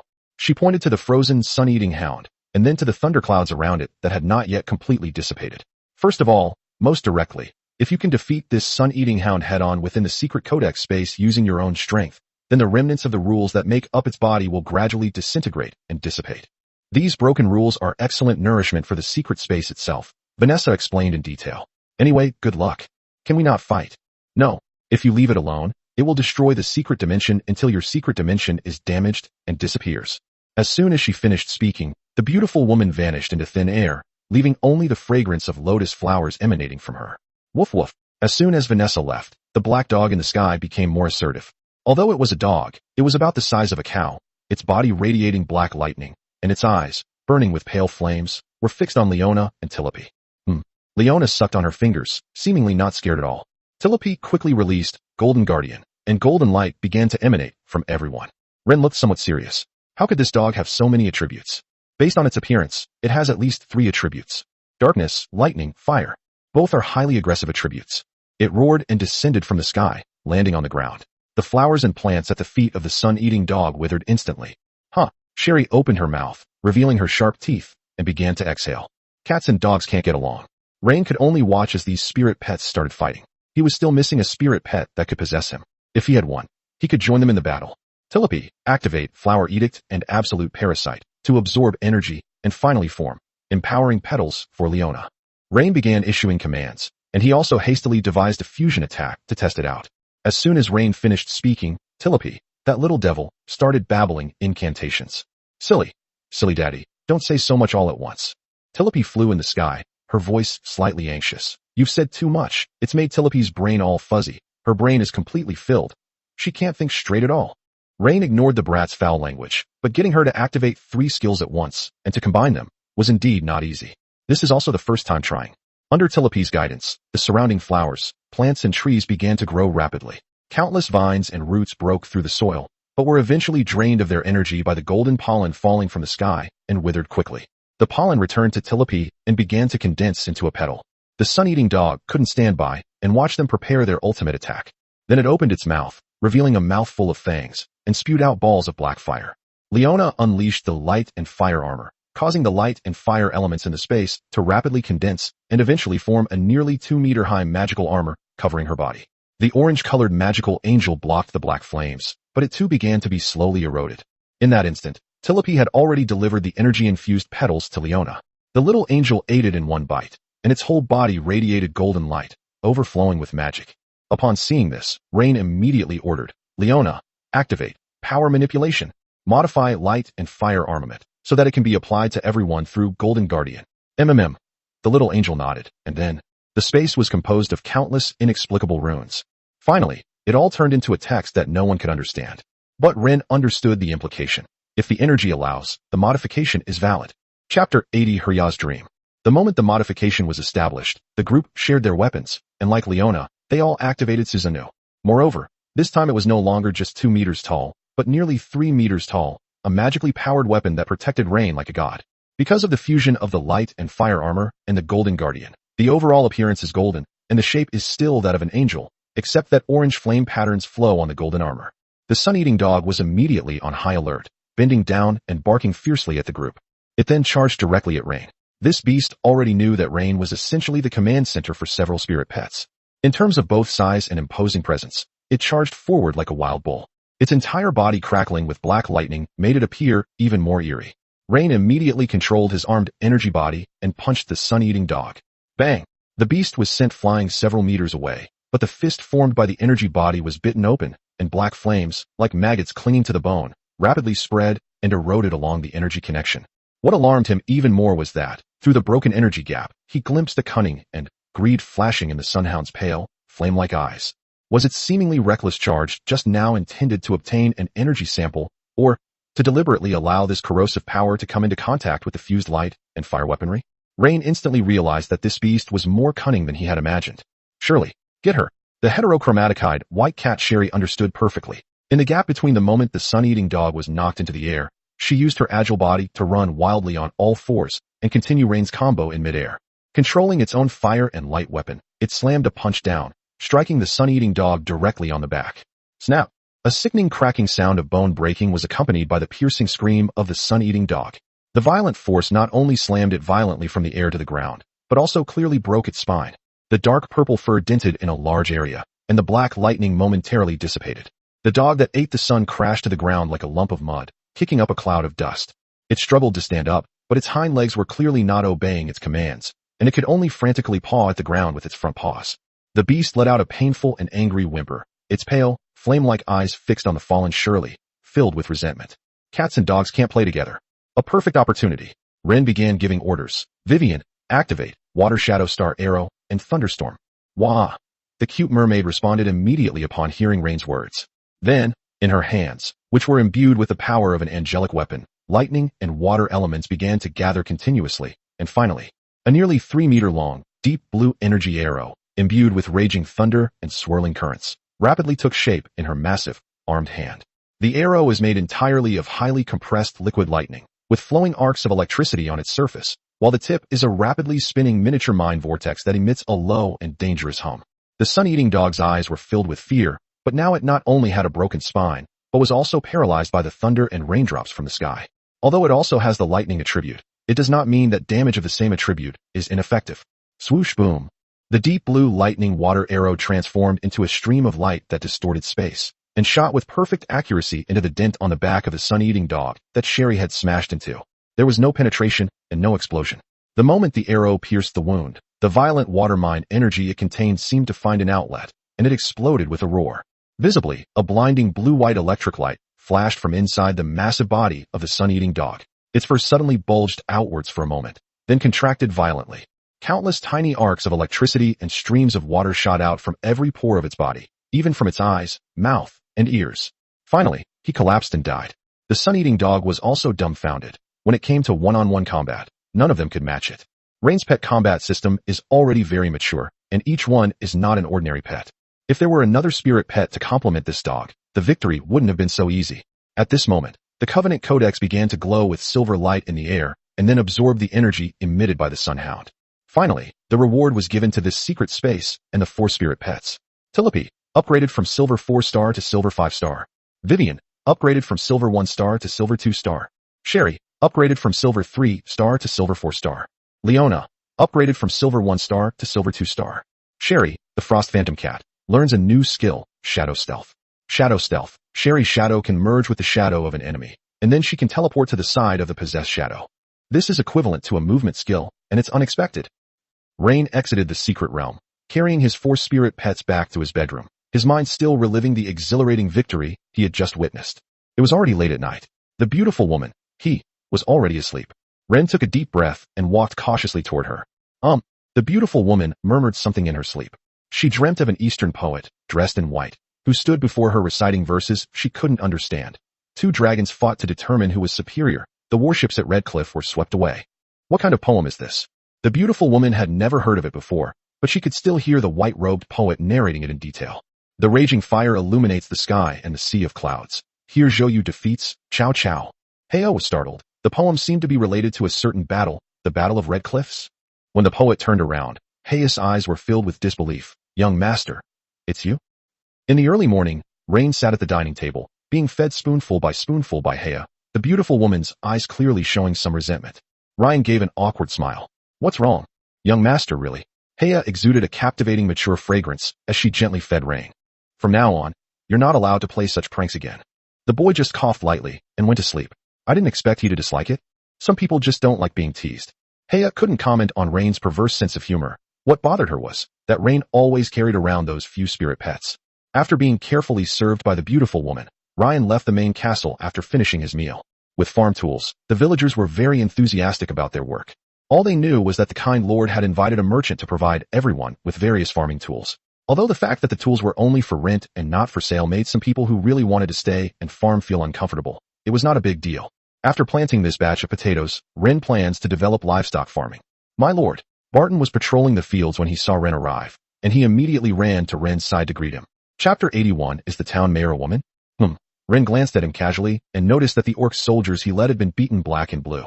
Clearly, this guy lacked martial ethics.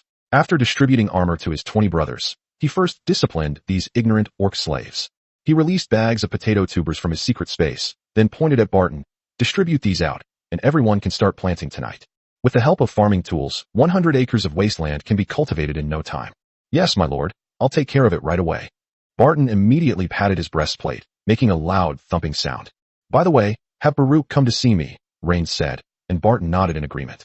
And have him bring me those literate slaves as well. Before long, Baruch, the bald man, arrived in the field with several slaves. He flashed a gold tooth and grinned at Ren. My lord, I've brought them all. Baruch bowed and scraped before Ren, but when he turned around, the smile on his face had vanished, replaced by coldness. He snapped. What are you all standing there for? Kneel down before your master. The literate slaves he brought with him, both men and women, were dressed in clean but clearly coarse cloth, typical of slaves, and their faces showed unease and fear. Upon hearing the sound, they trembled and, almost reflexively, knelt down on the ridge of the field, which still smelled of freshly turned soil, with their foreheads touching the ground. Greetings to your master, Baron Ren Verlit of Tulip territory. Baruch's voice continued, completely devoid of the obsequiousness he displayed when facing Ren. He was establishing his authority for Ren and demonstrating his professional competence in managing slaves. Rain's gaze swept calmly over the kneeling figures, taking in their subtle trembling and tense posture. These people will form the initial administrative and technical team for his future territory. He looked at Baruch and said in a flat tone, get up. Kneeling is not a necessary courtesy here, especially for those who may need to use their brains to do things. Upon hearing this, the slaves hesitated, looked up, exchanged glances, and then looked at Baruch's cold face. This scene instantly darkened Ren's expression, and Baruch clearly realized something was wrong. These people are clearly Ren's slaves, so why do they have to defer to him for whatever he wants to do? This is truly killing someone by destroying their spirit. These damn slaves. It seems those who can read are all wicked. Baruch broke out in a cold sweat instantly. He's now in a dilemma. Should he call them up, or not? Didn't you hear me? Ren flicked his collar. I told you to get up. Finally, under the calm gaze of Ren, the group cautiously stood up, still keeping their heads down, not daring to look directly at each other. Ryan pointed to a middle-aged woman behind him. What's your name? The middle-aged woman pointed at by Ryan visibly stiffened, replying to, Master, this servant. This servant's name is Mary. Mary? A very nice name. Ryan's gaze lingered on her for a moment. Baruch said before that you are literate, can manage warehouses, and know how to keep accounts. Yes, master. Mary answered quickly, not daring to hesitate for a moment. In the previous master's household, I was in charge of inventorying the storeroom and keeping some daily necessities safe. Very good. From now on you will be my butler. Mary felt a sudden dizziness. Her ears were ringing, and she almost lost her balance. A butler. A baron's butler. This is not just a rise in status. It's a complete upheaval of identity. From a slave who could be sold or beaten at any time, to a core servant leader who manages the daily operation of a castle, the allocation of supplies, and may even have access to some of the master's secrets. The immense shock left her mind blank. Immense joy and even greater fear gripped her heart simultaneously. Baruch, standing nearby, was also dumbfounded. Ryan was not surprised by Mary's outburst. He calmly continued, Of course, you're a trial housekeeper, Mary. Your trial period is the time from when this potato is planted to when it's harvested. He pointed to the busy fields in the twilight. From now on, you need to find out how many households have been allocated this 100 acres of land to cultivate, how many acres of wasteland each household has reclaimed, how many seed potatoes they received, and how much area they have planted. I want you to personally verify and record this. Mary took a few deep breaths and pinched her palms hard. Master, Mary understands. Mary will do her best. Subsequently, Rain assigned different administrative tasks to the other literate slaves. A scribe or clerk in a territory, recording the daily events that occur within the territory. One person manages daily agricultural affairs and coordinates the allocation of labor. One of them is responsible for mediating civil disputes in the territory and occasionally teaches the children to read. In this way, Ren initially established an administrative agency, although this agency was very rudimentary and their workload was enormous. The group's status was instantly changed, although they remained Ren's slaves at his mercy. But Ren also promised them that if they did their jobs well, he could help them escape slavery in the future.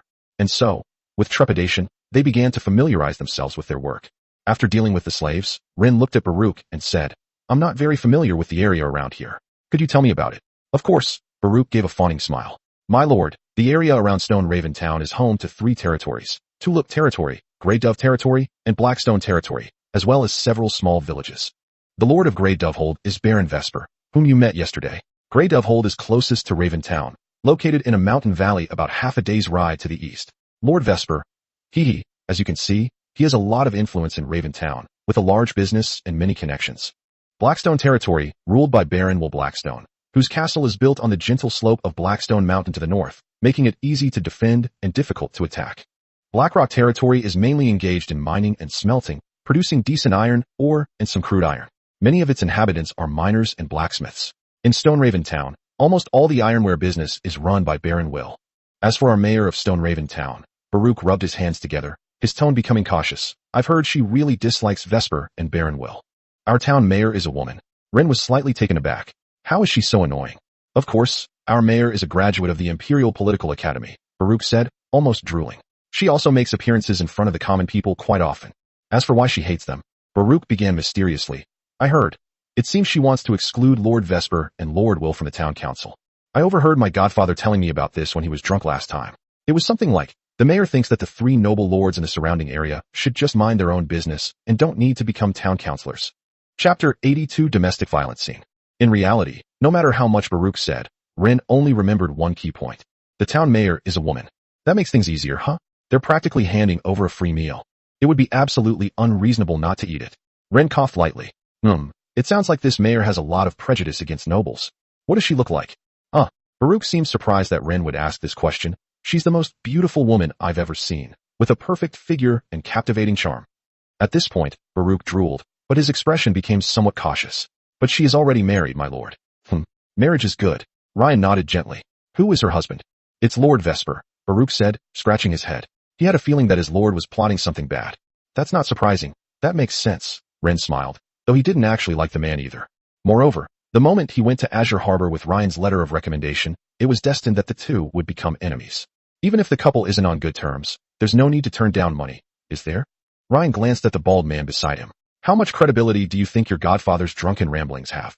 Baruch broke out in a cold sweat. The fact that he had told Ren these little secrets already proved his loyalty. My lord, I don't know about that. How could I possibly know so much about the affairs of such important figures? All right, I understand. Ryan had actually guessed that there might be some conflict of interest between Vesper and the mayor. This information had been unconsciously revealed in Vesper's conversation with Ryan. Rain pulled out dozens of gold coins and tossed them to him. Help me find out where the mayor goes after get off work, besides the town hall. What's his personality like? What is he usually like? Baruch's pupils contracted sharply. My lord, I understand. I will definitely handle this perfectly for you. This bald guy never expected that Ryan would try to poach Vesper's man. But the thought of Vesper's indiscriminate humiliation and disregard for him every time filled Baruch with a sense of pleasure. Look at Rain now. How well does he treat his servants? Distribute land, distribute grain, and distribute power. With that in mind, Baruch made up his mind to stick with Ren. If he didn't seize this opportunity with a boss like him, he would never have another chance. He immediately knelt down and kowtowed. My lord, I deserve to die. Ryan wasn't surprised. You're being honest, but trying to please both sides often results in pleasing neither. Baruch hadn't expected that the boy before him had already guessed what he was secretly doing. My lord, I believe my godfather's nonsense, and he made me report on what you do every day. Rain pulled a sapphire-encrusted dagger from his pocket and handed it to him. Then say goodbye to your past, but I still need you to report to him every day. Baruch, trembling, took the dagger and snapped it off his little finger. Blood spurted out, and a finger fell into the field, its bone still visible through the flesh at the tip. Not enough, Rain said calmly.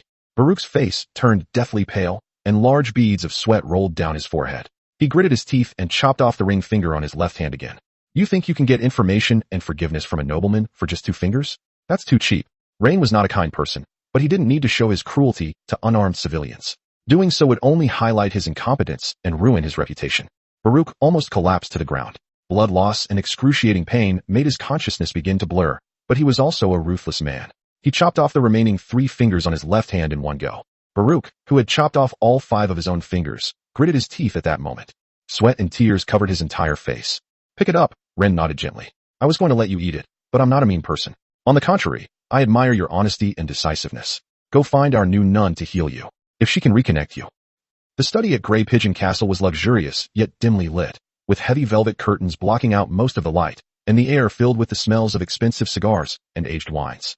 Baron Vesper leaned back on a soft couch covered with animal hides, toying with a crystal glass in his hand, listening to the butler's low report in front of him. Sir, buying that merchant ship has already cost us nearly half of our wealth. Vesper tapped the table. Don't worry, you'll break even soon. Governor Locke has given me a lot of support. What did my cousin say? The old butler pondered for a moment. The warden is being closely watched by the madam lately, and I'm afraid he won't be able to deliver so many goods in a short time. Tell him whether he wants to make the money or not. Vesper roared, slamming his fist on the table. I don't care what methods he uses. I want my people. I want my money.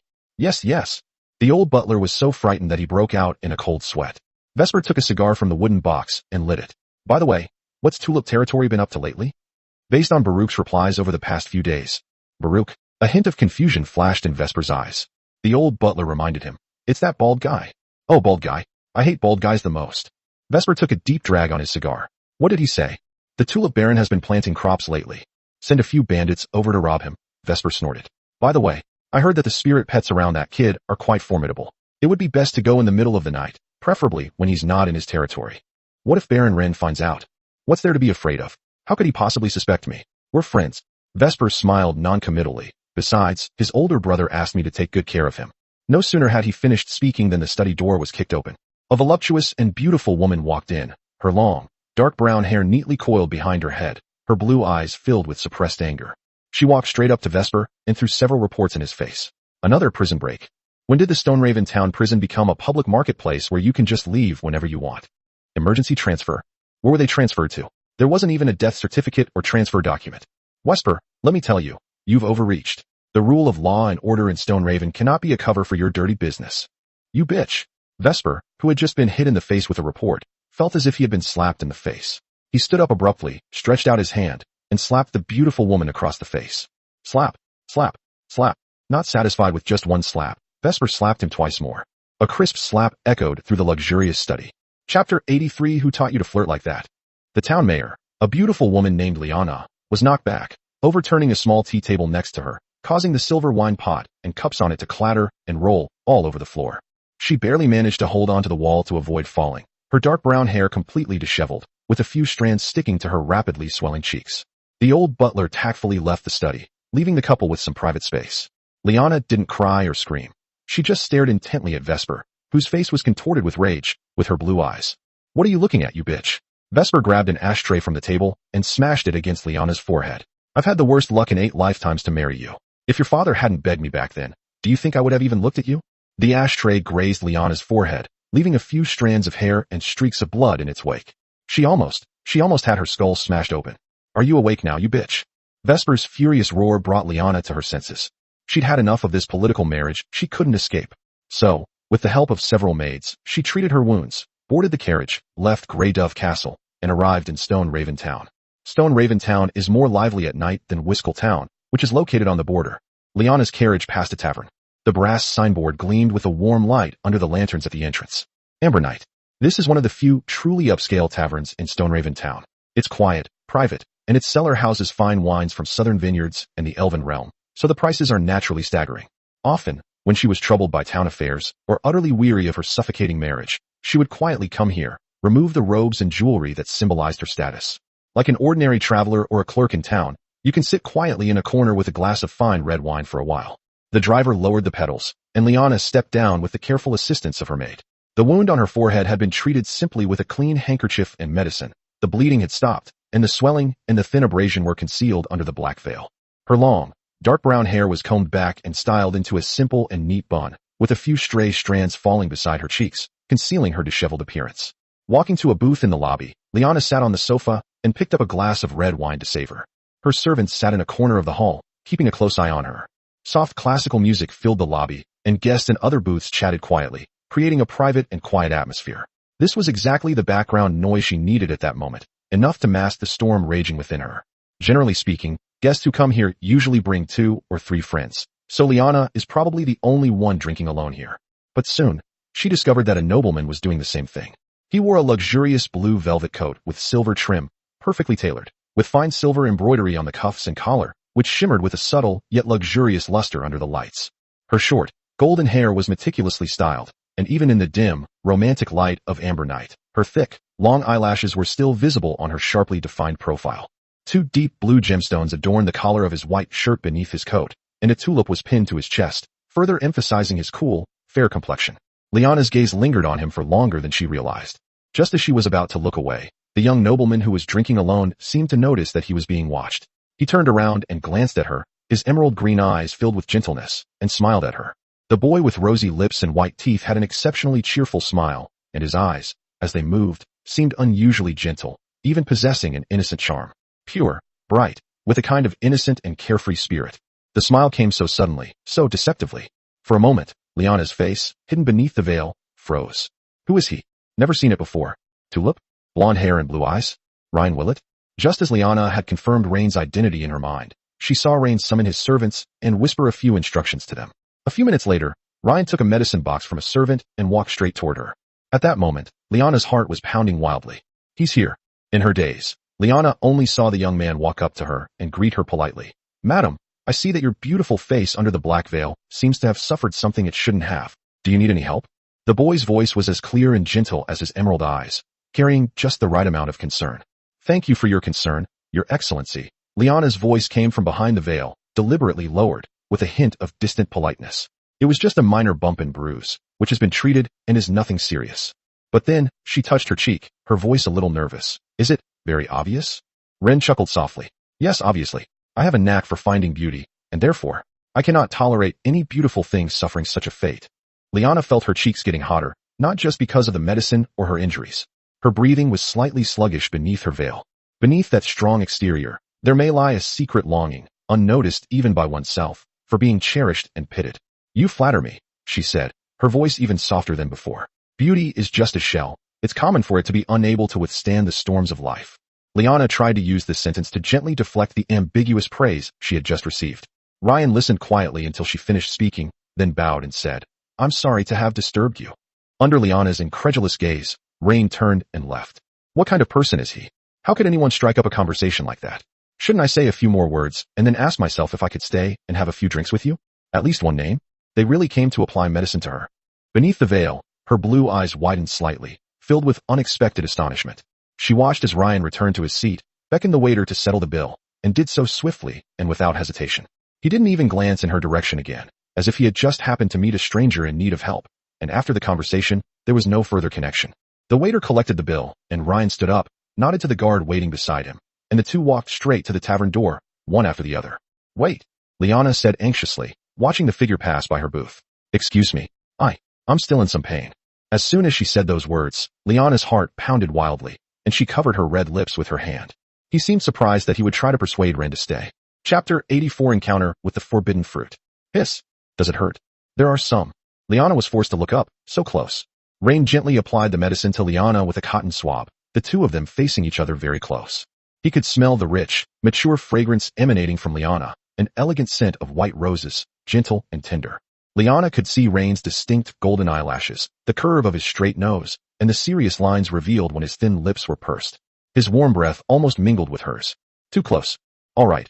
After what seemed like an eternity, Ren finally finished applying the medicine. Without the veil, you lose a layer of mystery, but gain a more genuine and captivating radiance. Liana felt her cheeks heat up uncontrollably again, not only because of the effects of the medicine or her injuries, but also because of the praise that was spoken almost right next to her ear. Please don't do this. Liana immediately pulled away from the two of them. The age difference between us is too great. Nothing will happen. For Liana, or for many nobles, extramarital affairs were not so unforgivable. For example, if Vesper can play around, then Liana won't feel like she's being unfaithful. But this handsome, younger nobleman kept stirring up her emotions. Besides, I already have a husband. As soon as he finished speaking, Ren snapped his fingers, and a waiter from the tavern immediately came to his side. Sir, what are your orders? Ryan said meaningfully. Could you please give us 2 glasses of forbidden encounter fruit? Liana gasped upon hearing the name of the drink. Ordering this drink was tantamount to laying bare all the ambiguity, probing, and potential transgressions on the table. That's incredibly bold. Madam, you're already married? Ren asked, a look of disappointment on his face. When he showed that innocent look of disappointment, no older lady could resist him. This almost made Liana hug Rain and comfort him, but she held back. She got married. A sadness welled up in Liana's eyes. Sorry, my spirit pet seems to need to get some fresh air. You don't mind, do you? Seeing that she wasn't falling for it, Rain had no choice but to send in his wingman. This time, she left Tilipy and Sherry with Hea, while he took Vivian and Leona with him. As soon as the 2 little ones appeared, they snuggled against Ren's arms affectionately, making soft, adorable whimpers or murmurs. A tiny mermaid, a lovely angel. Of course I don't mind, they're very cute. Liana's voice softened unconsciously, and she even leaned forward slightly, as if trying to get a better look. Rain unleashed his ultimate weapon, the mermaid Vivian. Wah! Vivian, having left Rain's embrace, immediately let out a tense sound, making Liana's heart tighten. It's okay, don't worry. Liana quickly reassured her. Oh my god, she's so cute, can I hug her? Of course. Ren gave Vivian an encouraging look. Then, the 2 of them, each holding a spirit pet, drank wine. With Vivian's cooperation, Liana really didn't want to leave. This mermaid is very clingy. Once you're in her arms, it's like a little girl who's lost in the deep sea has been rescued. He even kept snuggling against her, making sweet little whimpering noises.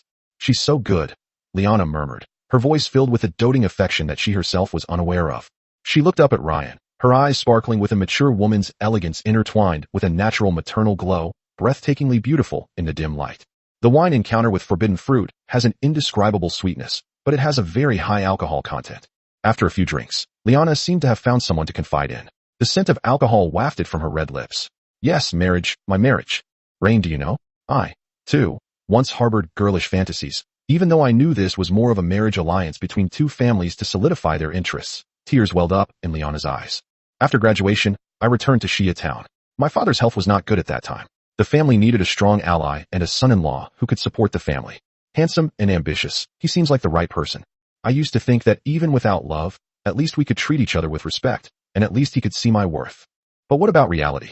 All he needs is a facade, a tool to produce a legitimate heir for him, and a signboard to cover up his dirty business at any time. Rain listened quietly, nodding occasionally, and finally looked at Liana with pity in his eyes. This time, Rain reached out and stroked Liana's cheek. So he hit you. Liana froze. No, don't do this. Ryan pulled her and Vivian into his arms. Would you like to try the taste of love? Liana froze completely. My mind went blank. All I could feel was my heart pounding wildly in my chest. She looked up at Ryan, reason taking over her mind. No, this is how my life is supposed to be. We can't. Before she could finish speaking, Ryan kissed her. Liana's blue eyes widened in utter shock. She could feel the heat of his breath. 1 second, 2 seconds. 1 minute, 2 minutes. Fragments of reason screamed in my mind. Stop. This is wrong. You have a husband. Who is he? What do you want to do? But the instinct of emotion is silently crying out. Warmth, safety, to be needed. Even if only for a moment. Just once. I don't know how much time passed, before the 2 of them finally finished. Smack. Liana slapped Rain across the face. Do you know what you're doing? I can call the town's law enforcement right now to arrest you. You'll be in jail. I know, Ryan, who had turned his head away, turned back to look at her earnestly. Madam, I know this is wrong, but I can't control my emotions. So you can force a kiss on me. Liana screamed, which immediately attracted the attention of many customers in the tavern.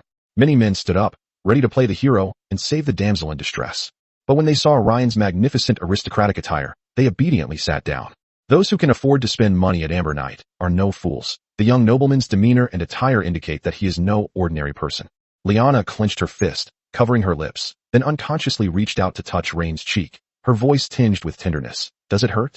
Don't do that again next time. However, her response was an even more domineering kiss. Chapter 86 Mutual Retreat. After a long while, their passionate kiss ended. She looked at him, her blue eyes filled with confusion and bewilderment. Madam, Ren put his arm around Liana's waist, pulling her closer to his embrace. From the moment we met and our eyes met, you had already conquered me. You're shameless. Liana buried her face in Rain's chest, clutching his collar tightly. I want to go home. Then I'll take you. No. So, will we meet again tomorrow? Tomorrow, the day after tomorrow, the day after that, next month, forever, we will never see each other again. Despite her seemingly heartless words, Ryan still kissed her forehead. I'll be here waiting for you. See you tomorrow. As the mayor, Liana possesses absolute rationality. She cannot succumb to such emotions. Otherwise, her life would be ruined. She gave a seductive smile. Don't worry, you won't see me tomorrow, and you won't even make it to this tavern. I'll shut this tavern down tomorrow. Although the voice was soft, the tavern owner still heard it. He didn't know what he had done wrong, nor did he know the identity of the noblewoman wearing a black veil. But judging from their attire, they don't seem like people to be trifled with. The pitiful and helpless man looked up at Rain. That look seemed to say, hey, you can't do this. Liana stood up, grabbed her handbag, and prepared to leave. However, just as she turned to leave, eek! A soft, delicate sob, filled with longing and reluctance, gently rang out. Vivian exerted her strength again, reaching out her small hand and grabbing Liana's sleeve. This was far more lethal than any of Ryan's flirtatious words or forceful kisses. Get rid of it. Liana, it's just a spirit pet. A tool of that man. Don't be fooled. Run. The older, wealthy woman kept reminding herself. Vivian, be good, let the lady go. She has things to do. Ren gently patted Vivian's head. Vivian seemed even more aggrieved, letting out a louder whimper. Instead of letting go, she gripped the small piece of fabric even tighter. Liana's breath hitched slightly. Be good, Vivian, let go, okay? Her voice softened unconsciously, carrying a coaxing tone she herself didn't realize. I'll come see you again when I have time. She was stunned when she said those words. What is this? A promise? A perfunctory response? Or a way out for himself? Vivian sucked her fingers, tilted her head, and whimpered. Eek. This was a devastating blow to Liana. She lowered her head and kissed Vivian's smooth forehead. Really, it's our promise. Vivian smiled sweetly. Liana dared not linger and quickly left the tavern under the protection of her servants. Back at the mayor's mansion, Liana began to soak in the bath. The warm water enveloped my body, and the rising steam blurred the bathroom's ornate carved tiles and mirrors. Rain, bad boy.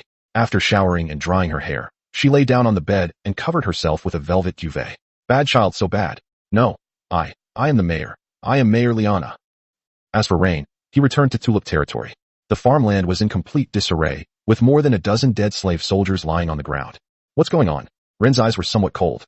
Baruch had bandages wrapped around his hands, and Baron, also wearing armor, came to Ren's side. My lord, a band of bandits came tonight. Thankfully your spirit pet. Barton's voice trembled slightly. Bandits? Ren glanced at Baruch. The latter's heart skipped a beat. That's not bandits, it's... Baruch glanced at Patton. This displeased Patton. What is it that you need to keep from me and the lord, and tell him alone? Who are the outsiders? You can go down now. Ryan knew that Barton couldn't know about this, otherwise it would cause even greater panic. Yes, my lord, Barton said reluctantly as he left, giving Baruch a resentful look before he went. He's one of Lord Vesper's men. Baruch finally spoke after Barton's figure had disappeared from sight. Ryan nodded slightly. Just as he went to steal the Vesper crystal, Vesper also came to steal his house. However, the damage to the farmland only affected the rye that had not yet been harvested. The potatoes had not been planted yet, so they were fine for the time being. If I want to buy a warhorse, who should I contact? Only mounted soldiers could deal with the bandits on horseback. Naturally, it's Mayor. Baruch took a deep breath, knowing that Rain was preparing to fight Vesper. Could Tulip territory, with its strength, defeat Grey Dove territory? The odds of winning are too slim. But when Baruch thought about it, Rain was also a contract master. That's hard to say. Mayor Liana, Ren said, savoring their passionate kiss. I understand. Was any evidence left behind? Baruch shook his head. No, there were only 20 or 30 of them. They came quickly and left quickly. When they saw Lady Hea arriving with 2 spirit pets, they immediately retreated. Okay, I understand. I'll go to the mayor tomorrow and buy some warhorses. Upon hearing this, Baruch's ever-helpful nature kicked in again. My lord, these warhorses. I'm afraid they won't be easy to buy. In the western provinces these days, buying people is easier than buying horses. Why is that? Ren asked, puzzled. I have money, why won't she sell to me? My lord, have you ever heard of the Gertie Society? Never heard of it. Ren shook his head. This organization is too powerful. Now even the provincial council is starting to target them. Baruch said in a very serious tone. So, now, in this sensitive period, the provincial council is worried that Gertie will obtain warhorses through other nobles. In fact, every town that wants to buy warhorses needs its mayor to write an application report. How do you, a slave trader, know these things? Ren asked, somewhat puzzled. You even know that purchasing warhorses requires an application report from the mayor? Is that something you need to know? Baruch rubbed his bandaged hands, a merchant's smug expression on his face. My lord, have you forgotten? You gave me those gold coins to gather information about the mayor? I've spent all the money. How could I not know this? Okay, you can go and rest now. Ren tossed him a few dozen more gold coins. Tomorrow, Go and buy me some tools so the people can make some barricades. Keep the rest for yourself. Baruch was thrilled. Ren was incredibly generous with his money. No wonder they're from the Violet family. Ryan ignored the bald man and went home to sleep. He plans to win over Liana tomorrow. Chapter 87. Who is your lover? Back in the main castle, Ren finished washing up with the help of the beautiful woman. The two lay on the large bed in the master bedroom, with Ryan's arm around Heia's waist, while the latter, her face flushed, nestled against Ryan's chest. Honestly, coming back so late, you went out drinking again, you reek of alcohol. Hearing the beautiful woman's complaint, Ryan quickly snuggled into her arms and whined. It was only once or twice. Oh, you naughty child, you're a lord now. How can you still act like a child? Although he said that, she still wrapped her arms around Ren's neck. The next day, Rain only took Vivian with him, leaving 3 spirit pets to guard the territory. Sherry, the little white cat, walked gracefully into the fields and began to act as a lookout. As long as those bandits dare to come again, they will be attacked by the little gadgets crouching in the fields. Night. Stoneraven Town, Amber Night. Ryan was drinking alone in a booth with Vivian in his arms. After rejecting the advances of countless ladies, he finally saw a noblewoman wearing a black veil arrive. Liana watched as Ren chatted with a woman in the distance, her teeth clenched inwardly. And they even said they were captivated by her the moment they saw her. He's just a brat who likes to act cute towards older women. She slowly walked to where Ren was and said softly to the woman who had approached him, "Excuse me, he already has a companion." "Oh, I'm sorry," the woman in her 30s said with an awkward smile, "but I really get along with him. May I ask, could we join each other? Whether it's for drinks or to leave later. Would you mind?" Liana frowned. "I mind. I don't like playing these games." "Okay." The woman looked disappointed and glanced at Ryan. "Really not okay? My husband's not home tonight. We can go to my place, or a hotel nearby. We can just hang out together. It's not a big deal, is it?" Ren shook his head, rejecting the woman's flirtatious glances. "I'm sorry, my lover doesn't like these things." "Lover?" Liana glared at Rain. "Who's your lover?" Liana put her handbag down on the sofa and sat down.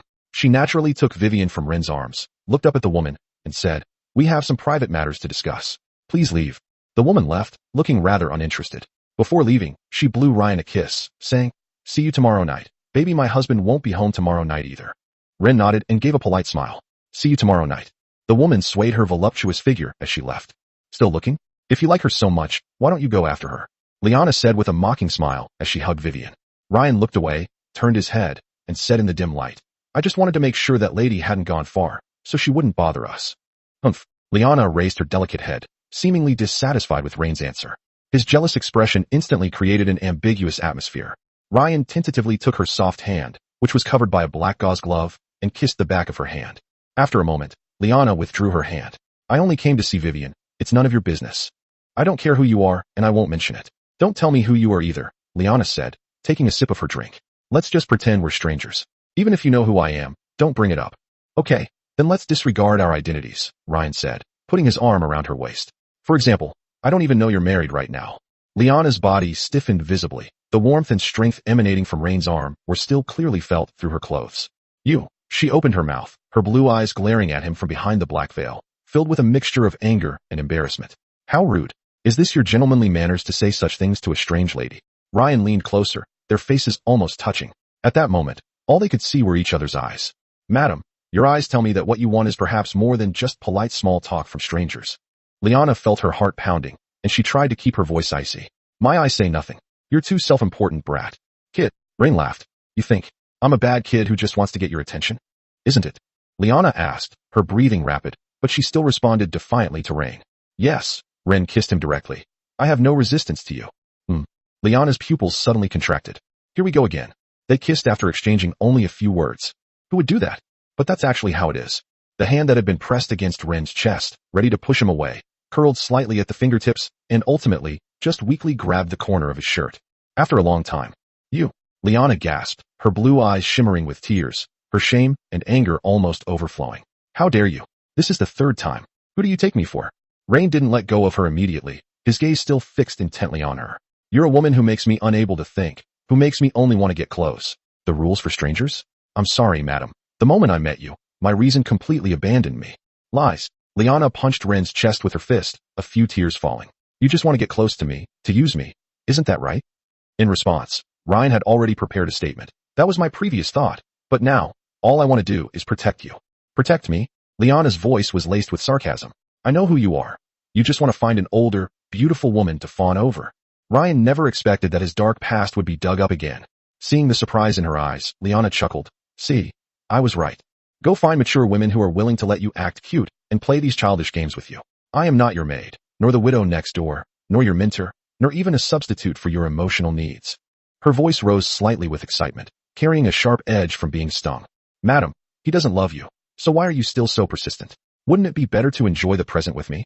Liana reached out, ready to slap Rain again, but this time it was much lighter than the slap she had given him the night before.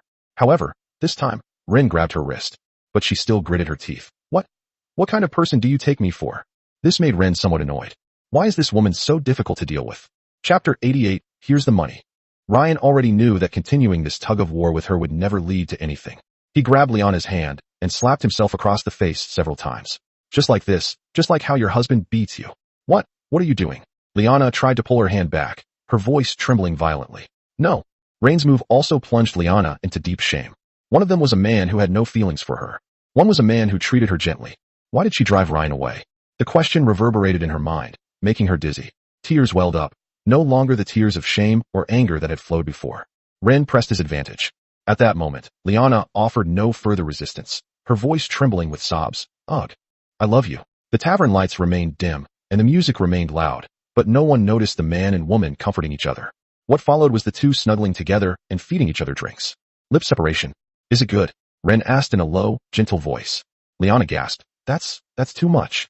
Who drinks like that? Ryan hugged her tighter. But what you fed me tasted sweeter. Smooth talking, Liana muttered softly, but the sarcasm and resistance in her voice were gone, replaced by a weak, coquettish complaint. Then she looked up at Ryan and said, let's not care about each other's status and just continue getting along like this, okay? Madam, Shoo. Liana held up a finger to Ren's lips. I know who you are, and you know who I am, but I don't want to interfere in our lives because of that. That's it. Meeting every day, having a few drinks. That's enough. And if you ever have anything bothering you, you can talk to me about it. Sorry, I can't. Ren smiled apologetically. Why? Because I want you. Ren whispered in Liana's ear. Tonight, shall we book a room? Liana's body tensed abruptly. She gasped for breath, her blue eyes widening behind the black veil. You're insane? Didn't you hear a word I said? That's exactly what I meant. Keep your distance. Meet occasionally. I didn't mean for you to push your luck and make such absurd demands. Who do you think I am? A frivolous woman you can just pick up and take upstairs at a bar. To go this far is already the most I've ever tolerated.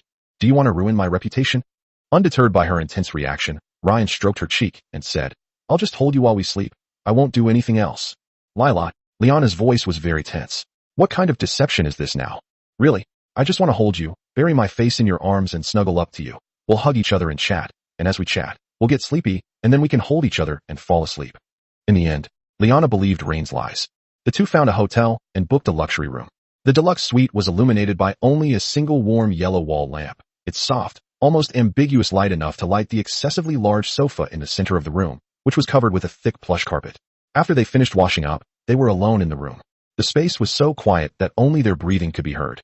Liana was conflicted. To Rain, she was already quite old, while the boy looked like an innocent teenager. But what about her? How old is she? In her 30s, she's already married. But Ren wouldn't give her that much time to think. He immediately grabbed her wrists. What are you doing? Didn't you say we were just going to chat while hugging? You lied to me. Liana looked at the boy in front of her with misty eyes. Yes, madam.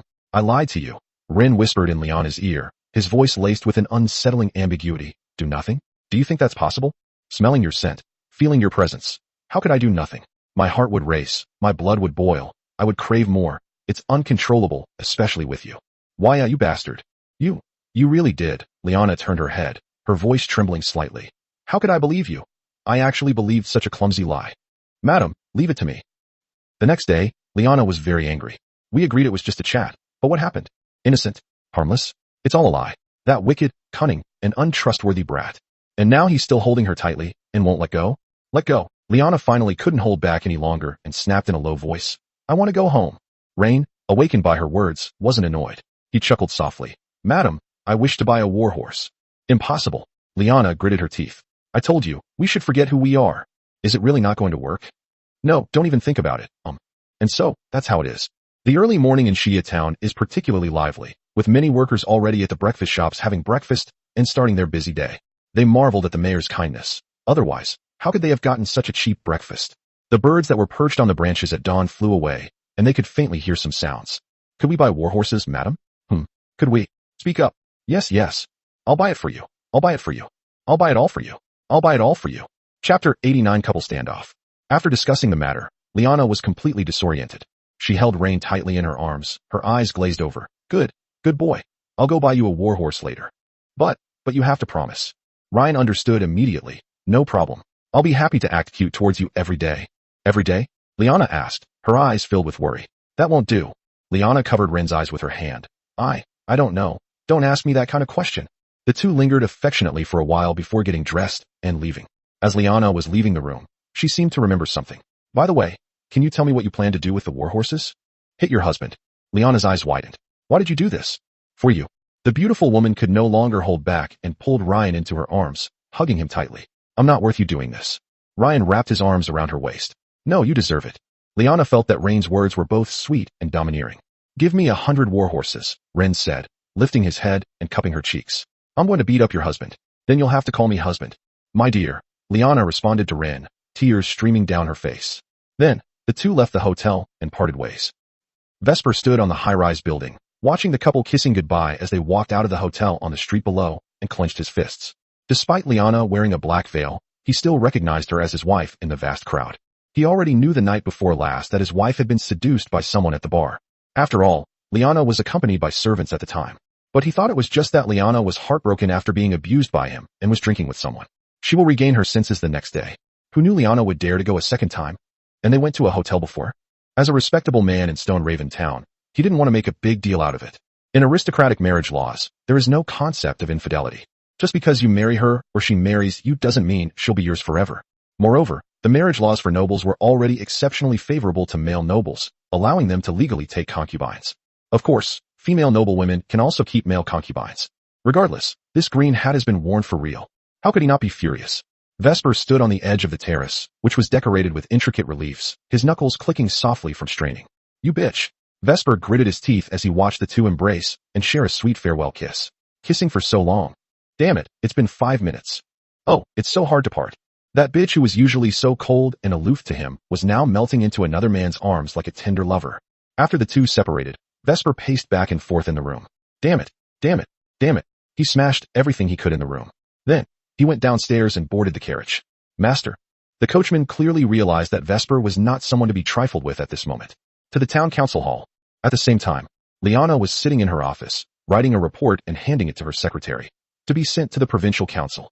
In the Tyro Empire, towns and cities are roughly the same size, just with different names, and there is no such thing as Stone Raven Town being inferior to Stone Raven City. The difference lies in a city represents the capital of a province, such as Cheshire in the Western Province. A region named after a city is not the territory of a particular nobleman.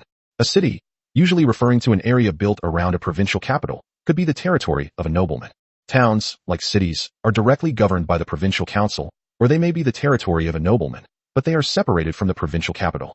Fortresses, such as Algarenberg in the Northwest Province, primarily serve to defend and control strategic locations. As for why a city hall exists in Azure Harbor, which is part of the Verlet family's territory, this is mainly because every port city in the Tyro Empire has a town hall, which is responsible to both the local lord and the provincial council. Ensure that important territories are not ruled solely by local lords. 100 warhorses. The secretary glanced at the application report, confirmed its contents, and then his eyes widened. Mayor. In this sensitive time, 100 warhorses is no small matter. What if something happens? I know.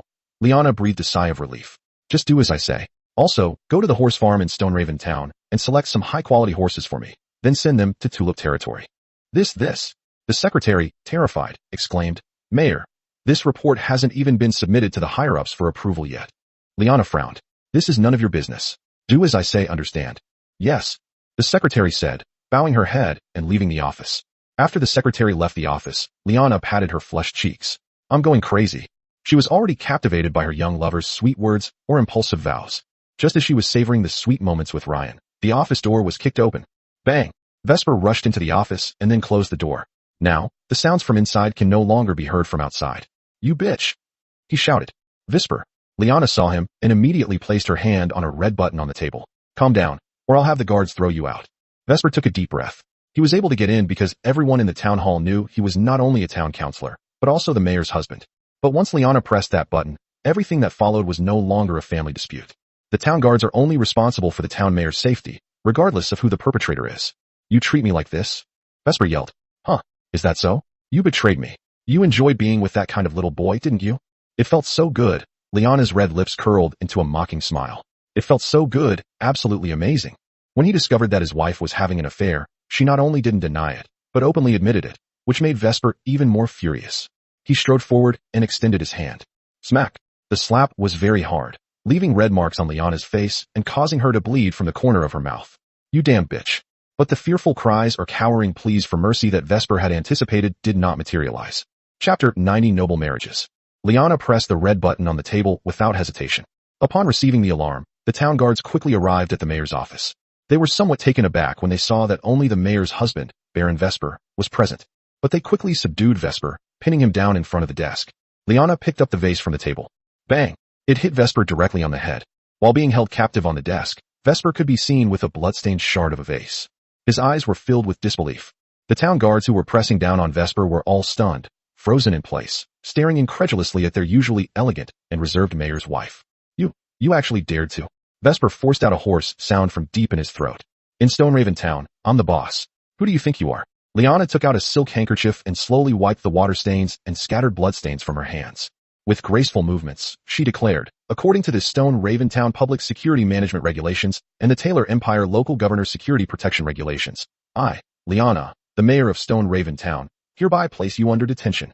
You will be temporarily detained in the town detention center until the provincial council or the imperial justice officer makes a further ruling. Heh, Liana, you bitch. Vesper chuckled. Have you forgotten that I'm not under your laws? I'm only under the jurisdiction of the noble court. Liana clenched her fists, then ordered the guards. Throw him out. He's not allowed in the town hall again. The guards secretly breathed a sigh of relief. Detaining a baron would be too much of a burden, but carrying out an expulsion order would be far more legitimate. As for whether he'll be able to come in next time, we'll talk about it next time. Who knows if they'll make up after a fight. Very well, Liana. Vesper didn't put up any more futile physical resistance, letting the guards take him away. But don't get cocky. Even so, Vesper maintained his composure and did not reveal that he had been cuckolded. Rain did not return to Tulip territory immediately, but stayed in Stoneraven Town. And at this very moment, just like at that very moment. Previously, Vesper watched Rain and Liana kiss goodbye from the high-rise building, and now Rain is also on the high-rise building, watching Vesper being driven out of the town hall. Having warhorses is not enough. You also need soldiers. Guest, are you leaving? The waitress in the restaurant hesitated, looking at the untouched food and Ren, who was about to leave and pay the bill. That's right, let's just pack up. Ren walked downstairs without looking back. Then, they arrived at the entrance of the town council hall. Excuse me, please show your identification. The guards dutifully stepped forward. I am Baron Ren Verlit, the Tulip Baron. This identity was enough to make the guards step aside, even though Rain held no official position in the town council. Stone Raven Town governs 3 surrounding territories, but everyone knows that this governance is not mandatory. The Lord has absolute freedom within his territory, and will only approach the mayor when a problem arises that the Lord cannot resolve. Otherwise, they would normally act as local tyrants within their own territories. Greetings, Your Excellency. The guard immediately straightened his back. May I ask what brings you here? I need to speak with the town mayor. The guards led Ryan to a reception room and poured him some black tea. Please wait a moment. I've already instructed someone to report your visit to the mayor. Ren nodded slightly. Tell her I'll only wait 10 minutes. The guard gave an awkward smile. Yes. The 3 noble lords surrounding Stone Raven Town were practically untouchable figures in the town. Because the position of town mayor is not hereditary, but the title of nobleman can be inherited. Even after the town mayor leaves, they will still be powerful figures in the surrounding area. And they, or their family members, might even become the town mayor.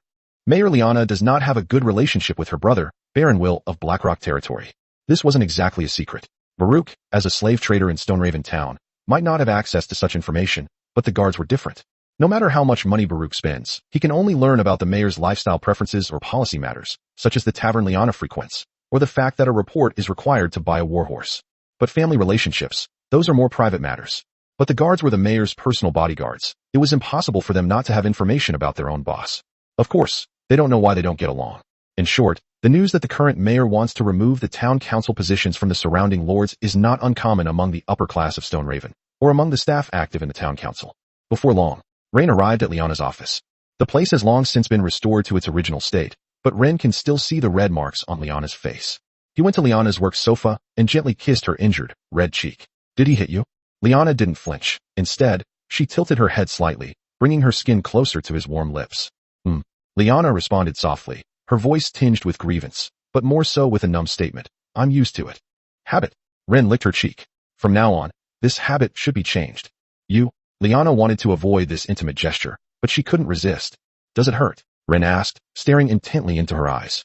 Liana shook her head, then nodded, a relieved look in her eyes. It doesn't hurt anymore. Ryan leaned down and kissed the corner of her lips. Rain, Liana hugged him moved. I was so scared. He found us. Ren tightened his arms around her, pulling her into a hug.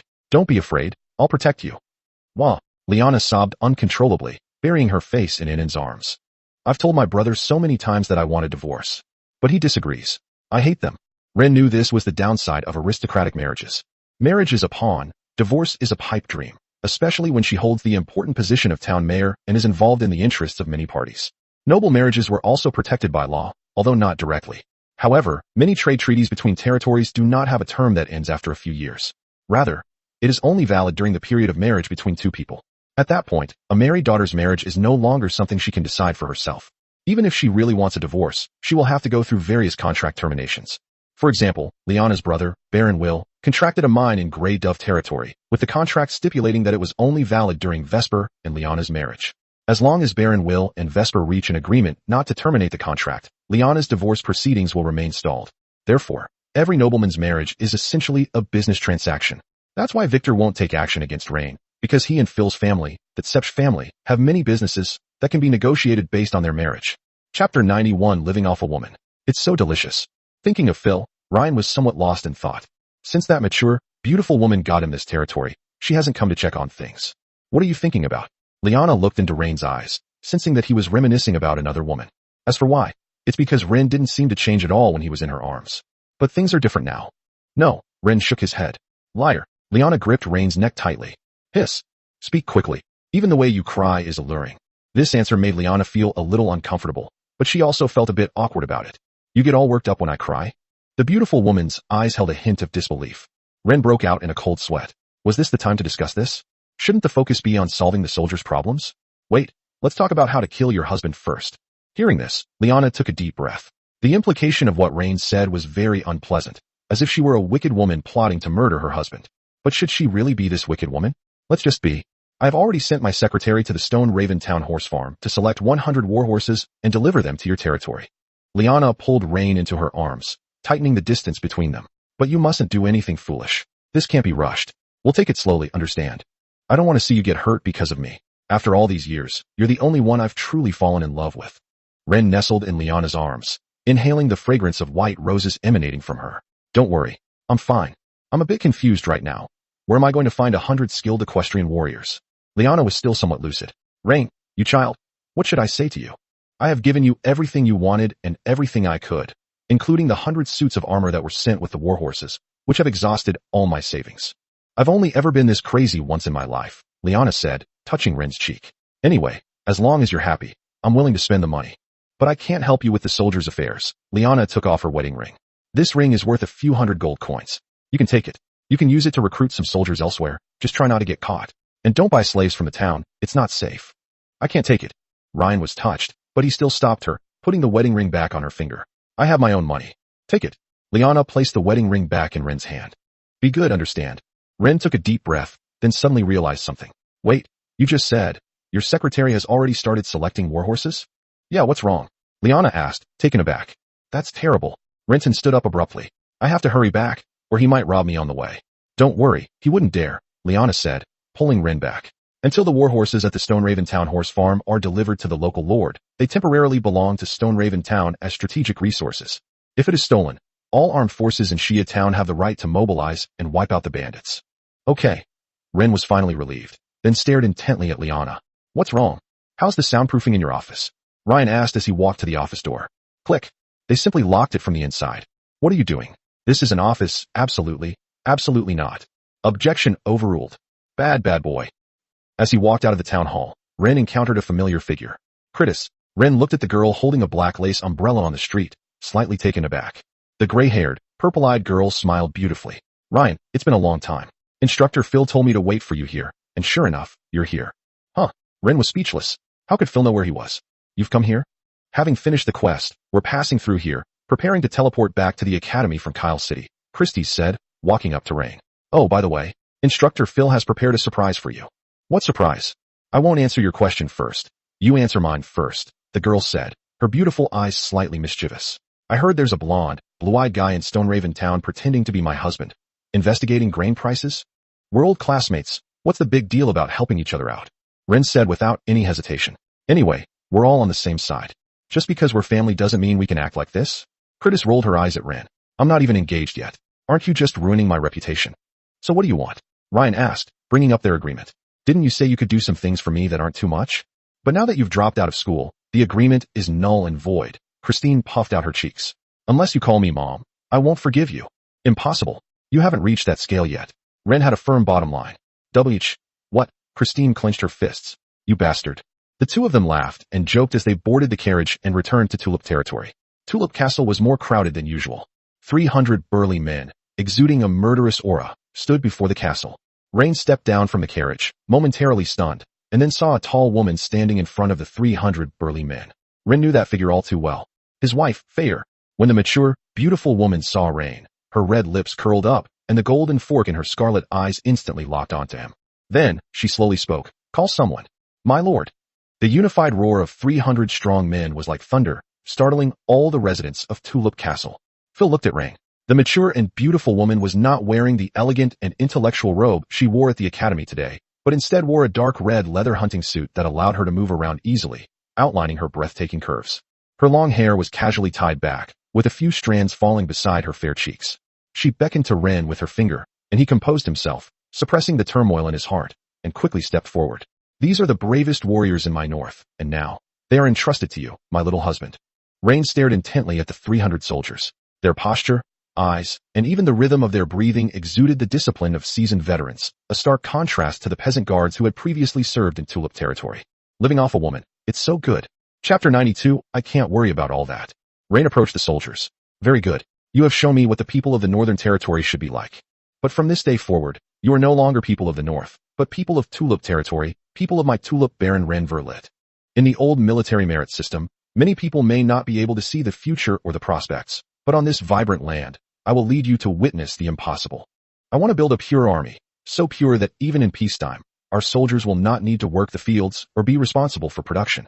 What this army does every day is to study how to kill the enemy, to figure out where to strike the human body with their knife to kill with one blow, or even draw more blood. Let the soldiers' swords create a safe environment for those who till the land, so that they can produce with peace of mind. This decision shocked those around them. Not only were the elders of the territory, such as Barton and Baruch, dumbfounded, but even the 300 experienced veterans of the North showed surprise on their usually stern faces. A full-time professional army? This was not unprecedented in the Tyro Empire, but it was usually a luxurious idea that only the royal elite or certain wealthy nobles dared to try. How dare a small baronial territory, in dire need of rebuilding, propose such a concept? How could 800 civilians support 300 soldiers who did not engage in production? Even eating is a problem. Empty promises can't fill an empty stomach. Veterans who have suffered hunger on the battlefield understand this best. But since their lord was willing to make such a boast, everyone had no choice but to trust him. Phil stood behind Rain, watching her fiancé's back with great interest. To be honest, she was not unaware of the situation in Tulip territory back then. They were all pale and emaciated, starving. But what about now? The fields were already ripe for harvest, and the people had filled their stomachs and held Rain in high esteem. How long has it been? It seems like only a week or two. What Phil admires is not how Rain conjures up food, but how he controls these people. Tulips don't just belong to Ryan, they also belong to their future children. As his wife, she was naturally pleased to see Ren developing this land step by step. Night. After finishing dinner, Ryan and Phil went to the bedroom. Minter Fair. Only the sound of their breathing remained in the room. With her legs crossed and holding a glass of red wine, her red lips glistening in the candlelight, Fair asked, "How was it? Satisfied? Didn't those soldiers look fierce?" "Yes, I love it so much." At this moment, it was as if Phil had bought a precious toy for her boyfriend, and Ryan provided emotional support. "Come here. Let me take a good look at you. Have you lost weight recently?" Phil beckoned to Rain, who immediately came to her side and sat on her lap. "I haven't lost weight. It's just that the dragon blood golden obsidian stone is still inside me, and seeing you makes me feel so uncomfortable." "Oh, how bad is it?" Phil hooked Ren's chin, kicked off her red high heels, revealing her jade-like feet, clad in black stockings, with dark green nail polish, like 10 emeralds hidden in the night. Before Ren could make his next move, Phil had already leaned close to his ear and was biting his earlobe. "Tonight, you can do whatever you want." The seductive voice of the mature, beautiful woman reached Ryan's ears. Ren's body tensed instantly, as if the dragon blood golden obsidian within him had been ignited by those words. He kissed Fair's red lips directly. So in such a hurry? When Ryan woke up the next day, Phil was already gone. Unlike Mijala, Phil isn't as wild and won't bite Inan's neck and leave marks. Young master, madam has already left. The master bedroom door was pushed open, and a beautiful blonde woman with blue eyes walked in. Are you getting up for breakfast? They're already gone. Ren sat up. Yeah, no rush for breakfast. Let's eat you first. Ah. Before Heya could react, she was pulled into Rain's arms. Heya sounded somewhat melancholy. Ever since Rain left the academy, she's really suffered. After all, she was the only beautiful woman by Ren's side. In the tulip fields, the 4 spirit pets also encouraged Rain as he tilled the land, mainly because they were watching their master till the land. Eek! Vivian came to Ren's side.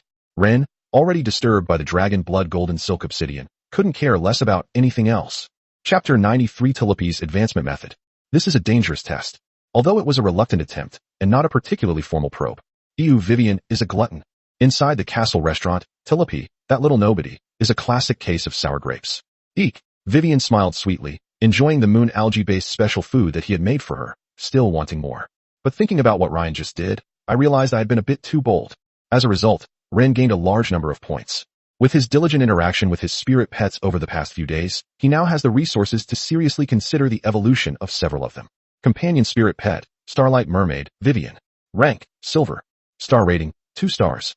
Main attribute, Water. Secondary attributes, Light, Lightning. State, Shy, Craving, Curious. Skills, Star Spirit Rain, Water Shadow Star Arrow, Thunderstorm, Tidal Hymn. Progress, 1/3. Currently unable to reach 3/3. Progress rewards, 3,000 points, /5,000 points, /10,000 points. Current points, 4370. Ren took a look and saw that people like Tulipy and Sherry had no progress. There's nothing we can do about it. One is only the size of a palm, and the other is a cat. Leona could also reach 1/3. But looking at her human-sized body, I always feel like there's a hurdle I can't get over. Vivian is a half-fish, and Rain can still treat her like a spring breeze fairy without actually doing anything to her. It helped her improve her spoken language skills, so that her pronunciation would be more standard when she spoke. Upon opening the system shop, Ren directly purchased Tulipy's Gold Advanced Training Method. Spending, 3,000 points. Current points, 1370. Now, Rain needs to learn how to feed his spirit pet. Tulip Pride Witch Training Method, results expected within 1 month. Core staple foods, daily essential, laying the foundation. Honey from the corolla of the morning tulip, 30 milliliters daily. Market price, 10 gold coins. Calendula sunberry pulp, 10 milliliters daily. Market price, 5 gold coins. Regular complementary foods, 3 times a week, for balanced development. Glowing dandelion bulbs, 1 per use, take the glowing center. Market price, 2 gold coins. Molten oak core sap, 5 drops each time. Market price, 3 gold coins. Thorn rose petal gel, 3 milliliters each time. Market price, for gold coins. Special mood/status supplies.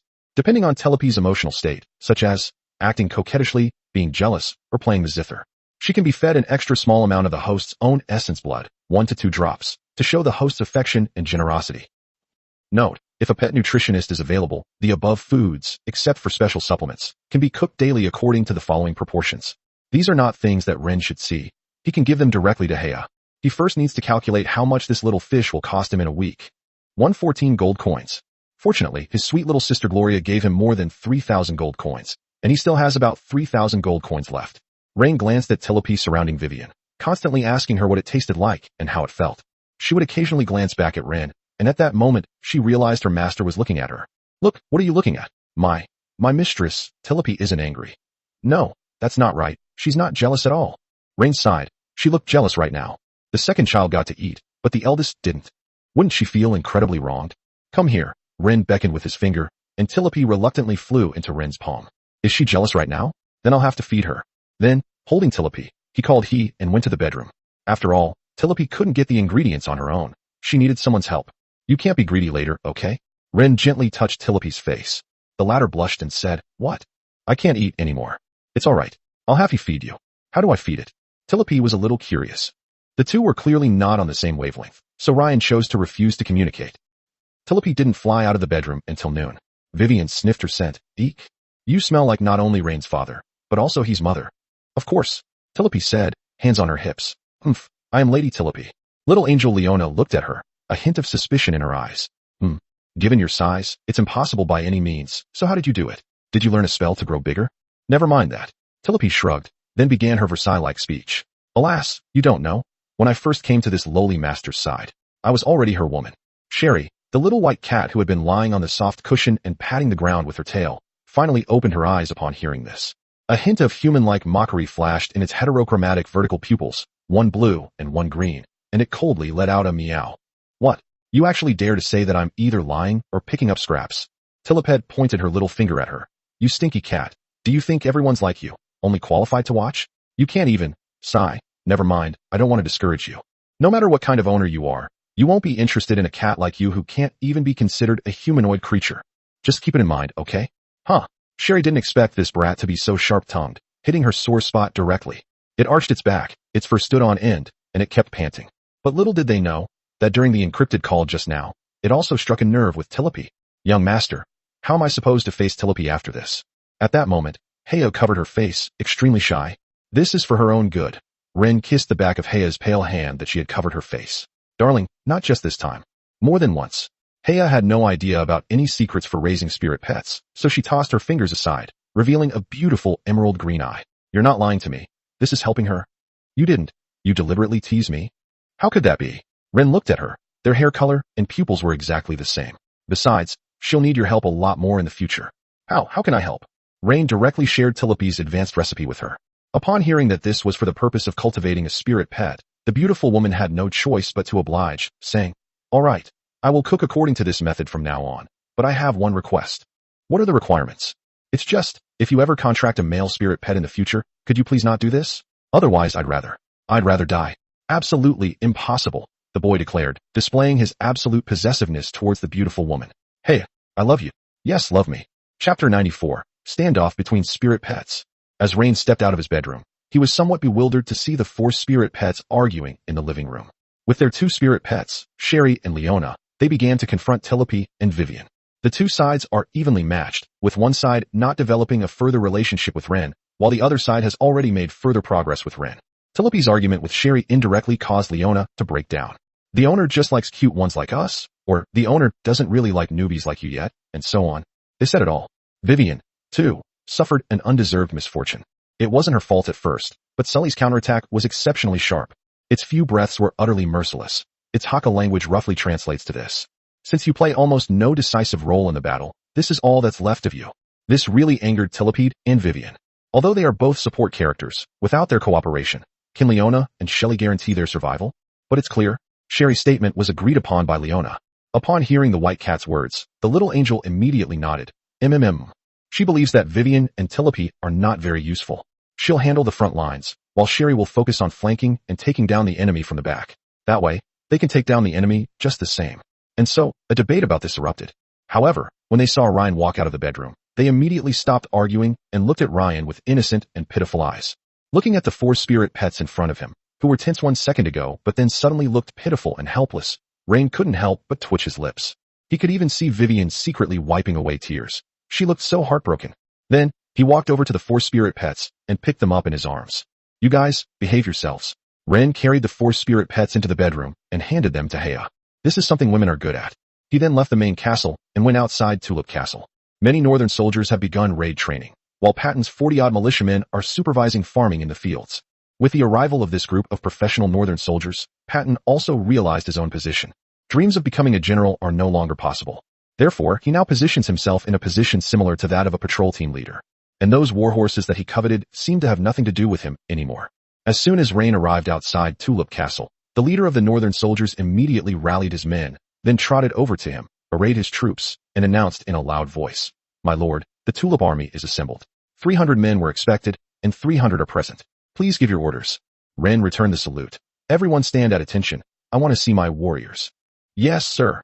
The captain of the northern soldiers shouted in response, then jogged to the soldiers and commanded, All of you, stand at attention. The afternoon sun shone down, illuminating the sweat on their bronze skin as they continued their training run around the farmland outside the castle, each of them radiating heat. The heavy breathing merged into a deep and powerful sound, like a pack of bloodthirsty beasts. Rain stood on a slightly higher mound at the edge of the training field and pointed at the leader. What's your name? Reporting to the Lord, my name is Hans. The leader was a muscular man, about the same height as Ren. It's worth noting that as a young master from a wealthy family, Ryan ate very well, and his height was already outstanding among the crowd. But this civilian soldier was no less impressive, and all of these soldiers were tall, none shorter than 1.8 meters, clearly handpicked by Phil. Hans, I hereby appoint you as the commander of the Tulip Legion. Ren nodded. I now have 100 warhorses here, and I need you to select 100 stronger warriors to form a cavalry unit. Rain didn't need to show off to these soldiers. As a nobleman, he was qualified to lead them. Not to mention he's a contract master. No one can beat him in a one-on-one fight. Besides, who is Ren's wife? Do they dare to disagree? Therefore, there won't be any melodramatic scenes like soldiers disobeying their lord. With status and power, no one will want to cause trouble for you. Upon hearing the appointment, Hans's bronze face instantly lit up with excitement. He straightened his already towering frame. Yes, my lord. Hans will not fail in his duty and will train a tulip cavalry capable of tearing apart any enemy formation. I'm having you train a cavalry unit for the upcoming war, Rain said firmly. The area isn't very safe right now. Bandits appear frequently. Not long ago, our tulip territory was robbed by bandits. He raised an eyebrow. But I know their hideout. Where the Lord's army points, we will surely charge. Hans roared with 300 soldiers. Where the Lord's army points, we will surely charge. 300 veterans from the north roared in unison, their voices shaking the dust on the field ridges. Ren was pleased with the sudden surge of sharpness in his eyes. He raised his hand. Very good. To be honest, before these bandits showed up, I wouldn't have bothered with them at all. But some nobles think that because they've been entrenched in this area for so long, they're entitled to drink at the same table with me. Tomorrow, I will lead you through the Black Forest of Tulip territory to see what kind of bandits dare to act so arrogantly in my territory. In addition to 1,500 acres of arable plains, Tulip territory also has nearly 5,000 acres of black forest. The forest holds even more untapped resources, and beyond this dark forest lies Grey Dove territory. Everyone get ready. We're entering the Black Forest tomorrow. If we spot any suspicious individuals, we'll launch an attack, even if it breaks out into war. Chapter 95 asking the question again. The soldiers in the north really liked their tough lord, Rain. A lord's belligerence may be a disaster for his subjects, but for some soldiers it can be a good thing. This way, soldiers will have a chance to earn merit. Putting everything else aside, just the fact that a baron can bestow fiefs and knights, even though it's the lowest rank of hereditary noble, is enough to make anyone's heart flutter. A fief knight is a respectable person who receives land from a lord, and can rise from a pure warrior to a small lord and manager. This is why many people want to become lackeys of nobles, because it allows them to legally acquire a piece of land. Ren sent someone to summon Baruch, who immediately trotted over.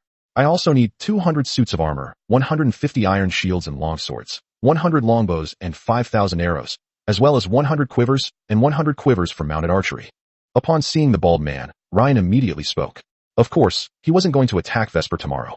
War between lords isn't something you can just start whenever you want. But it's perfectly fine to go into the Black Forest for a patrol and have a hunt to enjoy some meat. Baruch did a rough calculation, then his expression changed. My lord, this is a huge deal. If we calculate based on ordinary equipment, 200 suits of armor would cost about 400 gold coins, while iron shields would only cost 75 gold coins. As for longswords, longbows, quivers, and the like, adding them in, it'll cost 500 or 600 gold coins in total. Ren snapped his fingers, pulled out a bag of gold coins, and tossed it to Baruch. There are 100 gold coins in here. Consider it a deposit. Go and negotiate the deal, and deliver it to us before dark. Baruch had never seen such a generous lord, spending money as if it were food and water. Happiness came too fast. Although the money wasn't given to him directly, he could decide who received it. Such a large deal. Once he arrives in Stone Raven Town, which weapon shop owner wouldn't treat him well? Moreover, as the merchant officer within the territory, the more and larger the business in the territory, the higher his income and status will be. At this moment, all Baruch could think was, the lord is just too temperamental. Oh dear, what am I to do? With this kind of treatment, what kind of bullshit Vesper would offer? Probably not in a lifetime. Lord Ren has been incredibly kind to me, Baruch. After silently grumbling to himself, Baruch glanced at Ren and asked, Lord, about this? It should be written down. After all, large-scale equipment transport can't be kept secret. Ren nodded slightly. He knew what Baruch was talking about. This bald man is still acting as a double agent, constantly reporting his actions to Vesper's people. Yes, I'll take care of it right away. Hans, Ren said, glancing at the Legion commander after Baruch had left. Send a few warriors to protect Lord Baruch's safety. Yes. Hans selected a few trusted men and followed Baruch. However, this order also sent a signal to Hans that Ren didn't seem to trust the bald man as much as he thought. So he decided not to get too close to Baruch in the future, lest he get into trouble. Well, let's put the training aside for now. I checked out the military camp before coming to the farm, and to be honest, the environment is still pretty bad. That place doesn't look like habitable. It's been in disrepair for years. We need to find a way to repair it as soon as possible. Ren then pulled 50 gold coins from his pocket. These are for repairing the barracks. Buy whatever you need. My lord, we don't need that much. We can do it ourselves, no need to hire workers. Use the rest to buy some wine and meat, so everyone can have a good meal. Yes, Your Excellency Ren. Long live Your Excellency Ren. Hans accepted the order and shouted. All the soldiers shouted the same thing. The lord not only cares about their fighting, but also about whether they are living well and eating well. This kind of genuine care is more heartwarming than any empty words. Good bosses are few and far between, so be sure to seize the opportunity. Back in the main castle, Ren felt a pang of regret. Production simply couldn't keep up with the expenses. We still need to revive the abandoned vineyards as soon as possible. When that happens, whether we sell fruit or make wine, it will be a landmark step for the territory's industry. Meanwhile, Zenise was inside the main castle, offering her daily prayers to Leona. At that moment, Zenise, the blindfolded beauty, tentatively reached out and touched Leona's cheek. Oh my god! This is what it feels like to touch the light. Leona had no idea what the blindfolded high nun was up to, but she had seen this state before. He does this when she's with Rain. Eek! Zenise bit her finger, her eyes filled with unparalleled devotion. Then, the door was pushed open. Zenise recognized that aura all too well. Rain, how can you just enter my room like this? Her voice carried a hint of barely perceptible panic, as she tried to maintain her usual cool demeanor. But her slightly trembling voice and somewhat rapid breathing betrayed her. Ryan stood in the doorway. I heard some noises in here. I thought something had happened. Are you alright? I'm fine, Zenise said, forcing herself to remain calm, and nodded slightly. Please don't disturb my prayer. This ritual is sacred and must not be stopped midway. Oh, Ren sniffed. It is indeed a sacred ritual. But you can't corrupt my child. You understand. Zenise couldn't take it anymore after being exposed so mercilessly by Ryan. What was the difference between this and being killed? I understand. Please stop talking, or I'll kill myself. Okay. Ryan closed the door. Silence returned to the room. Only Zenise's slightly rapid breathing and the soft, holy glow emanating from Leona remained. Zenise stood frozen in place, her cheeks burning hot under the blindfold. Lord, was I wrong? Zenise reached out and stroked Leona's chubby cheeks. Leona shook her head and said in a childish voice, No, you've forgiven me? The little angel nodded again. Yes. It's not a condescending forgiveness, but an unreserved acceptance. You truly are the supreme being. Zenise's voice was barely audible. From this day forward, I will dedicate my life to serving you and atoning for this sin. Leona nodded, seemingly accepting her allegiance, then asked, What, you want me to do this? Zenise was shocked by Leona's bold suggestion. In front of you, and Lord Rain. You want me to seduce him? Go now? I'm not prepared at all. Leona turned her head, pouting, seemingly angry. Chapter 96 is all. I'm sorry. I'll go right away. Please wait for me, and I'll persuade him, and also you. Zenise stood up, took a deep breath, and said, May I kiss your cheek? That way I can get courage from you. Having received Leona's affirmative response, Zenise no longer hesitated. She took a step forward, almost reverently bowed, and gently pressed her cool lips to Leona's delicate, warm jade-like cheek.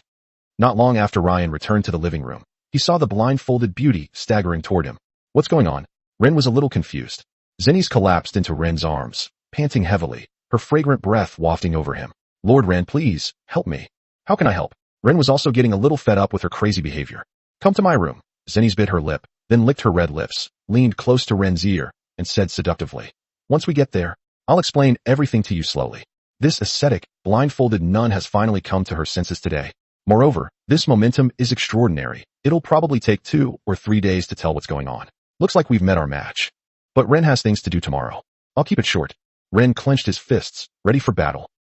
Zenise didn't know how to put it, but the first man she met was Ryan, and she probably wouldn't be interested in any other men in the future. Rain ignored her and carried the little angel into his room. Mommy! Leona immediately snuggled into his arms and acted coquettishly. She looked up, her big orange eyes filled with a hint of expectation. It was as if she was waiting for Heya to praise her. Heya took Leona from her, sniffed, and then widened her eyes. Young master, this. Take her to wash up.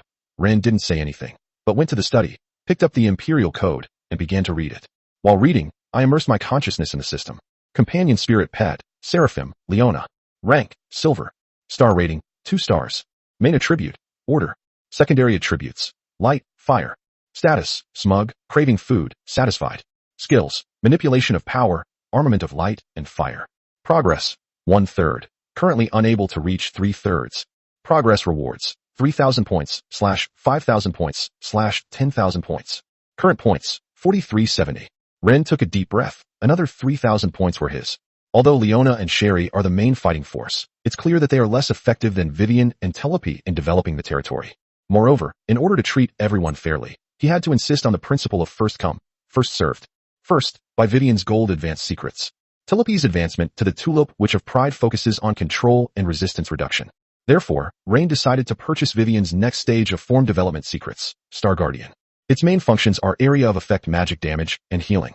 The method is similar to Telepes, except for the core staple food and regular complementary foods, but the price is almost the same. There are also special supplies. Depending on Vivian's emotional state, such as feeling wronged, sad, feeding her while playing the zither. Playing the zither means that they are in a state of learning music. Fortunately, Vivian could take it herself, which spared he from the trouble. With over 2,800 gold coins left in his pocket, Ren wasn't worried. 2 spirit pets only cost a little over 200 gold coins a week, and it was effective within a month. It's only a little over 900 gold coins. That money should be spent. So, Ryan went to the bathroom. He had just finished wiping Leona's lips with a towel when she stepped out of the bathroom and saw Rain. Young master? The bathroom was a dangerous place, and his eyes revealed fear and helplessness. She was terrified. It was as if something was bound to happen the moment she saw Ryan. Heya also realized that she might not be able to meet Rain's requirements, so he could only provide targeted training for Vivian and Leona. Sure enough, she could feel that Rain's breathing seemed to be getting heavier again. This is Vivian's recipe. Rain looked at the beautiful woman's panicked eyes and felt a little embarrassed. But some things are really beyond his control. The treasure that Mijala bestowed upon him was truly amazing. Now, Ren felt that his physique was comparable to that of a high-ranking bronze knight, and he might even reach the level of a silver knight at any time. It's just a little bit short, or maybe something's missing. I wish I could see Selena and her 2.5-meter-tall angelic beauty, Shia, again. Or you could have Mijala. If it continues for a week, I estimate it will be able to. The more he thought about these things, especially Marcella, the more his eyes seemed to spit fire. He carefully took the recipe from Rain, then kissed Leona. Okay, you go back to your room now. After Leona flew away, the beautiful woman, noticing the detail, coughed lightly. Young master, your shoelaces are loose. Well, then I'll trouble you. The next day, Rain left the castle and began preparing to lead his soldiers into the Black Forest to explore the surrounding resources. Chapter 97 for Justice. Tulips lead the Black Forest. Dappled sunlight still filters through the forest's edge. This area has abundant timber resources, with a wide variety of tree species, the most common being iron oak and blackwood. These woods are hard and durable, making them excellent materials for construction, tool making, and weapon manufacturing. The previous lord never developed this area, but beyond this forest lies Grey Dove territory, and Vesper might extend his reach here. As for whether Vesper withdrew his personnel after the change of Tulip territory lord, Ren was not clear. Wild animals often roam the forest, but most are small to medium-sized animals such as rabbits, pheasants, and deer. We can catch some wild rabbits and pheasants to raise in captivity, Ren said, leading his army into the forest. Yes, your excellency Ren. Hans nodded and dispatched several of his men to attack. Catching a rabbit or a pheasant was a piece of cake for these soldiers. More than 200 people were fully armed, and even ferocious beasts that had been entrenched in this forest would give way when they entered. Furthermore, Ren also brought Telepy and Leona with her. Ren circled on the map. This area is rich in timber resources. It would be a shame not to build a logging camp here. Although his money was still useful, it didn't mean other businessmen didn't have money. Allowing other merchants to build logging camps in his territory would not only solve some of the employment problems, but also stimulate the territory's trade environment. To achieve this, all you need to do is go to Mayor Liana and sweet-talk her. She'll introduce you to a whole bunch of businessmen. This is the benefit of being a kept man. The group arrived at a water source where the stream was crystal clear. Because it was a forest, everyone entered on foot. No one rode a horse. Report. We have discovered traces of human activity in the northeast direction. The scouts who had gone out came to the stream and reported to Rain. Ren frowned. What exactly is the situation? We've spotted a few large, felled trees ahead. The stumps still smell sweet. The soldier scratched his head. They smell quite nice. They must be some kind of luxury item's raw material. A fragrant tree stump. Ryan's eyes narrowed, and he immediately pressed. How fresh are the logging marks? Have you found anything else around here? Like tool marks, footprints, tire tracks, or discarded items? Seeing how much importance the Lord attached to this, the scouts became tense. For these nobles, discovering that someone else had developed their territory was no less than being robbed of their money and having their wives taken advantage of. My lord, the tree stump is very fresh. The sap has not dried completely, and the edges of the bark are bright in color. It must have been done within the last few days. The tool was an axe. The cuts look a bit messy, not like something an experienced person would do, but it must have been done with considerable force. The footprints were messy, probably from 5 or 6 people, all wearing sturdy leather boots, not our army's standard issue. No wheel tracks were found, but there were traces of logs being dragged away. Ren nodded. Very professional, a very detailed report. You observed very carefully. From now on, you will be the scout captain of the Tulip Legion. The soldier never imagined that he would become an officer simply for doing his duty. The surrounding soldiers cast envious and congratulatory glances, but they were also convinced of the truth. Ren nodded, his gaze sweeping over the other soldiers. You all saw it? In my hands. Merit is always rewarded. Whether you fight on the battlefield, scout ahead, or develop your skills in building your territory, as long as you demonstrate value, I will not treat you unfairly. In the future, the title of Fief Knight and fertile land await true warriors to fight for. This time, the soldiers did not respond loudly. Now that they have all entered the Black Forest for combat, they are already in a state of combat readiness. Responding loudly at this time will allow potential enemies to determine everyone's location. But joy spread across everyone's face. Now, everyone follow me and head northeast. Upon receiving the order, the team immediately went into battle alert. The soldiers' joy quickly faded, replaced by focus and vigilance. They stopped talking and communicated with each other using eye contact and simple gestures, automatically adjusting their formation. The formation is divided into 3 sections: front, middle, and rear. Scouts spread out on both flanks. Shield bearers are in front, archers and spearmen are in the middle, and Ren and Hans are in command positions in the middle section. This is practically the ultimate toy that Phil gave to Ryan. There's no need for Rain to have any high level of military command skills. As long as he gives the order, these people will operate automatically. Arriving at the scene, the tree stump did indeed emit a lingering scent. Others might not understand these things, but as a nobleman, Ren was naturally well informed.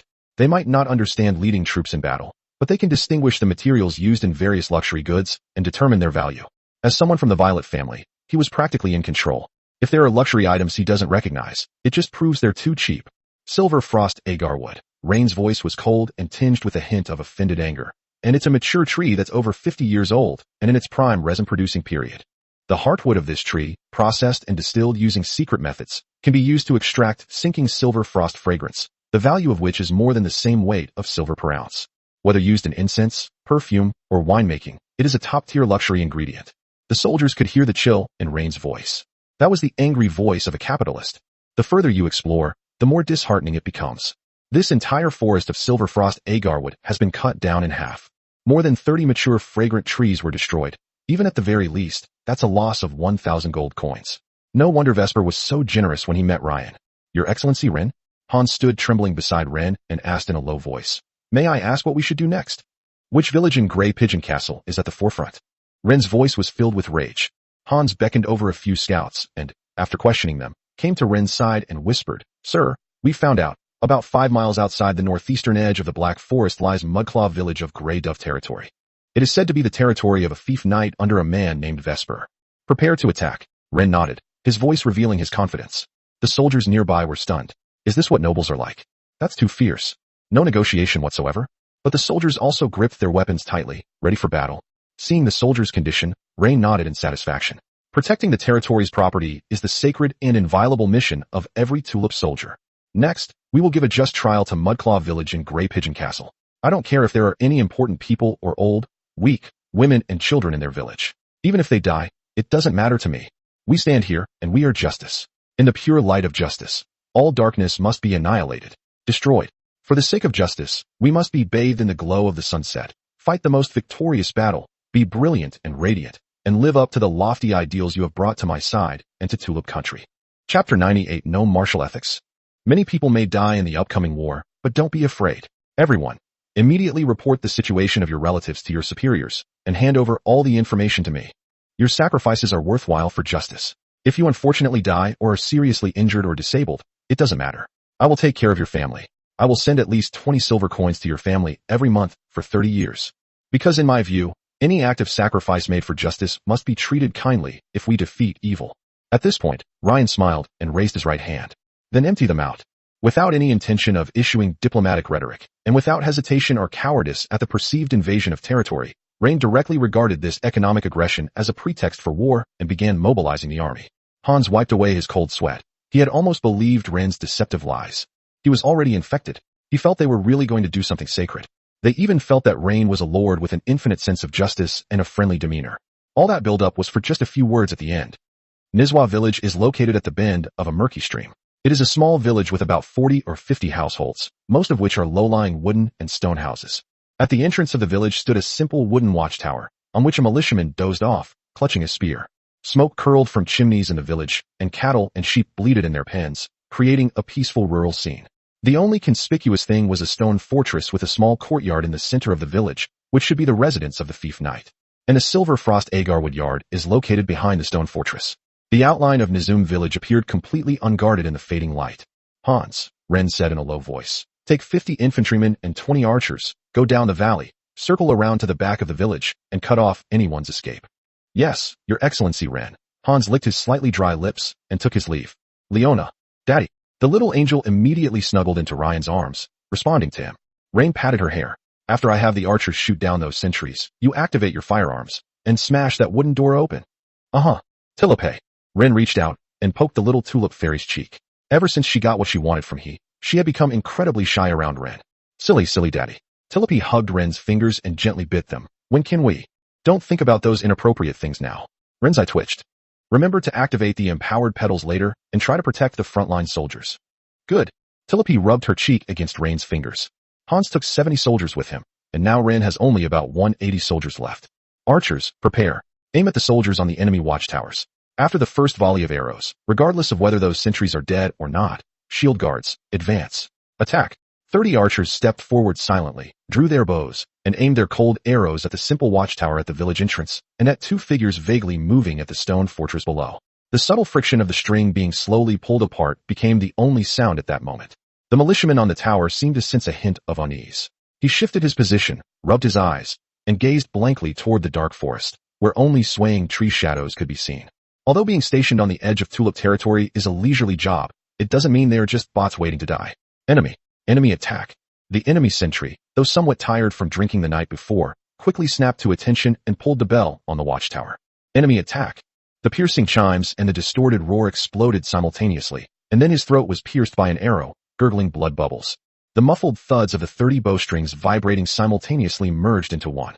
The next second, a dense barrage of arrows, like the scythe of death, pierced the dim light and covered the watchtower and the entrance to the stone fortress. The alarm alerted the entire village, instantly snapping the thief knight, who was flirting with his beautiful wife and concubines, back to reality. Immediately don your armor and summon your personal guards. At the same time, request reinforcements from Grey Pigeon Fortress. But the guards at the village gate had already spotted a monster walking at the front. An angel, nearly 2 meters tall and formed from condensed magical energy, walked at the very front of all the soldiers.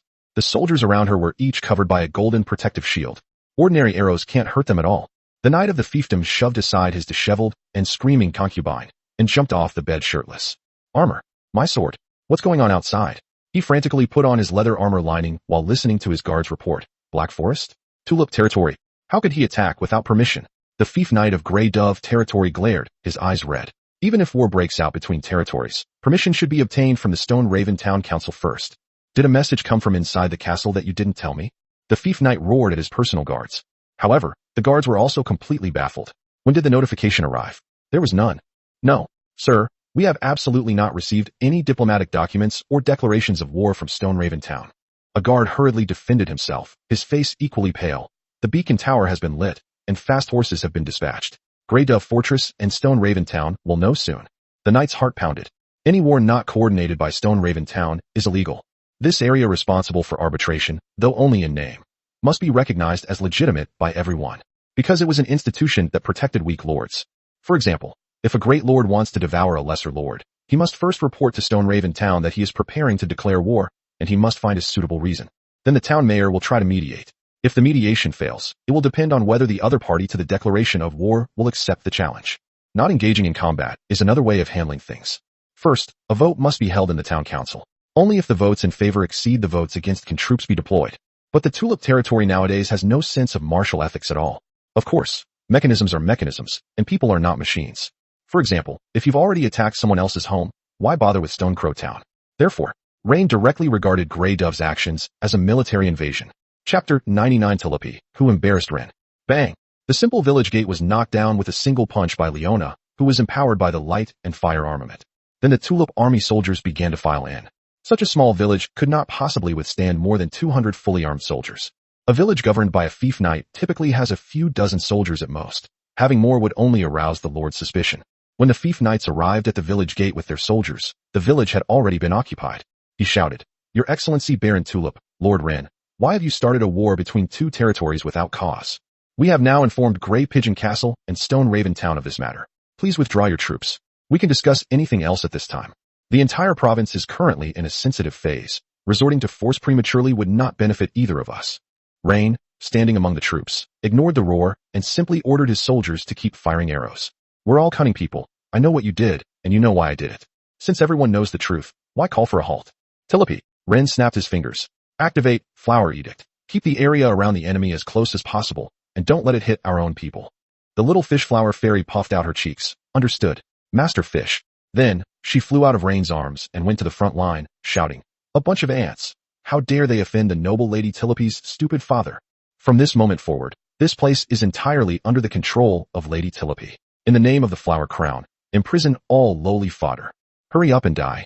Noble tulip fairy, Lady Tilipy, hurry back to your silly father's arms and give him a kiss and a hug. Upon hearing Tilipy shout those words, Ryan's eyes twitched slightly. So embarrassing. This is war. How dare she utter such a cringeworthy line? Doesn't she feel embarrassed? Several soldiers around Ren also looked at their lord. It's said that a spirit pet's personality follows its contract master. Are all lords like that in private? Rain took a deep breath, forcibly suppressing the urge to grab that embarrassing little flower fairy and give her a good beating, and tried his best to maintain the persona of a cold-blooded lord on the battlefield. Keep firing. Suppress them. Don't stand still. His command brought the soldiers back to their senses, but it seemed the force and precision had subtly decreased. I bet a lot of people are trying not to laugh. Meanwhile, at the front lines, Tilipy, who had activated the flower edict, was losing her magical power. The ground began to crack, and countless vines and tree roots burst forth, wrapping around the panicked Mudclaw village defenders.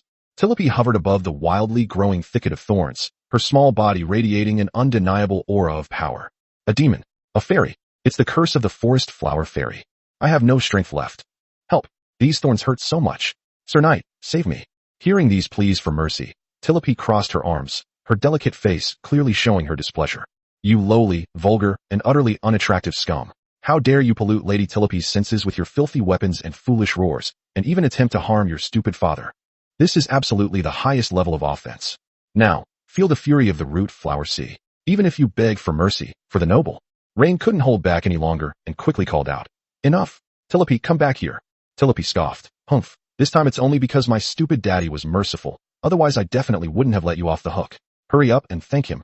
Alright, they already said thank you. I heard them. Ren was utterly humiliated. Tilipy, come back here right now. Tilipy clearly hadn't said enough, but upon hearing Ryan's words, she could only fly into his arms. She looked up at Ren, her eyes filled with excitement, as if waiting for his praise. Looking at the pair of bright eyes in his arms that seemed to say, praise me, praise me. All he wanted to do was find some needle and thread to sew her mouth shut. Now, Ren can understand why Selena summoned the Silver Scale, Saint Dragon Princess back then. These bizarre spirit pets are utterly shameful. Ren took a deep breath and touched Tilipy's cheek. Good girl, when you advance to the gold rank, I'll give you a surprise. WH. What surprise? Tilipy was overjoyed. Her actions just now had really made Ren proud. Actually, Tilipy doesn't really care. Silly dad, Tilipy isn't happy at all. A surprise that will make you cry. Ren clenched his fists, believing that Tilipy's size would definitely change after evolving to the gold rank. Then, we'll get our revenge. They even made her utter shameful lines repeatedly during the process of being retaliated against. Is that all? A surprise that came out of tears. You silly dad, you're so stingy. Lady Tilipy has done such a great service. At least grant Tilipy one wish. Like, going on a date with Tilipy in the forest, finding the prettiest flowers, and seeing the brightest fireflies. And daddy making a flower wreath for Tilipy. Rain hadn't expected the flower fairy to make a wish, but now he didn't have time to take care of Tilipy. Dozens of enemy soldiers were all killed in action with the combined efforts of Tilipy and Leona. The enemy's fief knights and Leona continued to fight. Looking at the fallen soldier beside him, his eyes were somewhat dazed. Damn it. What the hell is this thing? As a bronze knight, he naturally had his trump cards. Even if he doesn't have the secret manual, he still has his ultimate moves. At this moment, his entire body was crackling with lightning. Sizzle sizzle. You damn monster, take this. Thunderous sword slash. Facing the fief knight, whose entire body crackled with violent arcs of electricity and whose aura suddenly surged, Leona's large orange eyes held a look of confusion. When the long sword, crackling with blinding lightning and whistling through the air, reached Leona, who was clad in fiery armor. The little angel sucked on his finger in confusion. It stood out starkly against the backdrop of howling thunder. She didn't even put down her sucking finger. She just blinked her big orange eyes. Manipulation of power activated. Leona began modifying the Chunibu delusional skills of the Marquis Knight. Then, all the lightning effects on the opponent's body disappeared. Finally, he was knocked down by a single punch from her fiery weapon, lying on the ground, bent over like a limp shrimp, clutching his stomach and vomiting blood. Leona turned to look at Rain. Daddy? Kill him. Ren showed no mercy. At his command, the surrounding soldiers, unwilling to let such a cute little angel personally commit murder, swarmed around and finished off the fief knight. Chapter 100: A Triumphant Return. The entire village was looted by Rain's army, except for the free people, who were left untouched. After all, Even in a war of lords, the army cannot kill free people unless they resist. We cannot rob them of their money, nor can we take their people back to our own territory and treat them like slaves. Otherwise, if this matter is reported to the capital, Ren's title will be in jeopardy. The royal family has clear laws to restrain the wars waged by the lords. They can disregard how nobles and their lackeys fight, but they must guarantee the personal safety of the free citizens of the empire during war. Meanwhile, all of Grey Dove Knight's cattle and sheep, as well as the gold coins and luxury goods in the manor, were taken away by Ren. As for the things in his manor that couldn't be moved, Ren burned them all down. The northern soldiers looted quickly, like professional bandits. Ren didn't know what kind of environment these people had lived in before, but they always seemed to reap great rewards. In short, this is much more lucrative than stealing and cutting down trees. After everyone retreated back to the Black Forest, Hans came to Ren's side to report the situation. My lord, this operation. Deaths, 2 people. Seriously injured, 5 people. Minor injuries, 18 people. The spoils are as follows. 1. Silver frost agarwood, 7 complete mature logs and 5 logs that have undergone preliminary processing. 2nd, precious metals and luxury goods. For 72 imperial gold coins and more than 1,300 silver coins were found in the knight's bedroom and secret room. Various gold and silver utensils, gem-encrusted jewelry, and silk fabrics were also seized. 3rd, food and supplies. About 35 carts of grains such as wheat and rye. About 5 carts of reserves of smoked meat, cheese, salted fish, etc. Iron ingots, copper materials, and intact weapons and armor sufficient to arm 30 people. 4. Livestock. 8 strong oxen for draft, 5 pack horses, 12 pigs for meat, and over 40 sheep. V. Others, 7 intact transport vehicles, various agricultural tools, woodworking tools, leather, and other miscellaneous items, all of which are valuable and easy to transport have been packed. Ray nodded. Clear the items off the transport trucks and quickly transport the seriously wounded soldiers back to the territory for treatment. At this moment, Hans was slightly moved. Their lord was not greedy for money, but cared about the lives of his brothers. Hans turned and shouted back to the soldiers, who were busy or resting in the firelight, repeating Rain's order. The lord has ordered. 2 of the 7 transport vehicles we seized are to be used to transport the seriously wounded and the bodies of our fallen comrades. And act quickly. When the order was given, the soldiers were taken aback at first, but then they burst into more efficient action.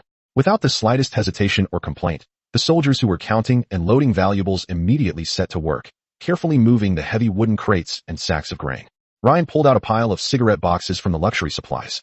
Each sergeant come and get cigarettes. Give them to whoever in your 10-man squad smokes.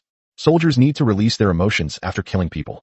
Generally, you would go to a technical service center in a town and book the entire facility directly. Then I watched the masseuses dance that made me feel hotter and hotter, forcing me to helplessly take off my clothes to cool down. Finally, a massage to relax. But we can't do that now. At this time, tobacco can soothe most people's emotions. Cigarettes, especially those packaged in boxes reserved for nobles, were typically enjoyed by knights, wealthy merchants, and lords after banquets or in their studies. An ordinary soldier might never have the chance to encounter one in his entire life. So passionate. The lord is just too passionate. Yeah, how could you not have a great time working for a boss like that? Many soldiers, with cigarettes in their mouths and supplies on their backs, walked with a light step despite their weariness. Tisk, this flavor is amazing. It's way better than the leaves we usually roll. An old soldier with a missing front tooth took a deep breath, squinted his eyes, and looked thoroughly enjoying himself. Lord is truly unparalleled. From now on, I, Scarface Hawk, will follow him. No one can steal my man. Several sergeants also gathered together, bragging and joking. Ren didn't stop them, but Hans kept a close eye on them. What are you all doing? Letting your guard down? Let me tell you, we are still at war. The enemy could catch up at any time. Although the cavalry cannot enter the forest, all of you need to be on high alert. It's the Lord's kindness to let you have a smoke, not for you to smoke and brag at the same time. Now hurry up. The sergeants, who were smoking and boasting with smug satisfaction, froze on their faces and instinctively straightened their backs. Ren nodded slightly at Hans' timely intervention without saying anything more. He may not know how to command troops, but he knows how to manage people. Before he transmigrated, he was more or less a manager in a company, so he naturally knew that if someone had to play the bad cop, someone else had to play the good cop. Back to Tulip territory. The people saw their lord take his soldiers to the forest and return laden with spoils. Zinnies also played a role at this moment, which was healing. However, Ren wasn't stingy and directly brought Vivian over to help. Several seriously wounded soldiers had their injuries quickly stabilized under the magic of the nun and the mermaid. As for the 2 dead soldiers, they were given a proper burial by Rain's men. In short, Ren did everything he could for humanitarian work. No one below could find fault with him. After the battle, it was time to divide the spoils. Ren first confirmed with everyone that each person's base salary was 30 silver coins. Killing one person will increase your monthly salary by 10 silver coins. In short, as long as you dare to kill, Ren will dare to give you a huge raise. This has led many to anticipate the outbreak of war. However, before Ren could even recover, the people from Stoneraven Town had already come knocking on his door. Liana's little secretary, clutching her little skirt, slowly approached Ren. When she saw Ren's face, she was slightly stunned. Your Excellency Baron Tulip, Lord Ren Verlet. Because of your unprovoked... Oh, no. Because of your rash act of starting a war, you have incurred the wrath of the town councilors and the surrounding lords. Now, before she could finish speaking, Ryan interrupted. Now you need me to go to Stoneraven Town, right? Yes. The secretary nodded repeatedly, like a sparrow pecking at rice. 100 chapters reached. Could you guys send some free chapters as a token of your support? Love you all. Chapter 101 Rain. You're such a good kid. Stoneraven Town, Town Council Hall. It is rare for the speaker of the town council to be the mayor. The mayor is responsible for internal administration, while the council speaker is responsible for arbitrating disputes. The town mayor cannot directly order the speaker to pass a bill, nor can he remove the speaker. The former is elected by the townspeople. The latter, on the other hand, is elected by the members of the Stoneraven Town Council, and its power is based on the joint authorization of the members. The election of councillors also comes from the nomination of the people. For example, the councillor representing Tulip territory in the town council is not necessarily Rang. Once the local lords become councillors, they will definitely form a group in the council and speak on behalf of their own people. Parliament has little influence over ordinary people because it deals with major issues, while civil disputes are generally handled by the Ministry of Justice. But the town council still has enormous power, with legislative power and even provisions covering trade tariffs. Secondly, there is the right of arbitration, which is used when there are trade or armed conflicts between lords or other surrounding towns and forces with Stoneraven Town. At this point, the town council can decide whether to send troops abroad or to negotiate. Simply put, this group can decide whether or not Ren will provide compensation if they vote in favor. But Mayor Liana wasn't without a voice, even though the council decided that Rain must pay the corresponding compensation. But how will compensation be paid? How much will be paid out first? Will it be paid out immediately? The mayor has the final say. For example, the council ruled that Rain should pay Vesper 500 gold coins. Liana could execute the order immediately and efficiently, dispatching town guards to forcibly inventory Rain's assets. However, she could also use the pretext of tight finances in Shia Town to propose a compensation schedule and divide the compensation into several installments. When Ren's carriage arrived at the town hall, Liana's secretary came to Ren's side first and let him in. Your Excellency, please follow me. Lady Liana is waiting for you in her office before the council hearing begins. The secretary's voice was even softer than before, her eyes quickly sweeping over the guards and carriage behind Rain. Only you can go in alone. Ren nodded to Hans, signaling him to wait outside and watch over the carriage. The town council is not just a game for councillors. At the very least, a town doesn't have many councillors, with a maximum of 20. Townspeople are also allowed to attend each council meeting. If a member of parliament says something wrong in parliament, he will lose the support of his voters and may have to leave the following year. Therefore, before the meeting, the speaker's secretary must first arrange the environment. Rain straightened his clothes and knocked on Liana's office door. The office door closed gently behind me, shutting out all outside noise. Liana did not sit upright behind the large desk as she had last time. Instead, she stood by the window and, upon seeing Ren, immediately went over to check on his physical condition. Realizing that Ren wasn't hurt, she buried her face in his chest, playfully punching his chest with her small fists. You scared me to death. Ryan hugged the intelligent and beautiful woman tightly. Don't worry, I'm fine. Liana looked up, her blue eyes shimmering with tears, a mixture of fear and trembling. If anything happened to you, Ryan quickly kissed her, trying to soothe the tearful beauty. I'm all right, aren't I? How could you be so impulsive? Liana gripped Rain's clothes tightly. I told you, it's not worth it for me. Why wouldn't you listen? Madam, it's all worth it for you. Ryan wasn't going after Vesper for the sake of the beautiful woman in front of him, but that didn't stop him from putting on an act. You just wouldn't listen to me, and now things have gotten really out of hand, Liana said, but there was still emotion in her eyes. What exactly happened? I've discovered that some areas in the Tulip territory that yield valuable timber have been illegally invaded and developed by the people of the Grey Dove territory. You're not lying to me, are you? Liana asked Rain for confirmation. Tell me honestly, this isn't something you framed him for, is it? She knew that she and Vesper were now mortal enemies, but she needed to confirm whether Ryan was truly on the side of reason and law, even if only superficially. Of course not. Ren wiped away Liana's tears. I would lie to anyone but you. Liana took a deep breath, inhaling Rain's scent. I believe you. But you shouldn't have acted so impulsively. Is there something you can't tell me? You see, Vesper wasn't as impulsive as you. He knew to first apply to Parliament for arbitration regarding the conflict between the two parties. Even if he did steal your money, it's still wrong of you to hit him. What's wrong with me? Ryan chuckled lightly. He stole my money, so I took it back. Isn't that normal? Seeing Ren's almost childlike logic and complaints, Liana grabbed Ren's wrist and patiently educated the little boy. Normal? In a lord's game, This is not normal. Rules are rules. If he illegally logs, and you gather evidence, you can file a complaint with the parliament. Or at least procedurally, can make him pay the price, instead of you personally leading troops there and turning everything into an irreversible armed conflict. You were in the right before, but now you're not. Now everyone, including those neutral counselors, isn't seeing illegal logging in Grey Dove territory, but rather a cross-border attack by Tulip territory. You turned a hand that you could have won by a small margin into a terrible game that you have to fight tooth and nail to even get a draw. Ryan chuckled. Madam, have you forgotten? What kind of business does Vesper run? The one who should really be seeking peace is not me. What do you mean? Liana's eyes widened. Vesper's cousin, isn't he the warden? Ren coughed lightly. What I mean is, after discovering that the territory's resources had been stolen, I also found that prisoners from nearby Stone Raven town had been inexplicably transferred to Grey Dove territory. In order to find out the situation, I decided to rescue these prisoners. Unfortunately, they escaped. Liana's blue eyes narrowed suddenly. Good child. Tell me quickly, did you really see it? Ryan shook his head. I didn't see it. But you saw it. What do you mean? Liana was momentarily stunned. I was acting on your orders, to secretly lead men to Grey Dove territory to investigate this matter. No, I don't. Liana's eyes were a little confused. Then she suddenly realized. Yes, I do. I'm pregnant.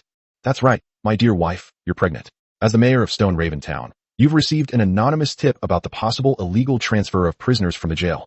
Out of caution and a sense of responsibility to the town, I have entrusted a reliable lord from a neighboring Grey Dove territory, that is, myself, to conduct a preliminary, secret investigation. Liana hugged Ren excitedly. Ren, you're such a good boy. Chapter 102 Vesper's Counterattack. The two kissed in the office until they lost track of time. The two did not separate until the secretary came to announce the start of the meeting. Liana, panting, said, Don't be afraid later. I'll back you up. Let's go. As he walked out the door, Ryan whispered a few words to his secretary, instructing her to take care of some errands. Then he and Liana arrived at the gates of the council.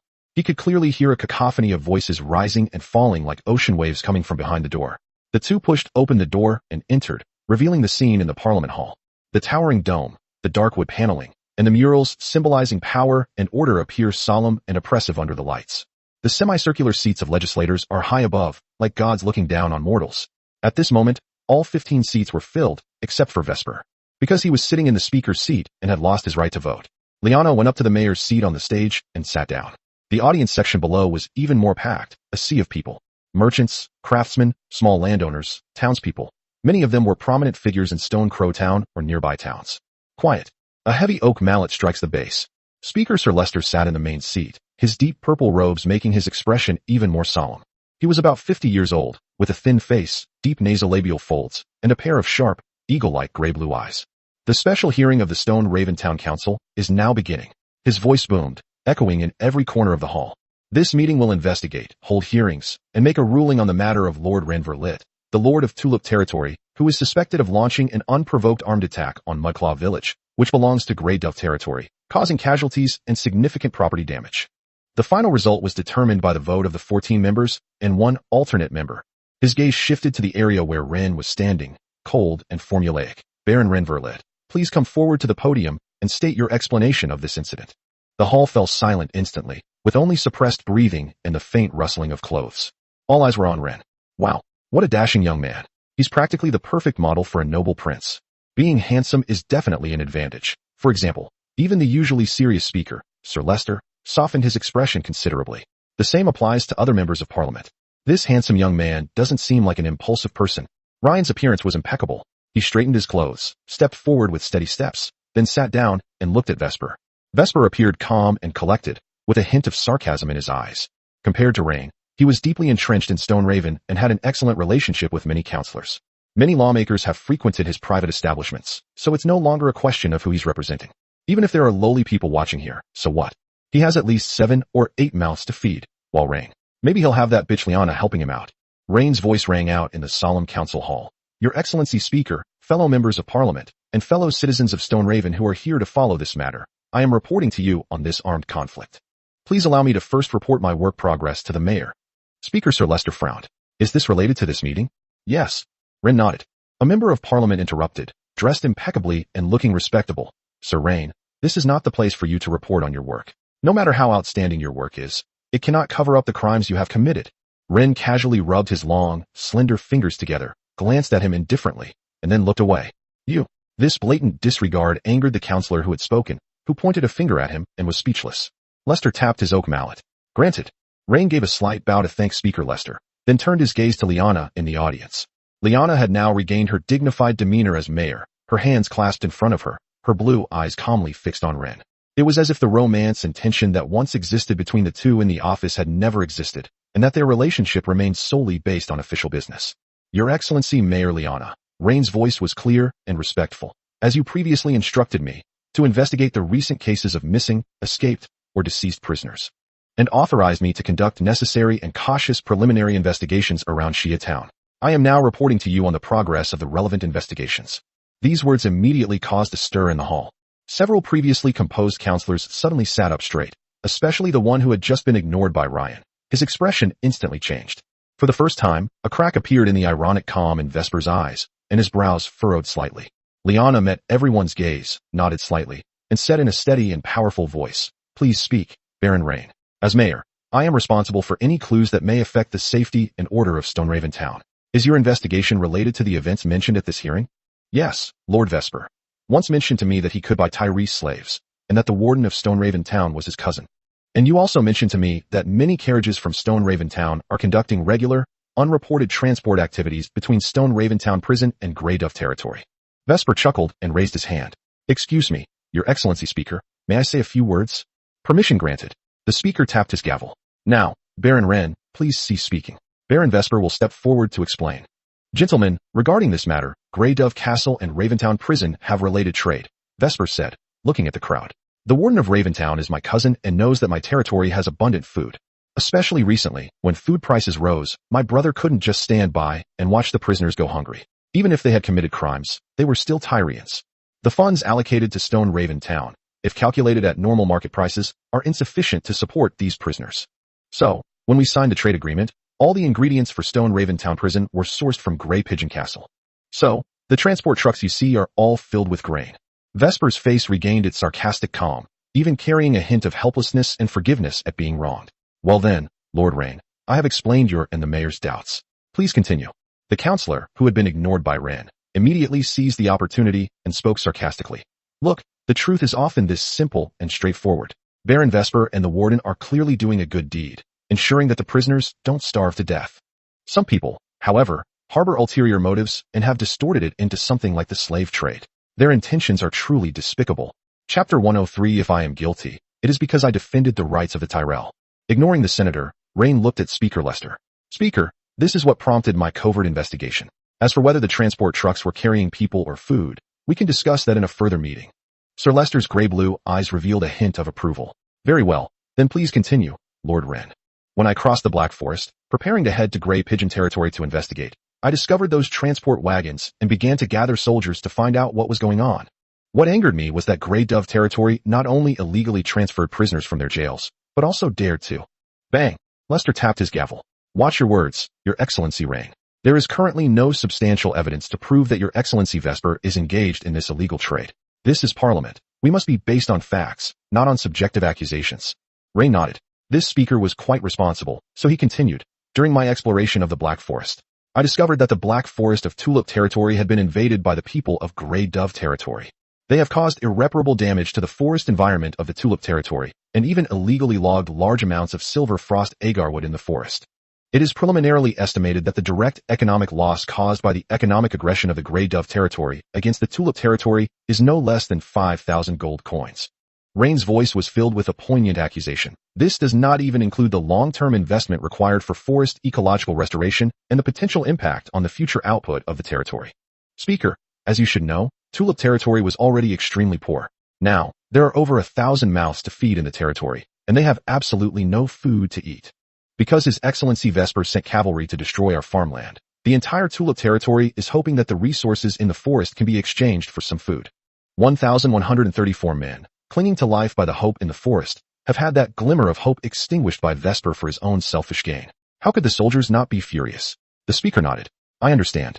You have 3 reasons for attacking Grey Dove Territory: investigating prisoners, your territory being invaded and farmland destroyed by Grey Dove Territory cavalry, and resources being stolen by Grey Dove Territory. Is that so?" "That's right." Wren nodded. Speaker Lester paused for a moment. "Then why didn't you report the damage to the farmland to the Stoneraven Town Council?" Upon hearing this, Rain looked at the middle-aged man with a serious expression. Have you ever been to Tulip territory? Do you know what the common people ate before I arrived there? Smack. Rain slammed his fist on the table. Children. Commoners are exchanging children to eat. If anyone cared, why would they have to live such miserable lives? He stood up, his words sharp, and swept his gaze across the commoners listening below. Gentlemen, if Baron Vesper Grey Dove of Grey Dove territory were truly so kind as to sell large quantities of grain at low prices to prisoners in jail, why turn a blind eye to the plight of the civilians in the surrounding territories? They have always lived in darkness, with moldy rye, grass roots on the ground, and the neighbors' children as their food. In the gallery, many civilians instinctively hugged their arms or held their children closer, their faces filled with lingering fear and righteous anger. Lord Vesper, what is your opinion on this? Ren asked, looking at Vesper. Explain? Say you didn't know Tulip territory was in such a terrible state? But I asked around, and the soldiers guarding the civilians of Tulip territory and preventing them from leaving the country due to the blockade caused by the credit bank were sent from Grey Dove territory. How could you not know that? Or are you trying to say, what do you care about the lives of the civilians in Tulip territory? But besides being the Lord of Grey Dove territory, you're also a counselor of Raventown. Why didn't you report this to the Raventown Council? So, does the Raventown Council know about this, Speaker? Vesper was momentarily speechless after being confronted with Ryan's pointed question. Speaker Lester didn't know how to answer either. Whether he says he knows or not, it is still a dereliction of duty on his part as Speaker. Even Mayor Liana was deathly pale. She never imagined that such a horrific tragedy would occur in the town she governed. Initially, due to the blockade imposed by the Imperial Credit Bank, the commoners of Tulip territory were unable to leave. The soldiers stationed on the border of Tulip territory were dispatched from Grey Dove territory. Even when she pressed him repeatedly, Vesper only told her that the commoners of Tulip territory were temporarily safe. Lester regretted his loose tongue. Why did he have to ask Rain why she hadn't reported it to the Raventown Council? A deathly silence fell over the hall. Everyone held their breath, watching the speaker. Vesper broke the silence, his arms crossed. Lord Ren, I think you've misunderstood. We're discussing your crimes, and, regarding what happened in Tulip territory, if I am guilty, it is because I defended the rights of the Tyrell people. Ryan interrupted Vesper without any politeness, and shouted. The civilians in the crowd cheered. Ryan pointed at Vesper, his fingertips seemingly crackling with electricity. You, Vesper, Baron Grey Dove, you keep saying that the food sold to the prisons is for the prisoners? How many of those prisoners are falsely accused Tyrells? How many are poor people who can't afford the fines? And you and your cousin, the warden, turned living people into numbers and ledgers, chained them up, stuffed them into carts like livestock, and filled your coffers with their blood, sweat, and bones. His voice grew louder and louder, like the beating of war drums. Gentlemen, he can't see the corpses of the starving. He can't hear the cries of children. He only cares about money. He has deceived us, even the mayor, and the entire council of Stone Raven Town. Give us back our loved ones. As soon as Ryan finished speaking, many relatives of the missing prisoners roared. Give us back our loved ones. Give it back to us. The speaker was bewildered as he looked at the out-of-control scene. Vesper's face also turned pale. He never expected that Ryan would be so shameless. This man didn't care about facts and evidence. He only knew how to incite public anger. Many civilians threw things at Weisper. Wait, I didn't kidnap your relatives. He's framing you without any evidence. Don't be fooled by him. Vesper dodged the water glass that was thrown at him and tried to explain. But Rain continued. You didn't arrest them? Bullshit. The warden of Stone Raven Town is your brother, and you're involved in the slave trade. Do you need proof? An even more terrifying roar erupted from the entire hall, and just as the speaker was about to call the guards to control the scene, the parliament doors were pushed open. The leader of the Stone Raven Town garrison was covered in sweat. It's terrible. Mayor, Speaker. Nearly 800 civilians have left Tulip territory and are marching in Stone Raven Town. They demand that you declare Lord Rain innocent. Incited by this, many townspeople began to gather and storm Baron Vesper's properties in Stone Raven Town, and found their relatives there. Chapter 10. For the most precious thing in a person's life is not just life itself, but also the courage to explore the truth. No, impossible. This must be incitement. It's a riot. Vesper clenched his fists. His business was impacted? How much of it involved shady dealings? The Speaker of the House of Leicester's bewilderment was instantly replaced by immense shock and panic. His worst fears came true. The conflict between the lords escalated into a large-scale demonstration. The provincial assemblies are now afraid of large-scale demonstrations by ordinary citizens. The Tyro Empire is unlike other empires. It cannot forcibly suppress protests with armed force. Large-scale protests have actually occurred more than once in the Tyro Empire. The late Emperor Tyro XII once attempted to suppress them with armed force. However, what started as large-scale marches and protests in various places eventually turned into large-scale riots. Therefore, after the late emperor's death, Empress Mizela successfully passed a constitutional amendment through the Imperial Diet, prohibiting the armed suppression of civilian demonstrations, unless the civilians during the demonstration intend to attack imperial officials or the imperial army. This bill garnered Marcella a great deal of public support at the time. Even Liana didn't expect this matter to escalate to this extent. Quickly send out the city guards to evacuate. The speaker hadn't expected Rain to have such influence within his territory, something many lords couldn't achieve. For example, Vesper, the people of Grey Dove territory were too lazy to come and plead his case. But everyone in the Tulip territory knows who brought them the first bag of food when they were starving, and who led them to rebuild their homes. They cannot leave Ren. Otherwise, under any other lord, they would still be living a life of hunger and hardship. Stone Raven Town. Rain, rain, rain. Tulip followers marched in droves through the streets, raising their fists and chanting his name. The shouts, uniform and resounding like a tsunami, surged one after another, washing over the main streets of Shia Town. This force is no longer simply about the Tulip territory incident. Many townspeople have also joined in. Baron Vesper of Grey Dove territory, the warden of Stone Raven Town. Damn it. A sprightly, thin young man stood in the procession. They're all bloodsuckers in this area. We're going to the prison, to find the warden, to find Manga, and get our loved ones back. Liana's secretary, protected by guards, stood to one side, covering her mouth in astonishment. Ryan told her two things. First, contact the Gutai Association. Second, tell everyone in Tulip country that he will be put on trial. The thin young man had never felt this way before. He felt that he was doing something meaningful. Paul, the young man from Wiskel, has now become a high-ranking member of the Gutai Society. At the gate of Shia Town prison, many prison guards began pointing long guns at the townspeople blocking the entrance. Halt. Go back immediately. This is a key judicial area of the Tyro Empire. Storming a prison is a serious crime. The prison guard captain's face was ashen, and the long spear in his hand gleamed coldly. If you dare to attack this place, we will legally suppress you according to imperial law. The other prison guards also gripped their rifles, aiming at the densely packed crowd. Many prison guards also carried crossbows, ready to shoot. Many townspeople, upon seeing the crossbows and spears, began to back down. Whoosh whoosh whoosh. Many prison guards, armed with crossbows, fired at the floor beneath the feet of the front of the town's procession, causing the crowd to retreat in fear. The ear-piercing sound of crossbow bolts piercing the stone slabs, and the flying pebbles were like a bucket of ice water, temporarily extinguishing the fervor at the forefront of the crowd. Seeing this, the prison guard captain breathed a slight sigh of relief. But he saw a young man, oblivious to his own danger, walk into the front of the crowd. Why are you protecting evil, sir? Polly's voice drowned out the noise in the room. Who are you? The prison guard took the crossbow handed to him by his subordinate and pointed it intently at Paul. Young man, tell me your name and what you want. Generally speaking, any ordinary person would tremble at the sight of a crossbow aimed at them. But Polly Group moved forward step by step. Me? I'm a worker, a Tyrell, Polly said, his voice trembling with emotion. Sir, tell me, where are our families? If you refuse to answer, then shoot me right now. Everyone was stunned by this fearless young man. Stop right there. The town has already issued a notice that there has been a virus outbreak in the prison recently, and many prisoners have escaped. Some of the weaker ones couldn't withstand the disease, and their bodies have been quickly cremated. The prison guard captain, sweating profusely, said, Don't be impulsive. Even if you manage to storm into the prison, you could still unfortunately contract the virus. I'm ordering you to stop now. You only have one life. Young man, don't do anything rash. The prison guard captain wasn't afraid to order the shooting immediately, but no one could guarantee that if they killed this reckless young man, the other Tyrells wouldn't continue to rush forward. This is not the territory of any lord. This is Stone Raven Town, which belongs to the Tyro Empire. If things escalate, he will become a political sacrifice. The inherent courage and upbringing of the Talos make them not easily intimidated by force. Paul walked step by step to the prison guard captain, pressing his chest against the shaft of the crossbow in the captain's hand. The most precious thing in a person's life is not just life itself, but also the courage to explore the truth. Under the astonished gazes of the crowd, Paul continued to step forward, even though the arrow had already pierced the flesh of his chest, and his clothes were soaked with blood. This kind of courage is far more precious than life itself. This also inspired the townspeople of Shia Town behind them, who followed Baalai's example, joining hands and moving forward step by step.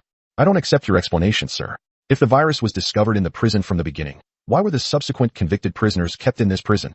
The warden, looking down from his office window, saw the scene unfolding before him.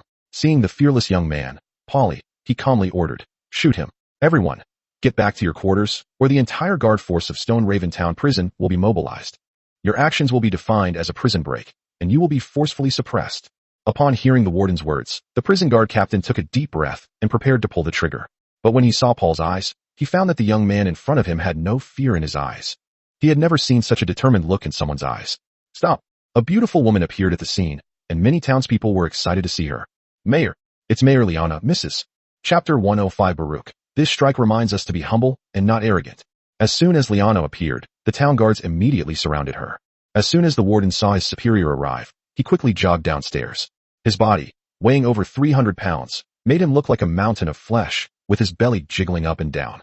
Seeing this, Liana frowned, clearly feeling a physical aversion to his appearance. Warden, that young man clearly had no intention of attacking the administrative staff. Why did you dare to order him shot? When the townspeople saw Liana, it was as if they had finally found someone who could take charge. Yes, the mayor is right. Seeing the warden's obsequious manner, Liana's disgust deepened. She turned to face the townspeople. Ladies and gentlemen, I have already invited medical personnel from Stone Raven Town to come here. They will go into the prison next to check whether there is really a virus inside. Please believe me. I, like you, want to find your families. If it is true, as you fear, that there are illegal activities within the prison, or even illegal detention and transfer of prisoners, I swear in the name of the mayor of Shia Town, that I will thoroughly investigate and severely punish those responsible, giving all the families who have lost loved ones an explanation. Liana's voice was clear and firm, echoing in the grim atmosphere at the prison gates like a ray of sunlight breaking through the dark clouds. The townspeople erupted in enthusiastic cheers and shouts of gratitude. Warden Manda forced a fawning smile onto his fat face. Mayor, you are wise. I will cooperate fully. These are just some unruly people misled by villains. It's all a misunderstanding. Whether there's a misunderstanding or not, we'll find out after we investigate. Liana interrupted him coldly. She didn't even glance at the warden, as if looking at him would offend her eyes. In fact, she had reported the issue of Shia Town prison to the provincial council many times. But those above probably thought Liana just wanted to raise funds for prison construction, so they ignored her. Meanwhile, at Vesper's slave club, Baruch's godfather, Manda, is hiding in the basement. He has already instructed his servants to pack his bags quickly, as he needs to go to the Orsa Empire to avoid trouble for a while. This can also be considered one of the jobs of a nobleman's lackey. When the master gets into trouble, the lackey is responsible for taking the blame, and then the nobleman sends the lackey abroad to hide for a few years. It is now clear that Vesper could pin all the blame on him at any time. Squeak. The door to the secret room was pushed open. Who is it? Old Manda panicked and looked at her subordinates. Several men pulled daggers from their pockets and slowly walked towards the door. In the dimly lit basement, a reflective human head stood out conspicuously. Upon seeing the newcomer's appearance, the assassins froze, then turned to look at Manda. Godfather, it's Baruch. Baruch? Old Manda pondered for a moment. Let him come here. Baruch trotted over to Old Manda. Godfather, something terrible has happened, Baron Wren. He hesitated for a moment, glancing at the assassins around him. This displeased Old Manda's other adopted sons. It was the same trick he used on Ryan before, which disgusted Barton. What is it that you, Baruch, are keeping from us and telling Manda, your godfather, that you need to talk to us alone? Old Manda coughed lightly, and the assassins could only reluctantly leave the secret room. Baruch swallowed hard. Godfather, Baron Rain has allied with the mayor, and Baron Vesper is temporarily under the control of the Stone Raven Town Council. Right now, all the guards and civilians in the town are looking for you. Old Manda was incredulous. You mean, Lord Vesper's wife has allied with Baron Rain? Who says otherwise? Baruch slapped his thigh. I've already made a name for myself with Baron Wren. Sometimes when he's drunk, he'll brag to me about how young and radiant Lady Liana is. What? Those two are hooking up. Old Manda seemed unable to accept this shocking revelation. After all, Vesper hid his cuckoldry very well. Impossible. The Baroness is dignified and elegant, and also the mayor of Stone Raven Town. How could she possibly? Old Manda simply couldn't believe it. Weisper's wife had been stolen? Looks like he's completely exhausted. Baruch leaned closer and lowered his voice. Godfather, it's absolutely true. I heard it with my own ears, and more than once. That kid Ran, he acts all respectable on the surface, but he's really smug behind the scenes. They also said that Lady Liana looks dignified, but actually, she's quite promiscuous behind the scenes. Cough cough. Anyway, those were really nasty things they said. They also said that old Turtle Vesper was guarding a top-notch hot spring without realizing it, and deserved to have it stolen from him. In short, it's outrageous. Sometimes he dares to say things that I don't even dare to listen to. Smack. Old Manda slapped Baruch across the face, yelling, What nonsense are you spouting? Yes, Godfather, I was too talkative. Baruch lowered his head, covering his face. Godfather, come with me now. I've already prepared a way out for you. I'll send you away in a bit. You're the one who's so filial, Baruch. Old Manda took a deep breath. I knew I hadn't misjudged you. But if that kid finds out about what you're doing. Godfather, it doesn't matter if I die. I'm just afraid I won't be able to serve you anymore. Baruch knelt on the ground and kowtowed, tears streaming down his face. Manda squinted, scrutinizing her godson at her feet, who was crying so earnestly. As the biggest slave trader in Stone Raven Town, he certainly wasn't going to be foolish enough to let Baruch take him away like that. Given the current situation, there's a trap outside. How could you have prepared a way out? And why did you take such a big risk to save your godfather? Baruch looked up, his eyes blurry with tears. Godfather, although I haven't accomplished much over the years, I've always remembered your kindness. He pulled a heavy money pouch from his pocket, containing about 100 gold coins. This was given to me by Baron Wren to help him purchase some weapons. There's also my savings from all these years inside. I'm giving it all to you now, Godfather. Here you go. Old Manda took the money bag, her eyes gleaming. 100 gold coins. That's enough to keep him living a life of debauchery for the next few years. Baruch stood up. Since you don't trust the backup plan I've prepared, then Baruch will take his leave. That's thoughtful of you. Old Manda waved her hand, signaling Baruch to leave. When he reached the door, Old Manda coughed lightly. The assassin hiding by the door immediately pulled out a dagger and stabbed Baruch in the stomach. Ugh! Baruch spat out a mouthful of blood and knelt on the ground. Godfather, why? Old Manda's eyes were now only filled with cold indifference. You came and immediately wanted to take me away, saying you had a backup plan. You, a servant who's only been with Ren for a few days, managed to make connections? And even arranged everything? What's even more ridiculous is that you actually know about Lady Liana and Ren's affair. Ren is a nobleman. Even if he's very proud of this, would he brag about it to someone like you? Baruch, your lies are full of holes. Chapter 106, A Loving Father and a Filial Son. Old Manda crouched down, staring at Baruch's pale face, etched with blood loss and pain. Tell me, who sent you? Ren? Or someone else in the council? What did they promise you that made you dare sell out even your godfather? Tell me, and I'll give you a quick death. Maybe it'll spare your mother and sister who live in the countryside some suffering. Despair welled up in Baruch's eyes, and his lips moved. He never expected that old Baidang would be so ruthless. Godfather, I really didn't betray you. No, this secret room is full of traps. Even if the town's guards came in, they would all be dead. Besides, there's a secret passage here. I can leave at any time. Do I need you to make arrangements? Old Manda shook her head regretfully. You're just trying to trick me into going out. After all, you know the Tulip Territory soldiers are just going to their deaths if they come in. Old Manda's words made Baruch abandon his last shred of hope. It turned out that all his performances were laughable flaws in the eyes of this old fox. He looked at the money bag in Old Manda's hand, a hint of regret flashing in his eyes. This is a complete disaster. Money, that's 100 gold coins. It's a pity. They failed to complete Lord Rain's mission and even lost money in their lives. Baruch closed his eyes in despair. However, Baruch's shadow gradually coalesced, eventually transforming into a black cat made entirely of shadows. Finally, it turned into a white cat with heterochromia. This is one of Sherry's skills.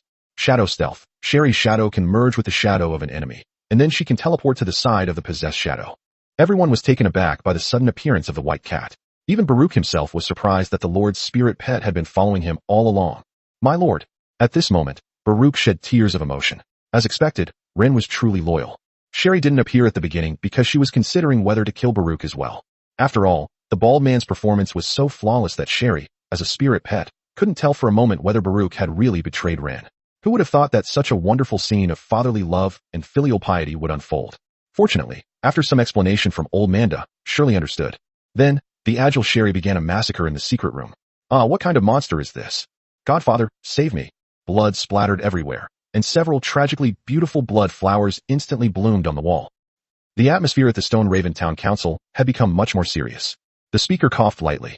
Your Excellency Rain, please persuade the people of Tulip Territory not to disrupt the town's order. In this matter, we absolutely will not wrong you. And based on the various injustices suffered by the Tulip Territory as you just listed, I believe Baron Vesper should provide corresponding compensation. After Speaker Lester finished speaking, he winked at Vesper.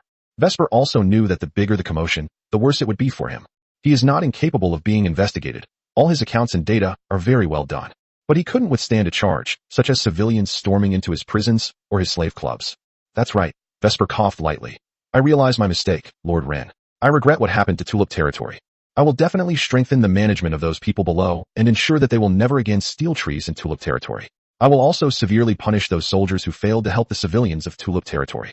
However, Vesper paused for a moment. The destruction of farmland in Tulip Territory really has nothing to do with me, including the accusation that I transferred prisoners through the warden's connections. That's completely unfounded. I only invested in Mr. Manda's slave business in Stone Raven Town. In reality, I rarely interfered.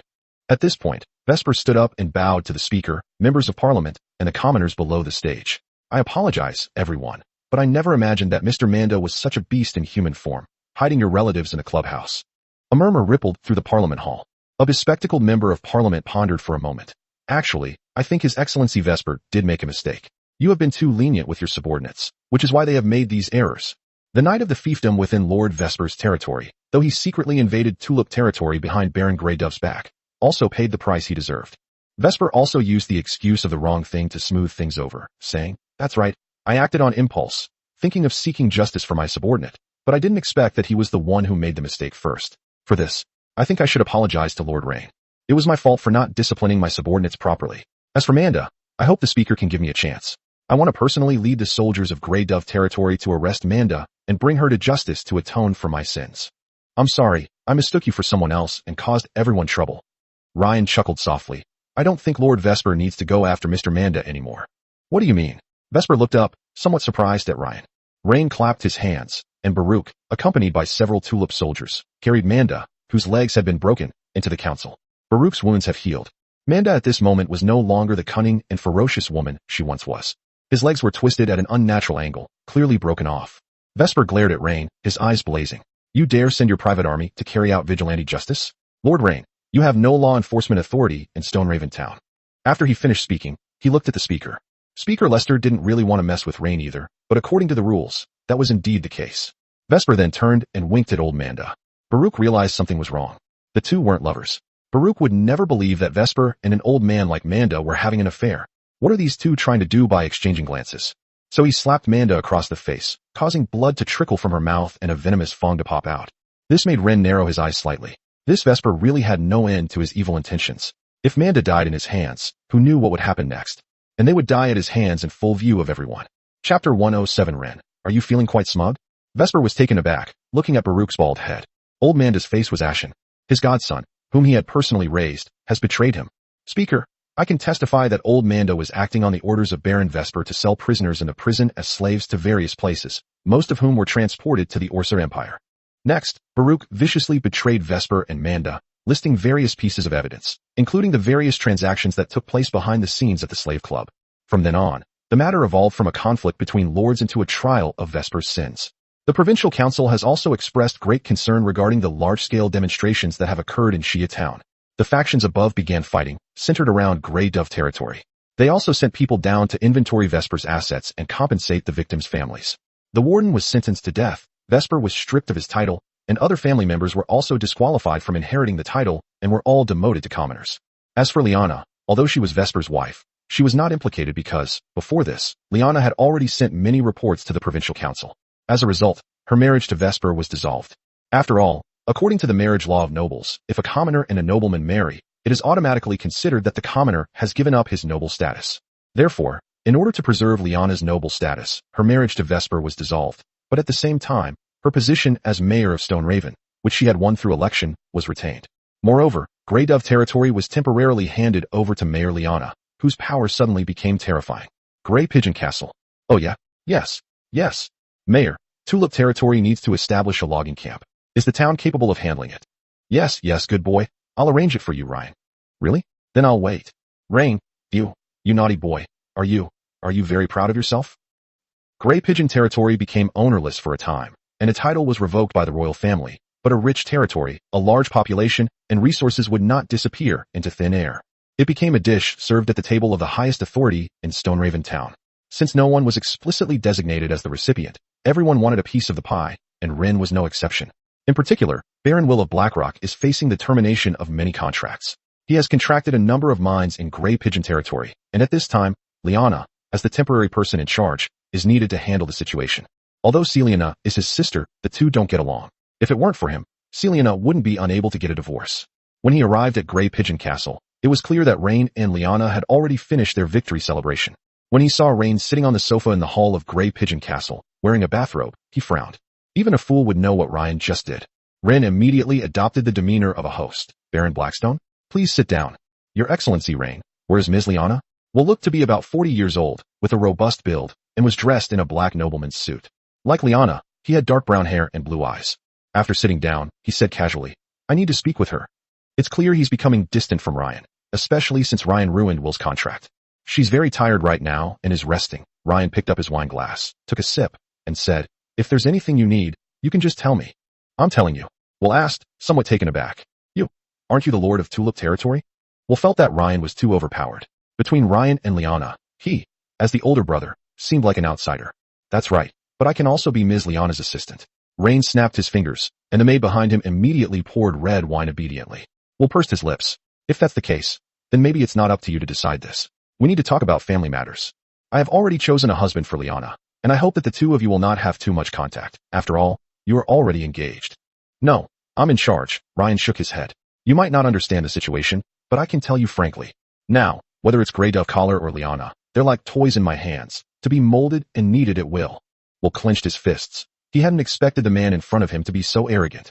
He even described Liana in this way in front of his brother. Can he tolerate this? He stood up abruptly, his imposing figure exuding an aura of power, his finger almost touching Ryan's nose. Rain Valit, watch your words. Liana is my sister, the legitimate daughter of the Blackrock family, not someone's toy. Do you think that by taking down Vesper, you can do whatever you want in Stoneraven Town, even interfering in the basic dignity and family affairs of nobles? Ren remained seated comfortably on the sofa, even adjusting the collar of his bathrobe with a relaxed air. Basic decency?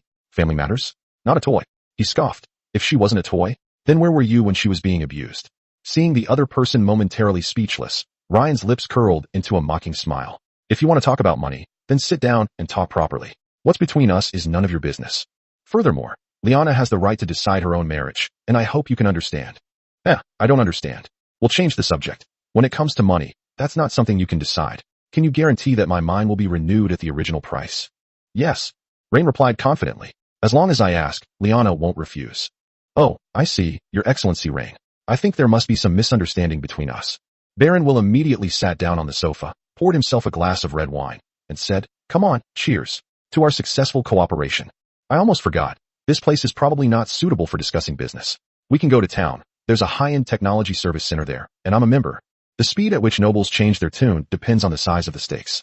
Chapter 108 Soft Feather Salon. In the heart of Stoneraven, a large and elegant private club is located. This private club looks like a noble villa. There was no ostentatious signboard in front of the door. Above the porch, a graceful female silhouette symbol outlined in mithril emitted a magical purplish-red glow in the night. Two well-trimmed night-blooming jasmine bonsai emitted a refreshing, yet slightly aphrodisiac fragrance. Ryan and Will walked into the courtyard. Soft Feather Salon, Will said as he walked, introducing it to Raven. This is the paradise of Raventown. Vesper used to own nearly 20% of the shares here, but now he's selling them all. As the two began to talk, they pushed open the heavy, copper-clad wooden door. A warm, sweet, and expensive aroma wafts over you. Ren nodded. This was more like a place for nobles to frequent. Very good. A well-dressed, middle-aged man with the demeanor of a butler stood behind the curved walnut-wood reception desk, a flawless smile on his face. Good evening, Your Excellency Baron Blackstone, Lord Will, Your Excellency Baron Tulip, Lord Rain. He recognized Ren's identity with just one glance. Ryan glanced around and could see what looked like a dance floor inside the window of another building. The men and women inside were all wearing elaborate half-face masks that covered their eyes, and they were partying on the dance floor. Noticing Ren's gaze, the butler immediately explained, That's a masquerade ball, Your Excellency. Once you put on a mask, everyone is a stranger. Even if the other person is a friend's wife, you can still dance with her at the ball. Ryan coughed lightly. A very elegant ball. You want to go play? We'll turn to look at Ryan. Never mind. I don't like playing too many tricks. The two arrived at a spacious and private suite. The outer room is modeled after a small salon in a high-end club, with comfortable and spacious sofas, wine cabinets, card tables, and even a mini dance floor. Inside, heavy beaded curtains hung down, vaguely revealing the outline of a bedroom furnished with a huge soft couch and luxurious bedding. The air was filled with a richer, more exotic incense. Almost as soon as they sat down, several young women, like butterflies drawn by the fragrance, quietly entered. They are not the type to wear heavy makeup or revealing clothing. On the contrary, they dressed like well-educated rich young ladies or young widows, with exquisite and well-fitting clothes and light makeup, but their eyes and postures exuded trained charm and submissiveness. They skillfully poured drinks for the guests, sat down close together, and asked in soft voices whether they wanted to play cards, listen to music, or simply have a heart-to-heart talk. Will was clearly comfortable there. He leaned back on the sofa, one arm around the waist of a blonde woman, the other hand raising a glass to Ryan. Your Excellency Ren, we can talk more relaxed here. Ryan took the glass and calmly glanced at the women surrounding him. They are beautiful, well-trained, and know how to cater to guests' preferences with their eyes and subtle movements. I need a group of craftsmen, Ren said, taking a sip of red wine. For that, I can extend your mining contract in Grey Dove territory for another 10 years. The two weren't worried about the future lords of Grey Dove territory reneging on the deal. As the head of Grey Dove territory, as long as the contract wasn't too unreasonable and Liana hadn't embezzled the money. Therefore, Imperial law will still recognize the contract signed by Liana, who is temporarily in charge. No problem, Will replied confidently, since it was just a group of craftsmen, and Blackrock territory had plenty of them. Noble lords would never want to fight if they could sit down and negotiate peacefully. After all, the Empire's laws imposed too many restrictions. Since Ryan could help him, Will had no reason to create more trouble for himself. For example, should we talk to Liana? The relationship between the siblings had deteriorated to an extreme point many years ago. They were basically strangers. It's much easier for Ryan to handle Liana than for Will to persuade her himself. The technicians brought in 2 massage beds. Gentlemen, do you wish to separate, or? Ren coughed lightly. Let's break up. Ryan and Will then each went into a room. The woman serving Ren was an older, composed, purple-haired beauty with a soft voice and an expression that showed almost no hint of worldliness or seduction. How many nurses would you like to serve you? Ren lay on the massage bed. 1 is enough. Yes, Royally Salon Violet. It's an honor to serve you. The beautiful woman first took out essential oil and applied it to Ryan's back. Next, she took a hot towel and placed it over Ryan's back. Then, she slipped her hand inside the hot towel, making the entire massage process even more intimate. Sir, how do you feel? How's the pressure? Not bad. Especially since she was wearing a thin veil, her soft skin would occasionally brush against Ren's back as she moved, bringing a subtle, teasing sensation. Her breathing seemed to adjust slightly, getting closer to his ear, carrying a warm breath. A soft, seductive moan escaped from her lips and drifted into Ren's ears. Then, she began to relax Ryan's ears. Your back muscles are quite strong, the woman's seductive voice continued. Next, you need to turn over. Everyone here is professionally trained. If you take a liking to someone, you can sign a contract with us and bring them home to become your personal caregiver. For just 15 gold coins per month, you can enjoy this home massage experience, and you can even instruct your maid on these massage techniques. As the purple-haired beauty massaged Ren, she continued to introduce the club. Sir, my stage name is Violet. Ren closed his eyes and enjoyed the moment, marveling at the level of consumption here. A tech worker can bring in 15 gold coins for this salon in a month. Sure enough, this kind of business makes money faster. Chapter 109 Lady Violet. I don't think there are many nobles in Stone Raven Town. Could it be that there are other nobles who come here specifically to spend money? It's no wonder that Ren was suspicious, because the 3 territories surrounding Stone Raven Town were all owned by baronial families, and there were no resident nobles in Stone Raven Town itself, since Stone Raven Town did not belong to any noble's territory. Besides nobles like yourself, there are also wealthy merchants from Stone Raven Town, as well as political figures. Violet raised her head, giving Ren a flirtatious wink. If you're interested, we also have a 10% stake. Isn't it 20%? Ren smoothed the purple-haired beauty's hair. The woman smiled seductively. I don't intend to sell the other half. Upon hearing this, Ryan realized that he was the prey tonight. You're the owner here? Then why doesn't Baron Blackrock recognize you? Hiss. Ren gasped. A pair of hands with purple nail polish caressed Ryan's chest. Baby, you're so tempting. How could that old man not recognize me? I've already told all the members in the club. Who can bring you here and waive 3 years of your expenses? At this moment, Ryan carefully examined the beautiful woman's face. She looked to be in her early 30s, the age when a woman's mature charm is at its peak.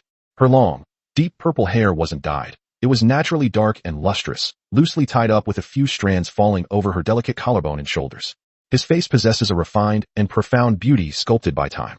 His eyebrows were long and narrow, and his pupils were a violet color slightly lighter than his hair color. At this moment, they shone with undisguised interest and a hint of cunning.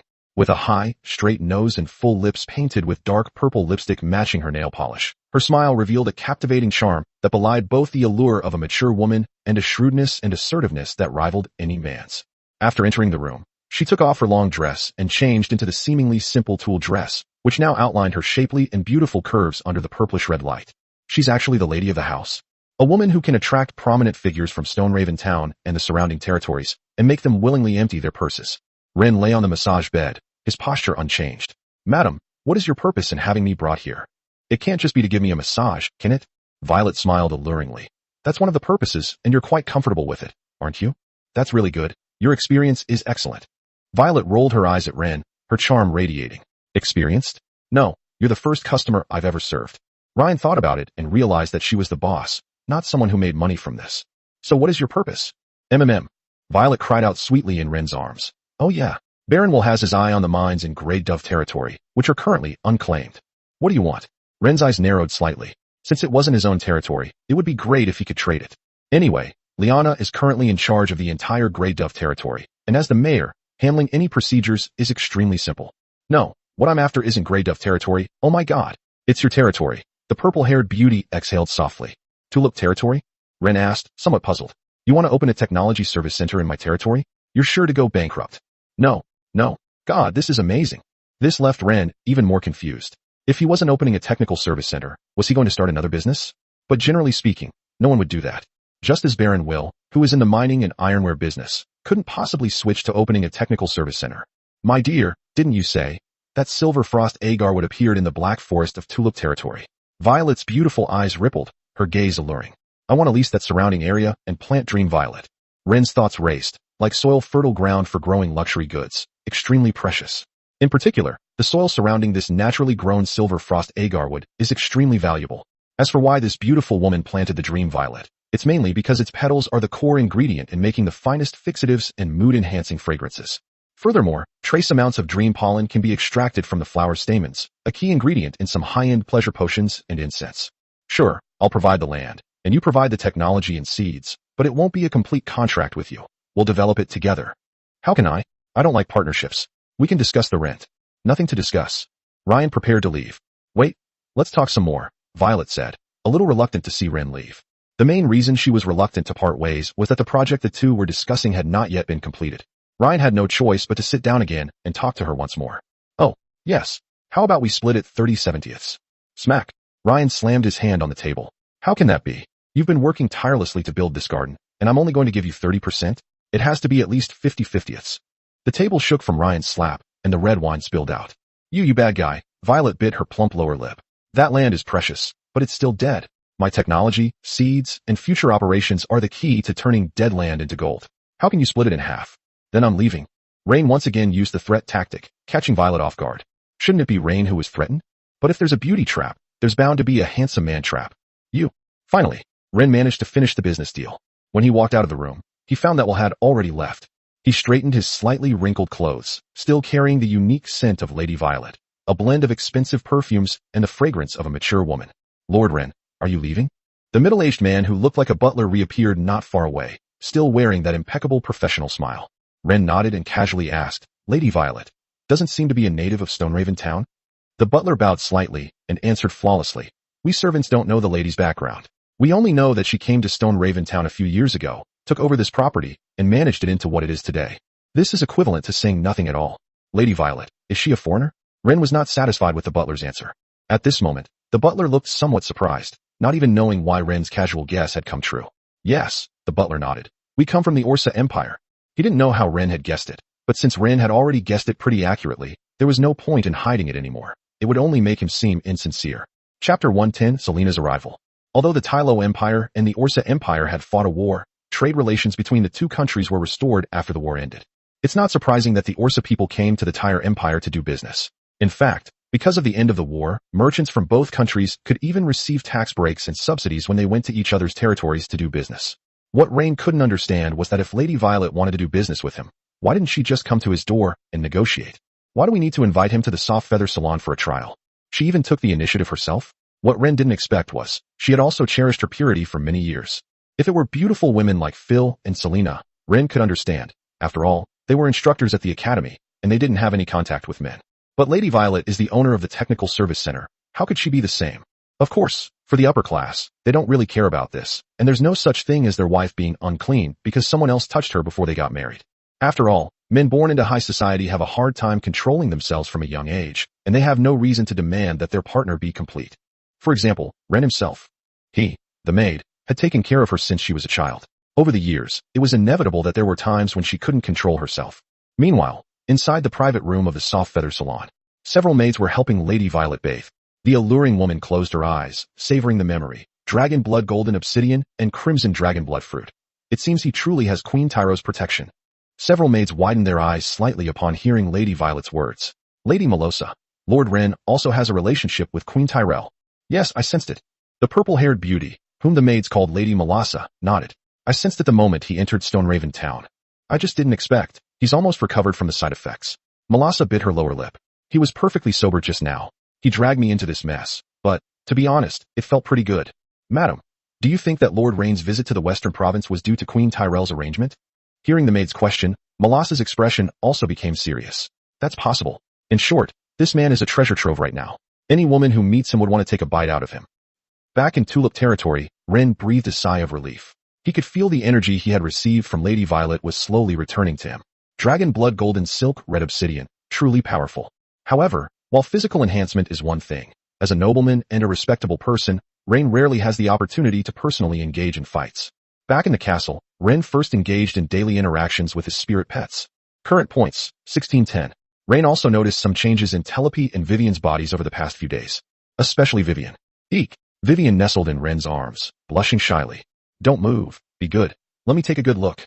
Ren stroked Vivian's fishtail, noticing that the blue scales on it faintly shimmered with a pinkish light. Wah!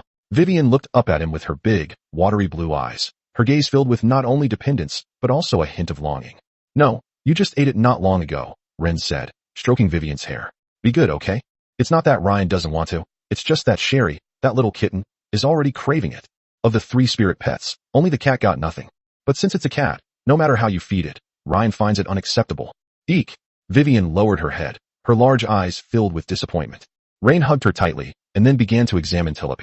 This tulip fairy's petals and wings are quietly unfurling, the edges of which are tinged with a bright purple that is more intense than ever before, almost flowing with golden light. Ah, perverted master, how can you touch someone's wings like that? Despite being very nervous, Tulip still flew in front of Rain with her back to him. Don't be nervous, I'm just checking out the changes in you, Rain said reassuringly, but his hands didn't stop moving as he carefully sensed the flow of energy in the veins of his wings. This means that Tulip and Vivian are in a healthy growth phase and are gradually moving towards the stage of evolution. The system's formula is indeed powerful.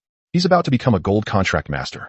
Before Ren could even feel smug, Heo arrived in the hall. Young master, your mentor at the Imperial Beast Taming Academy, Miss Selena, has arrived in Tulip territory. What? Ren stood up. The thought of that icy beauty made Ren's brother restless.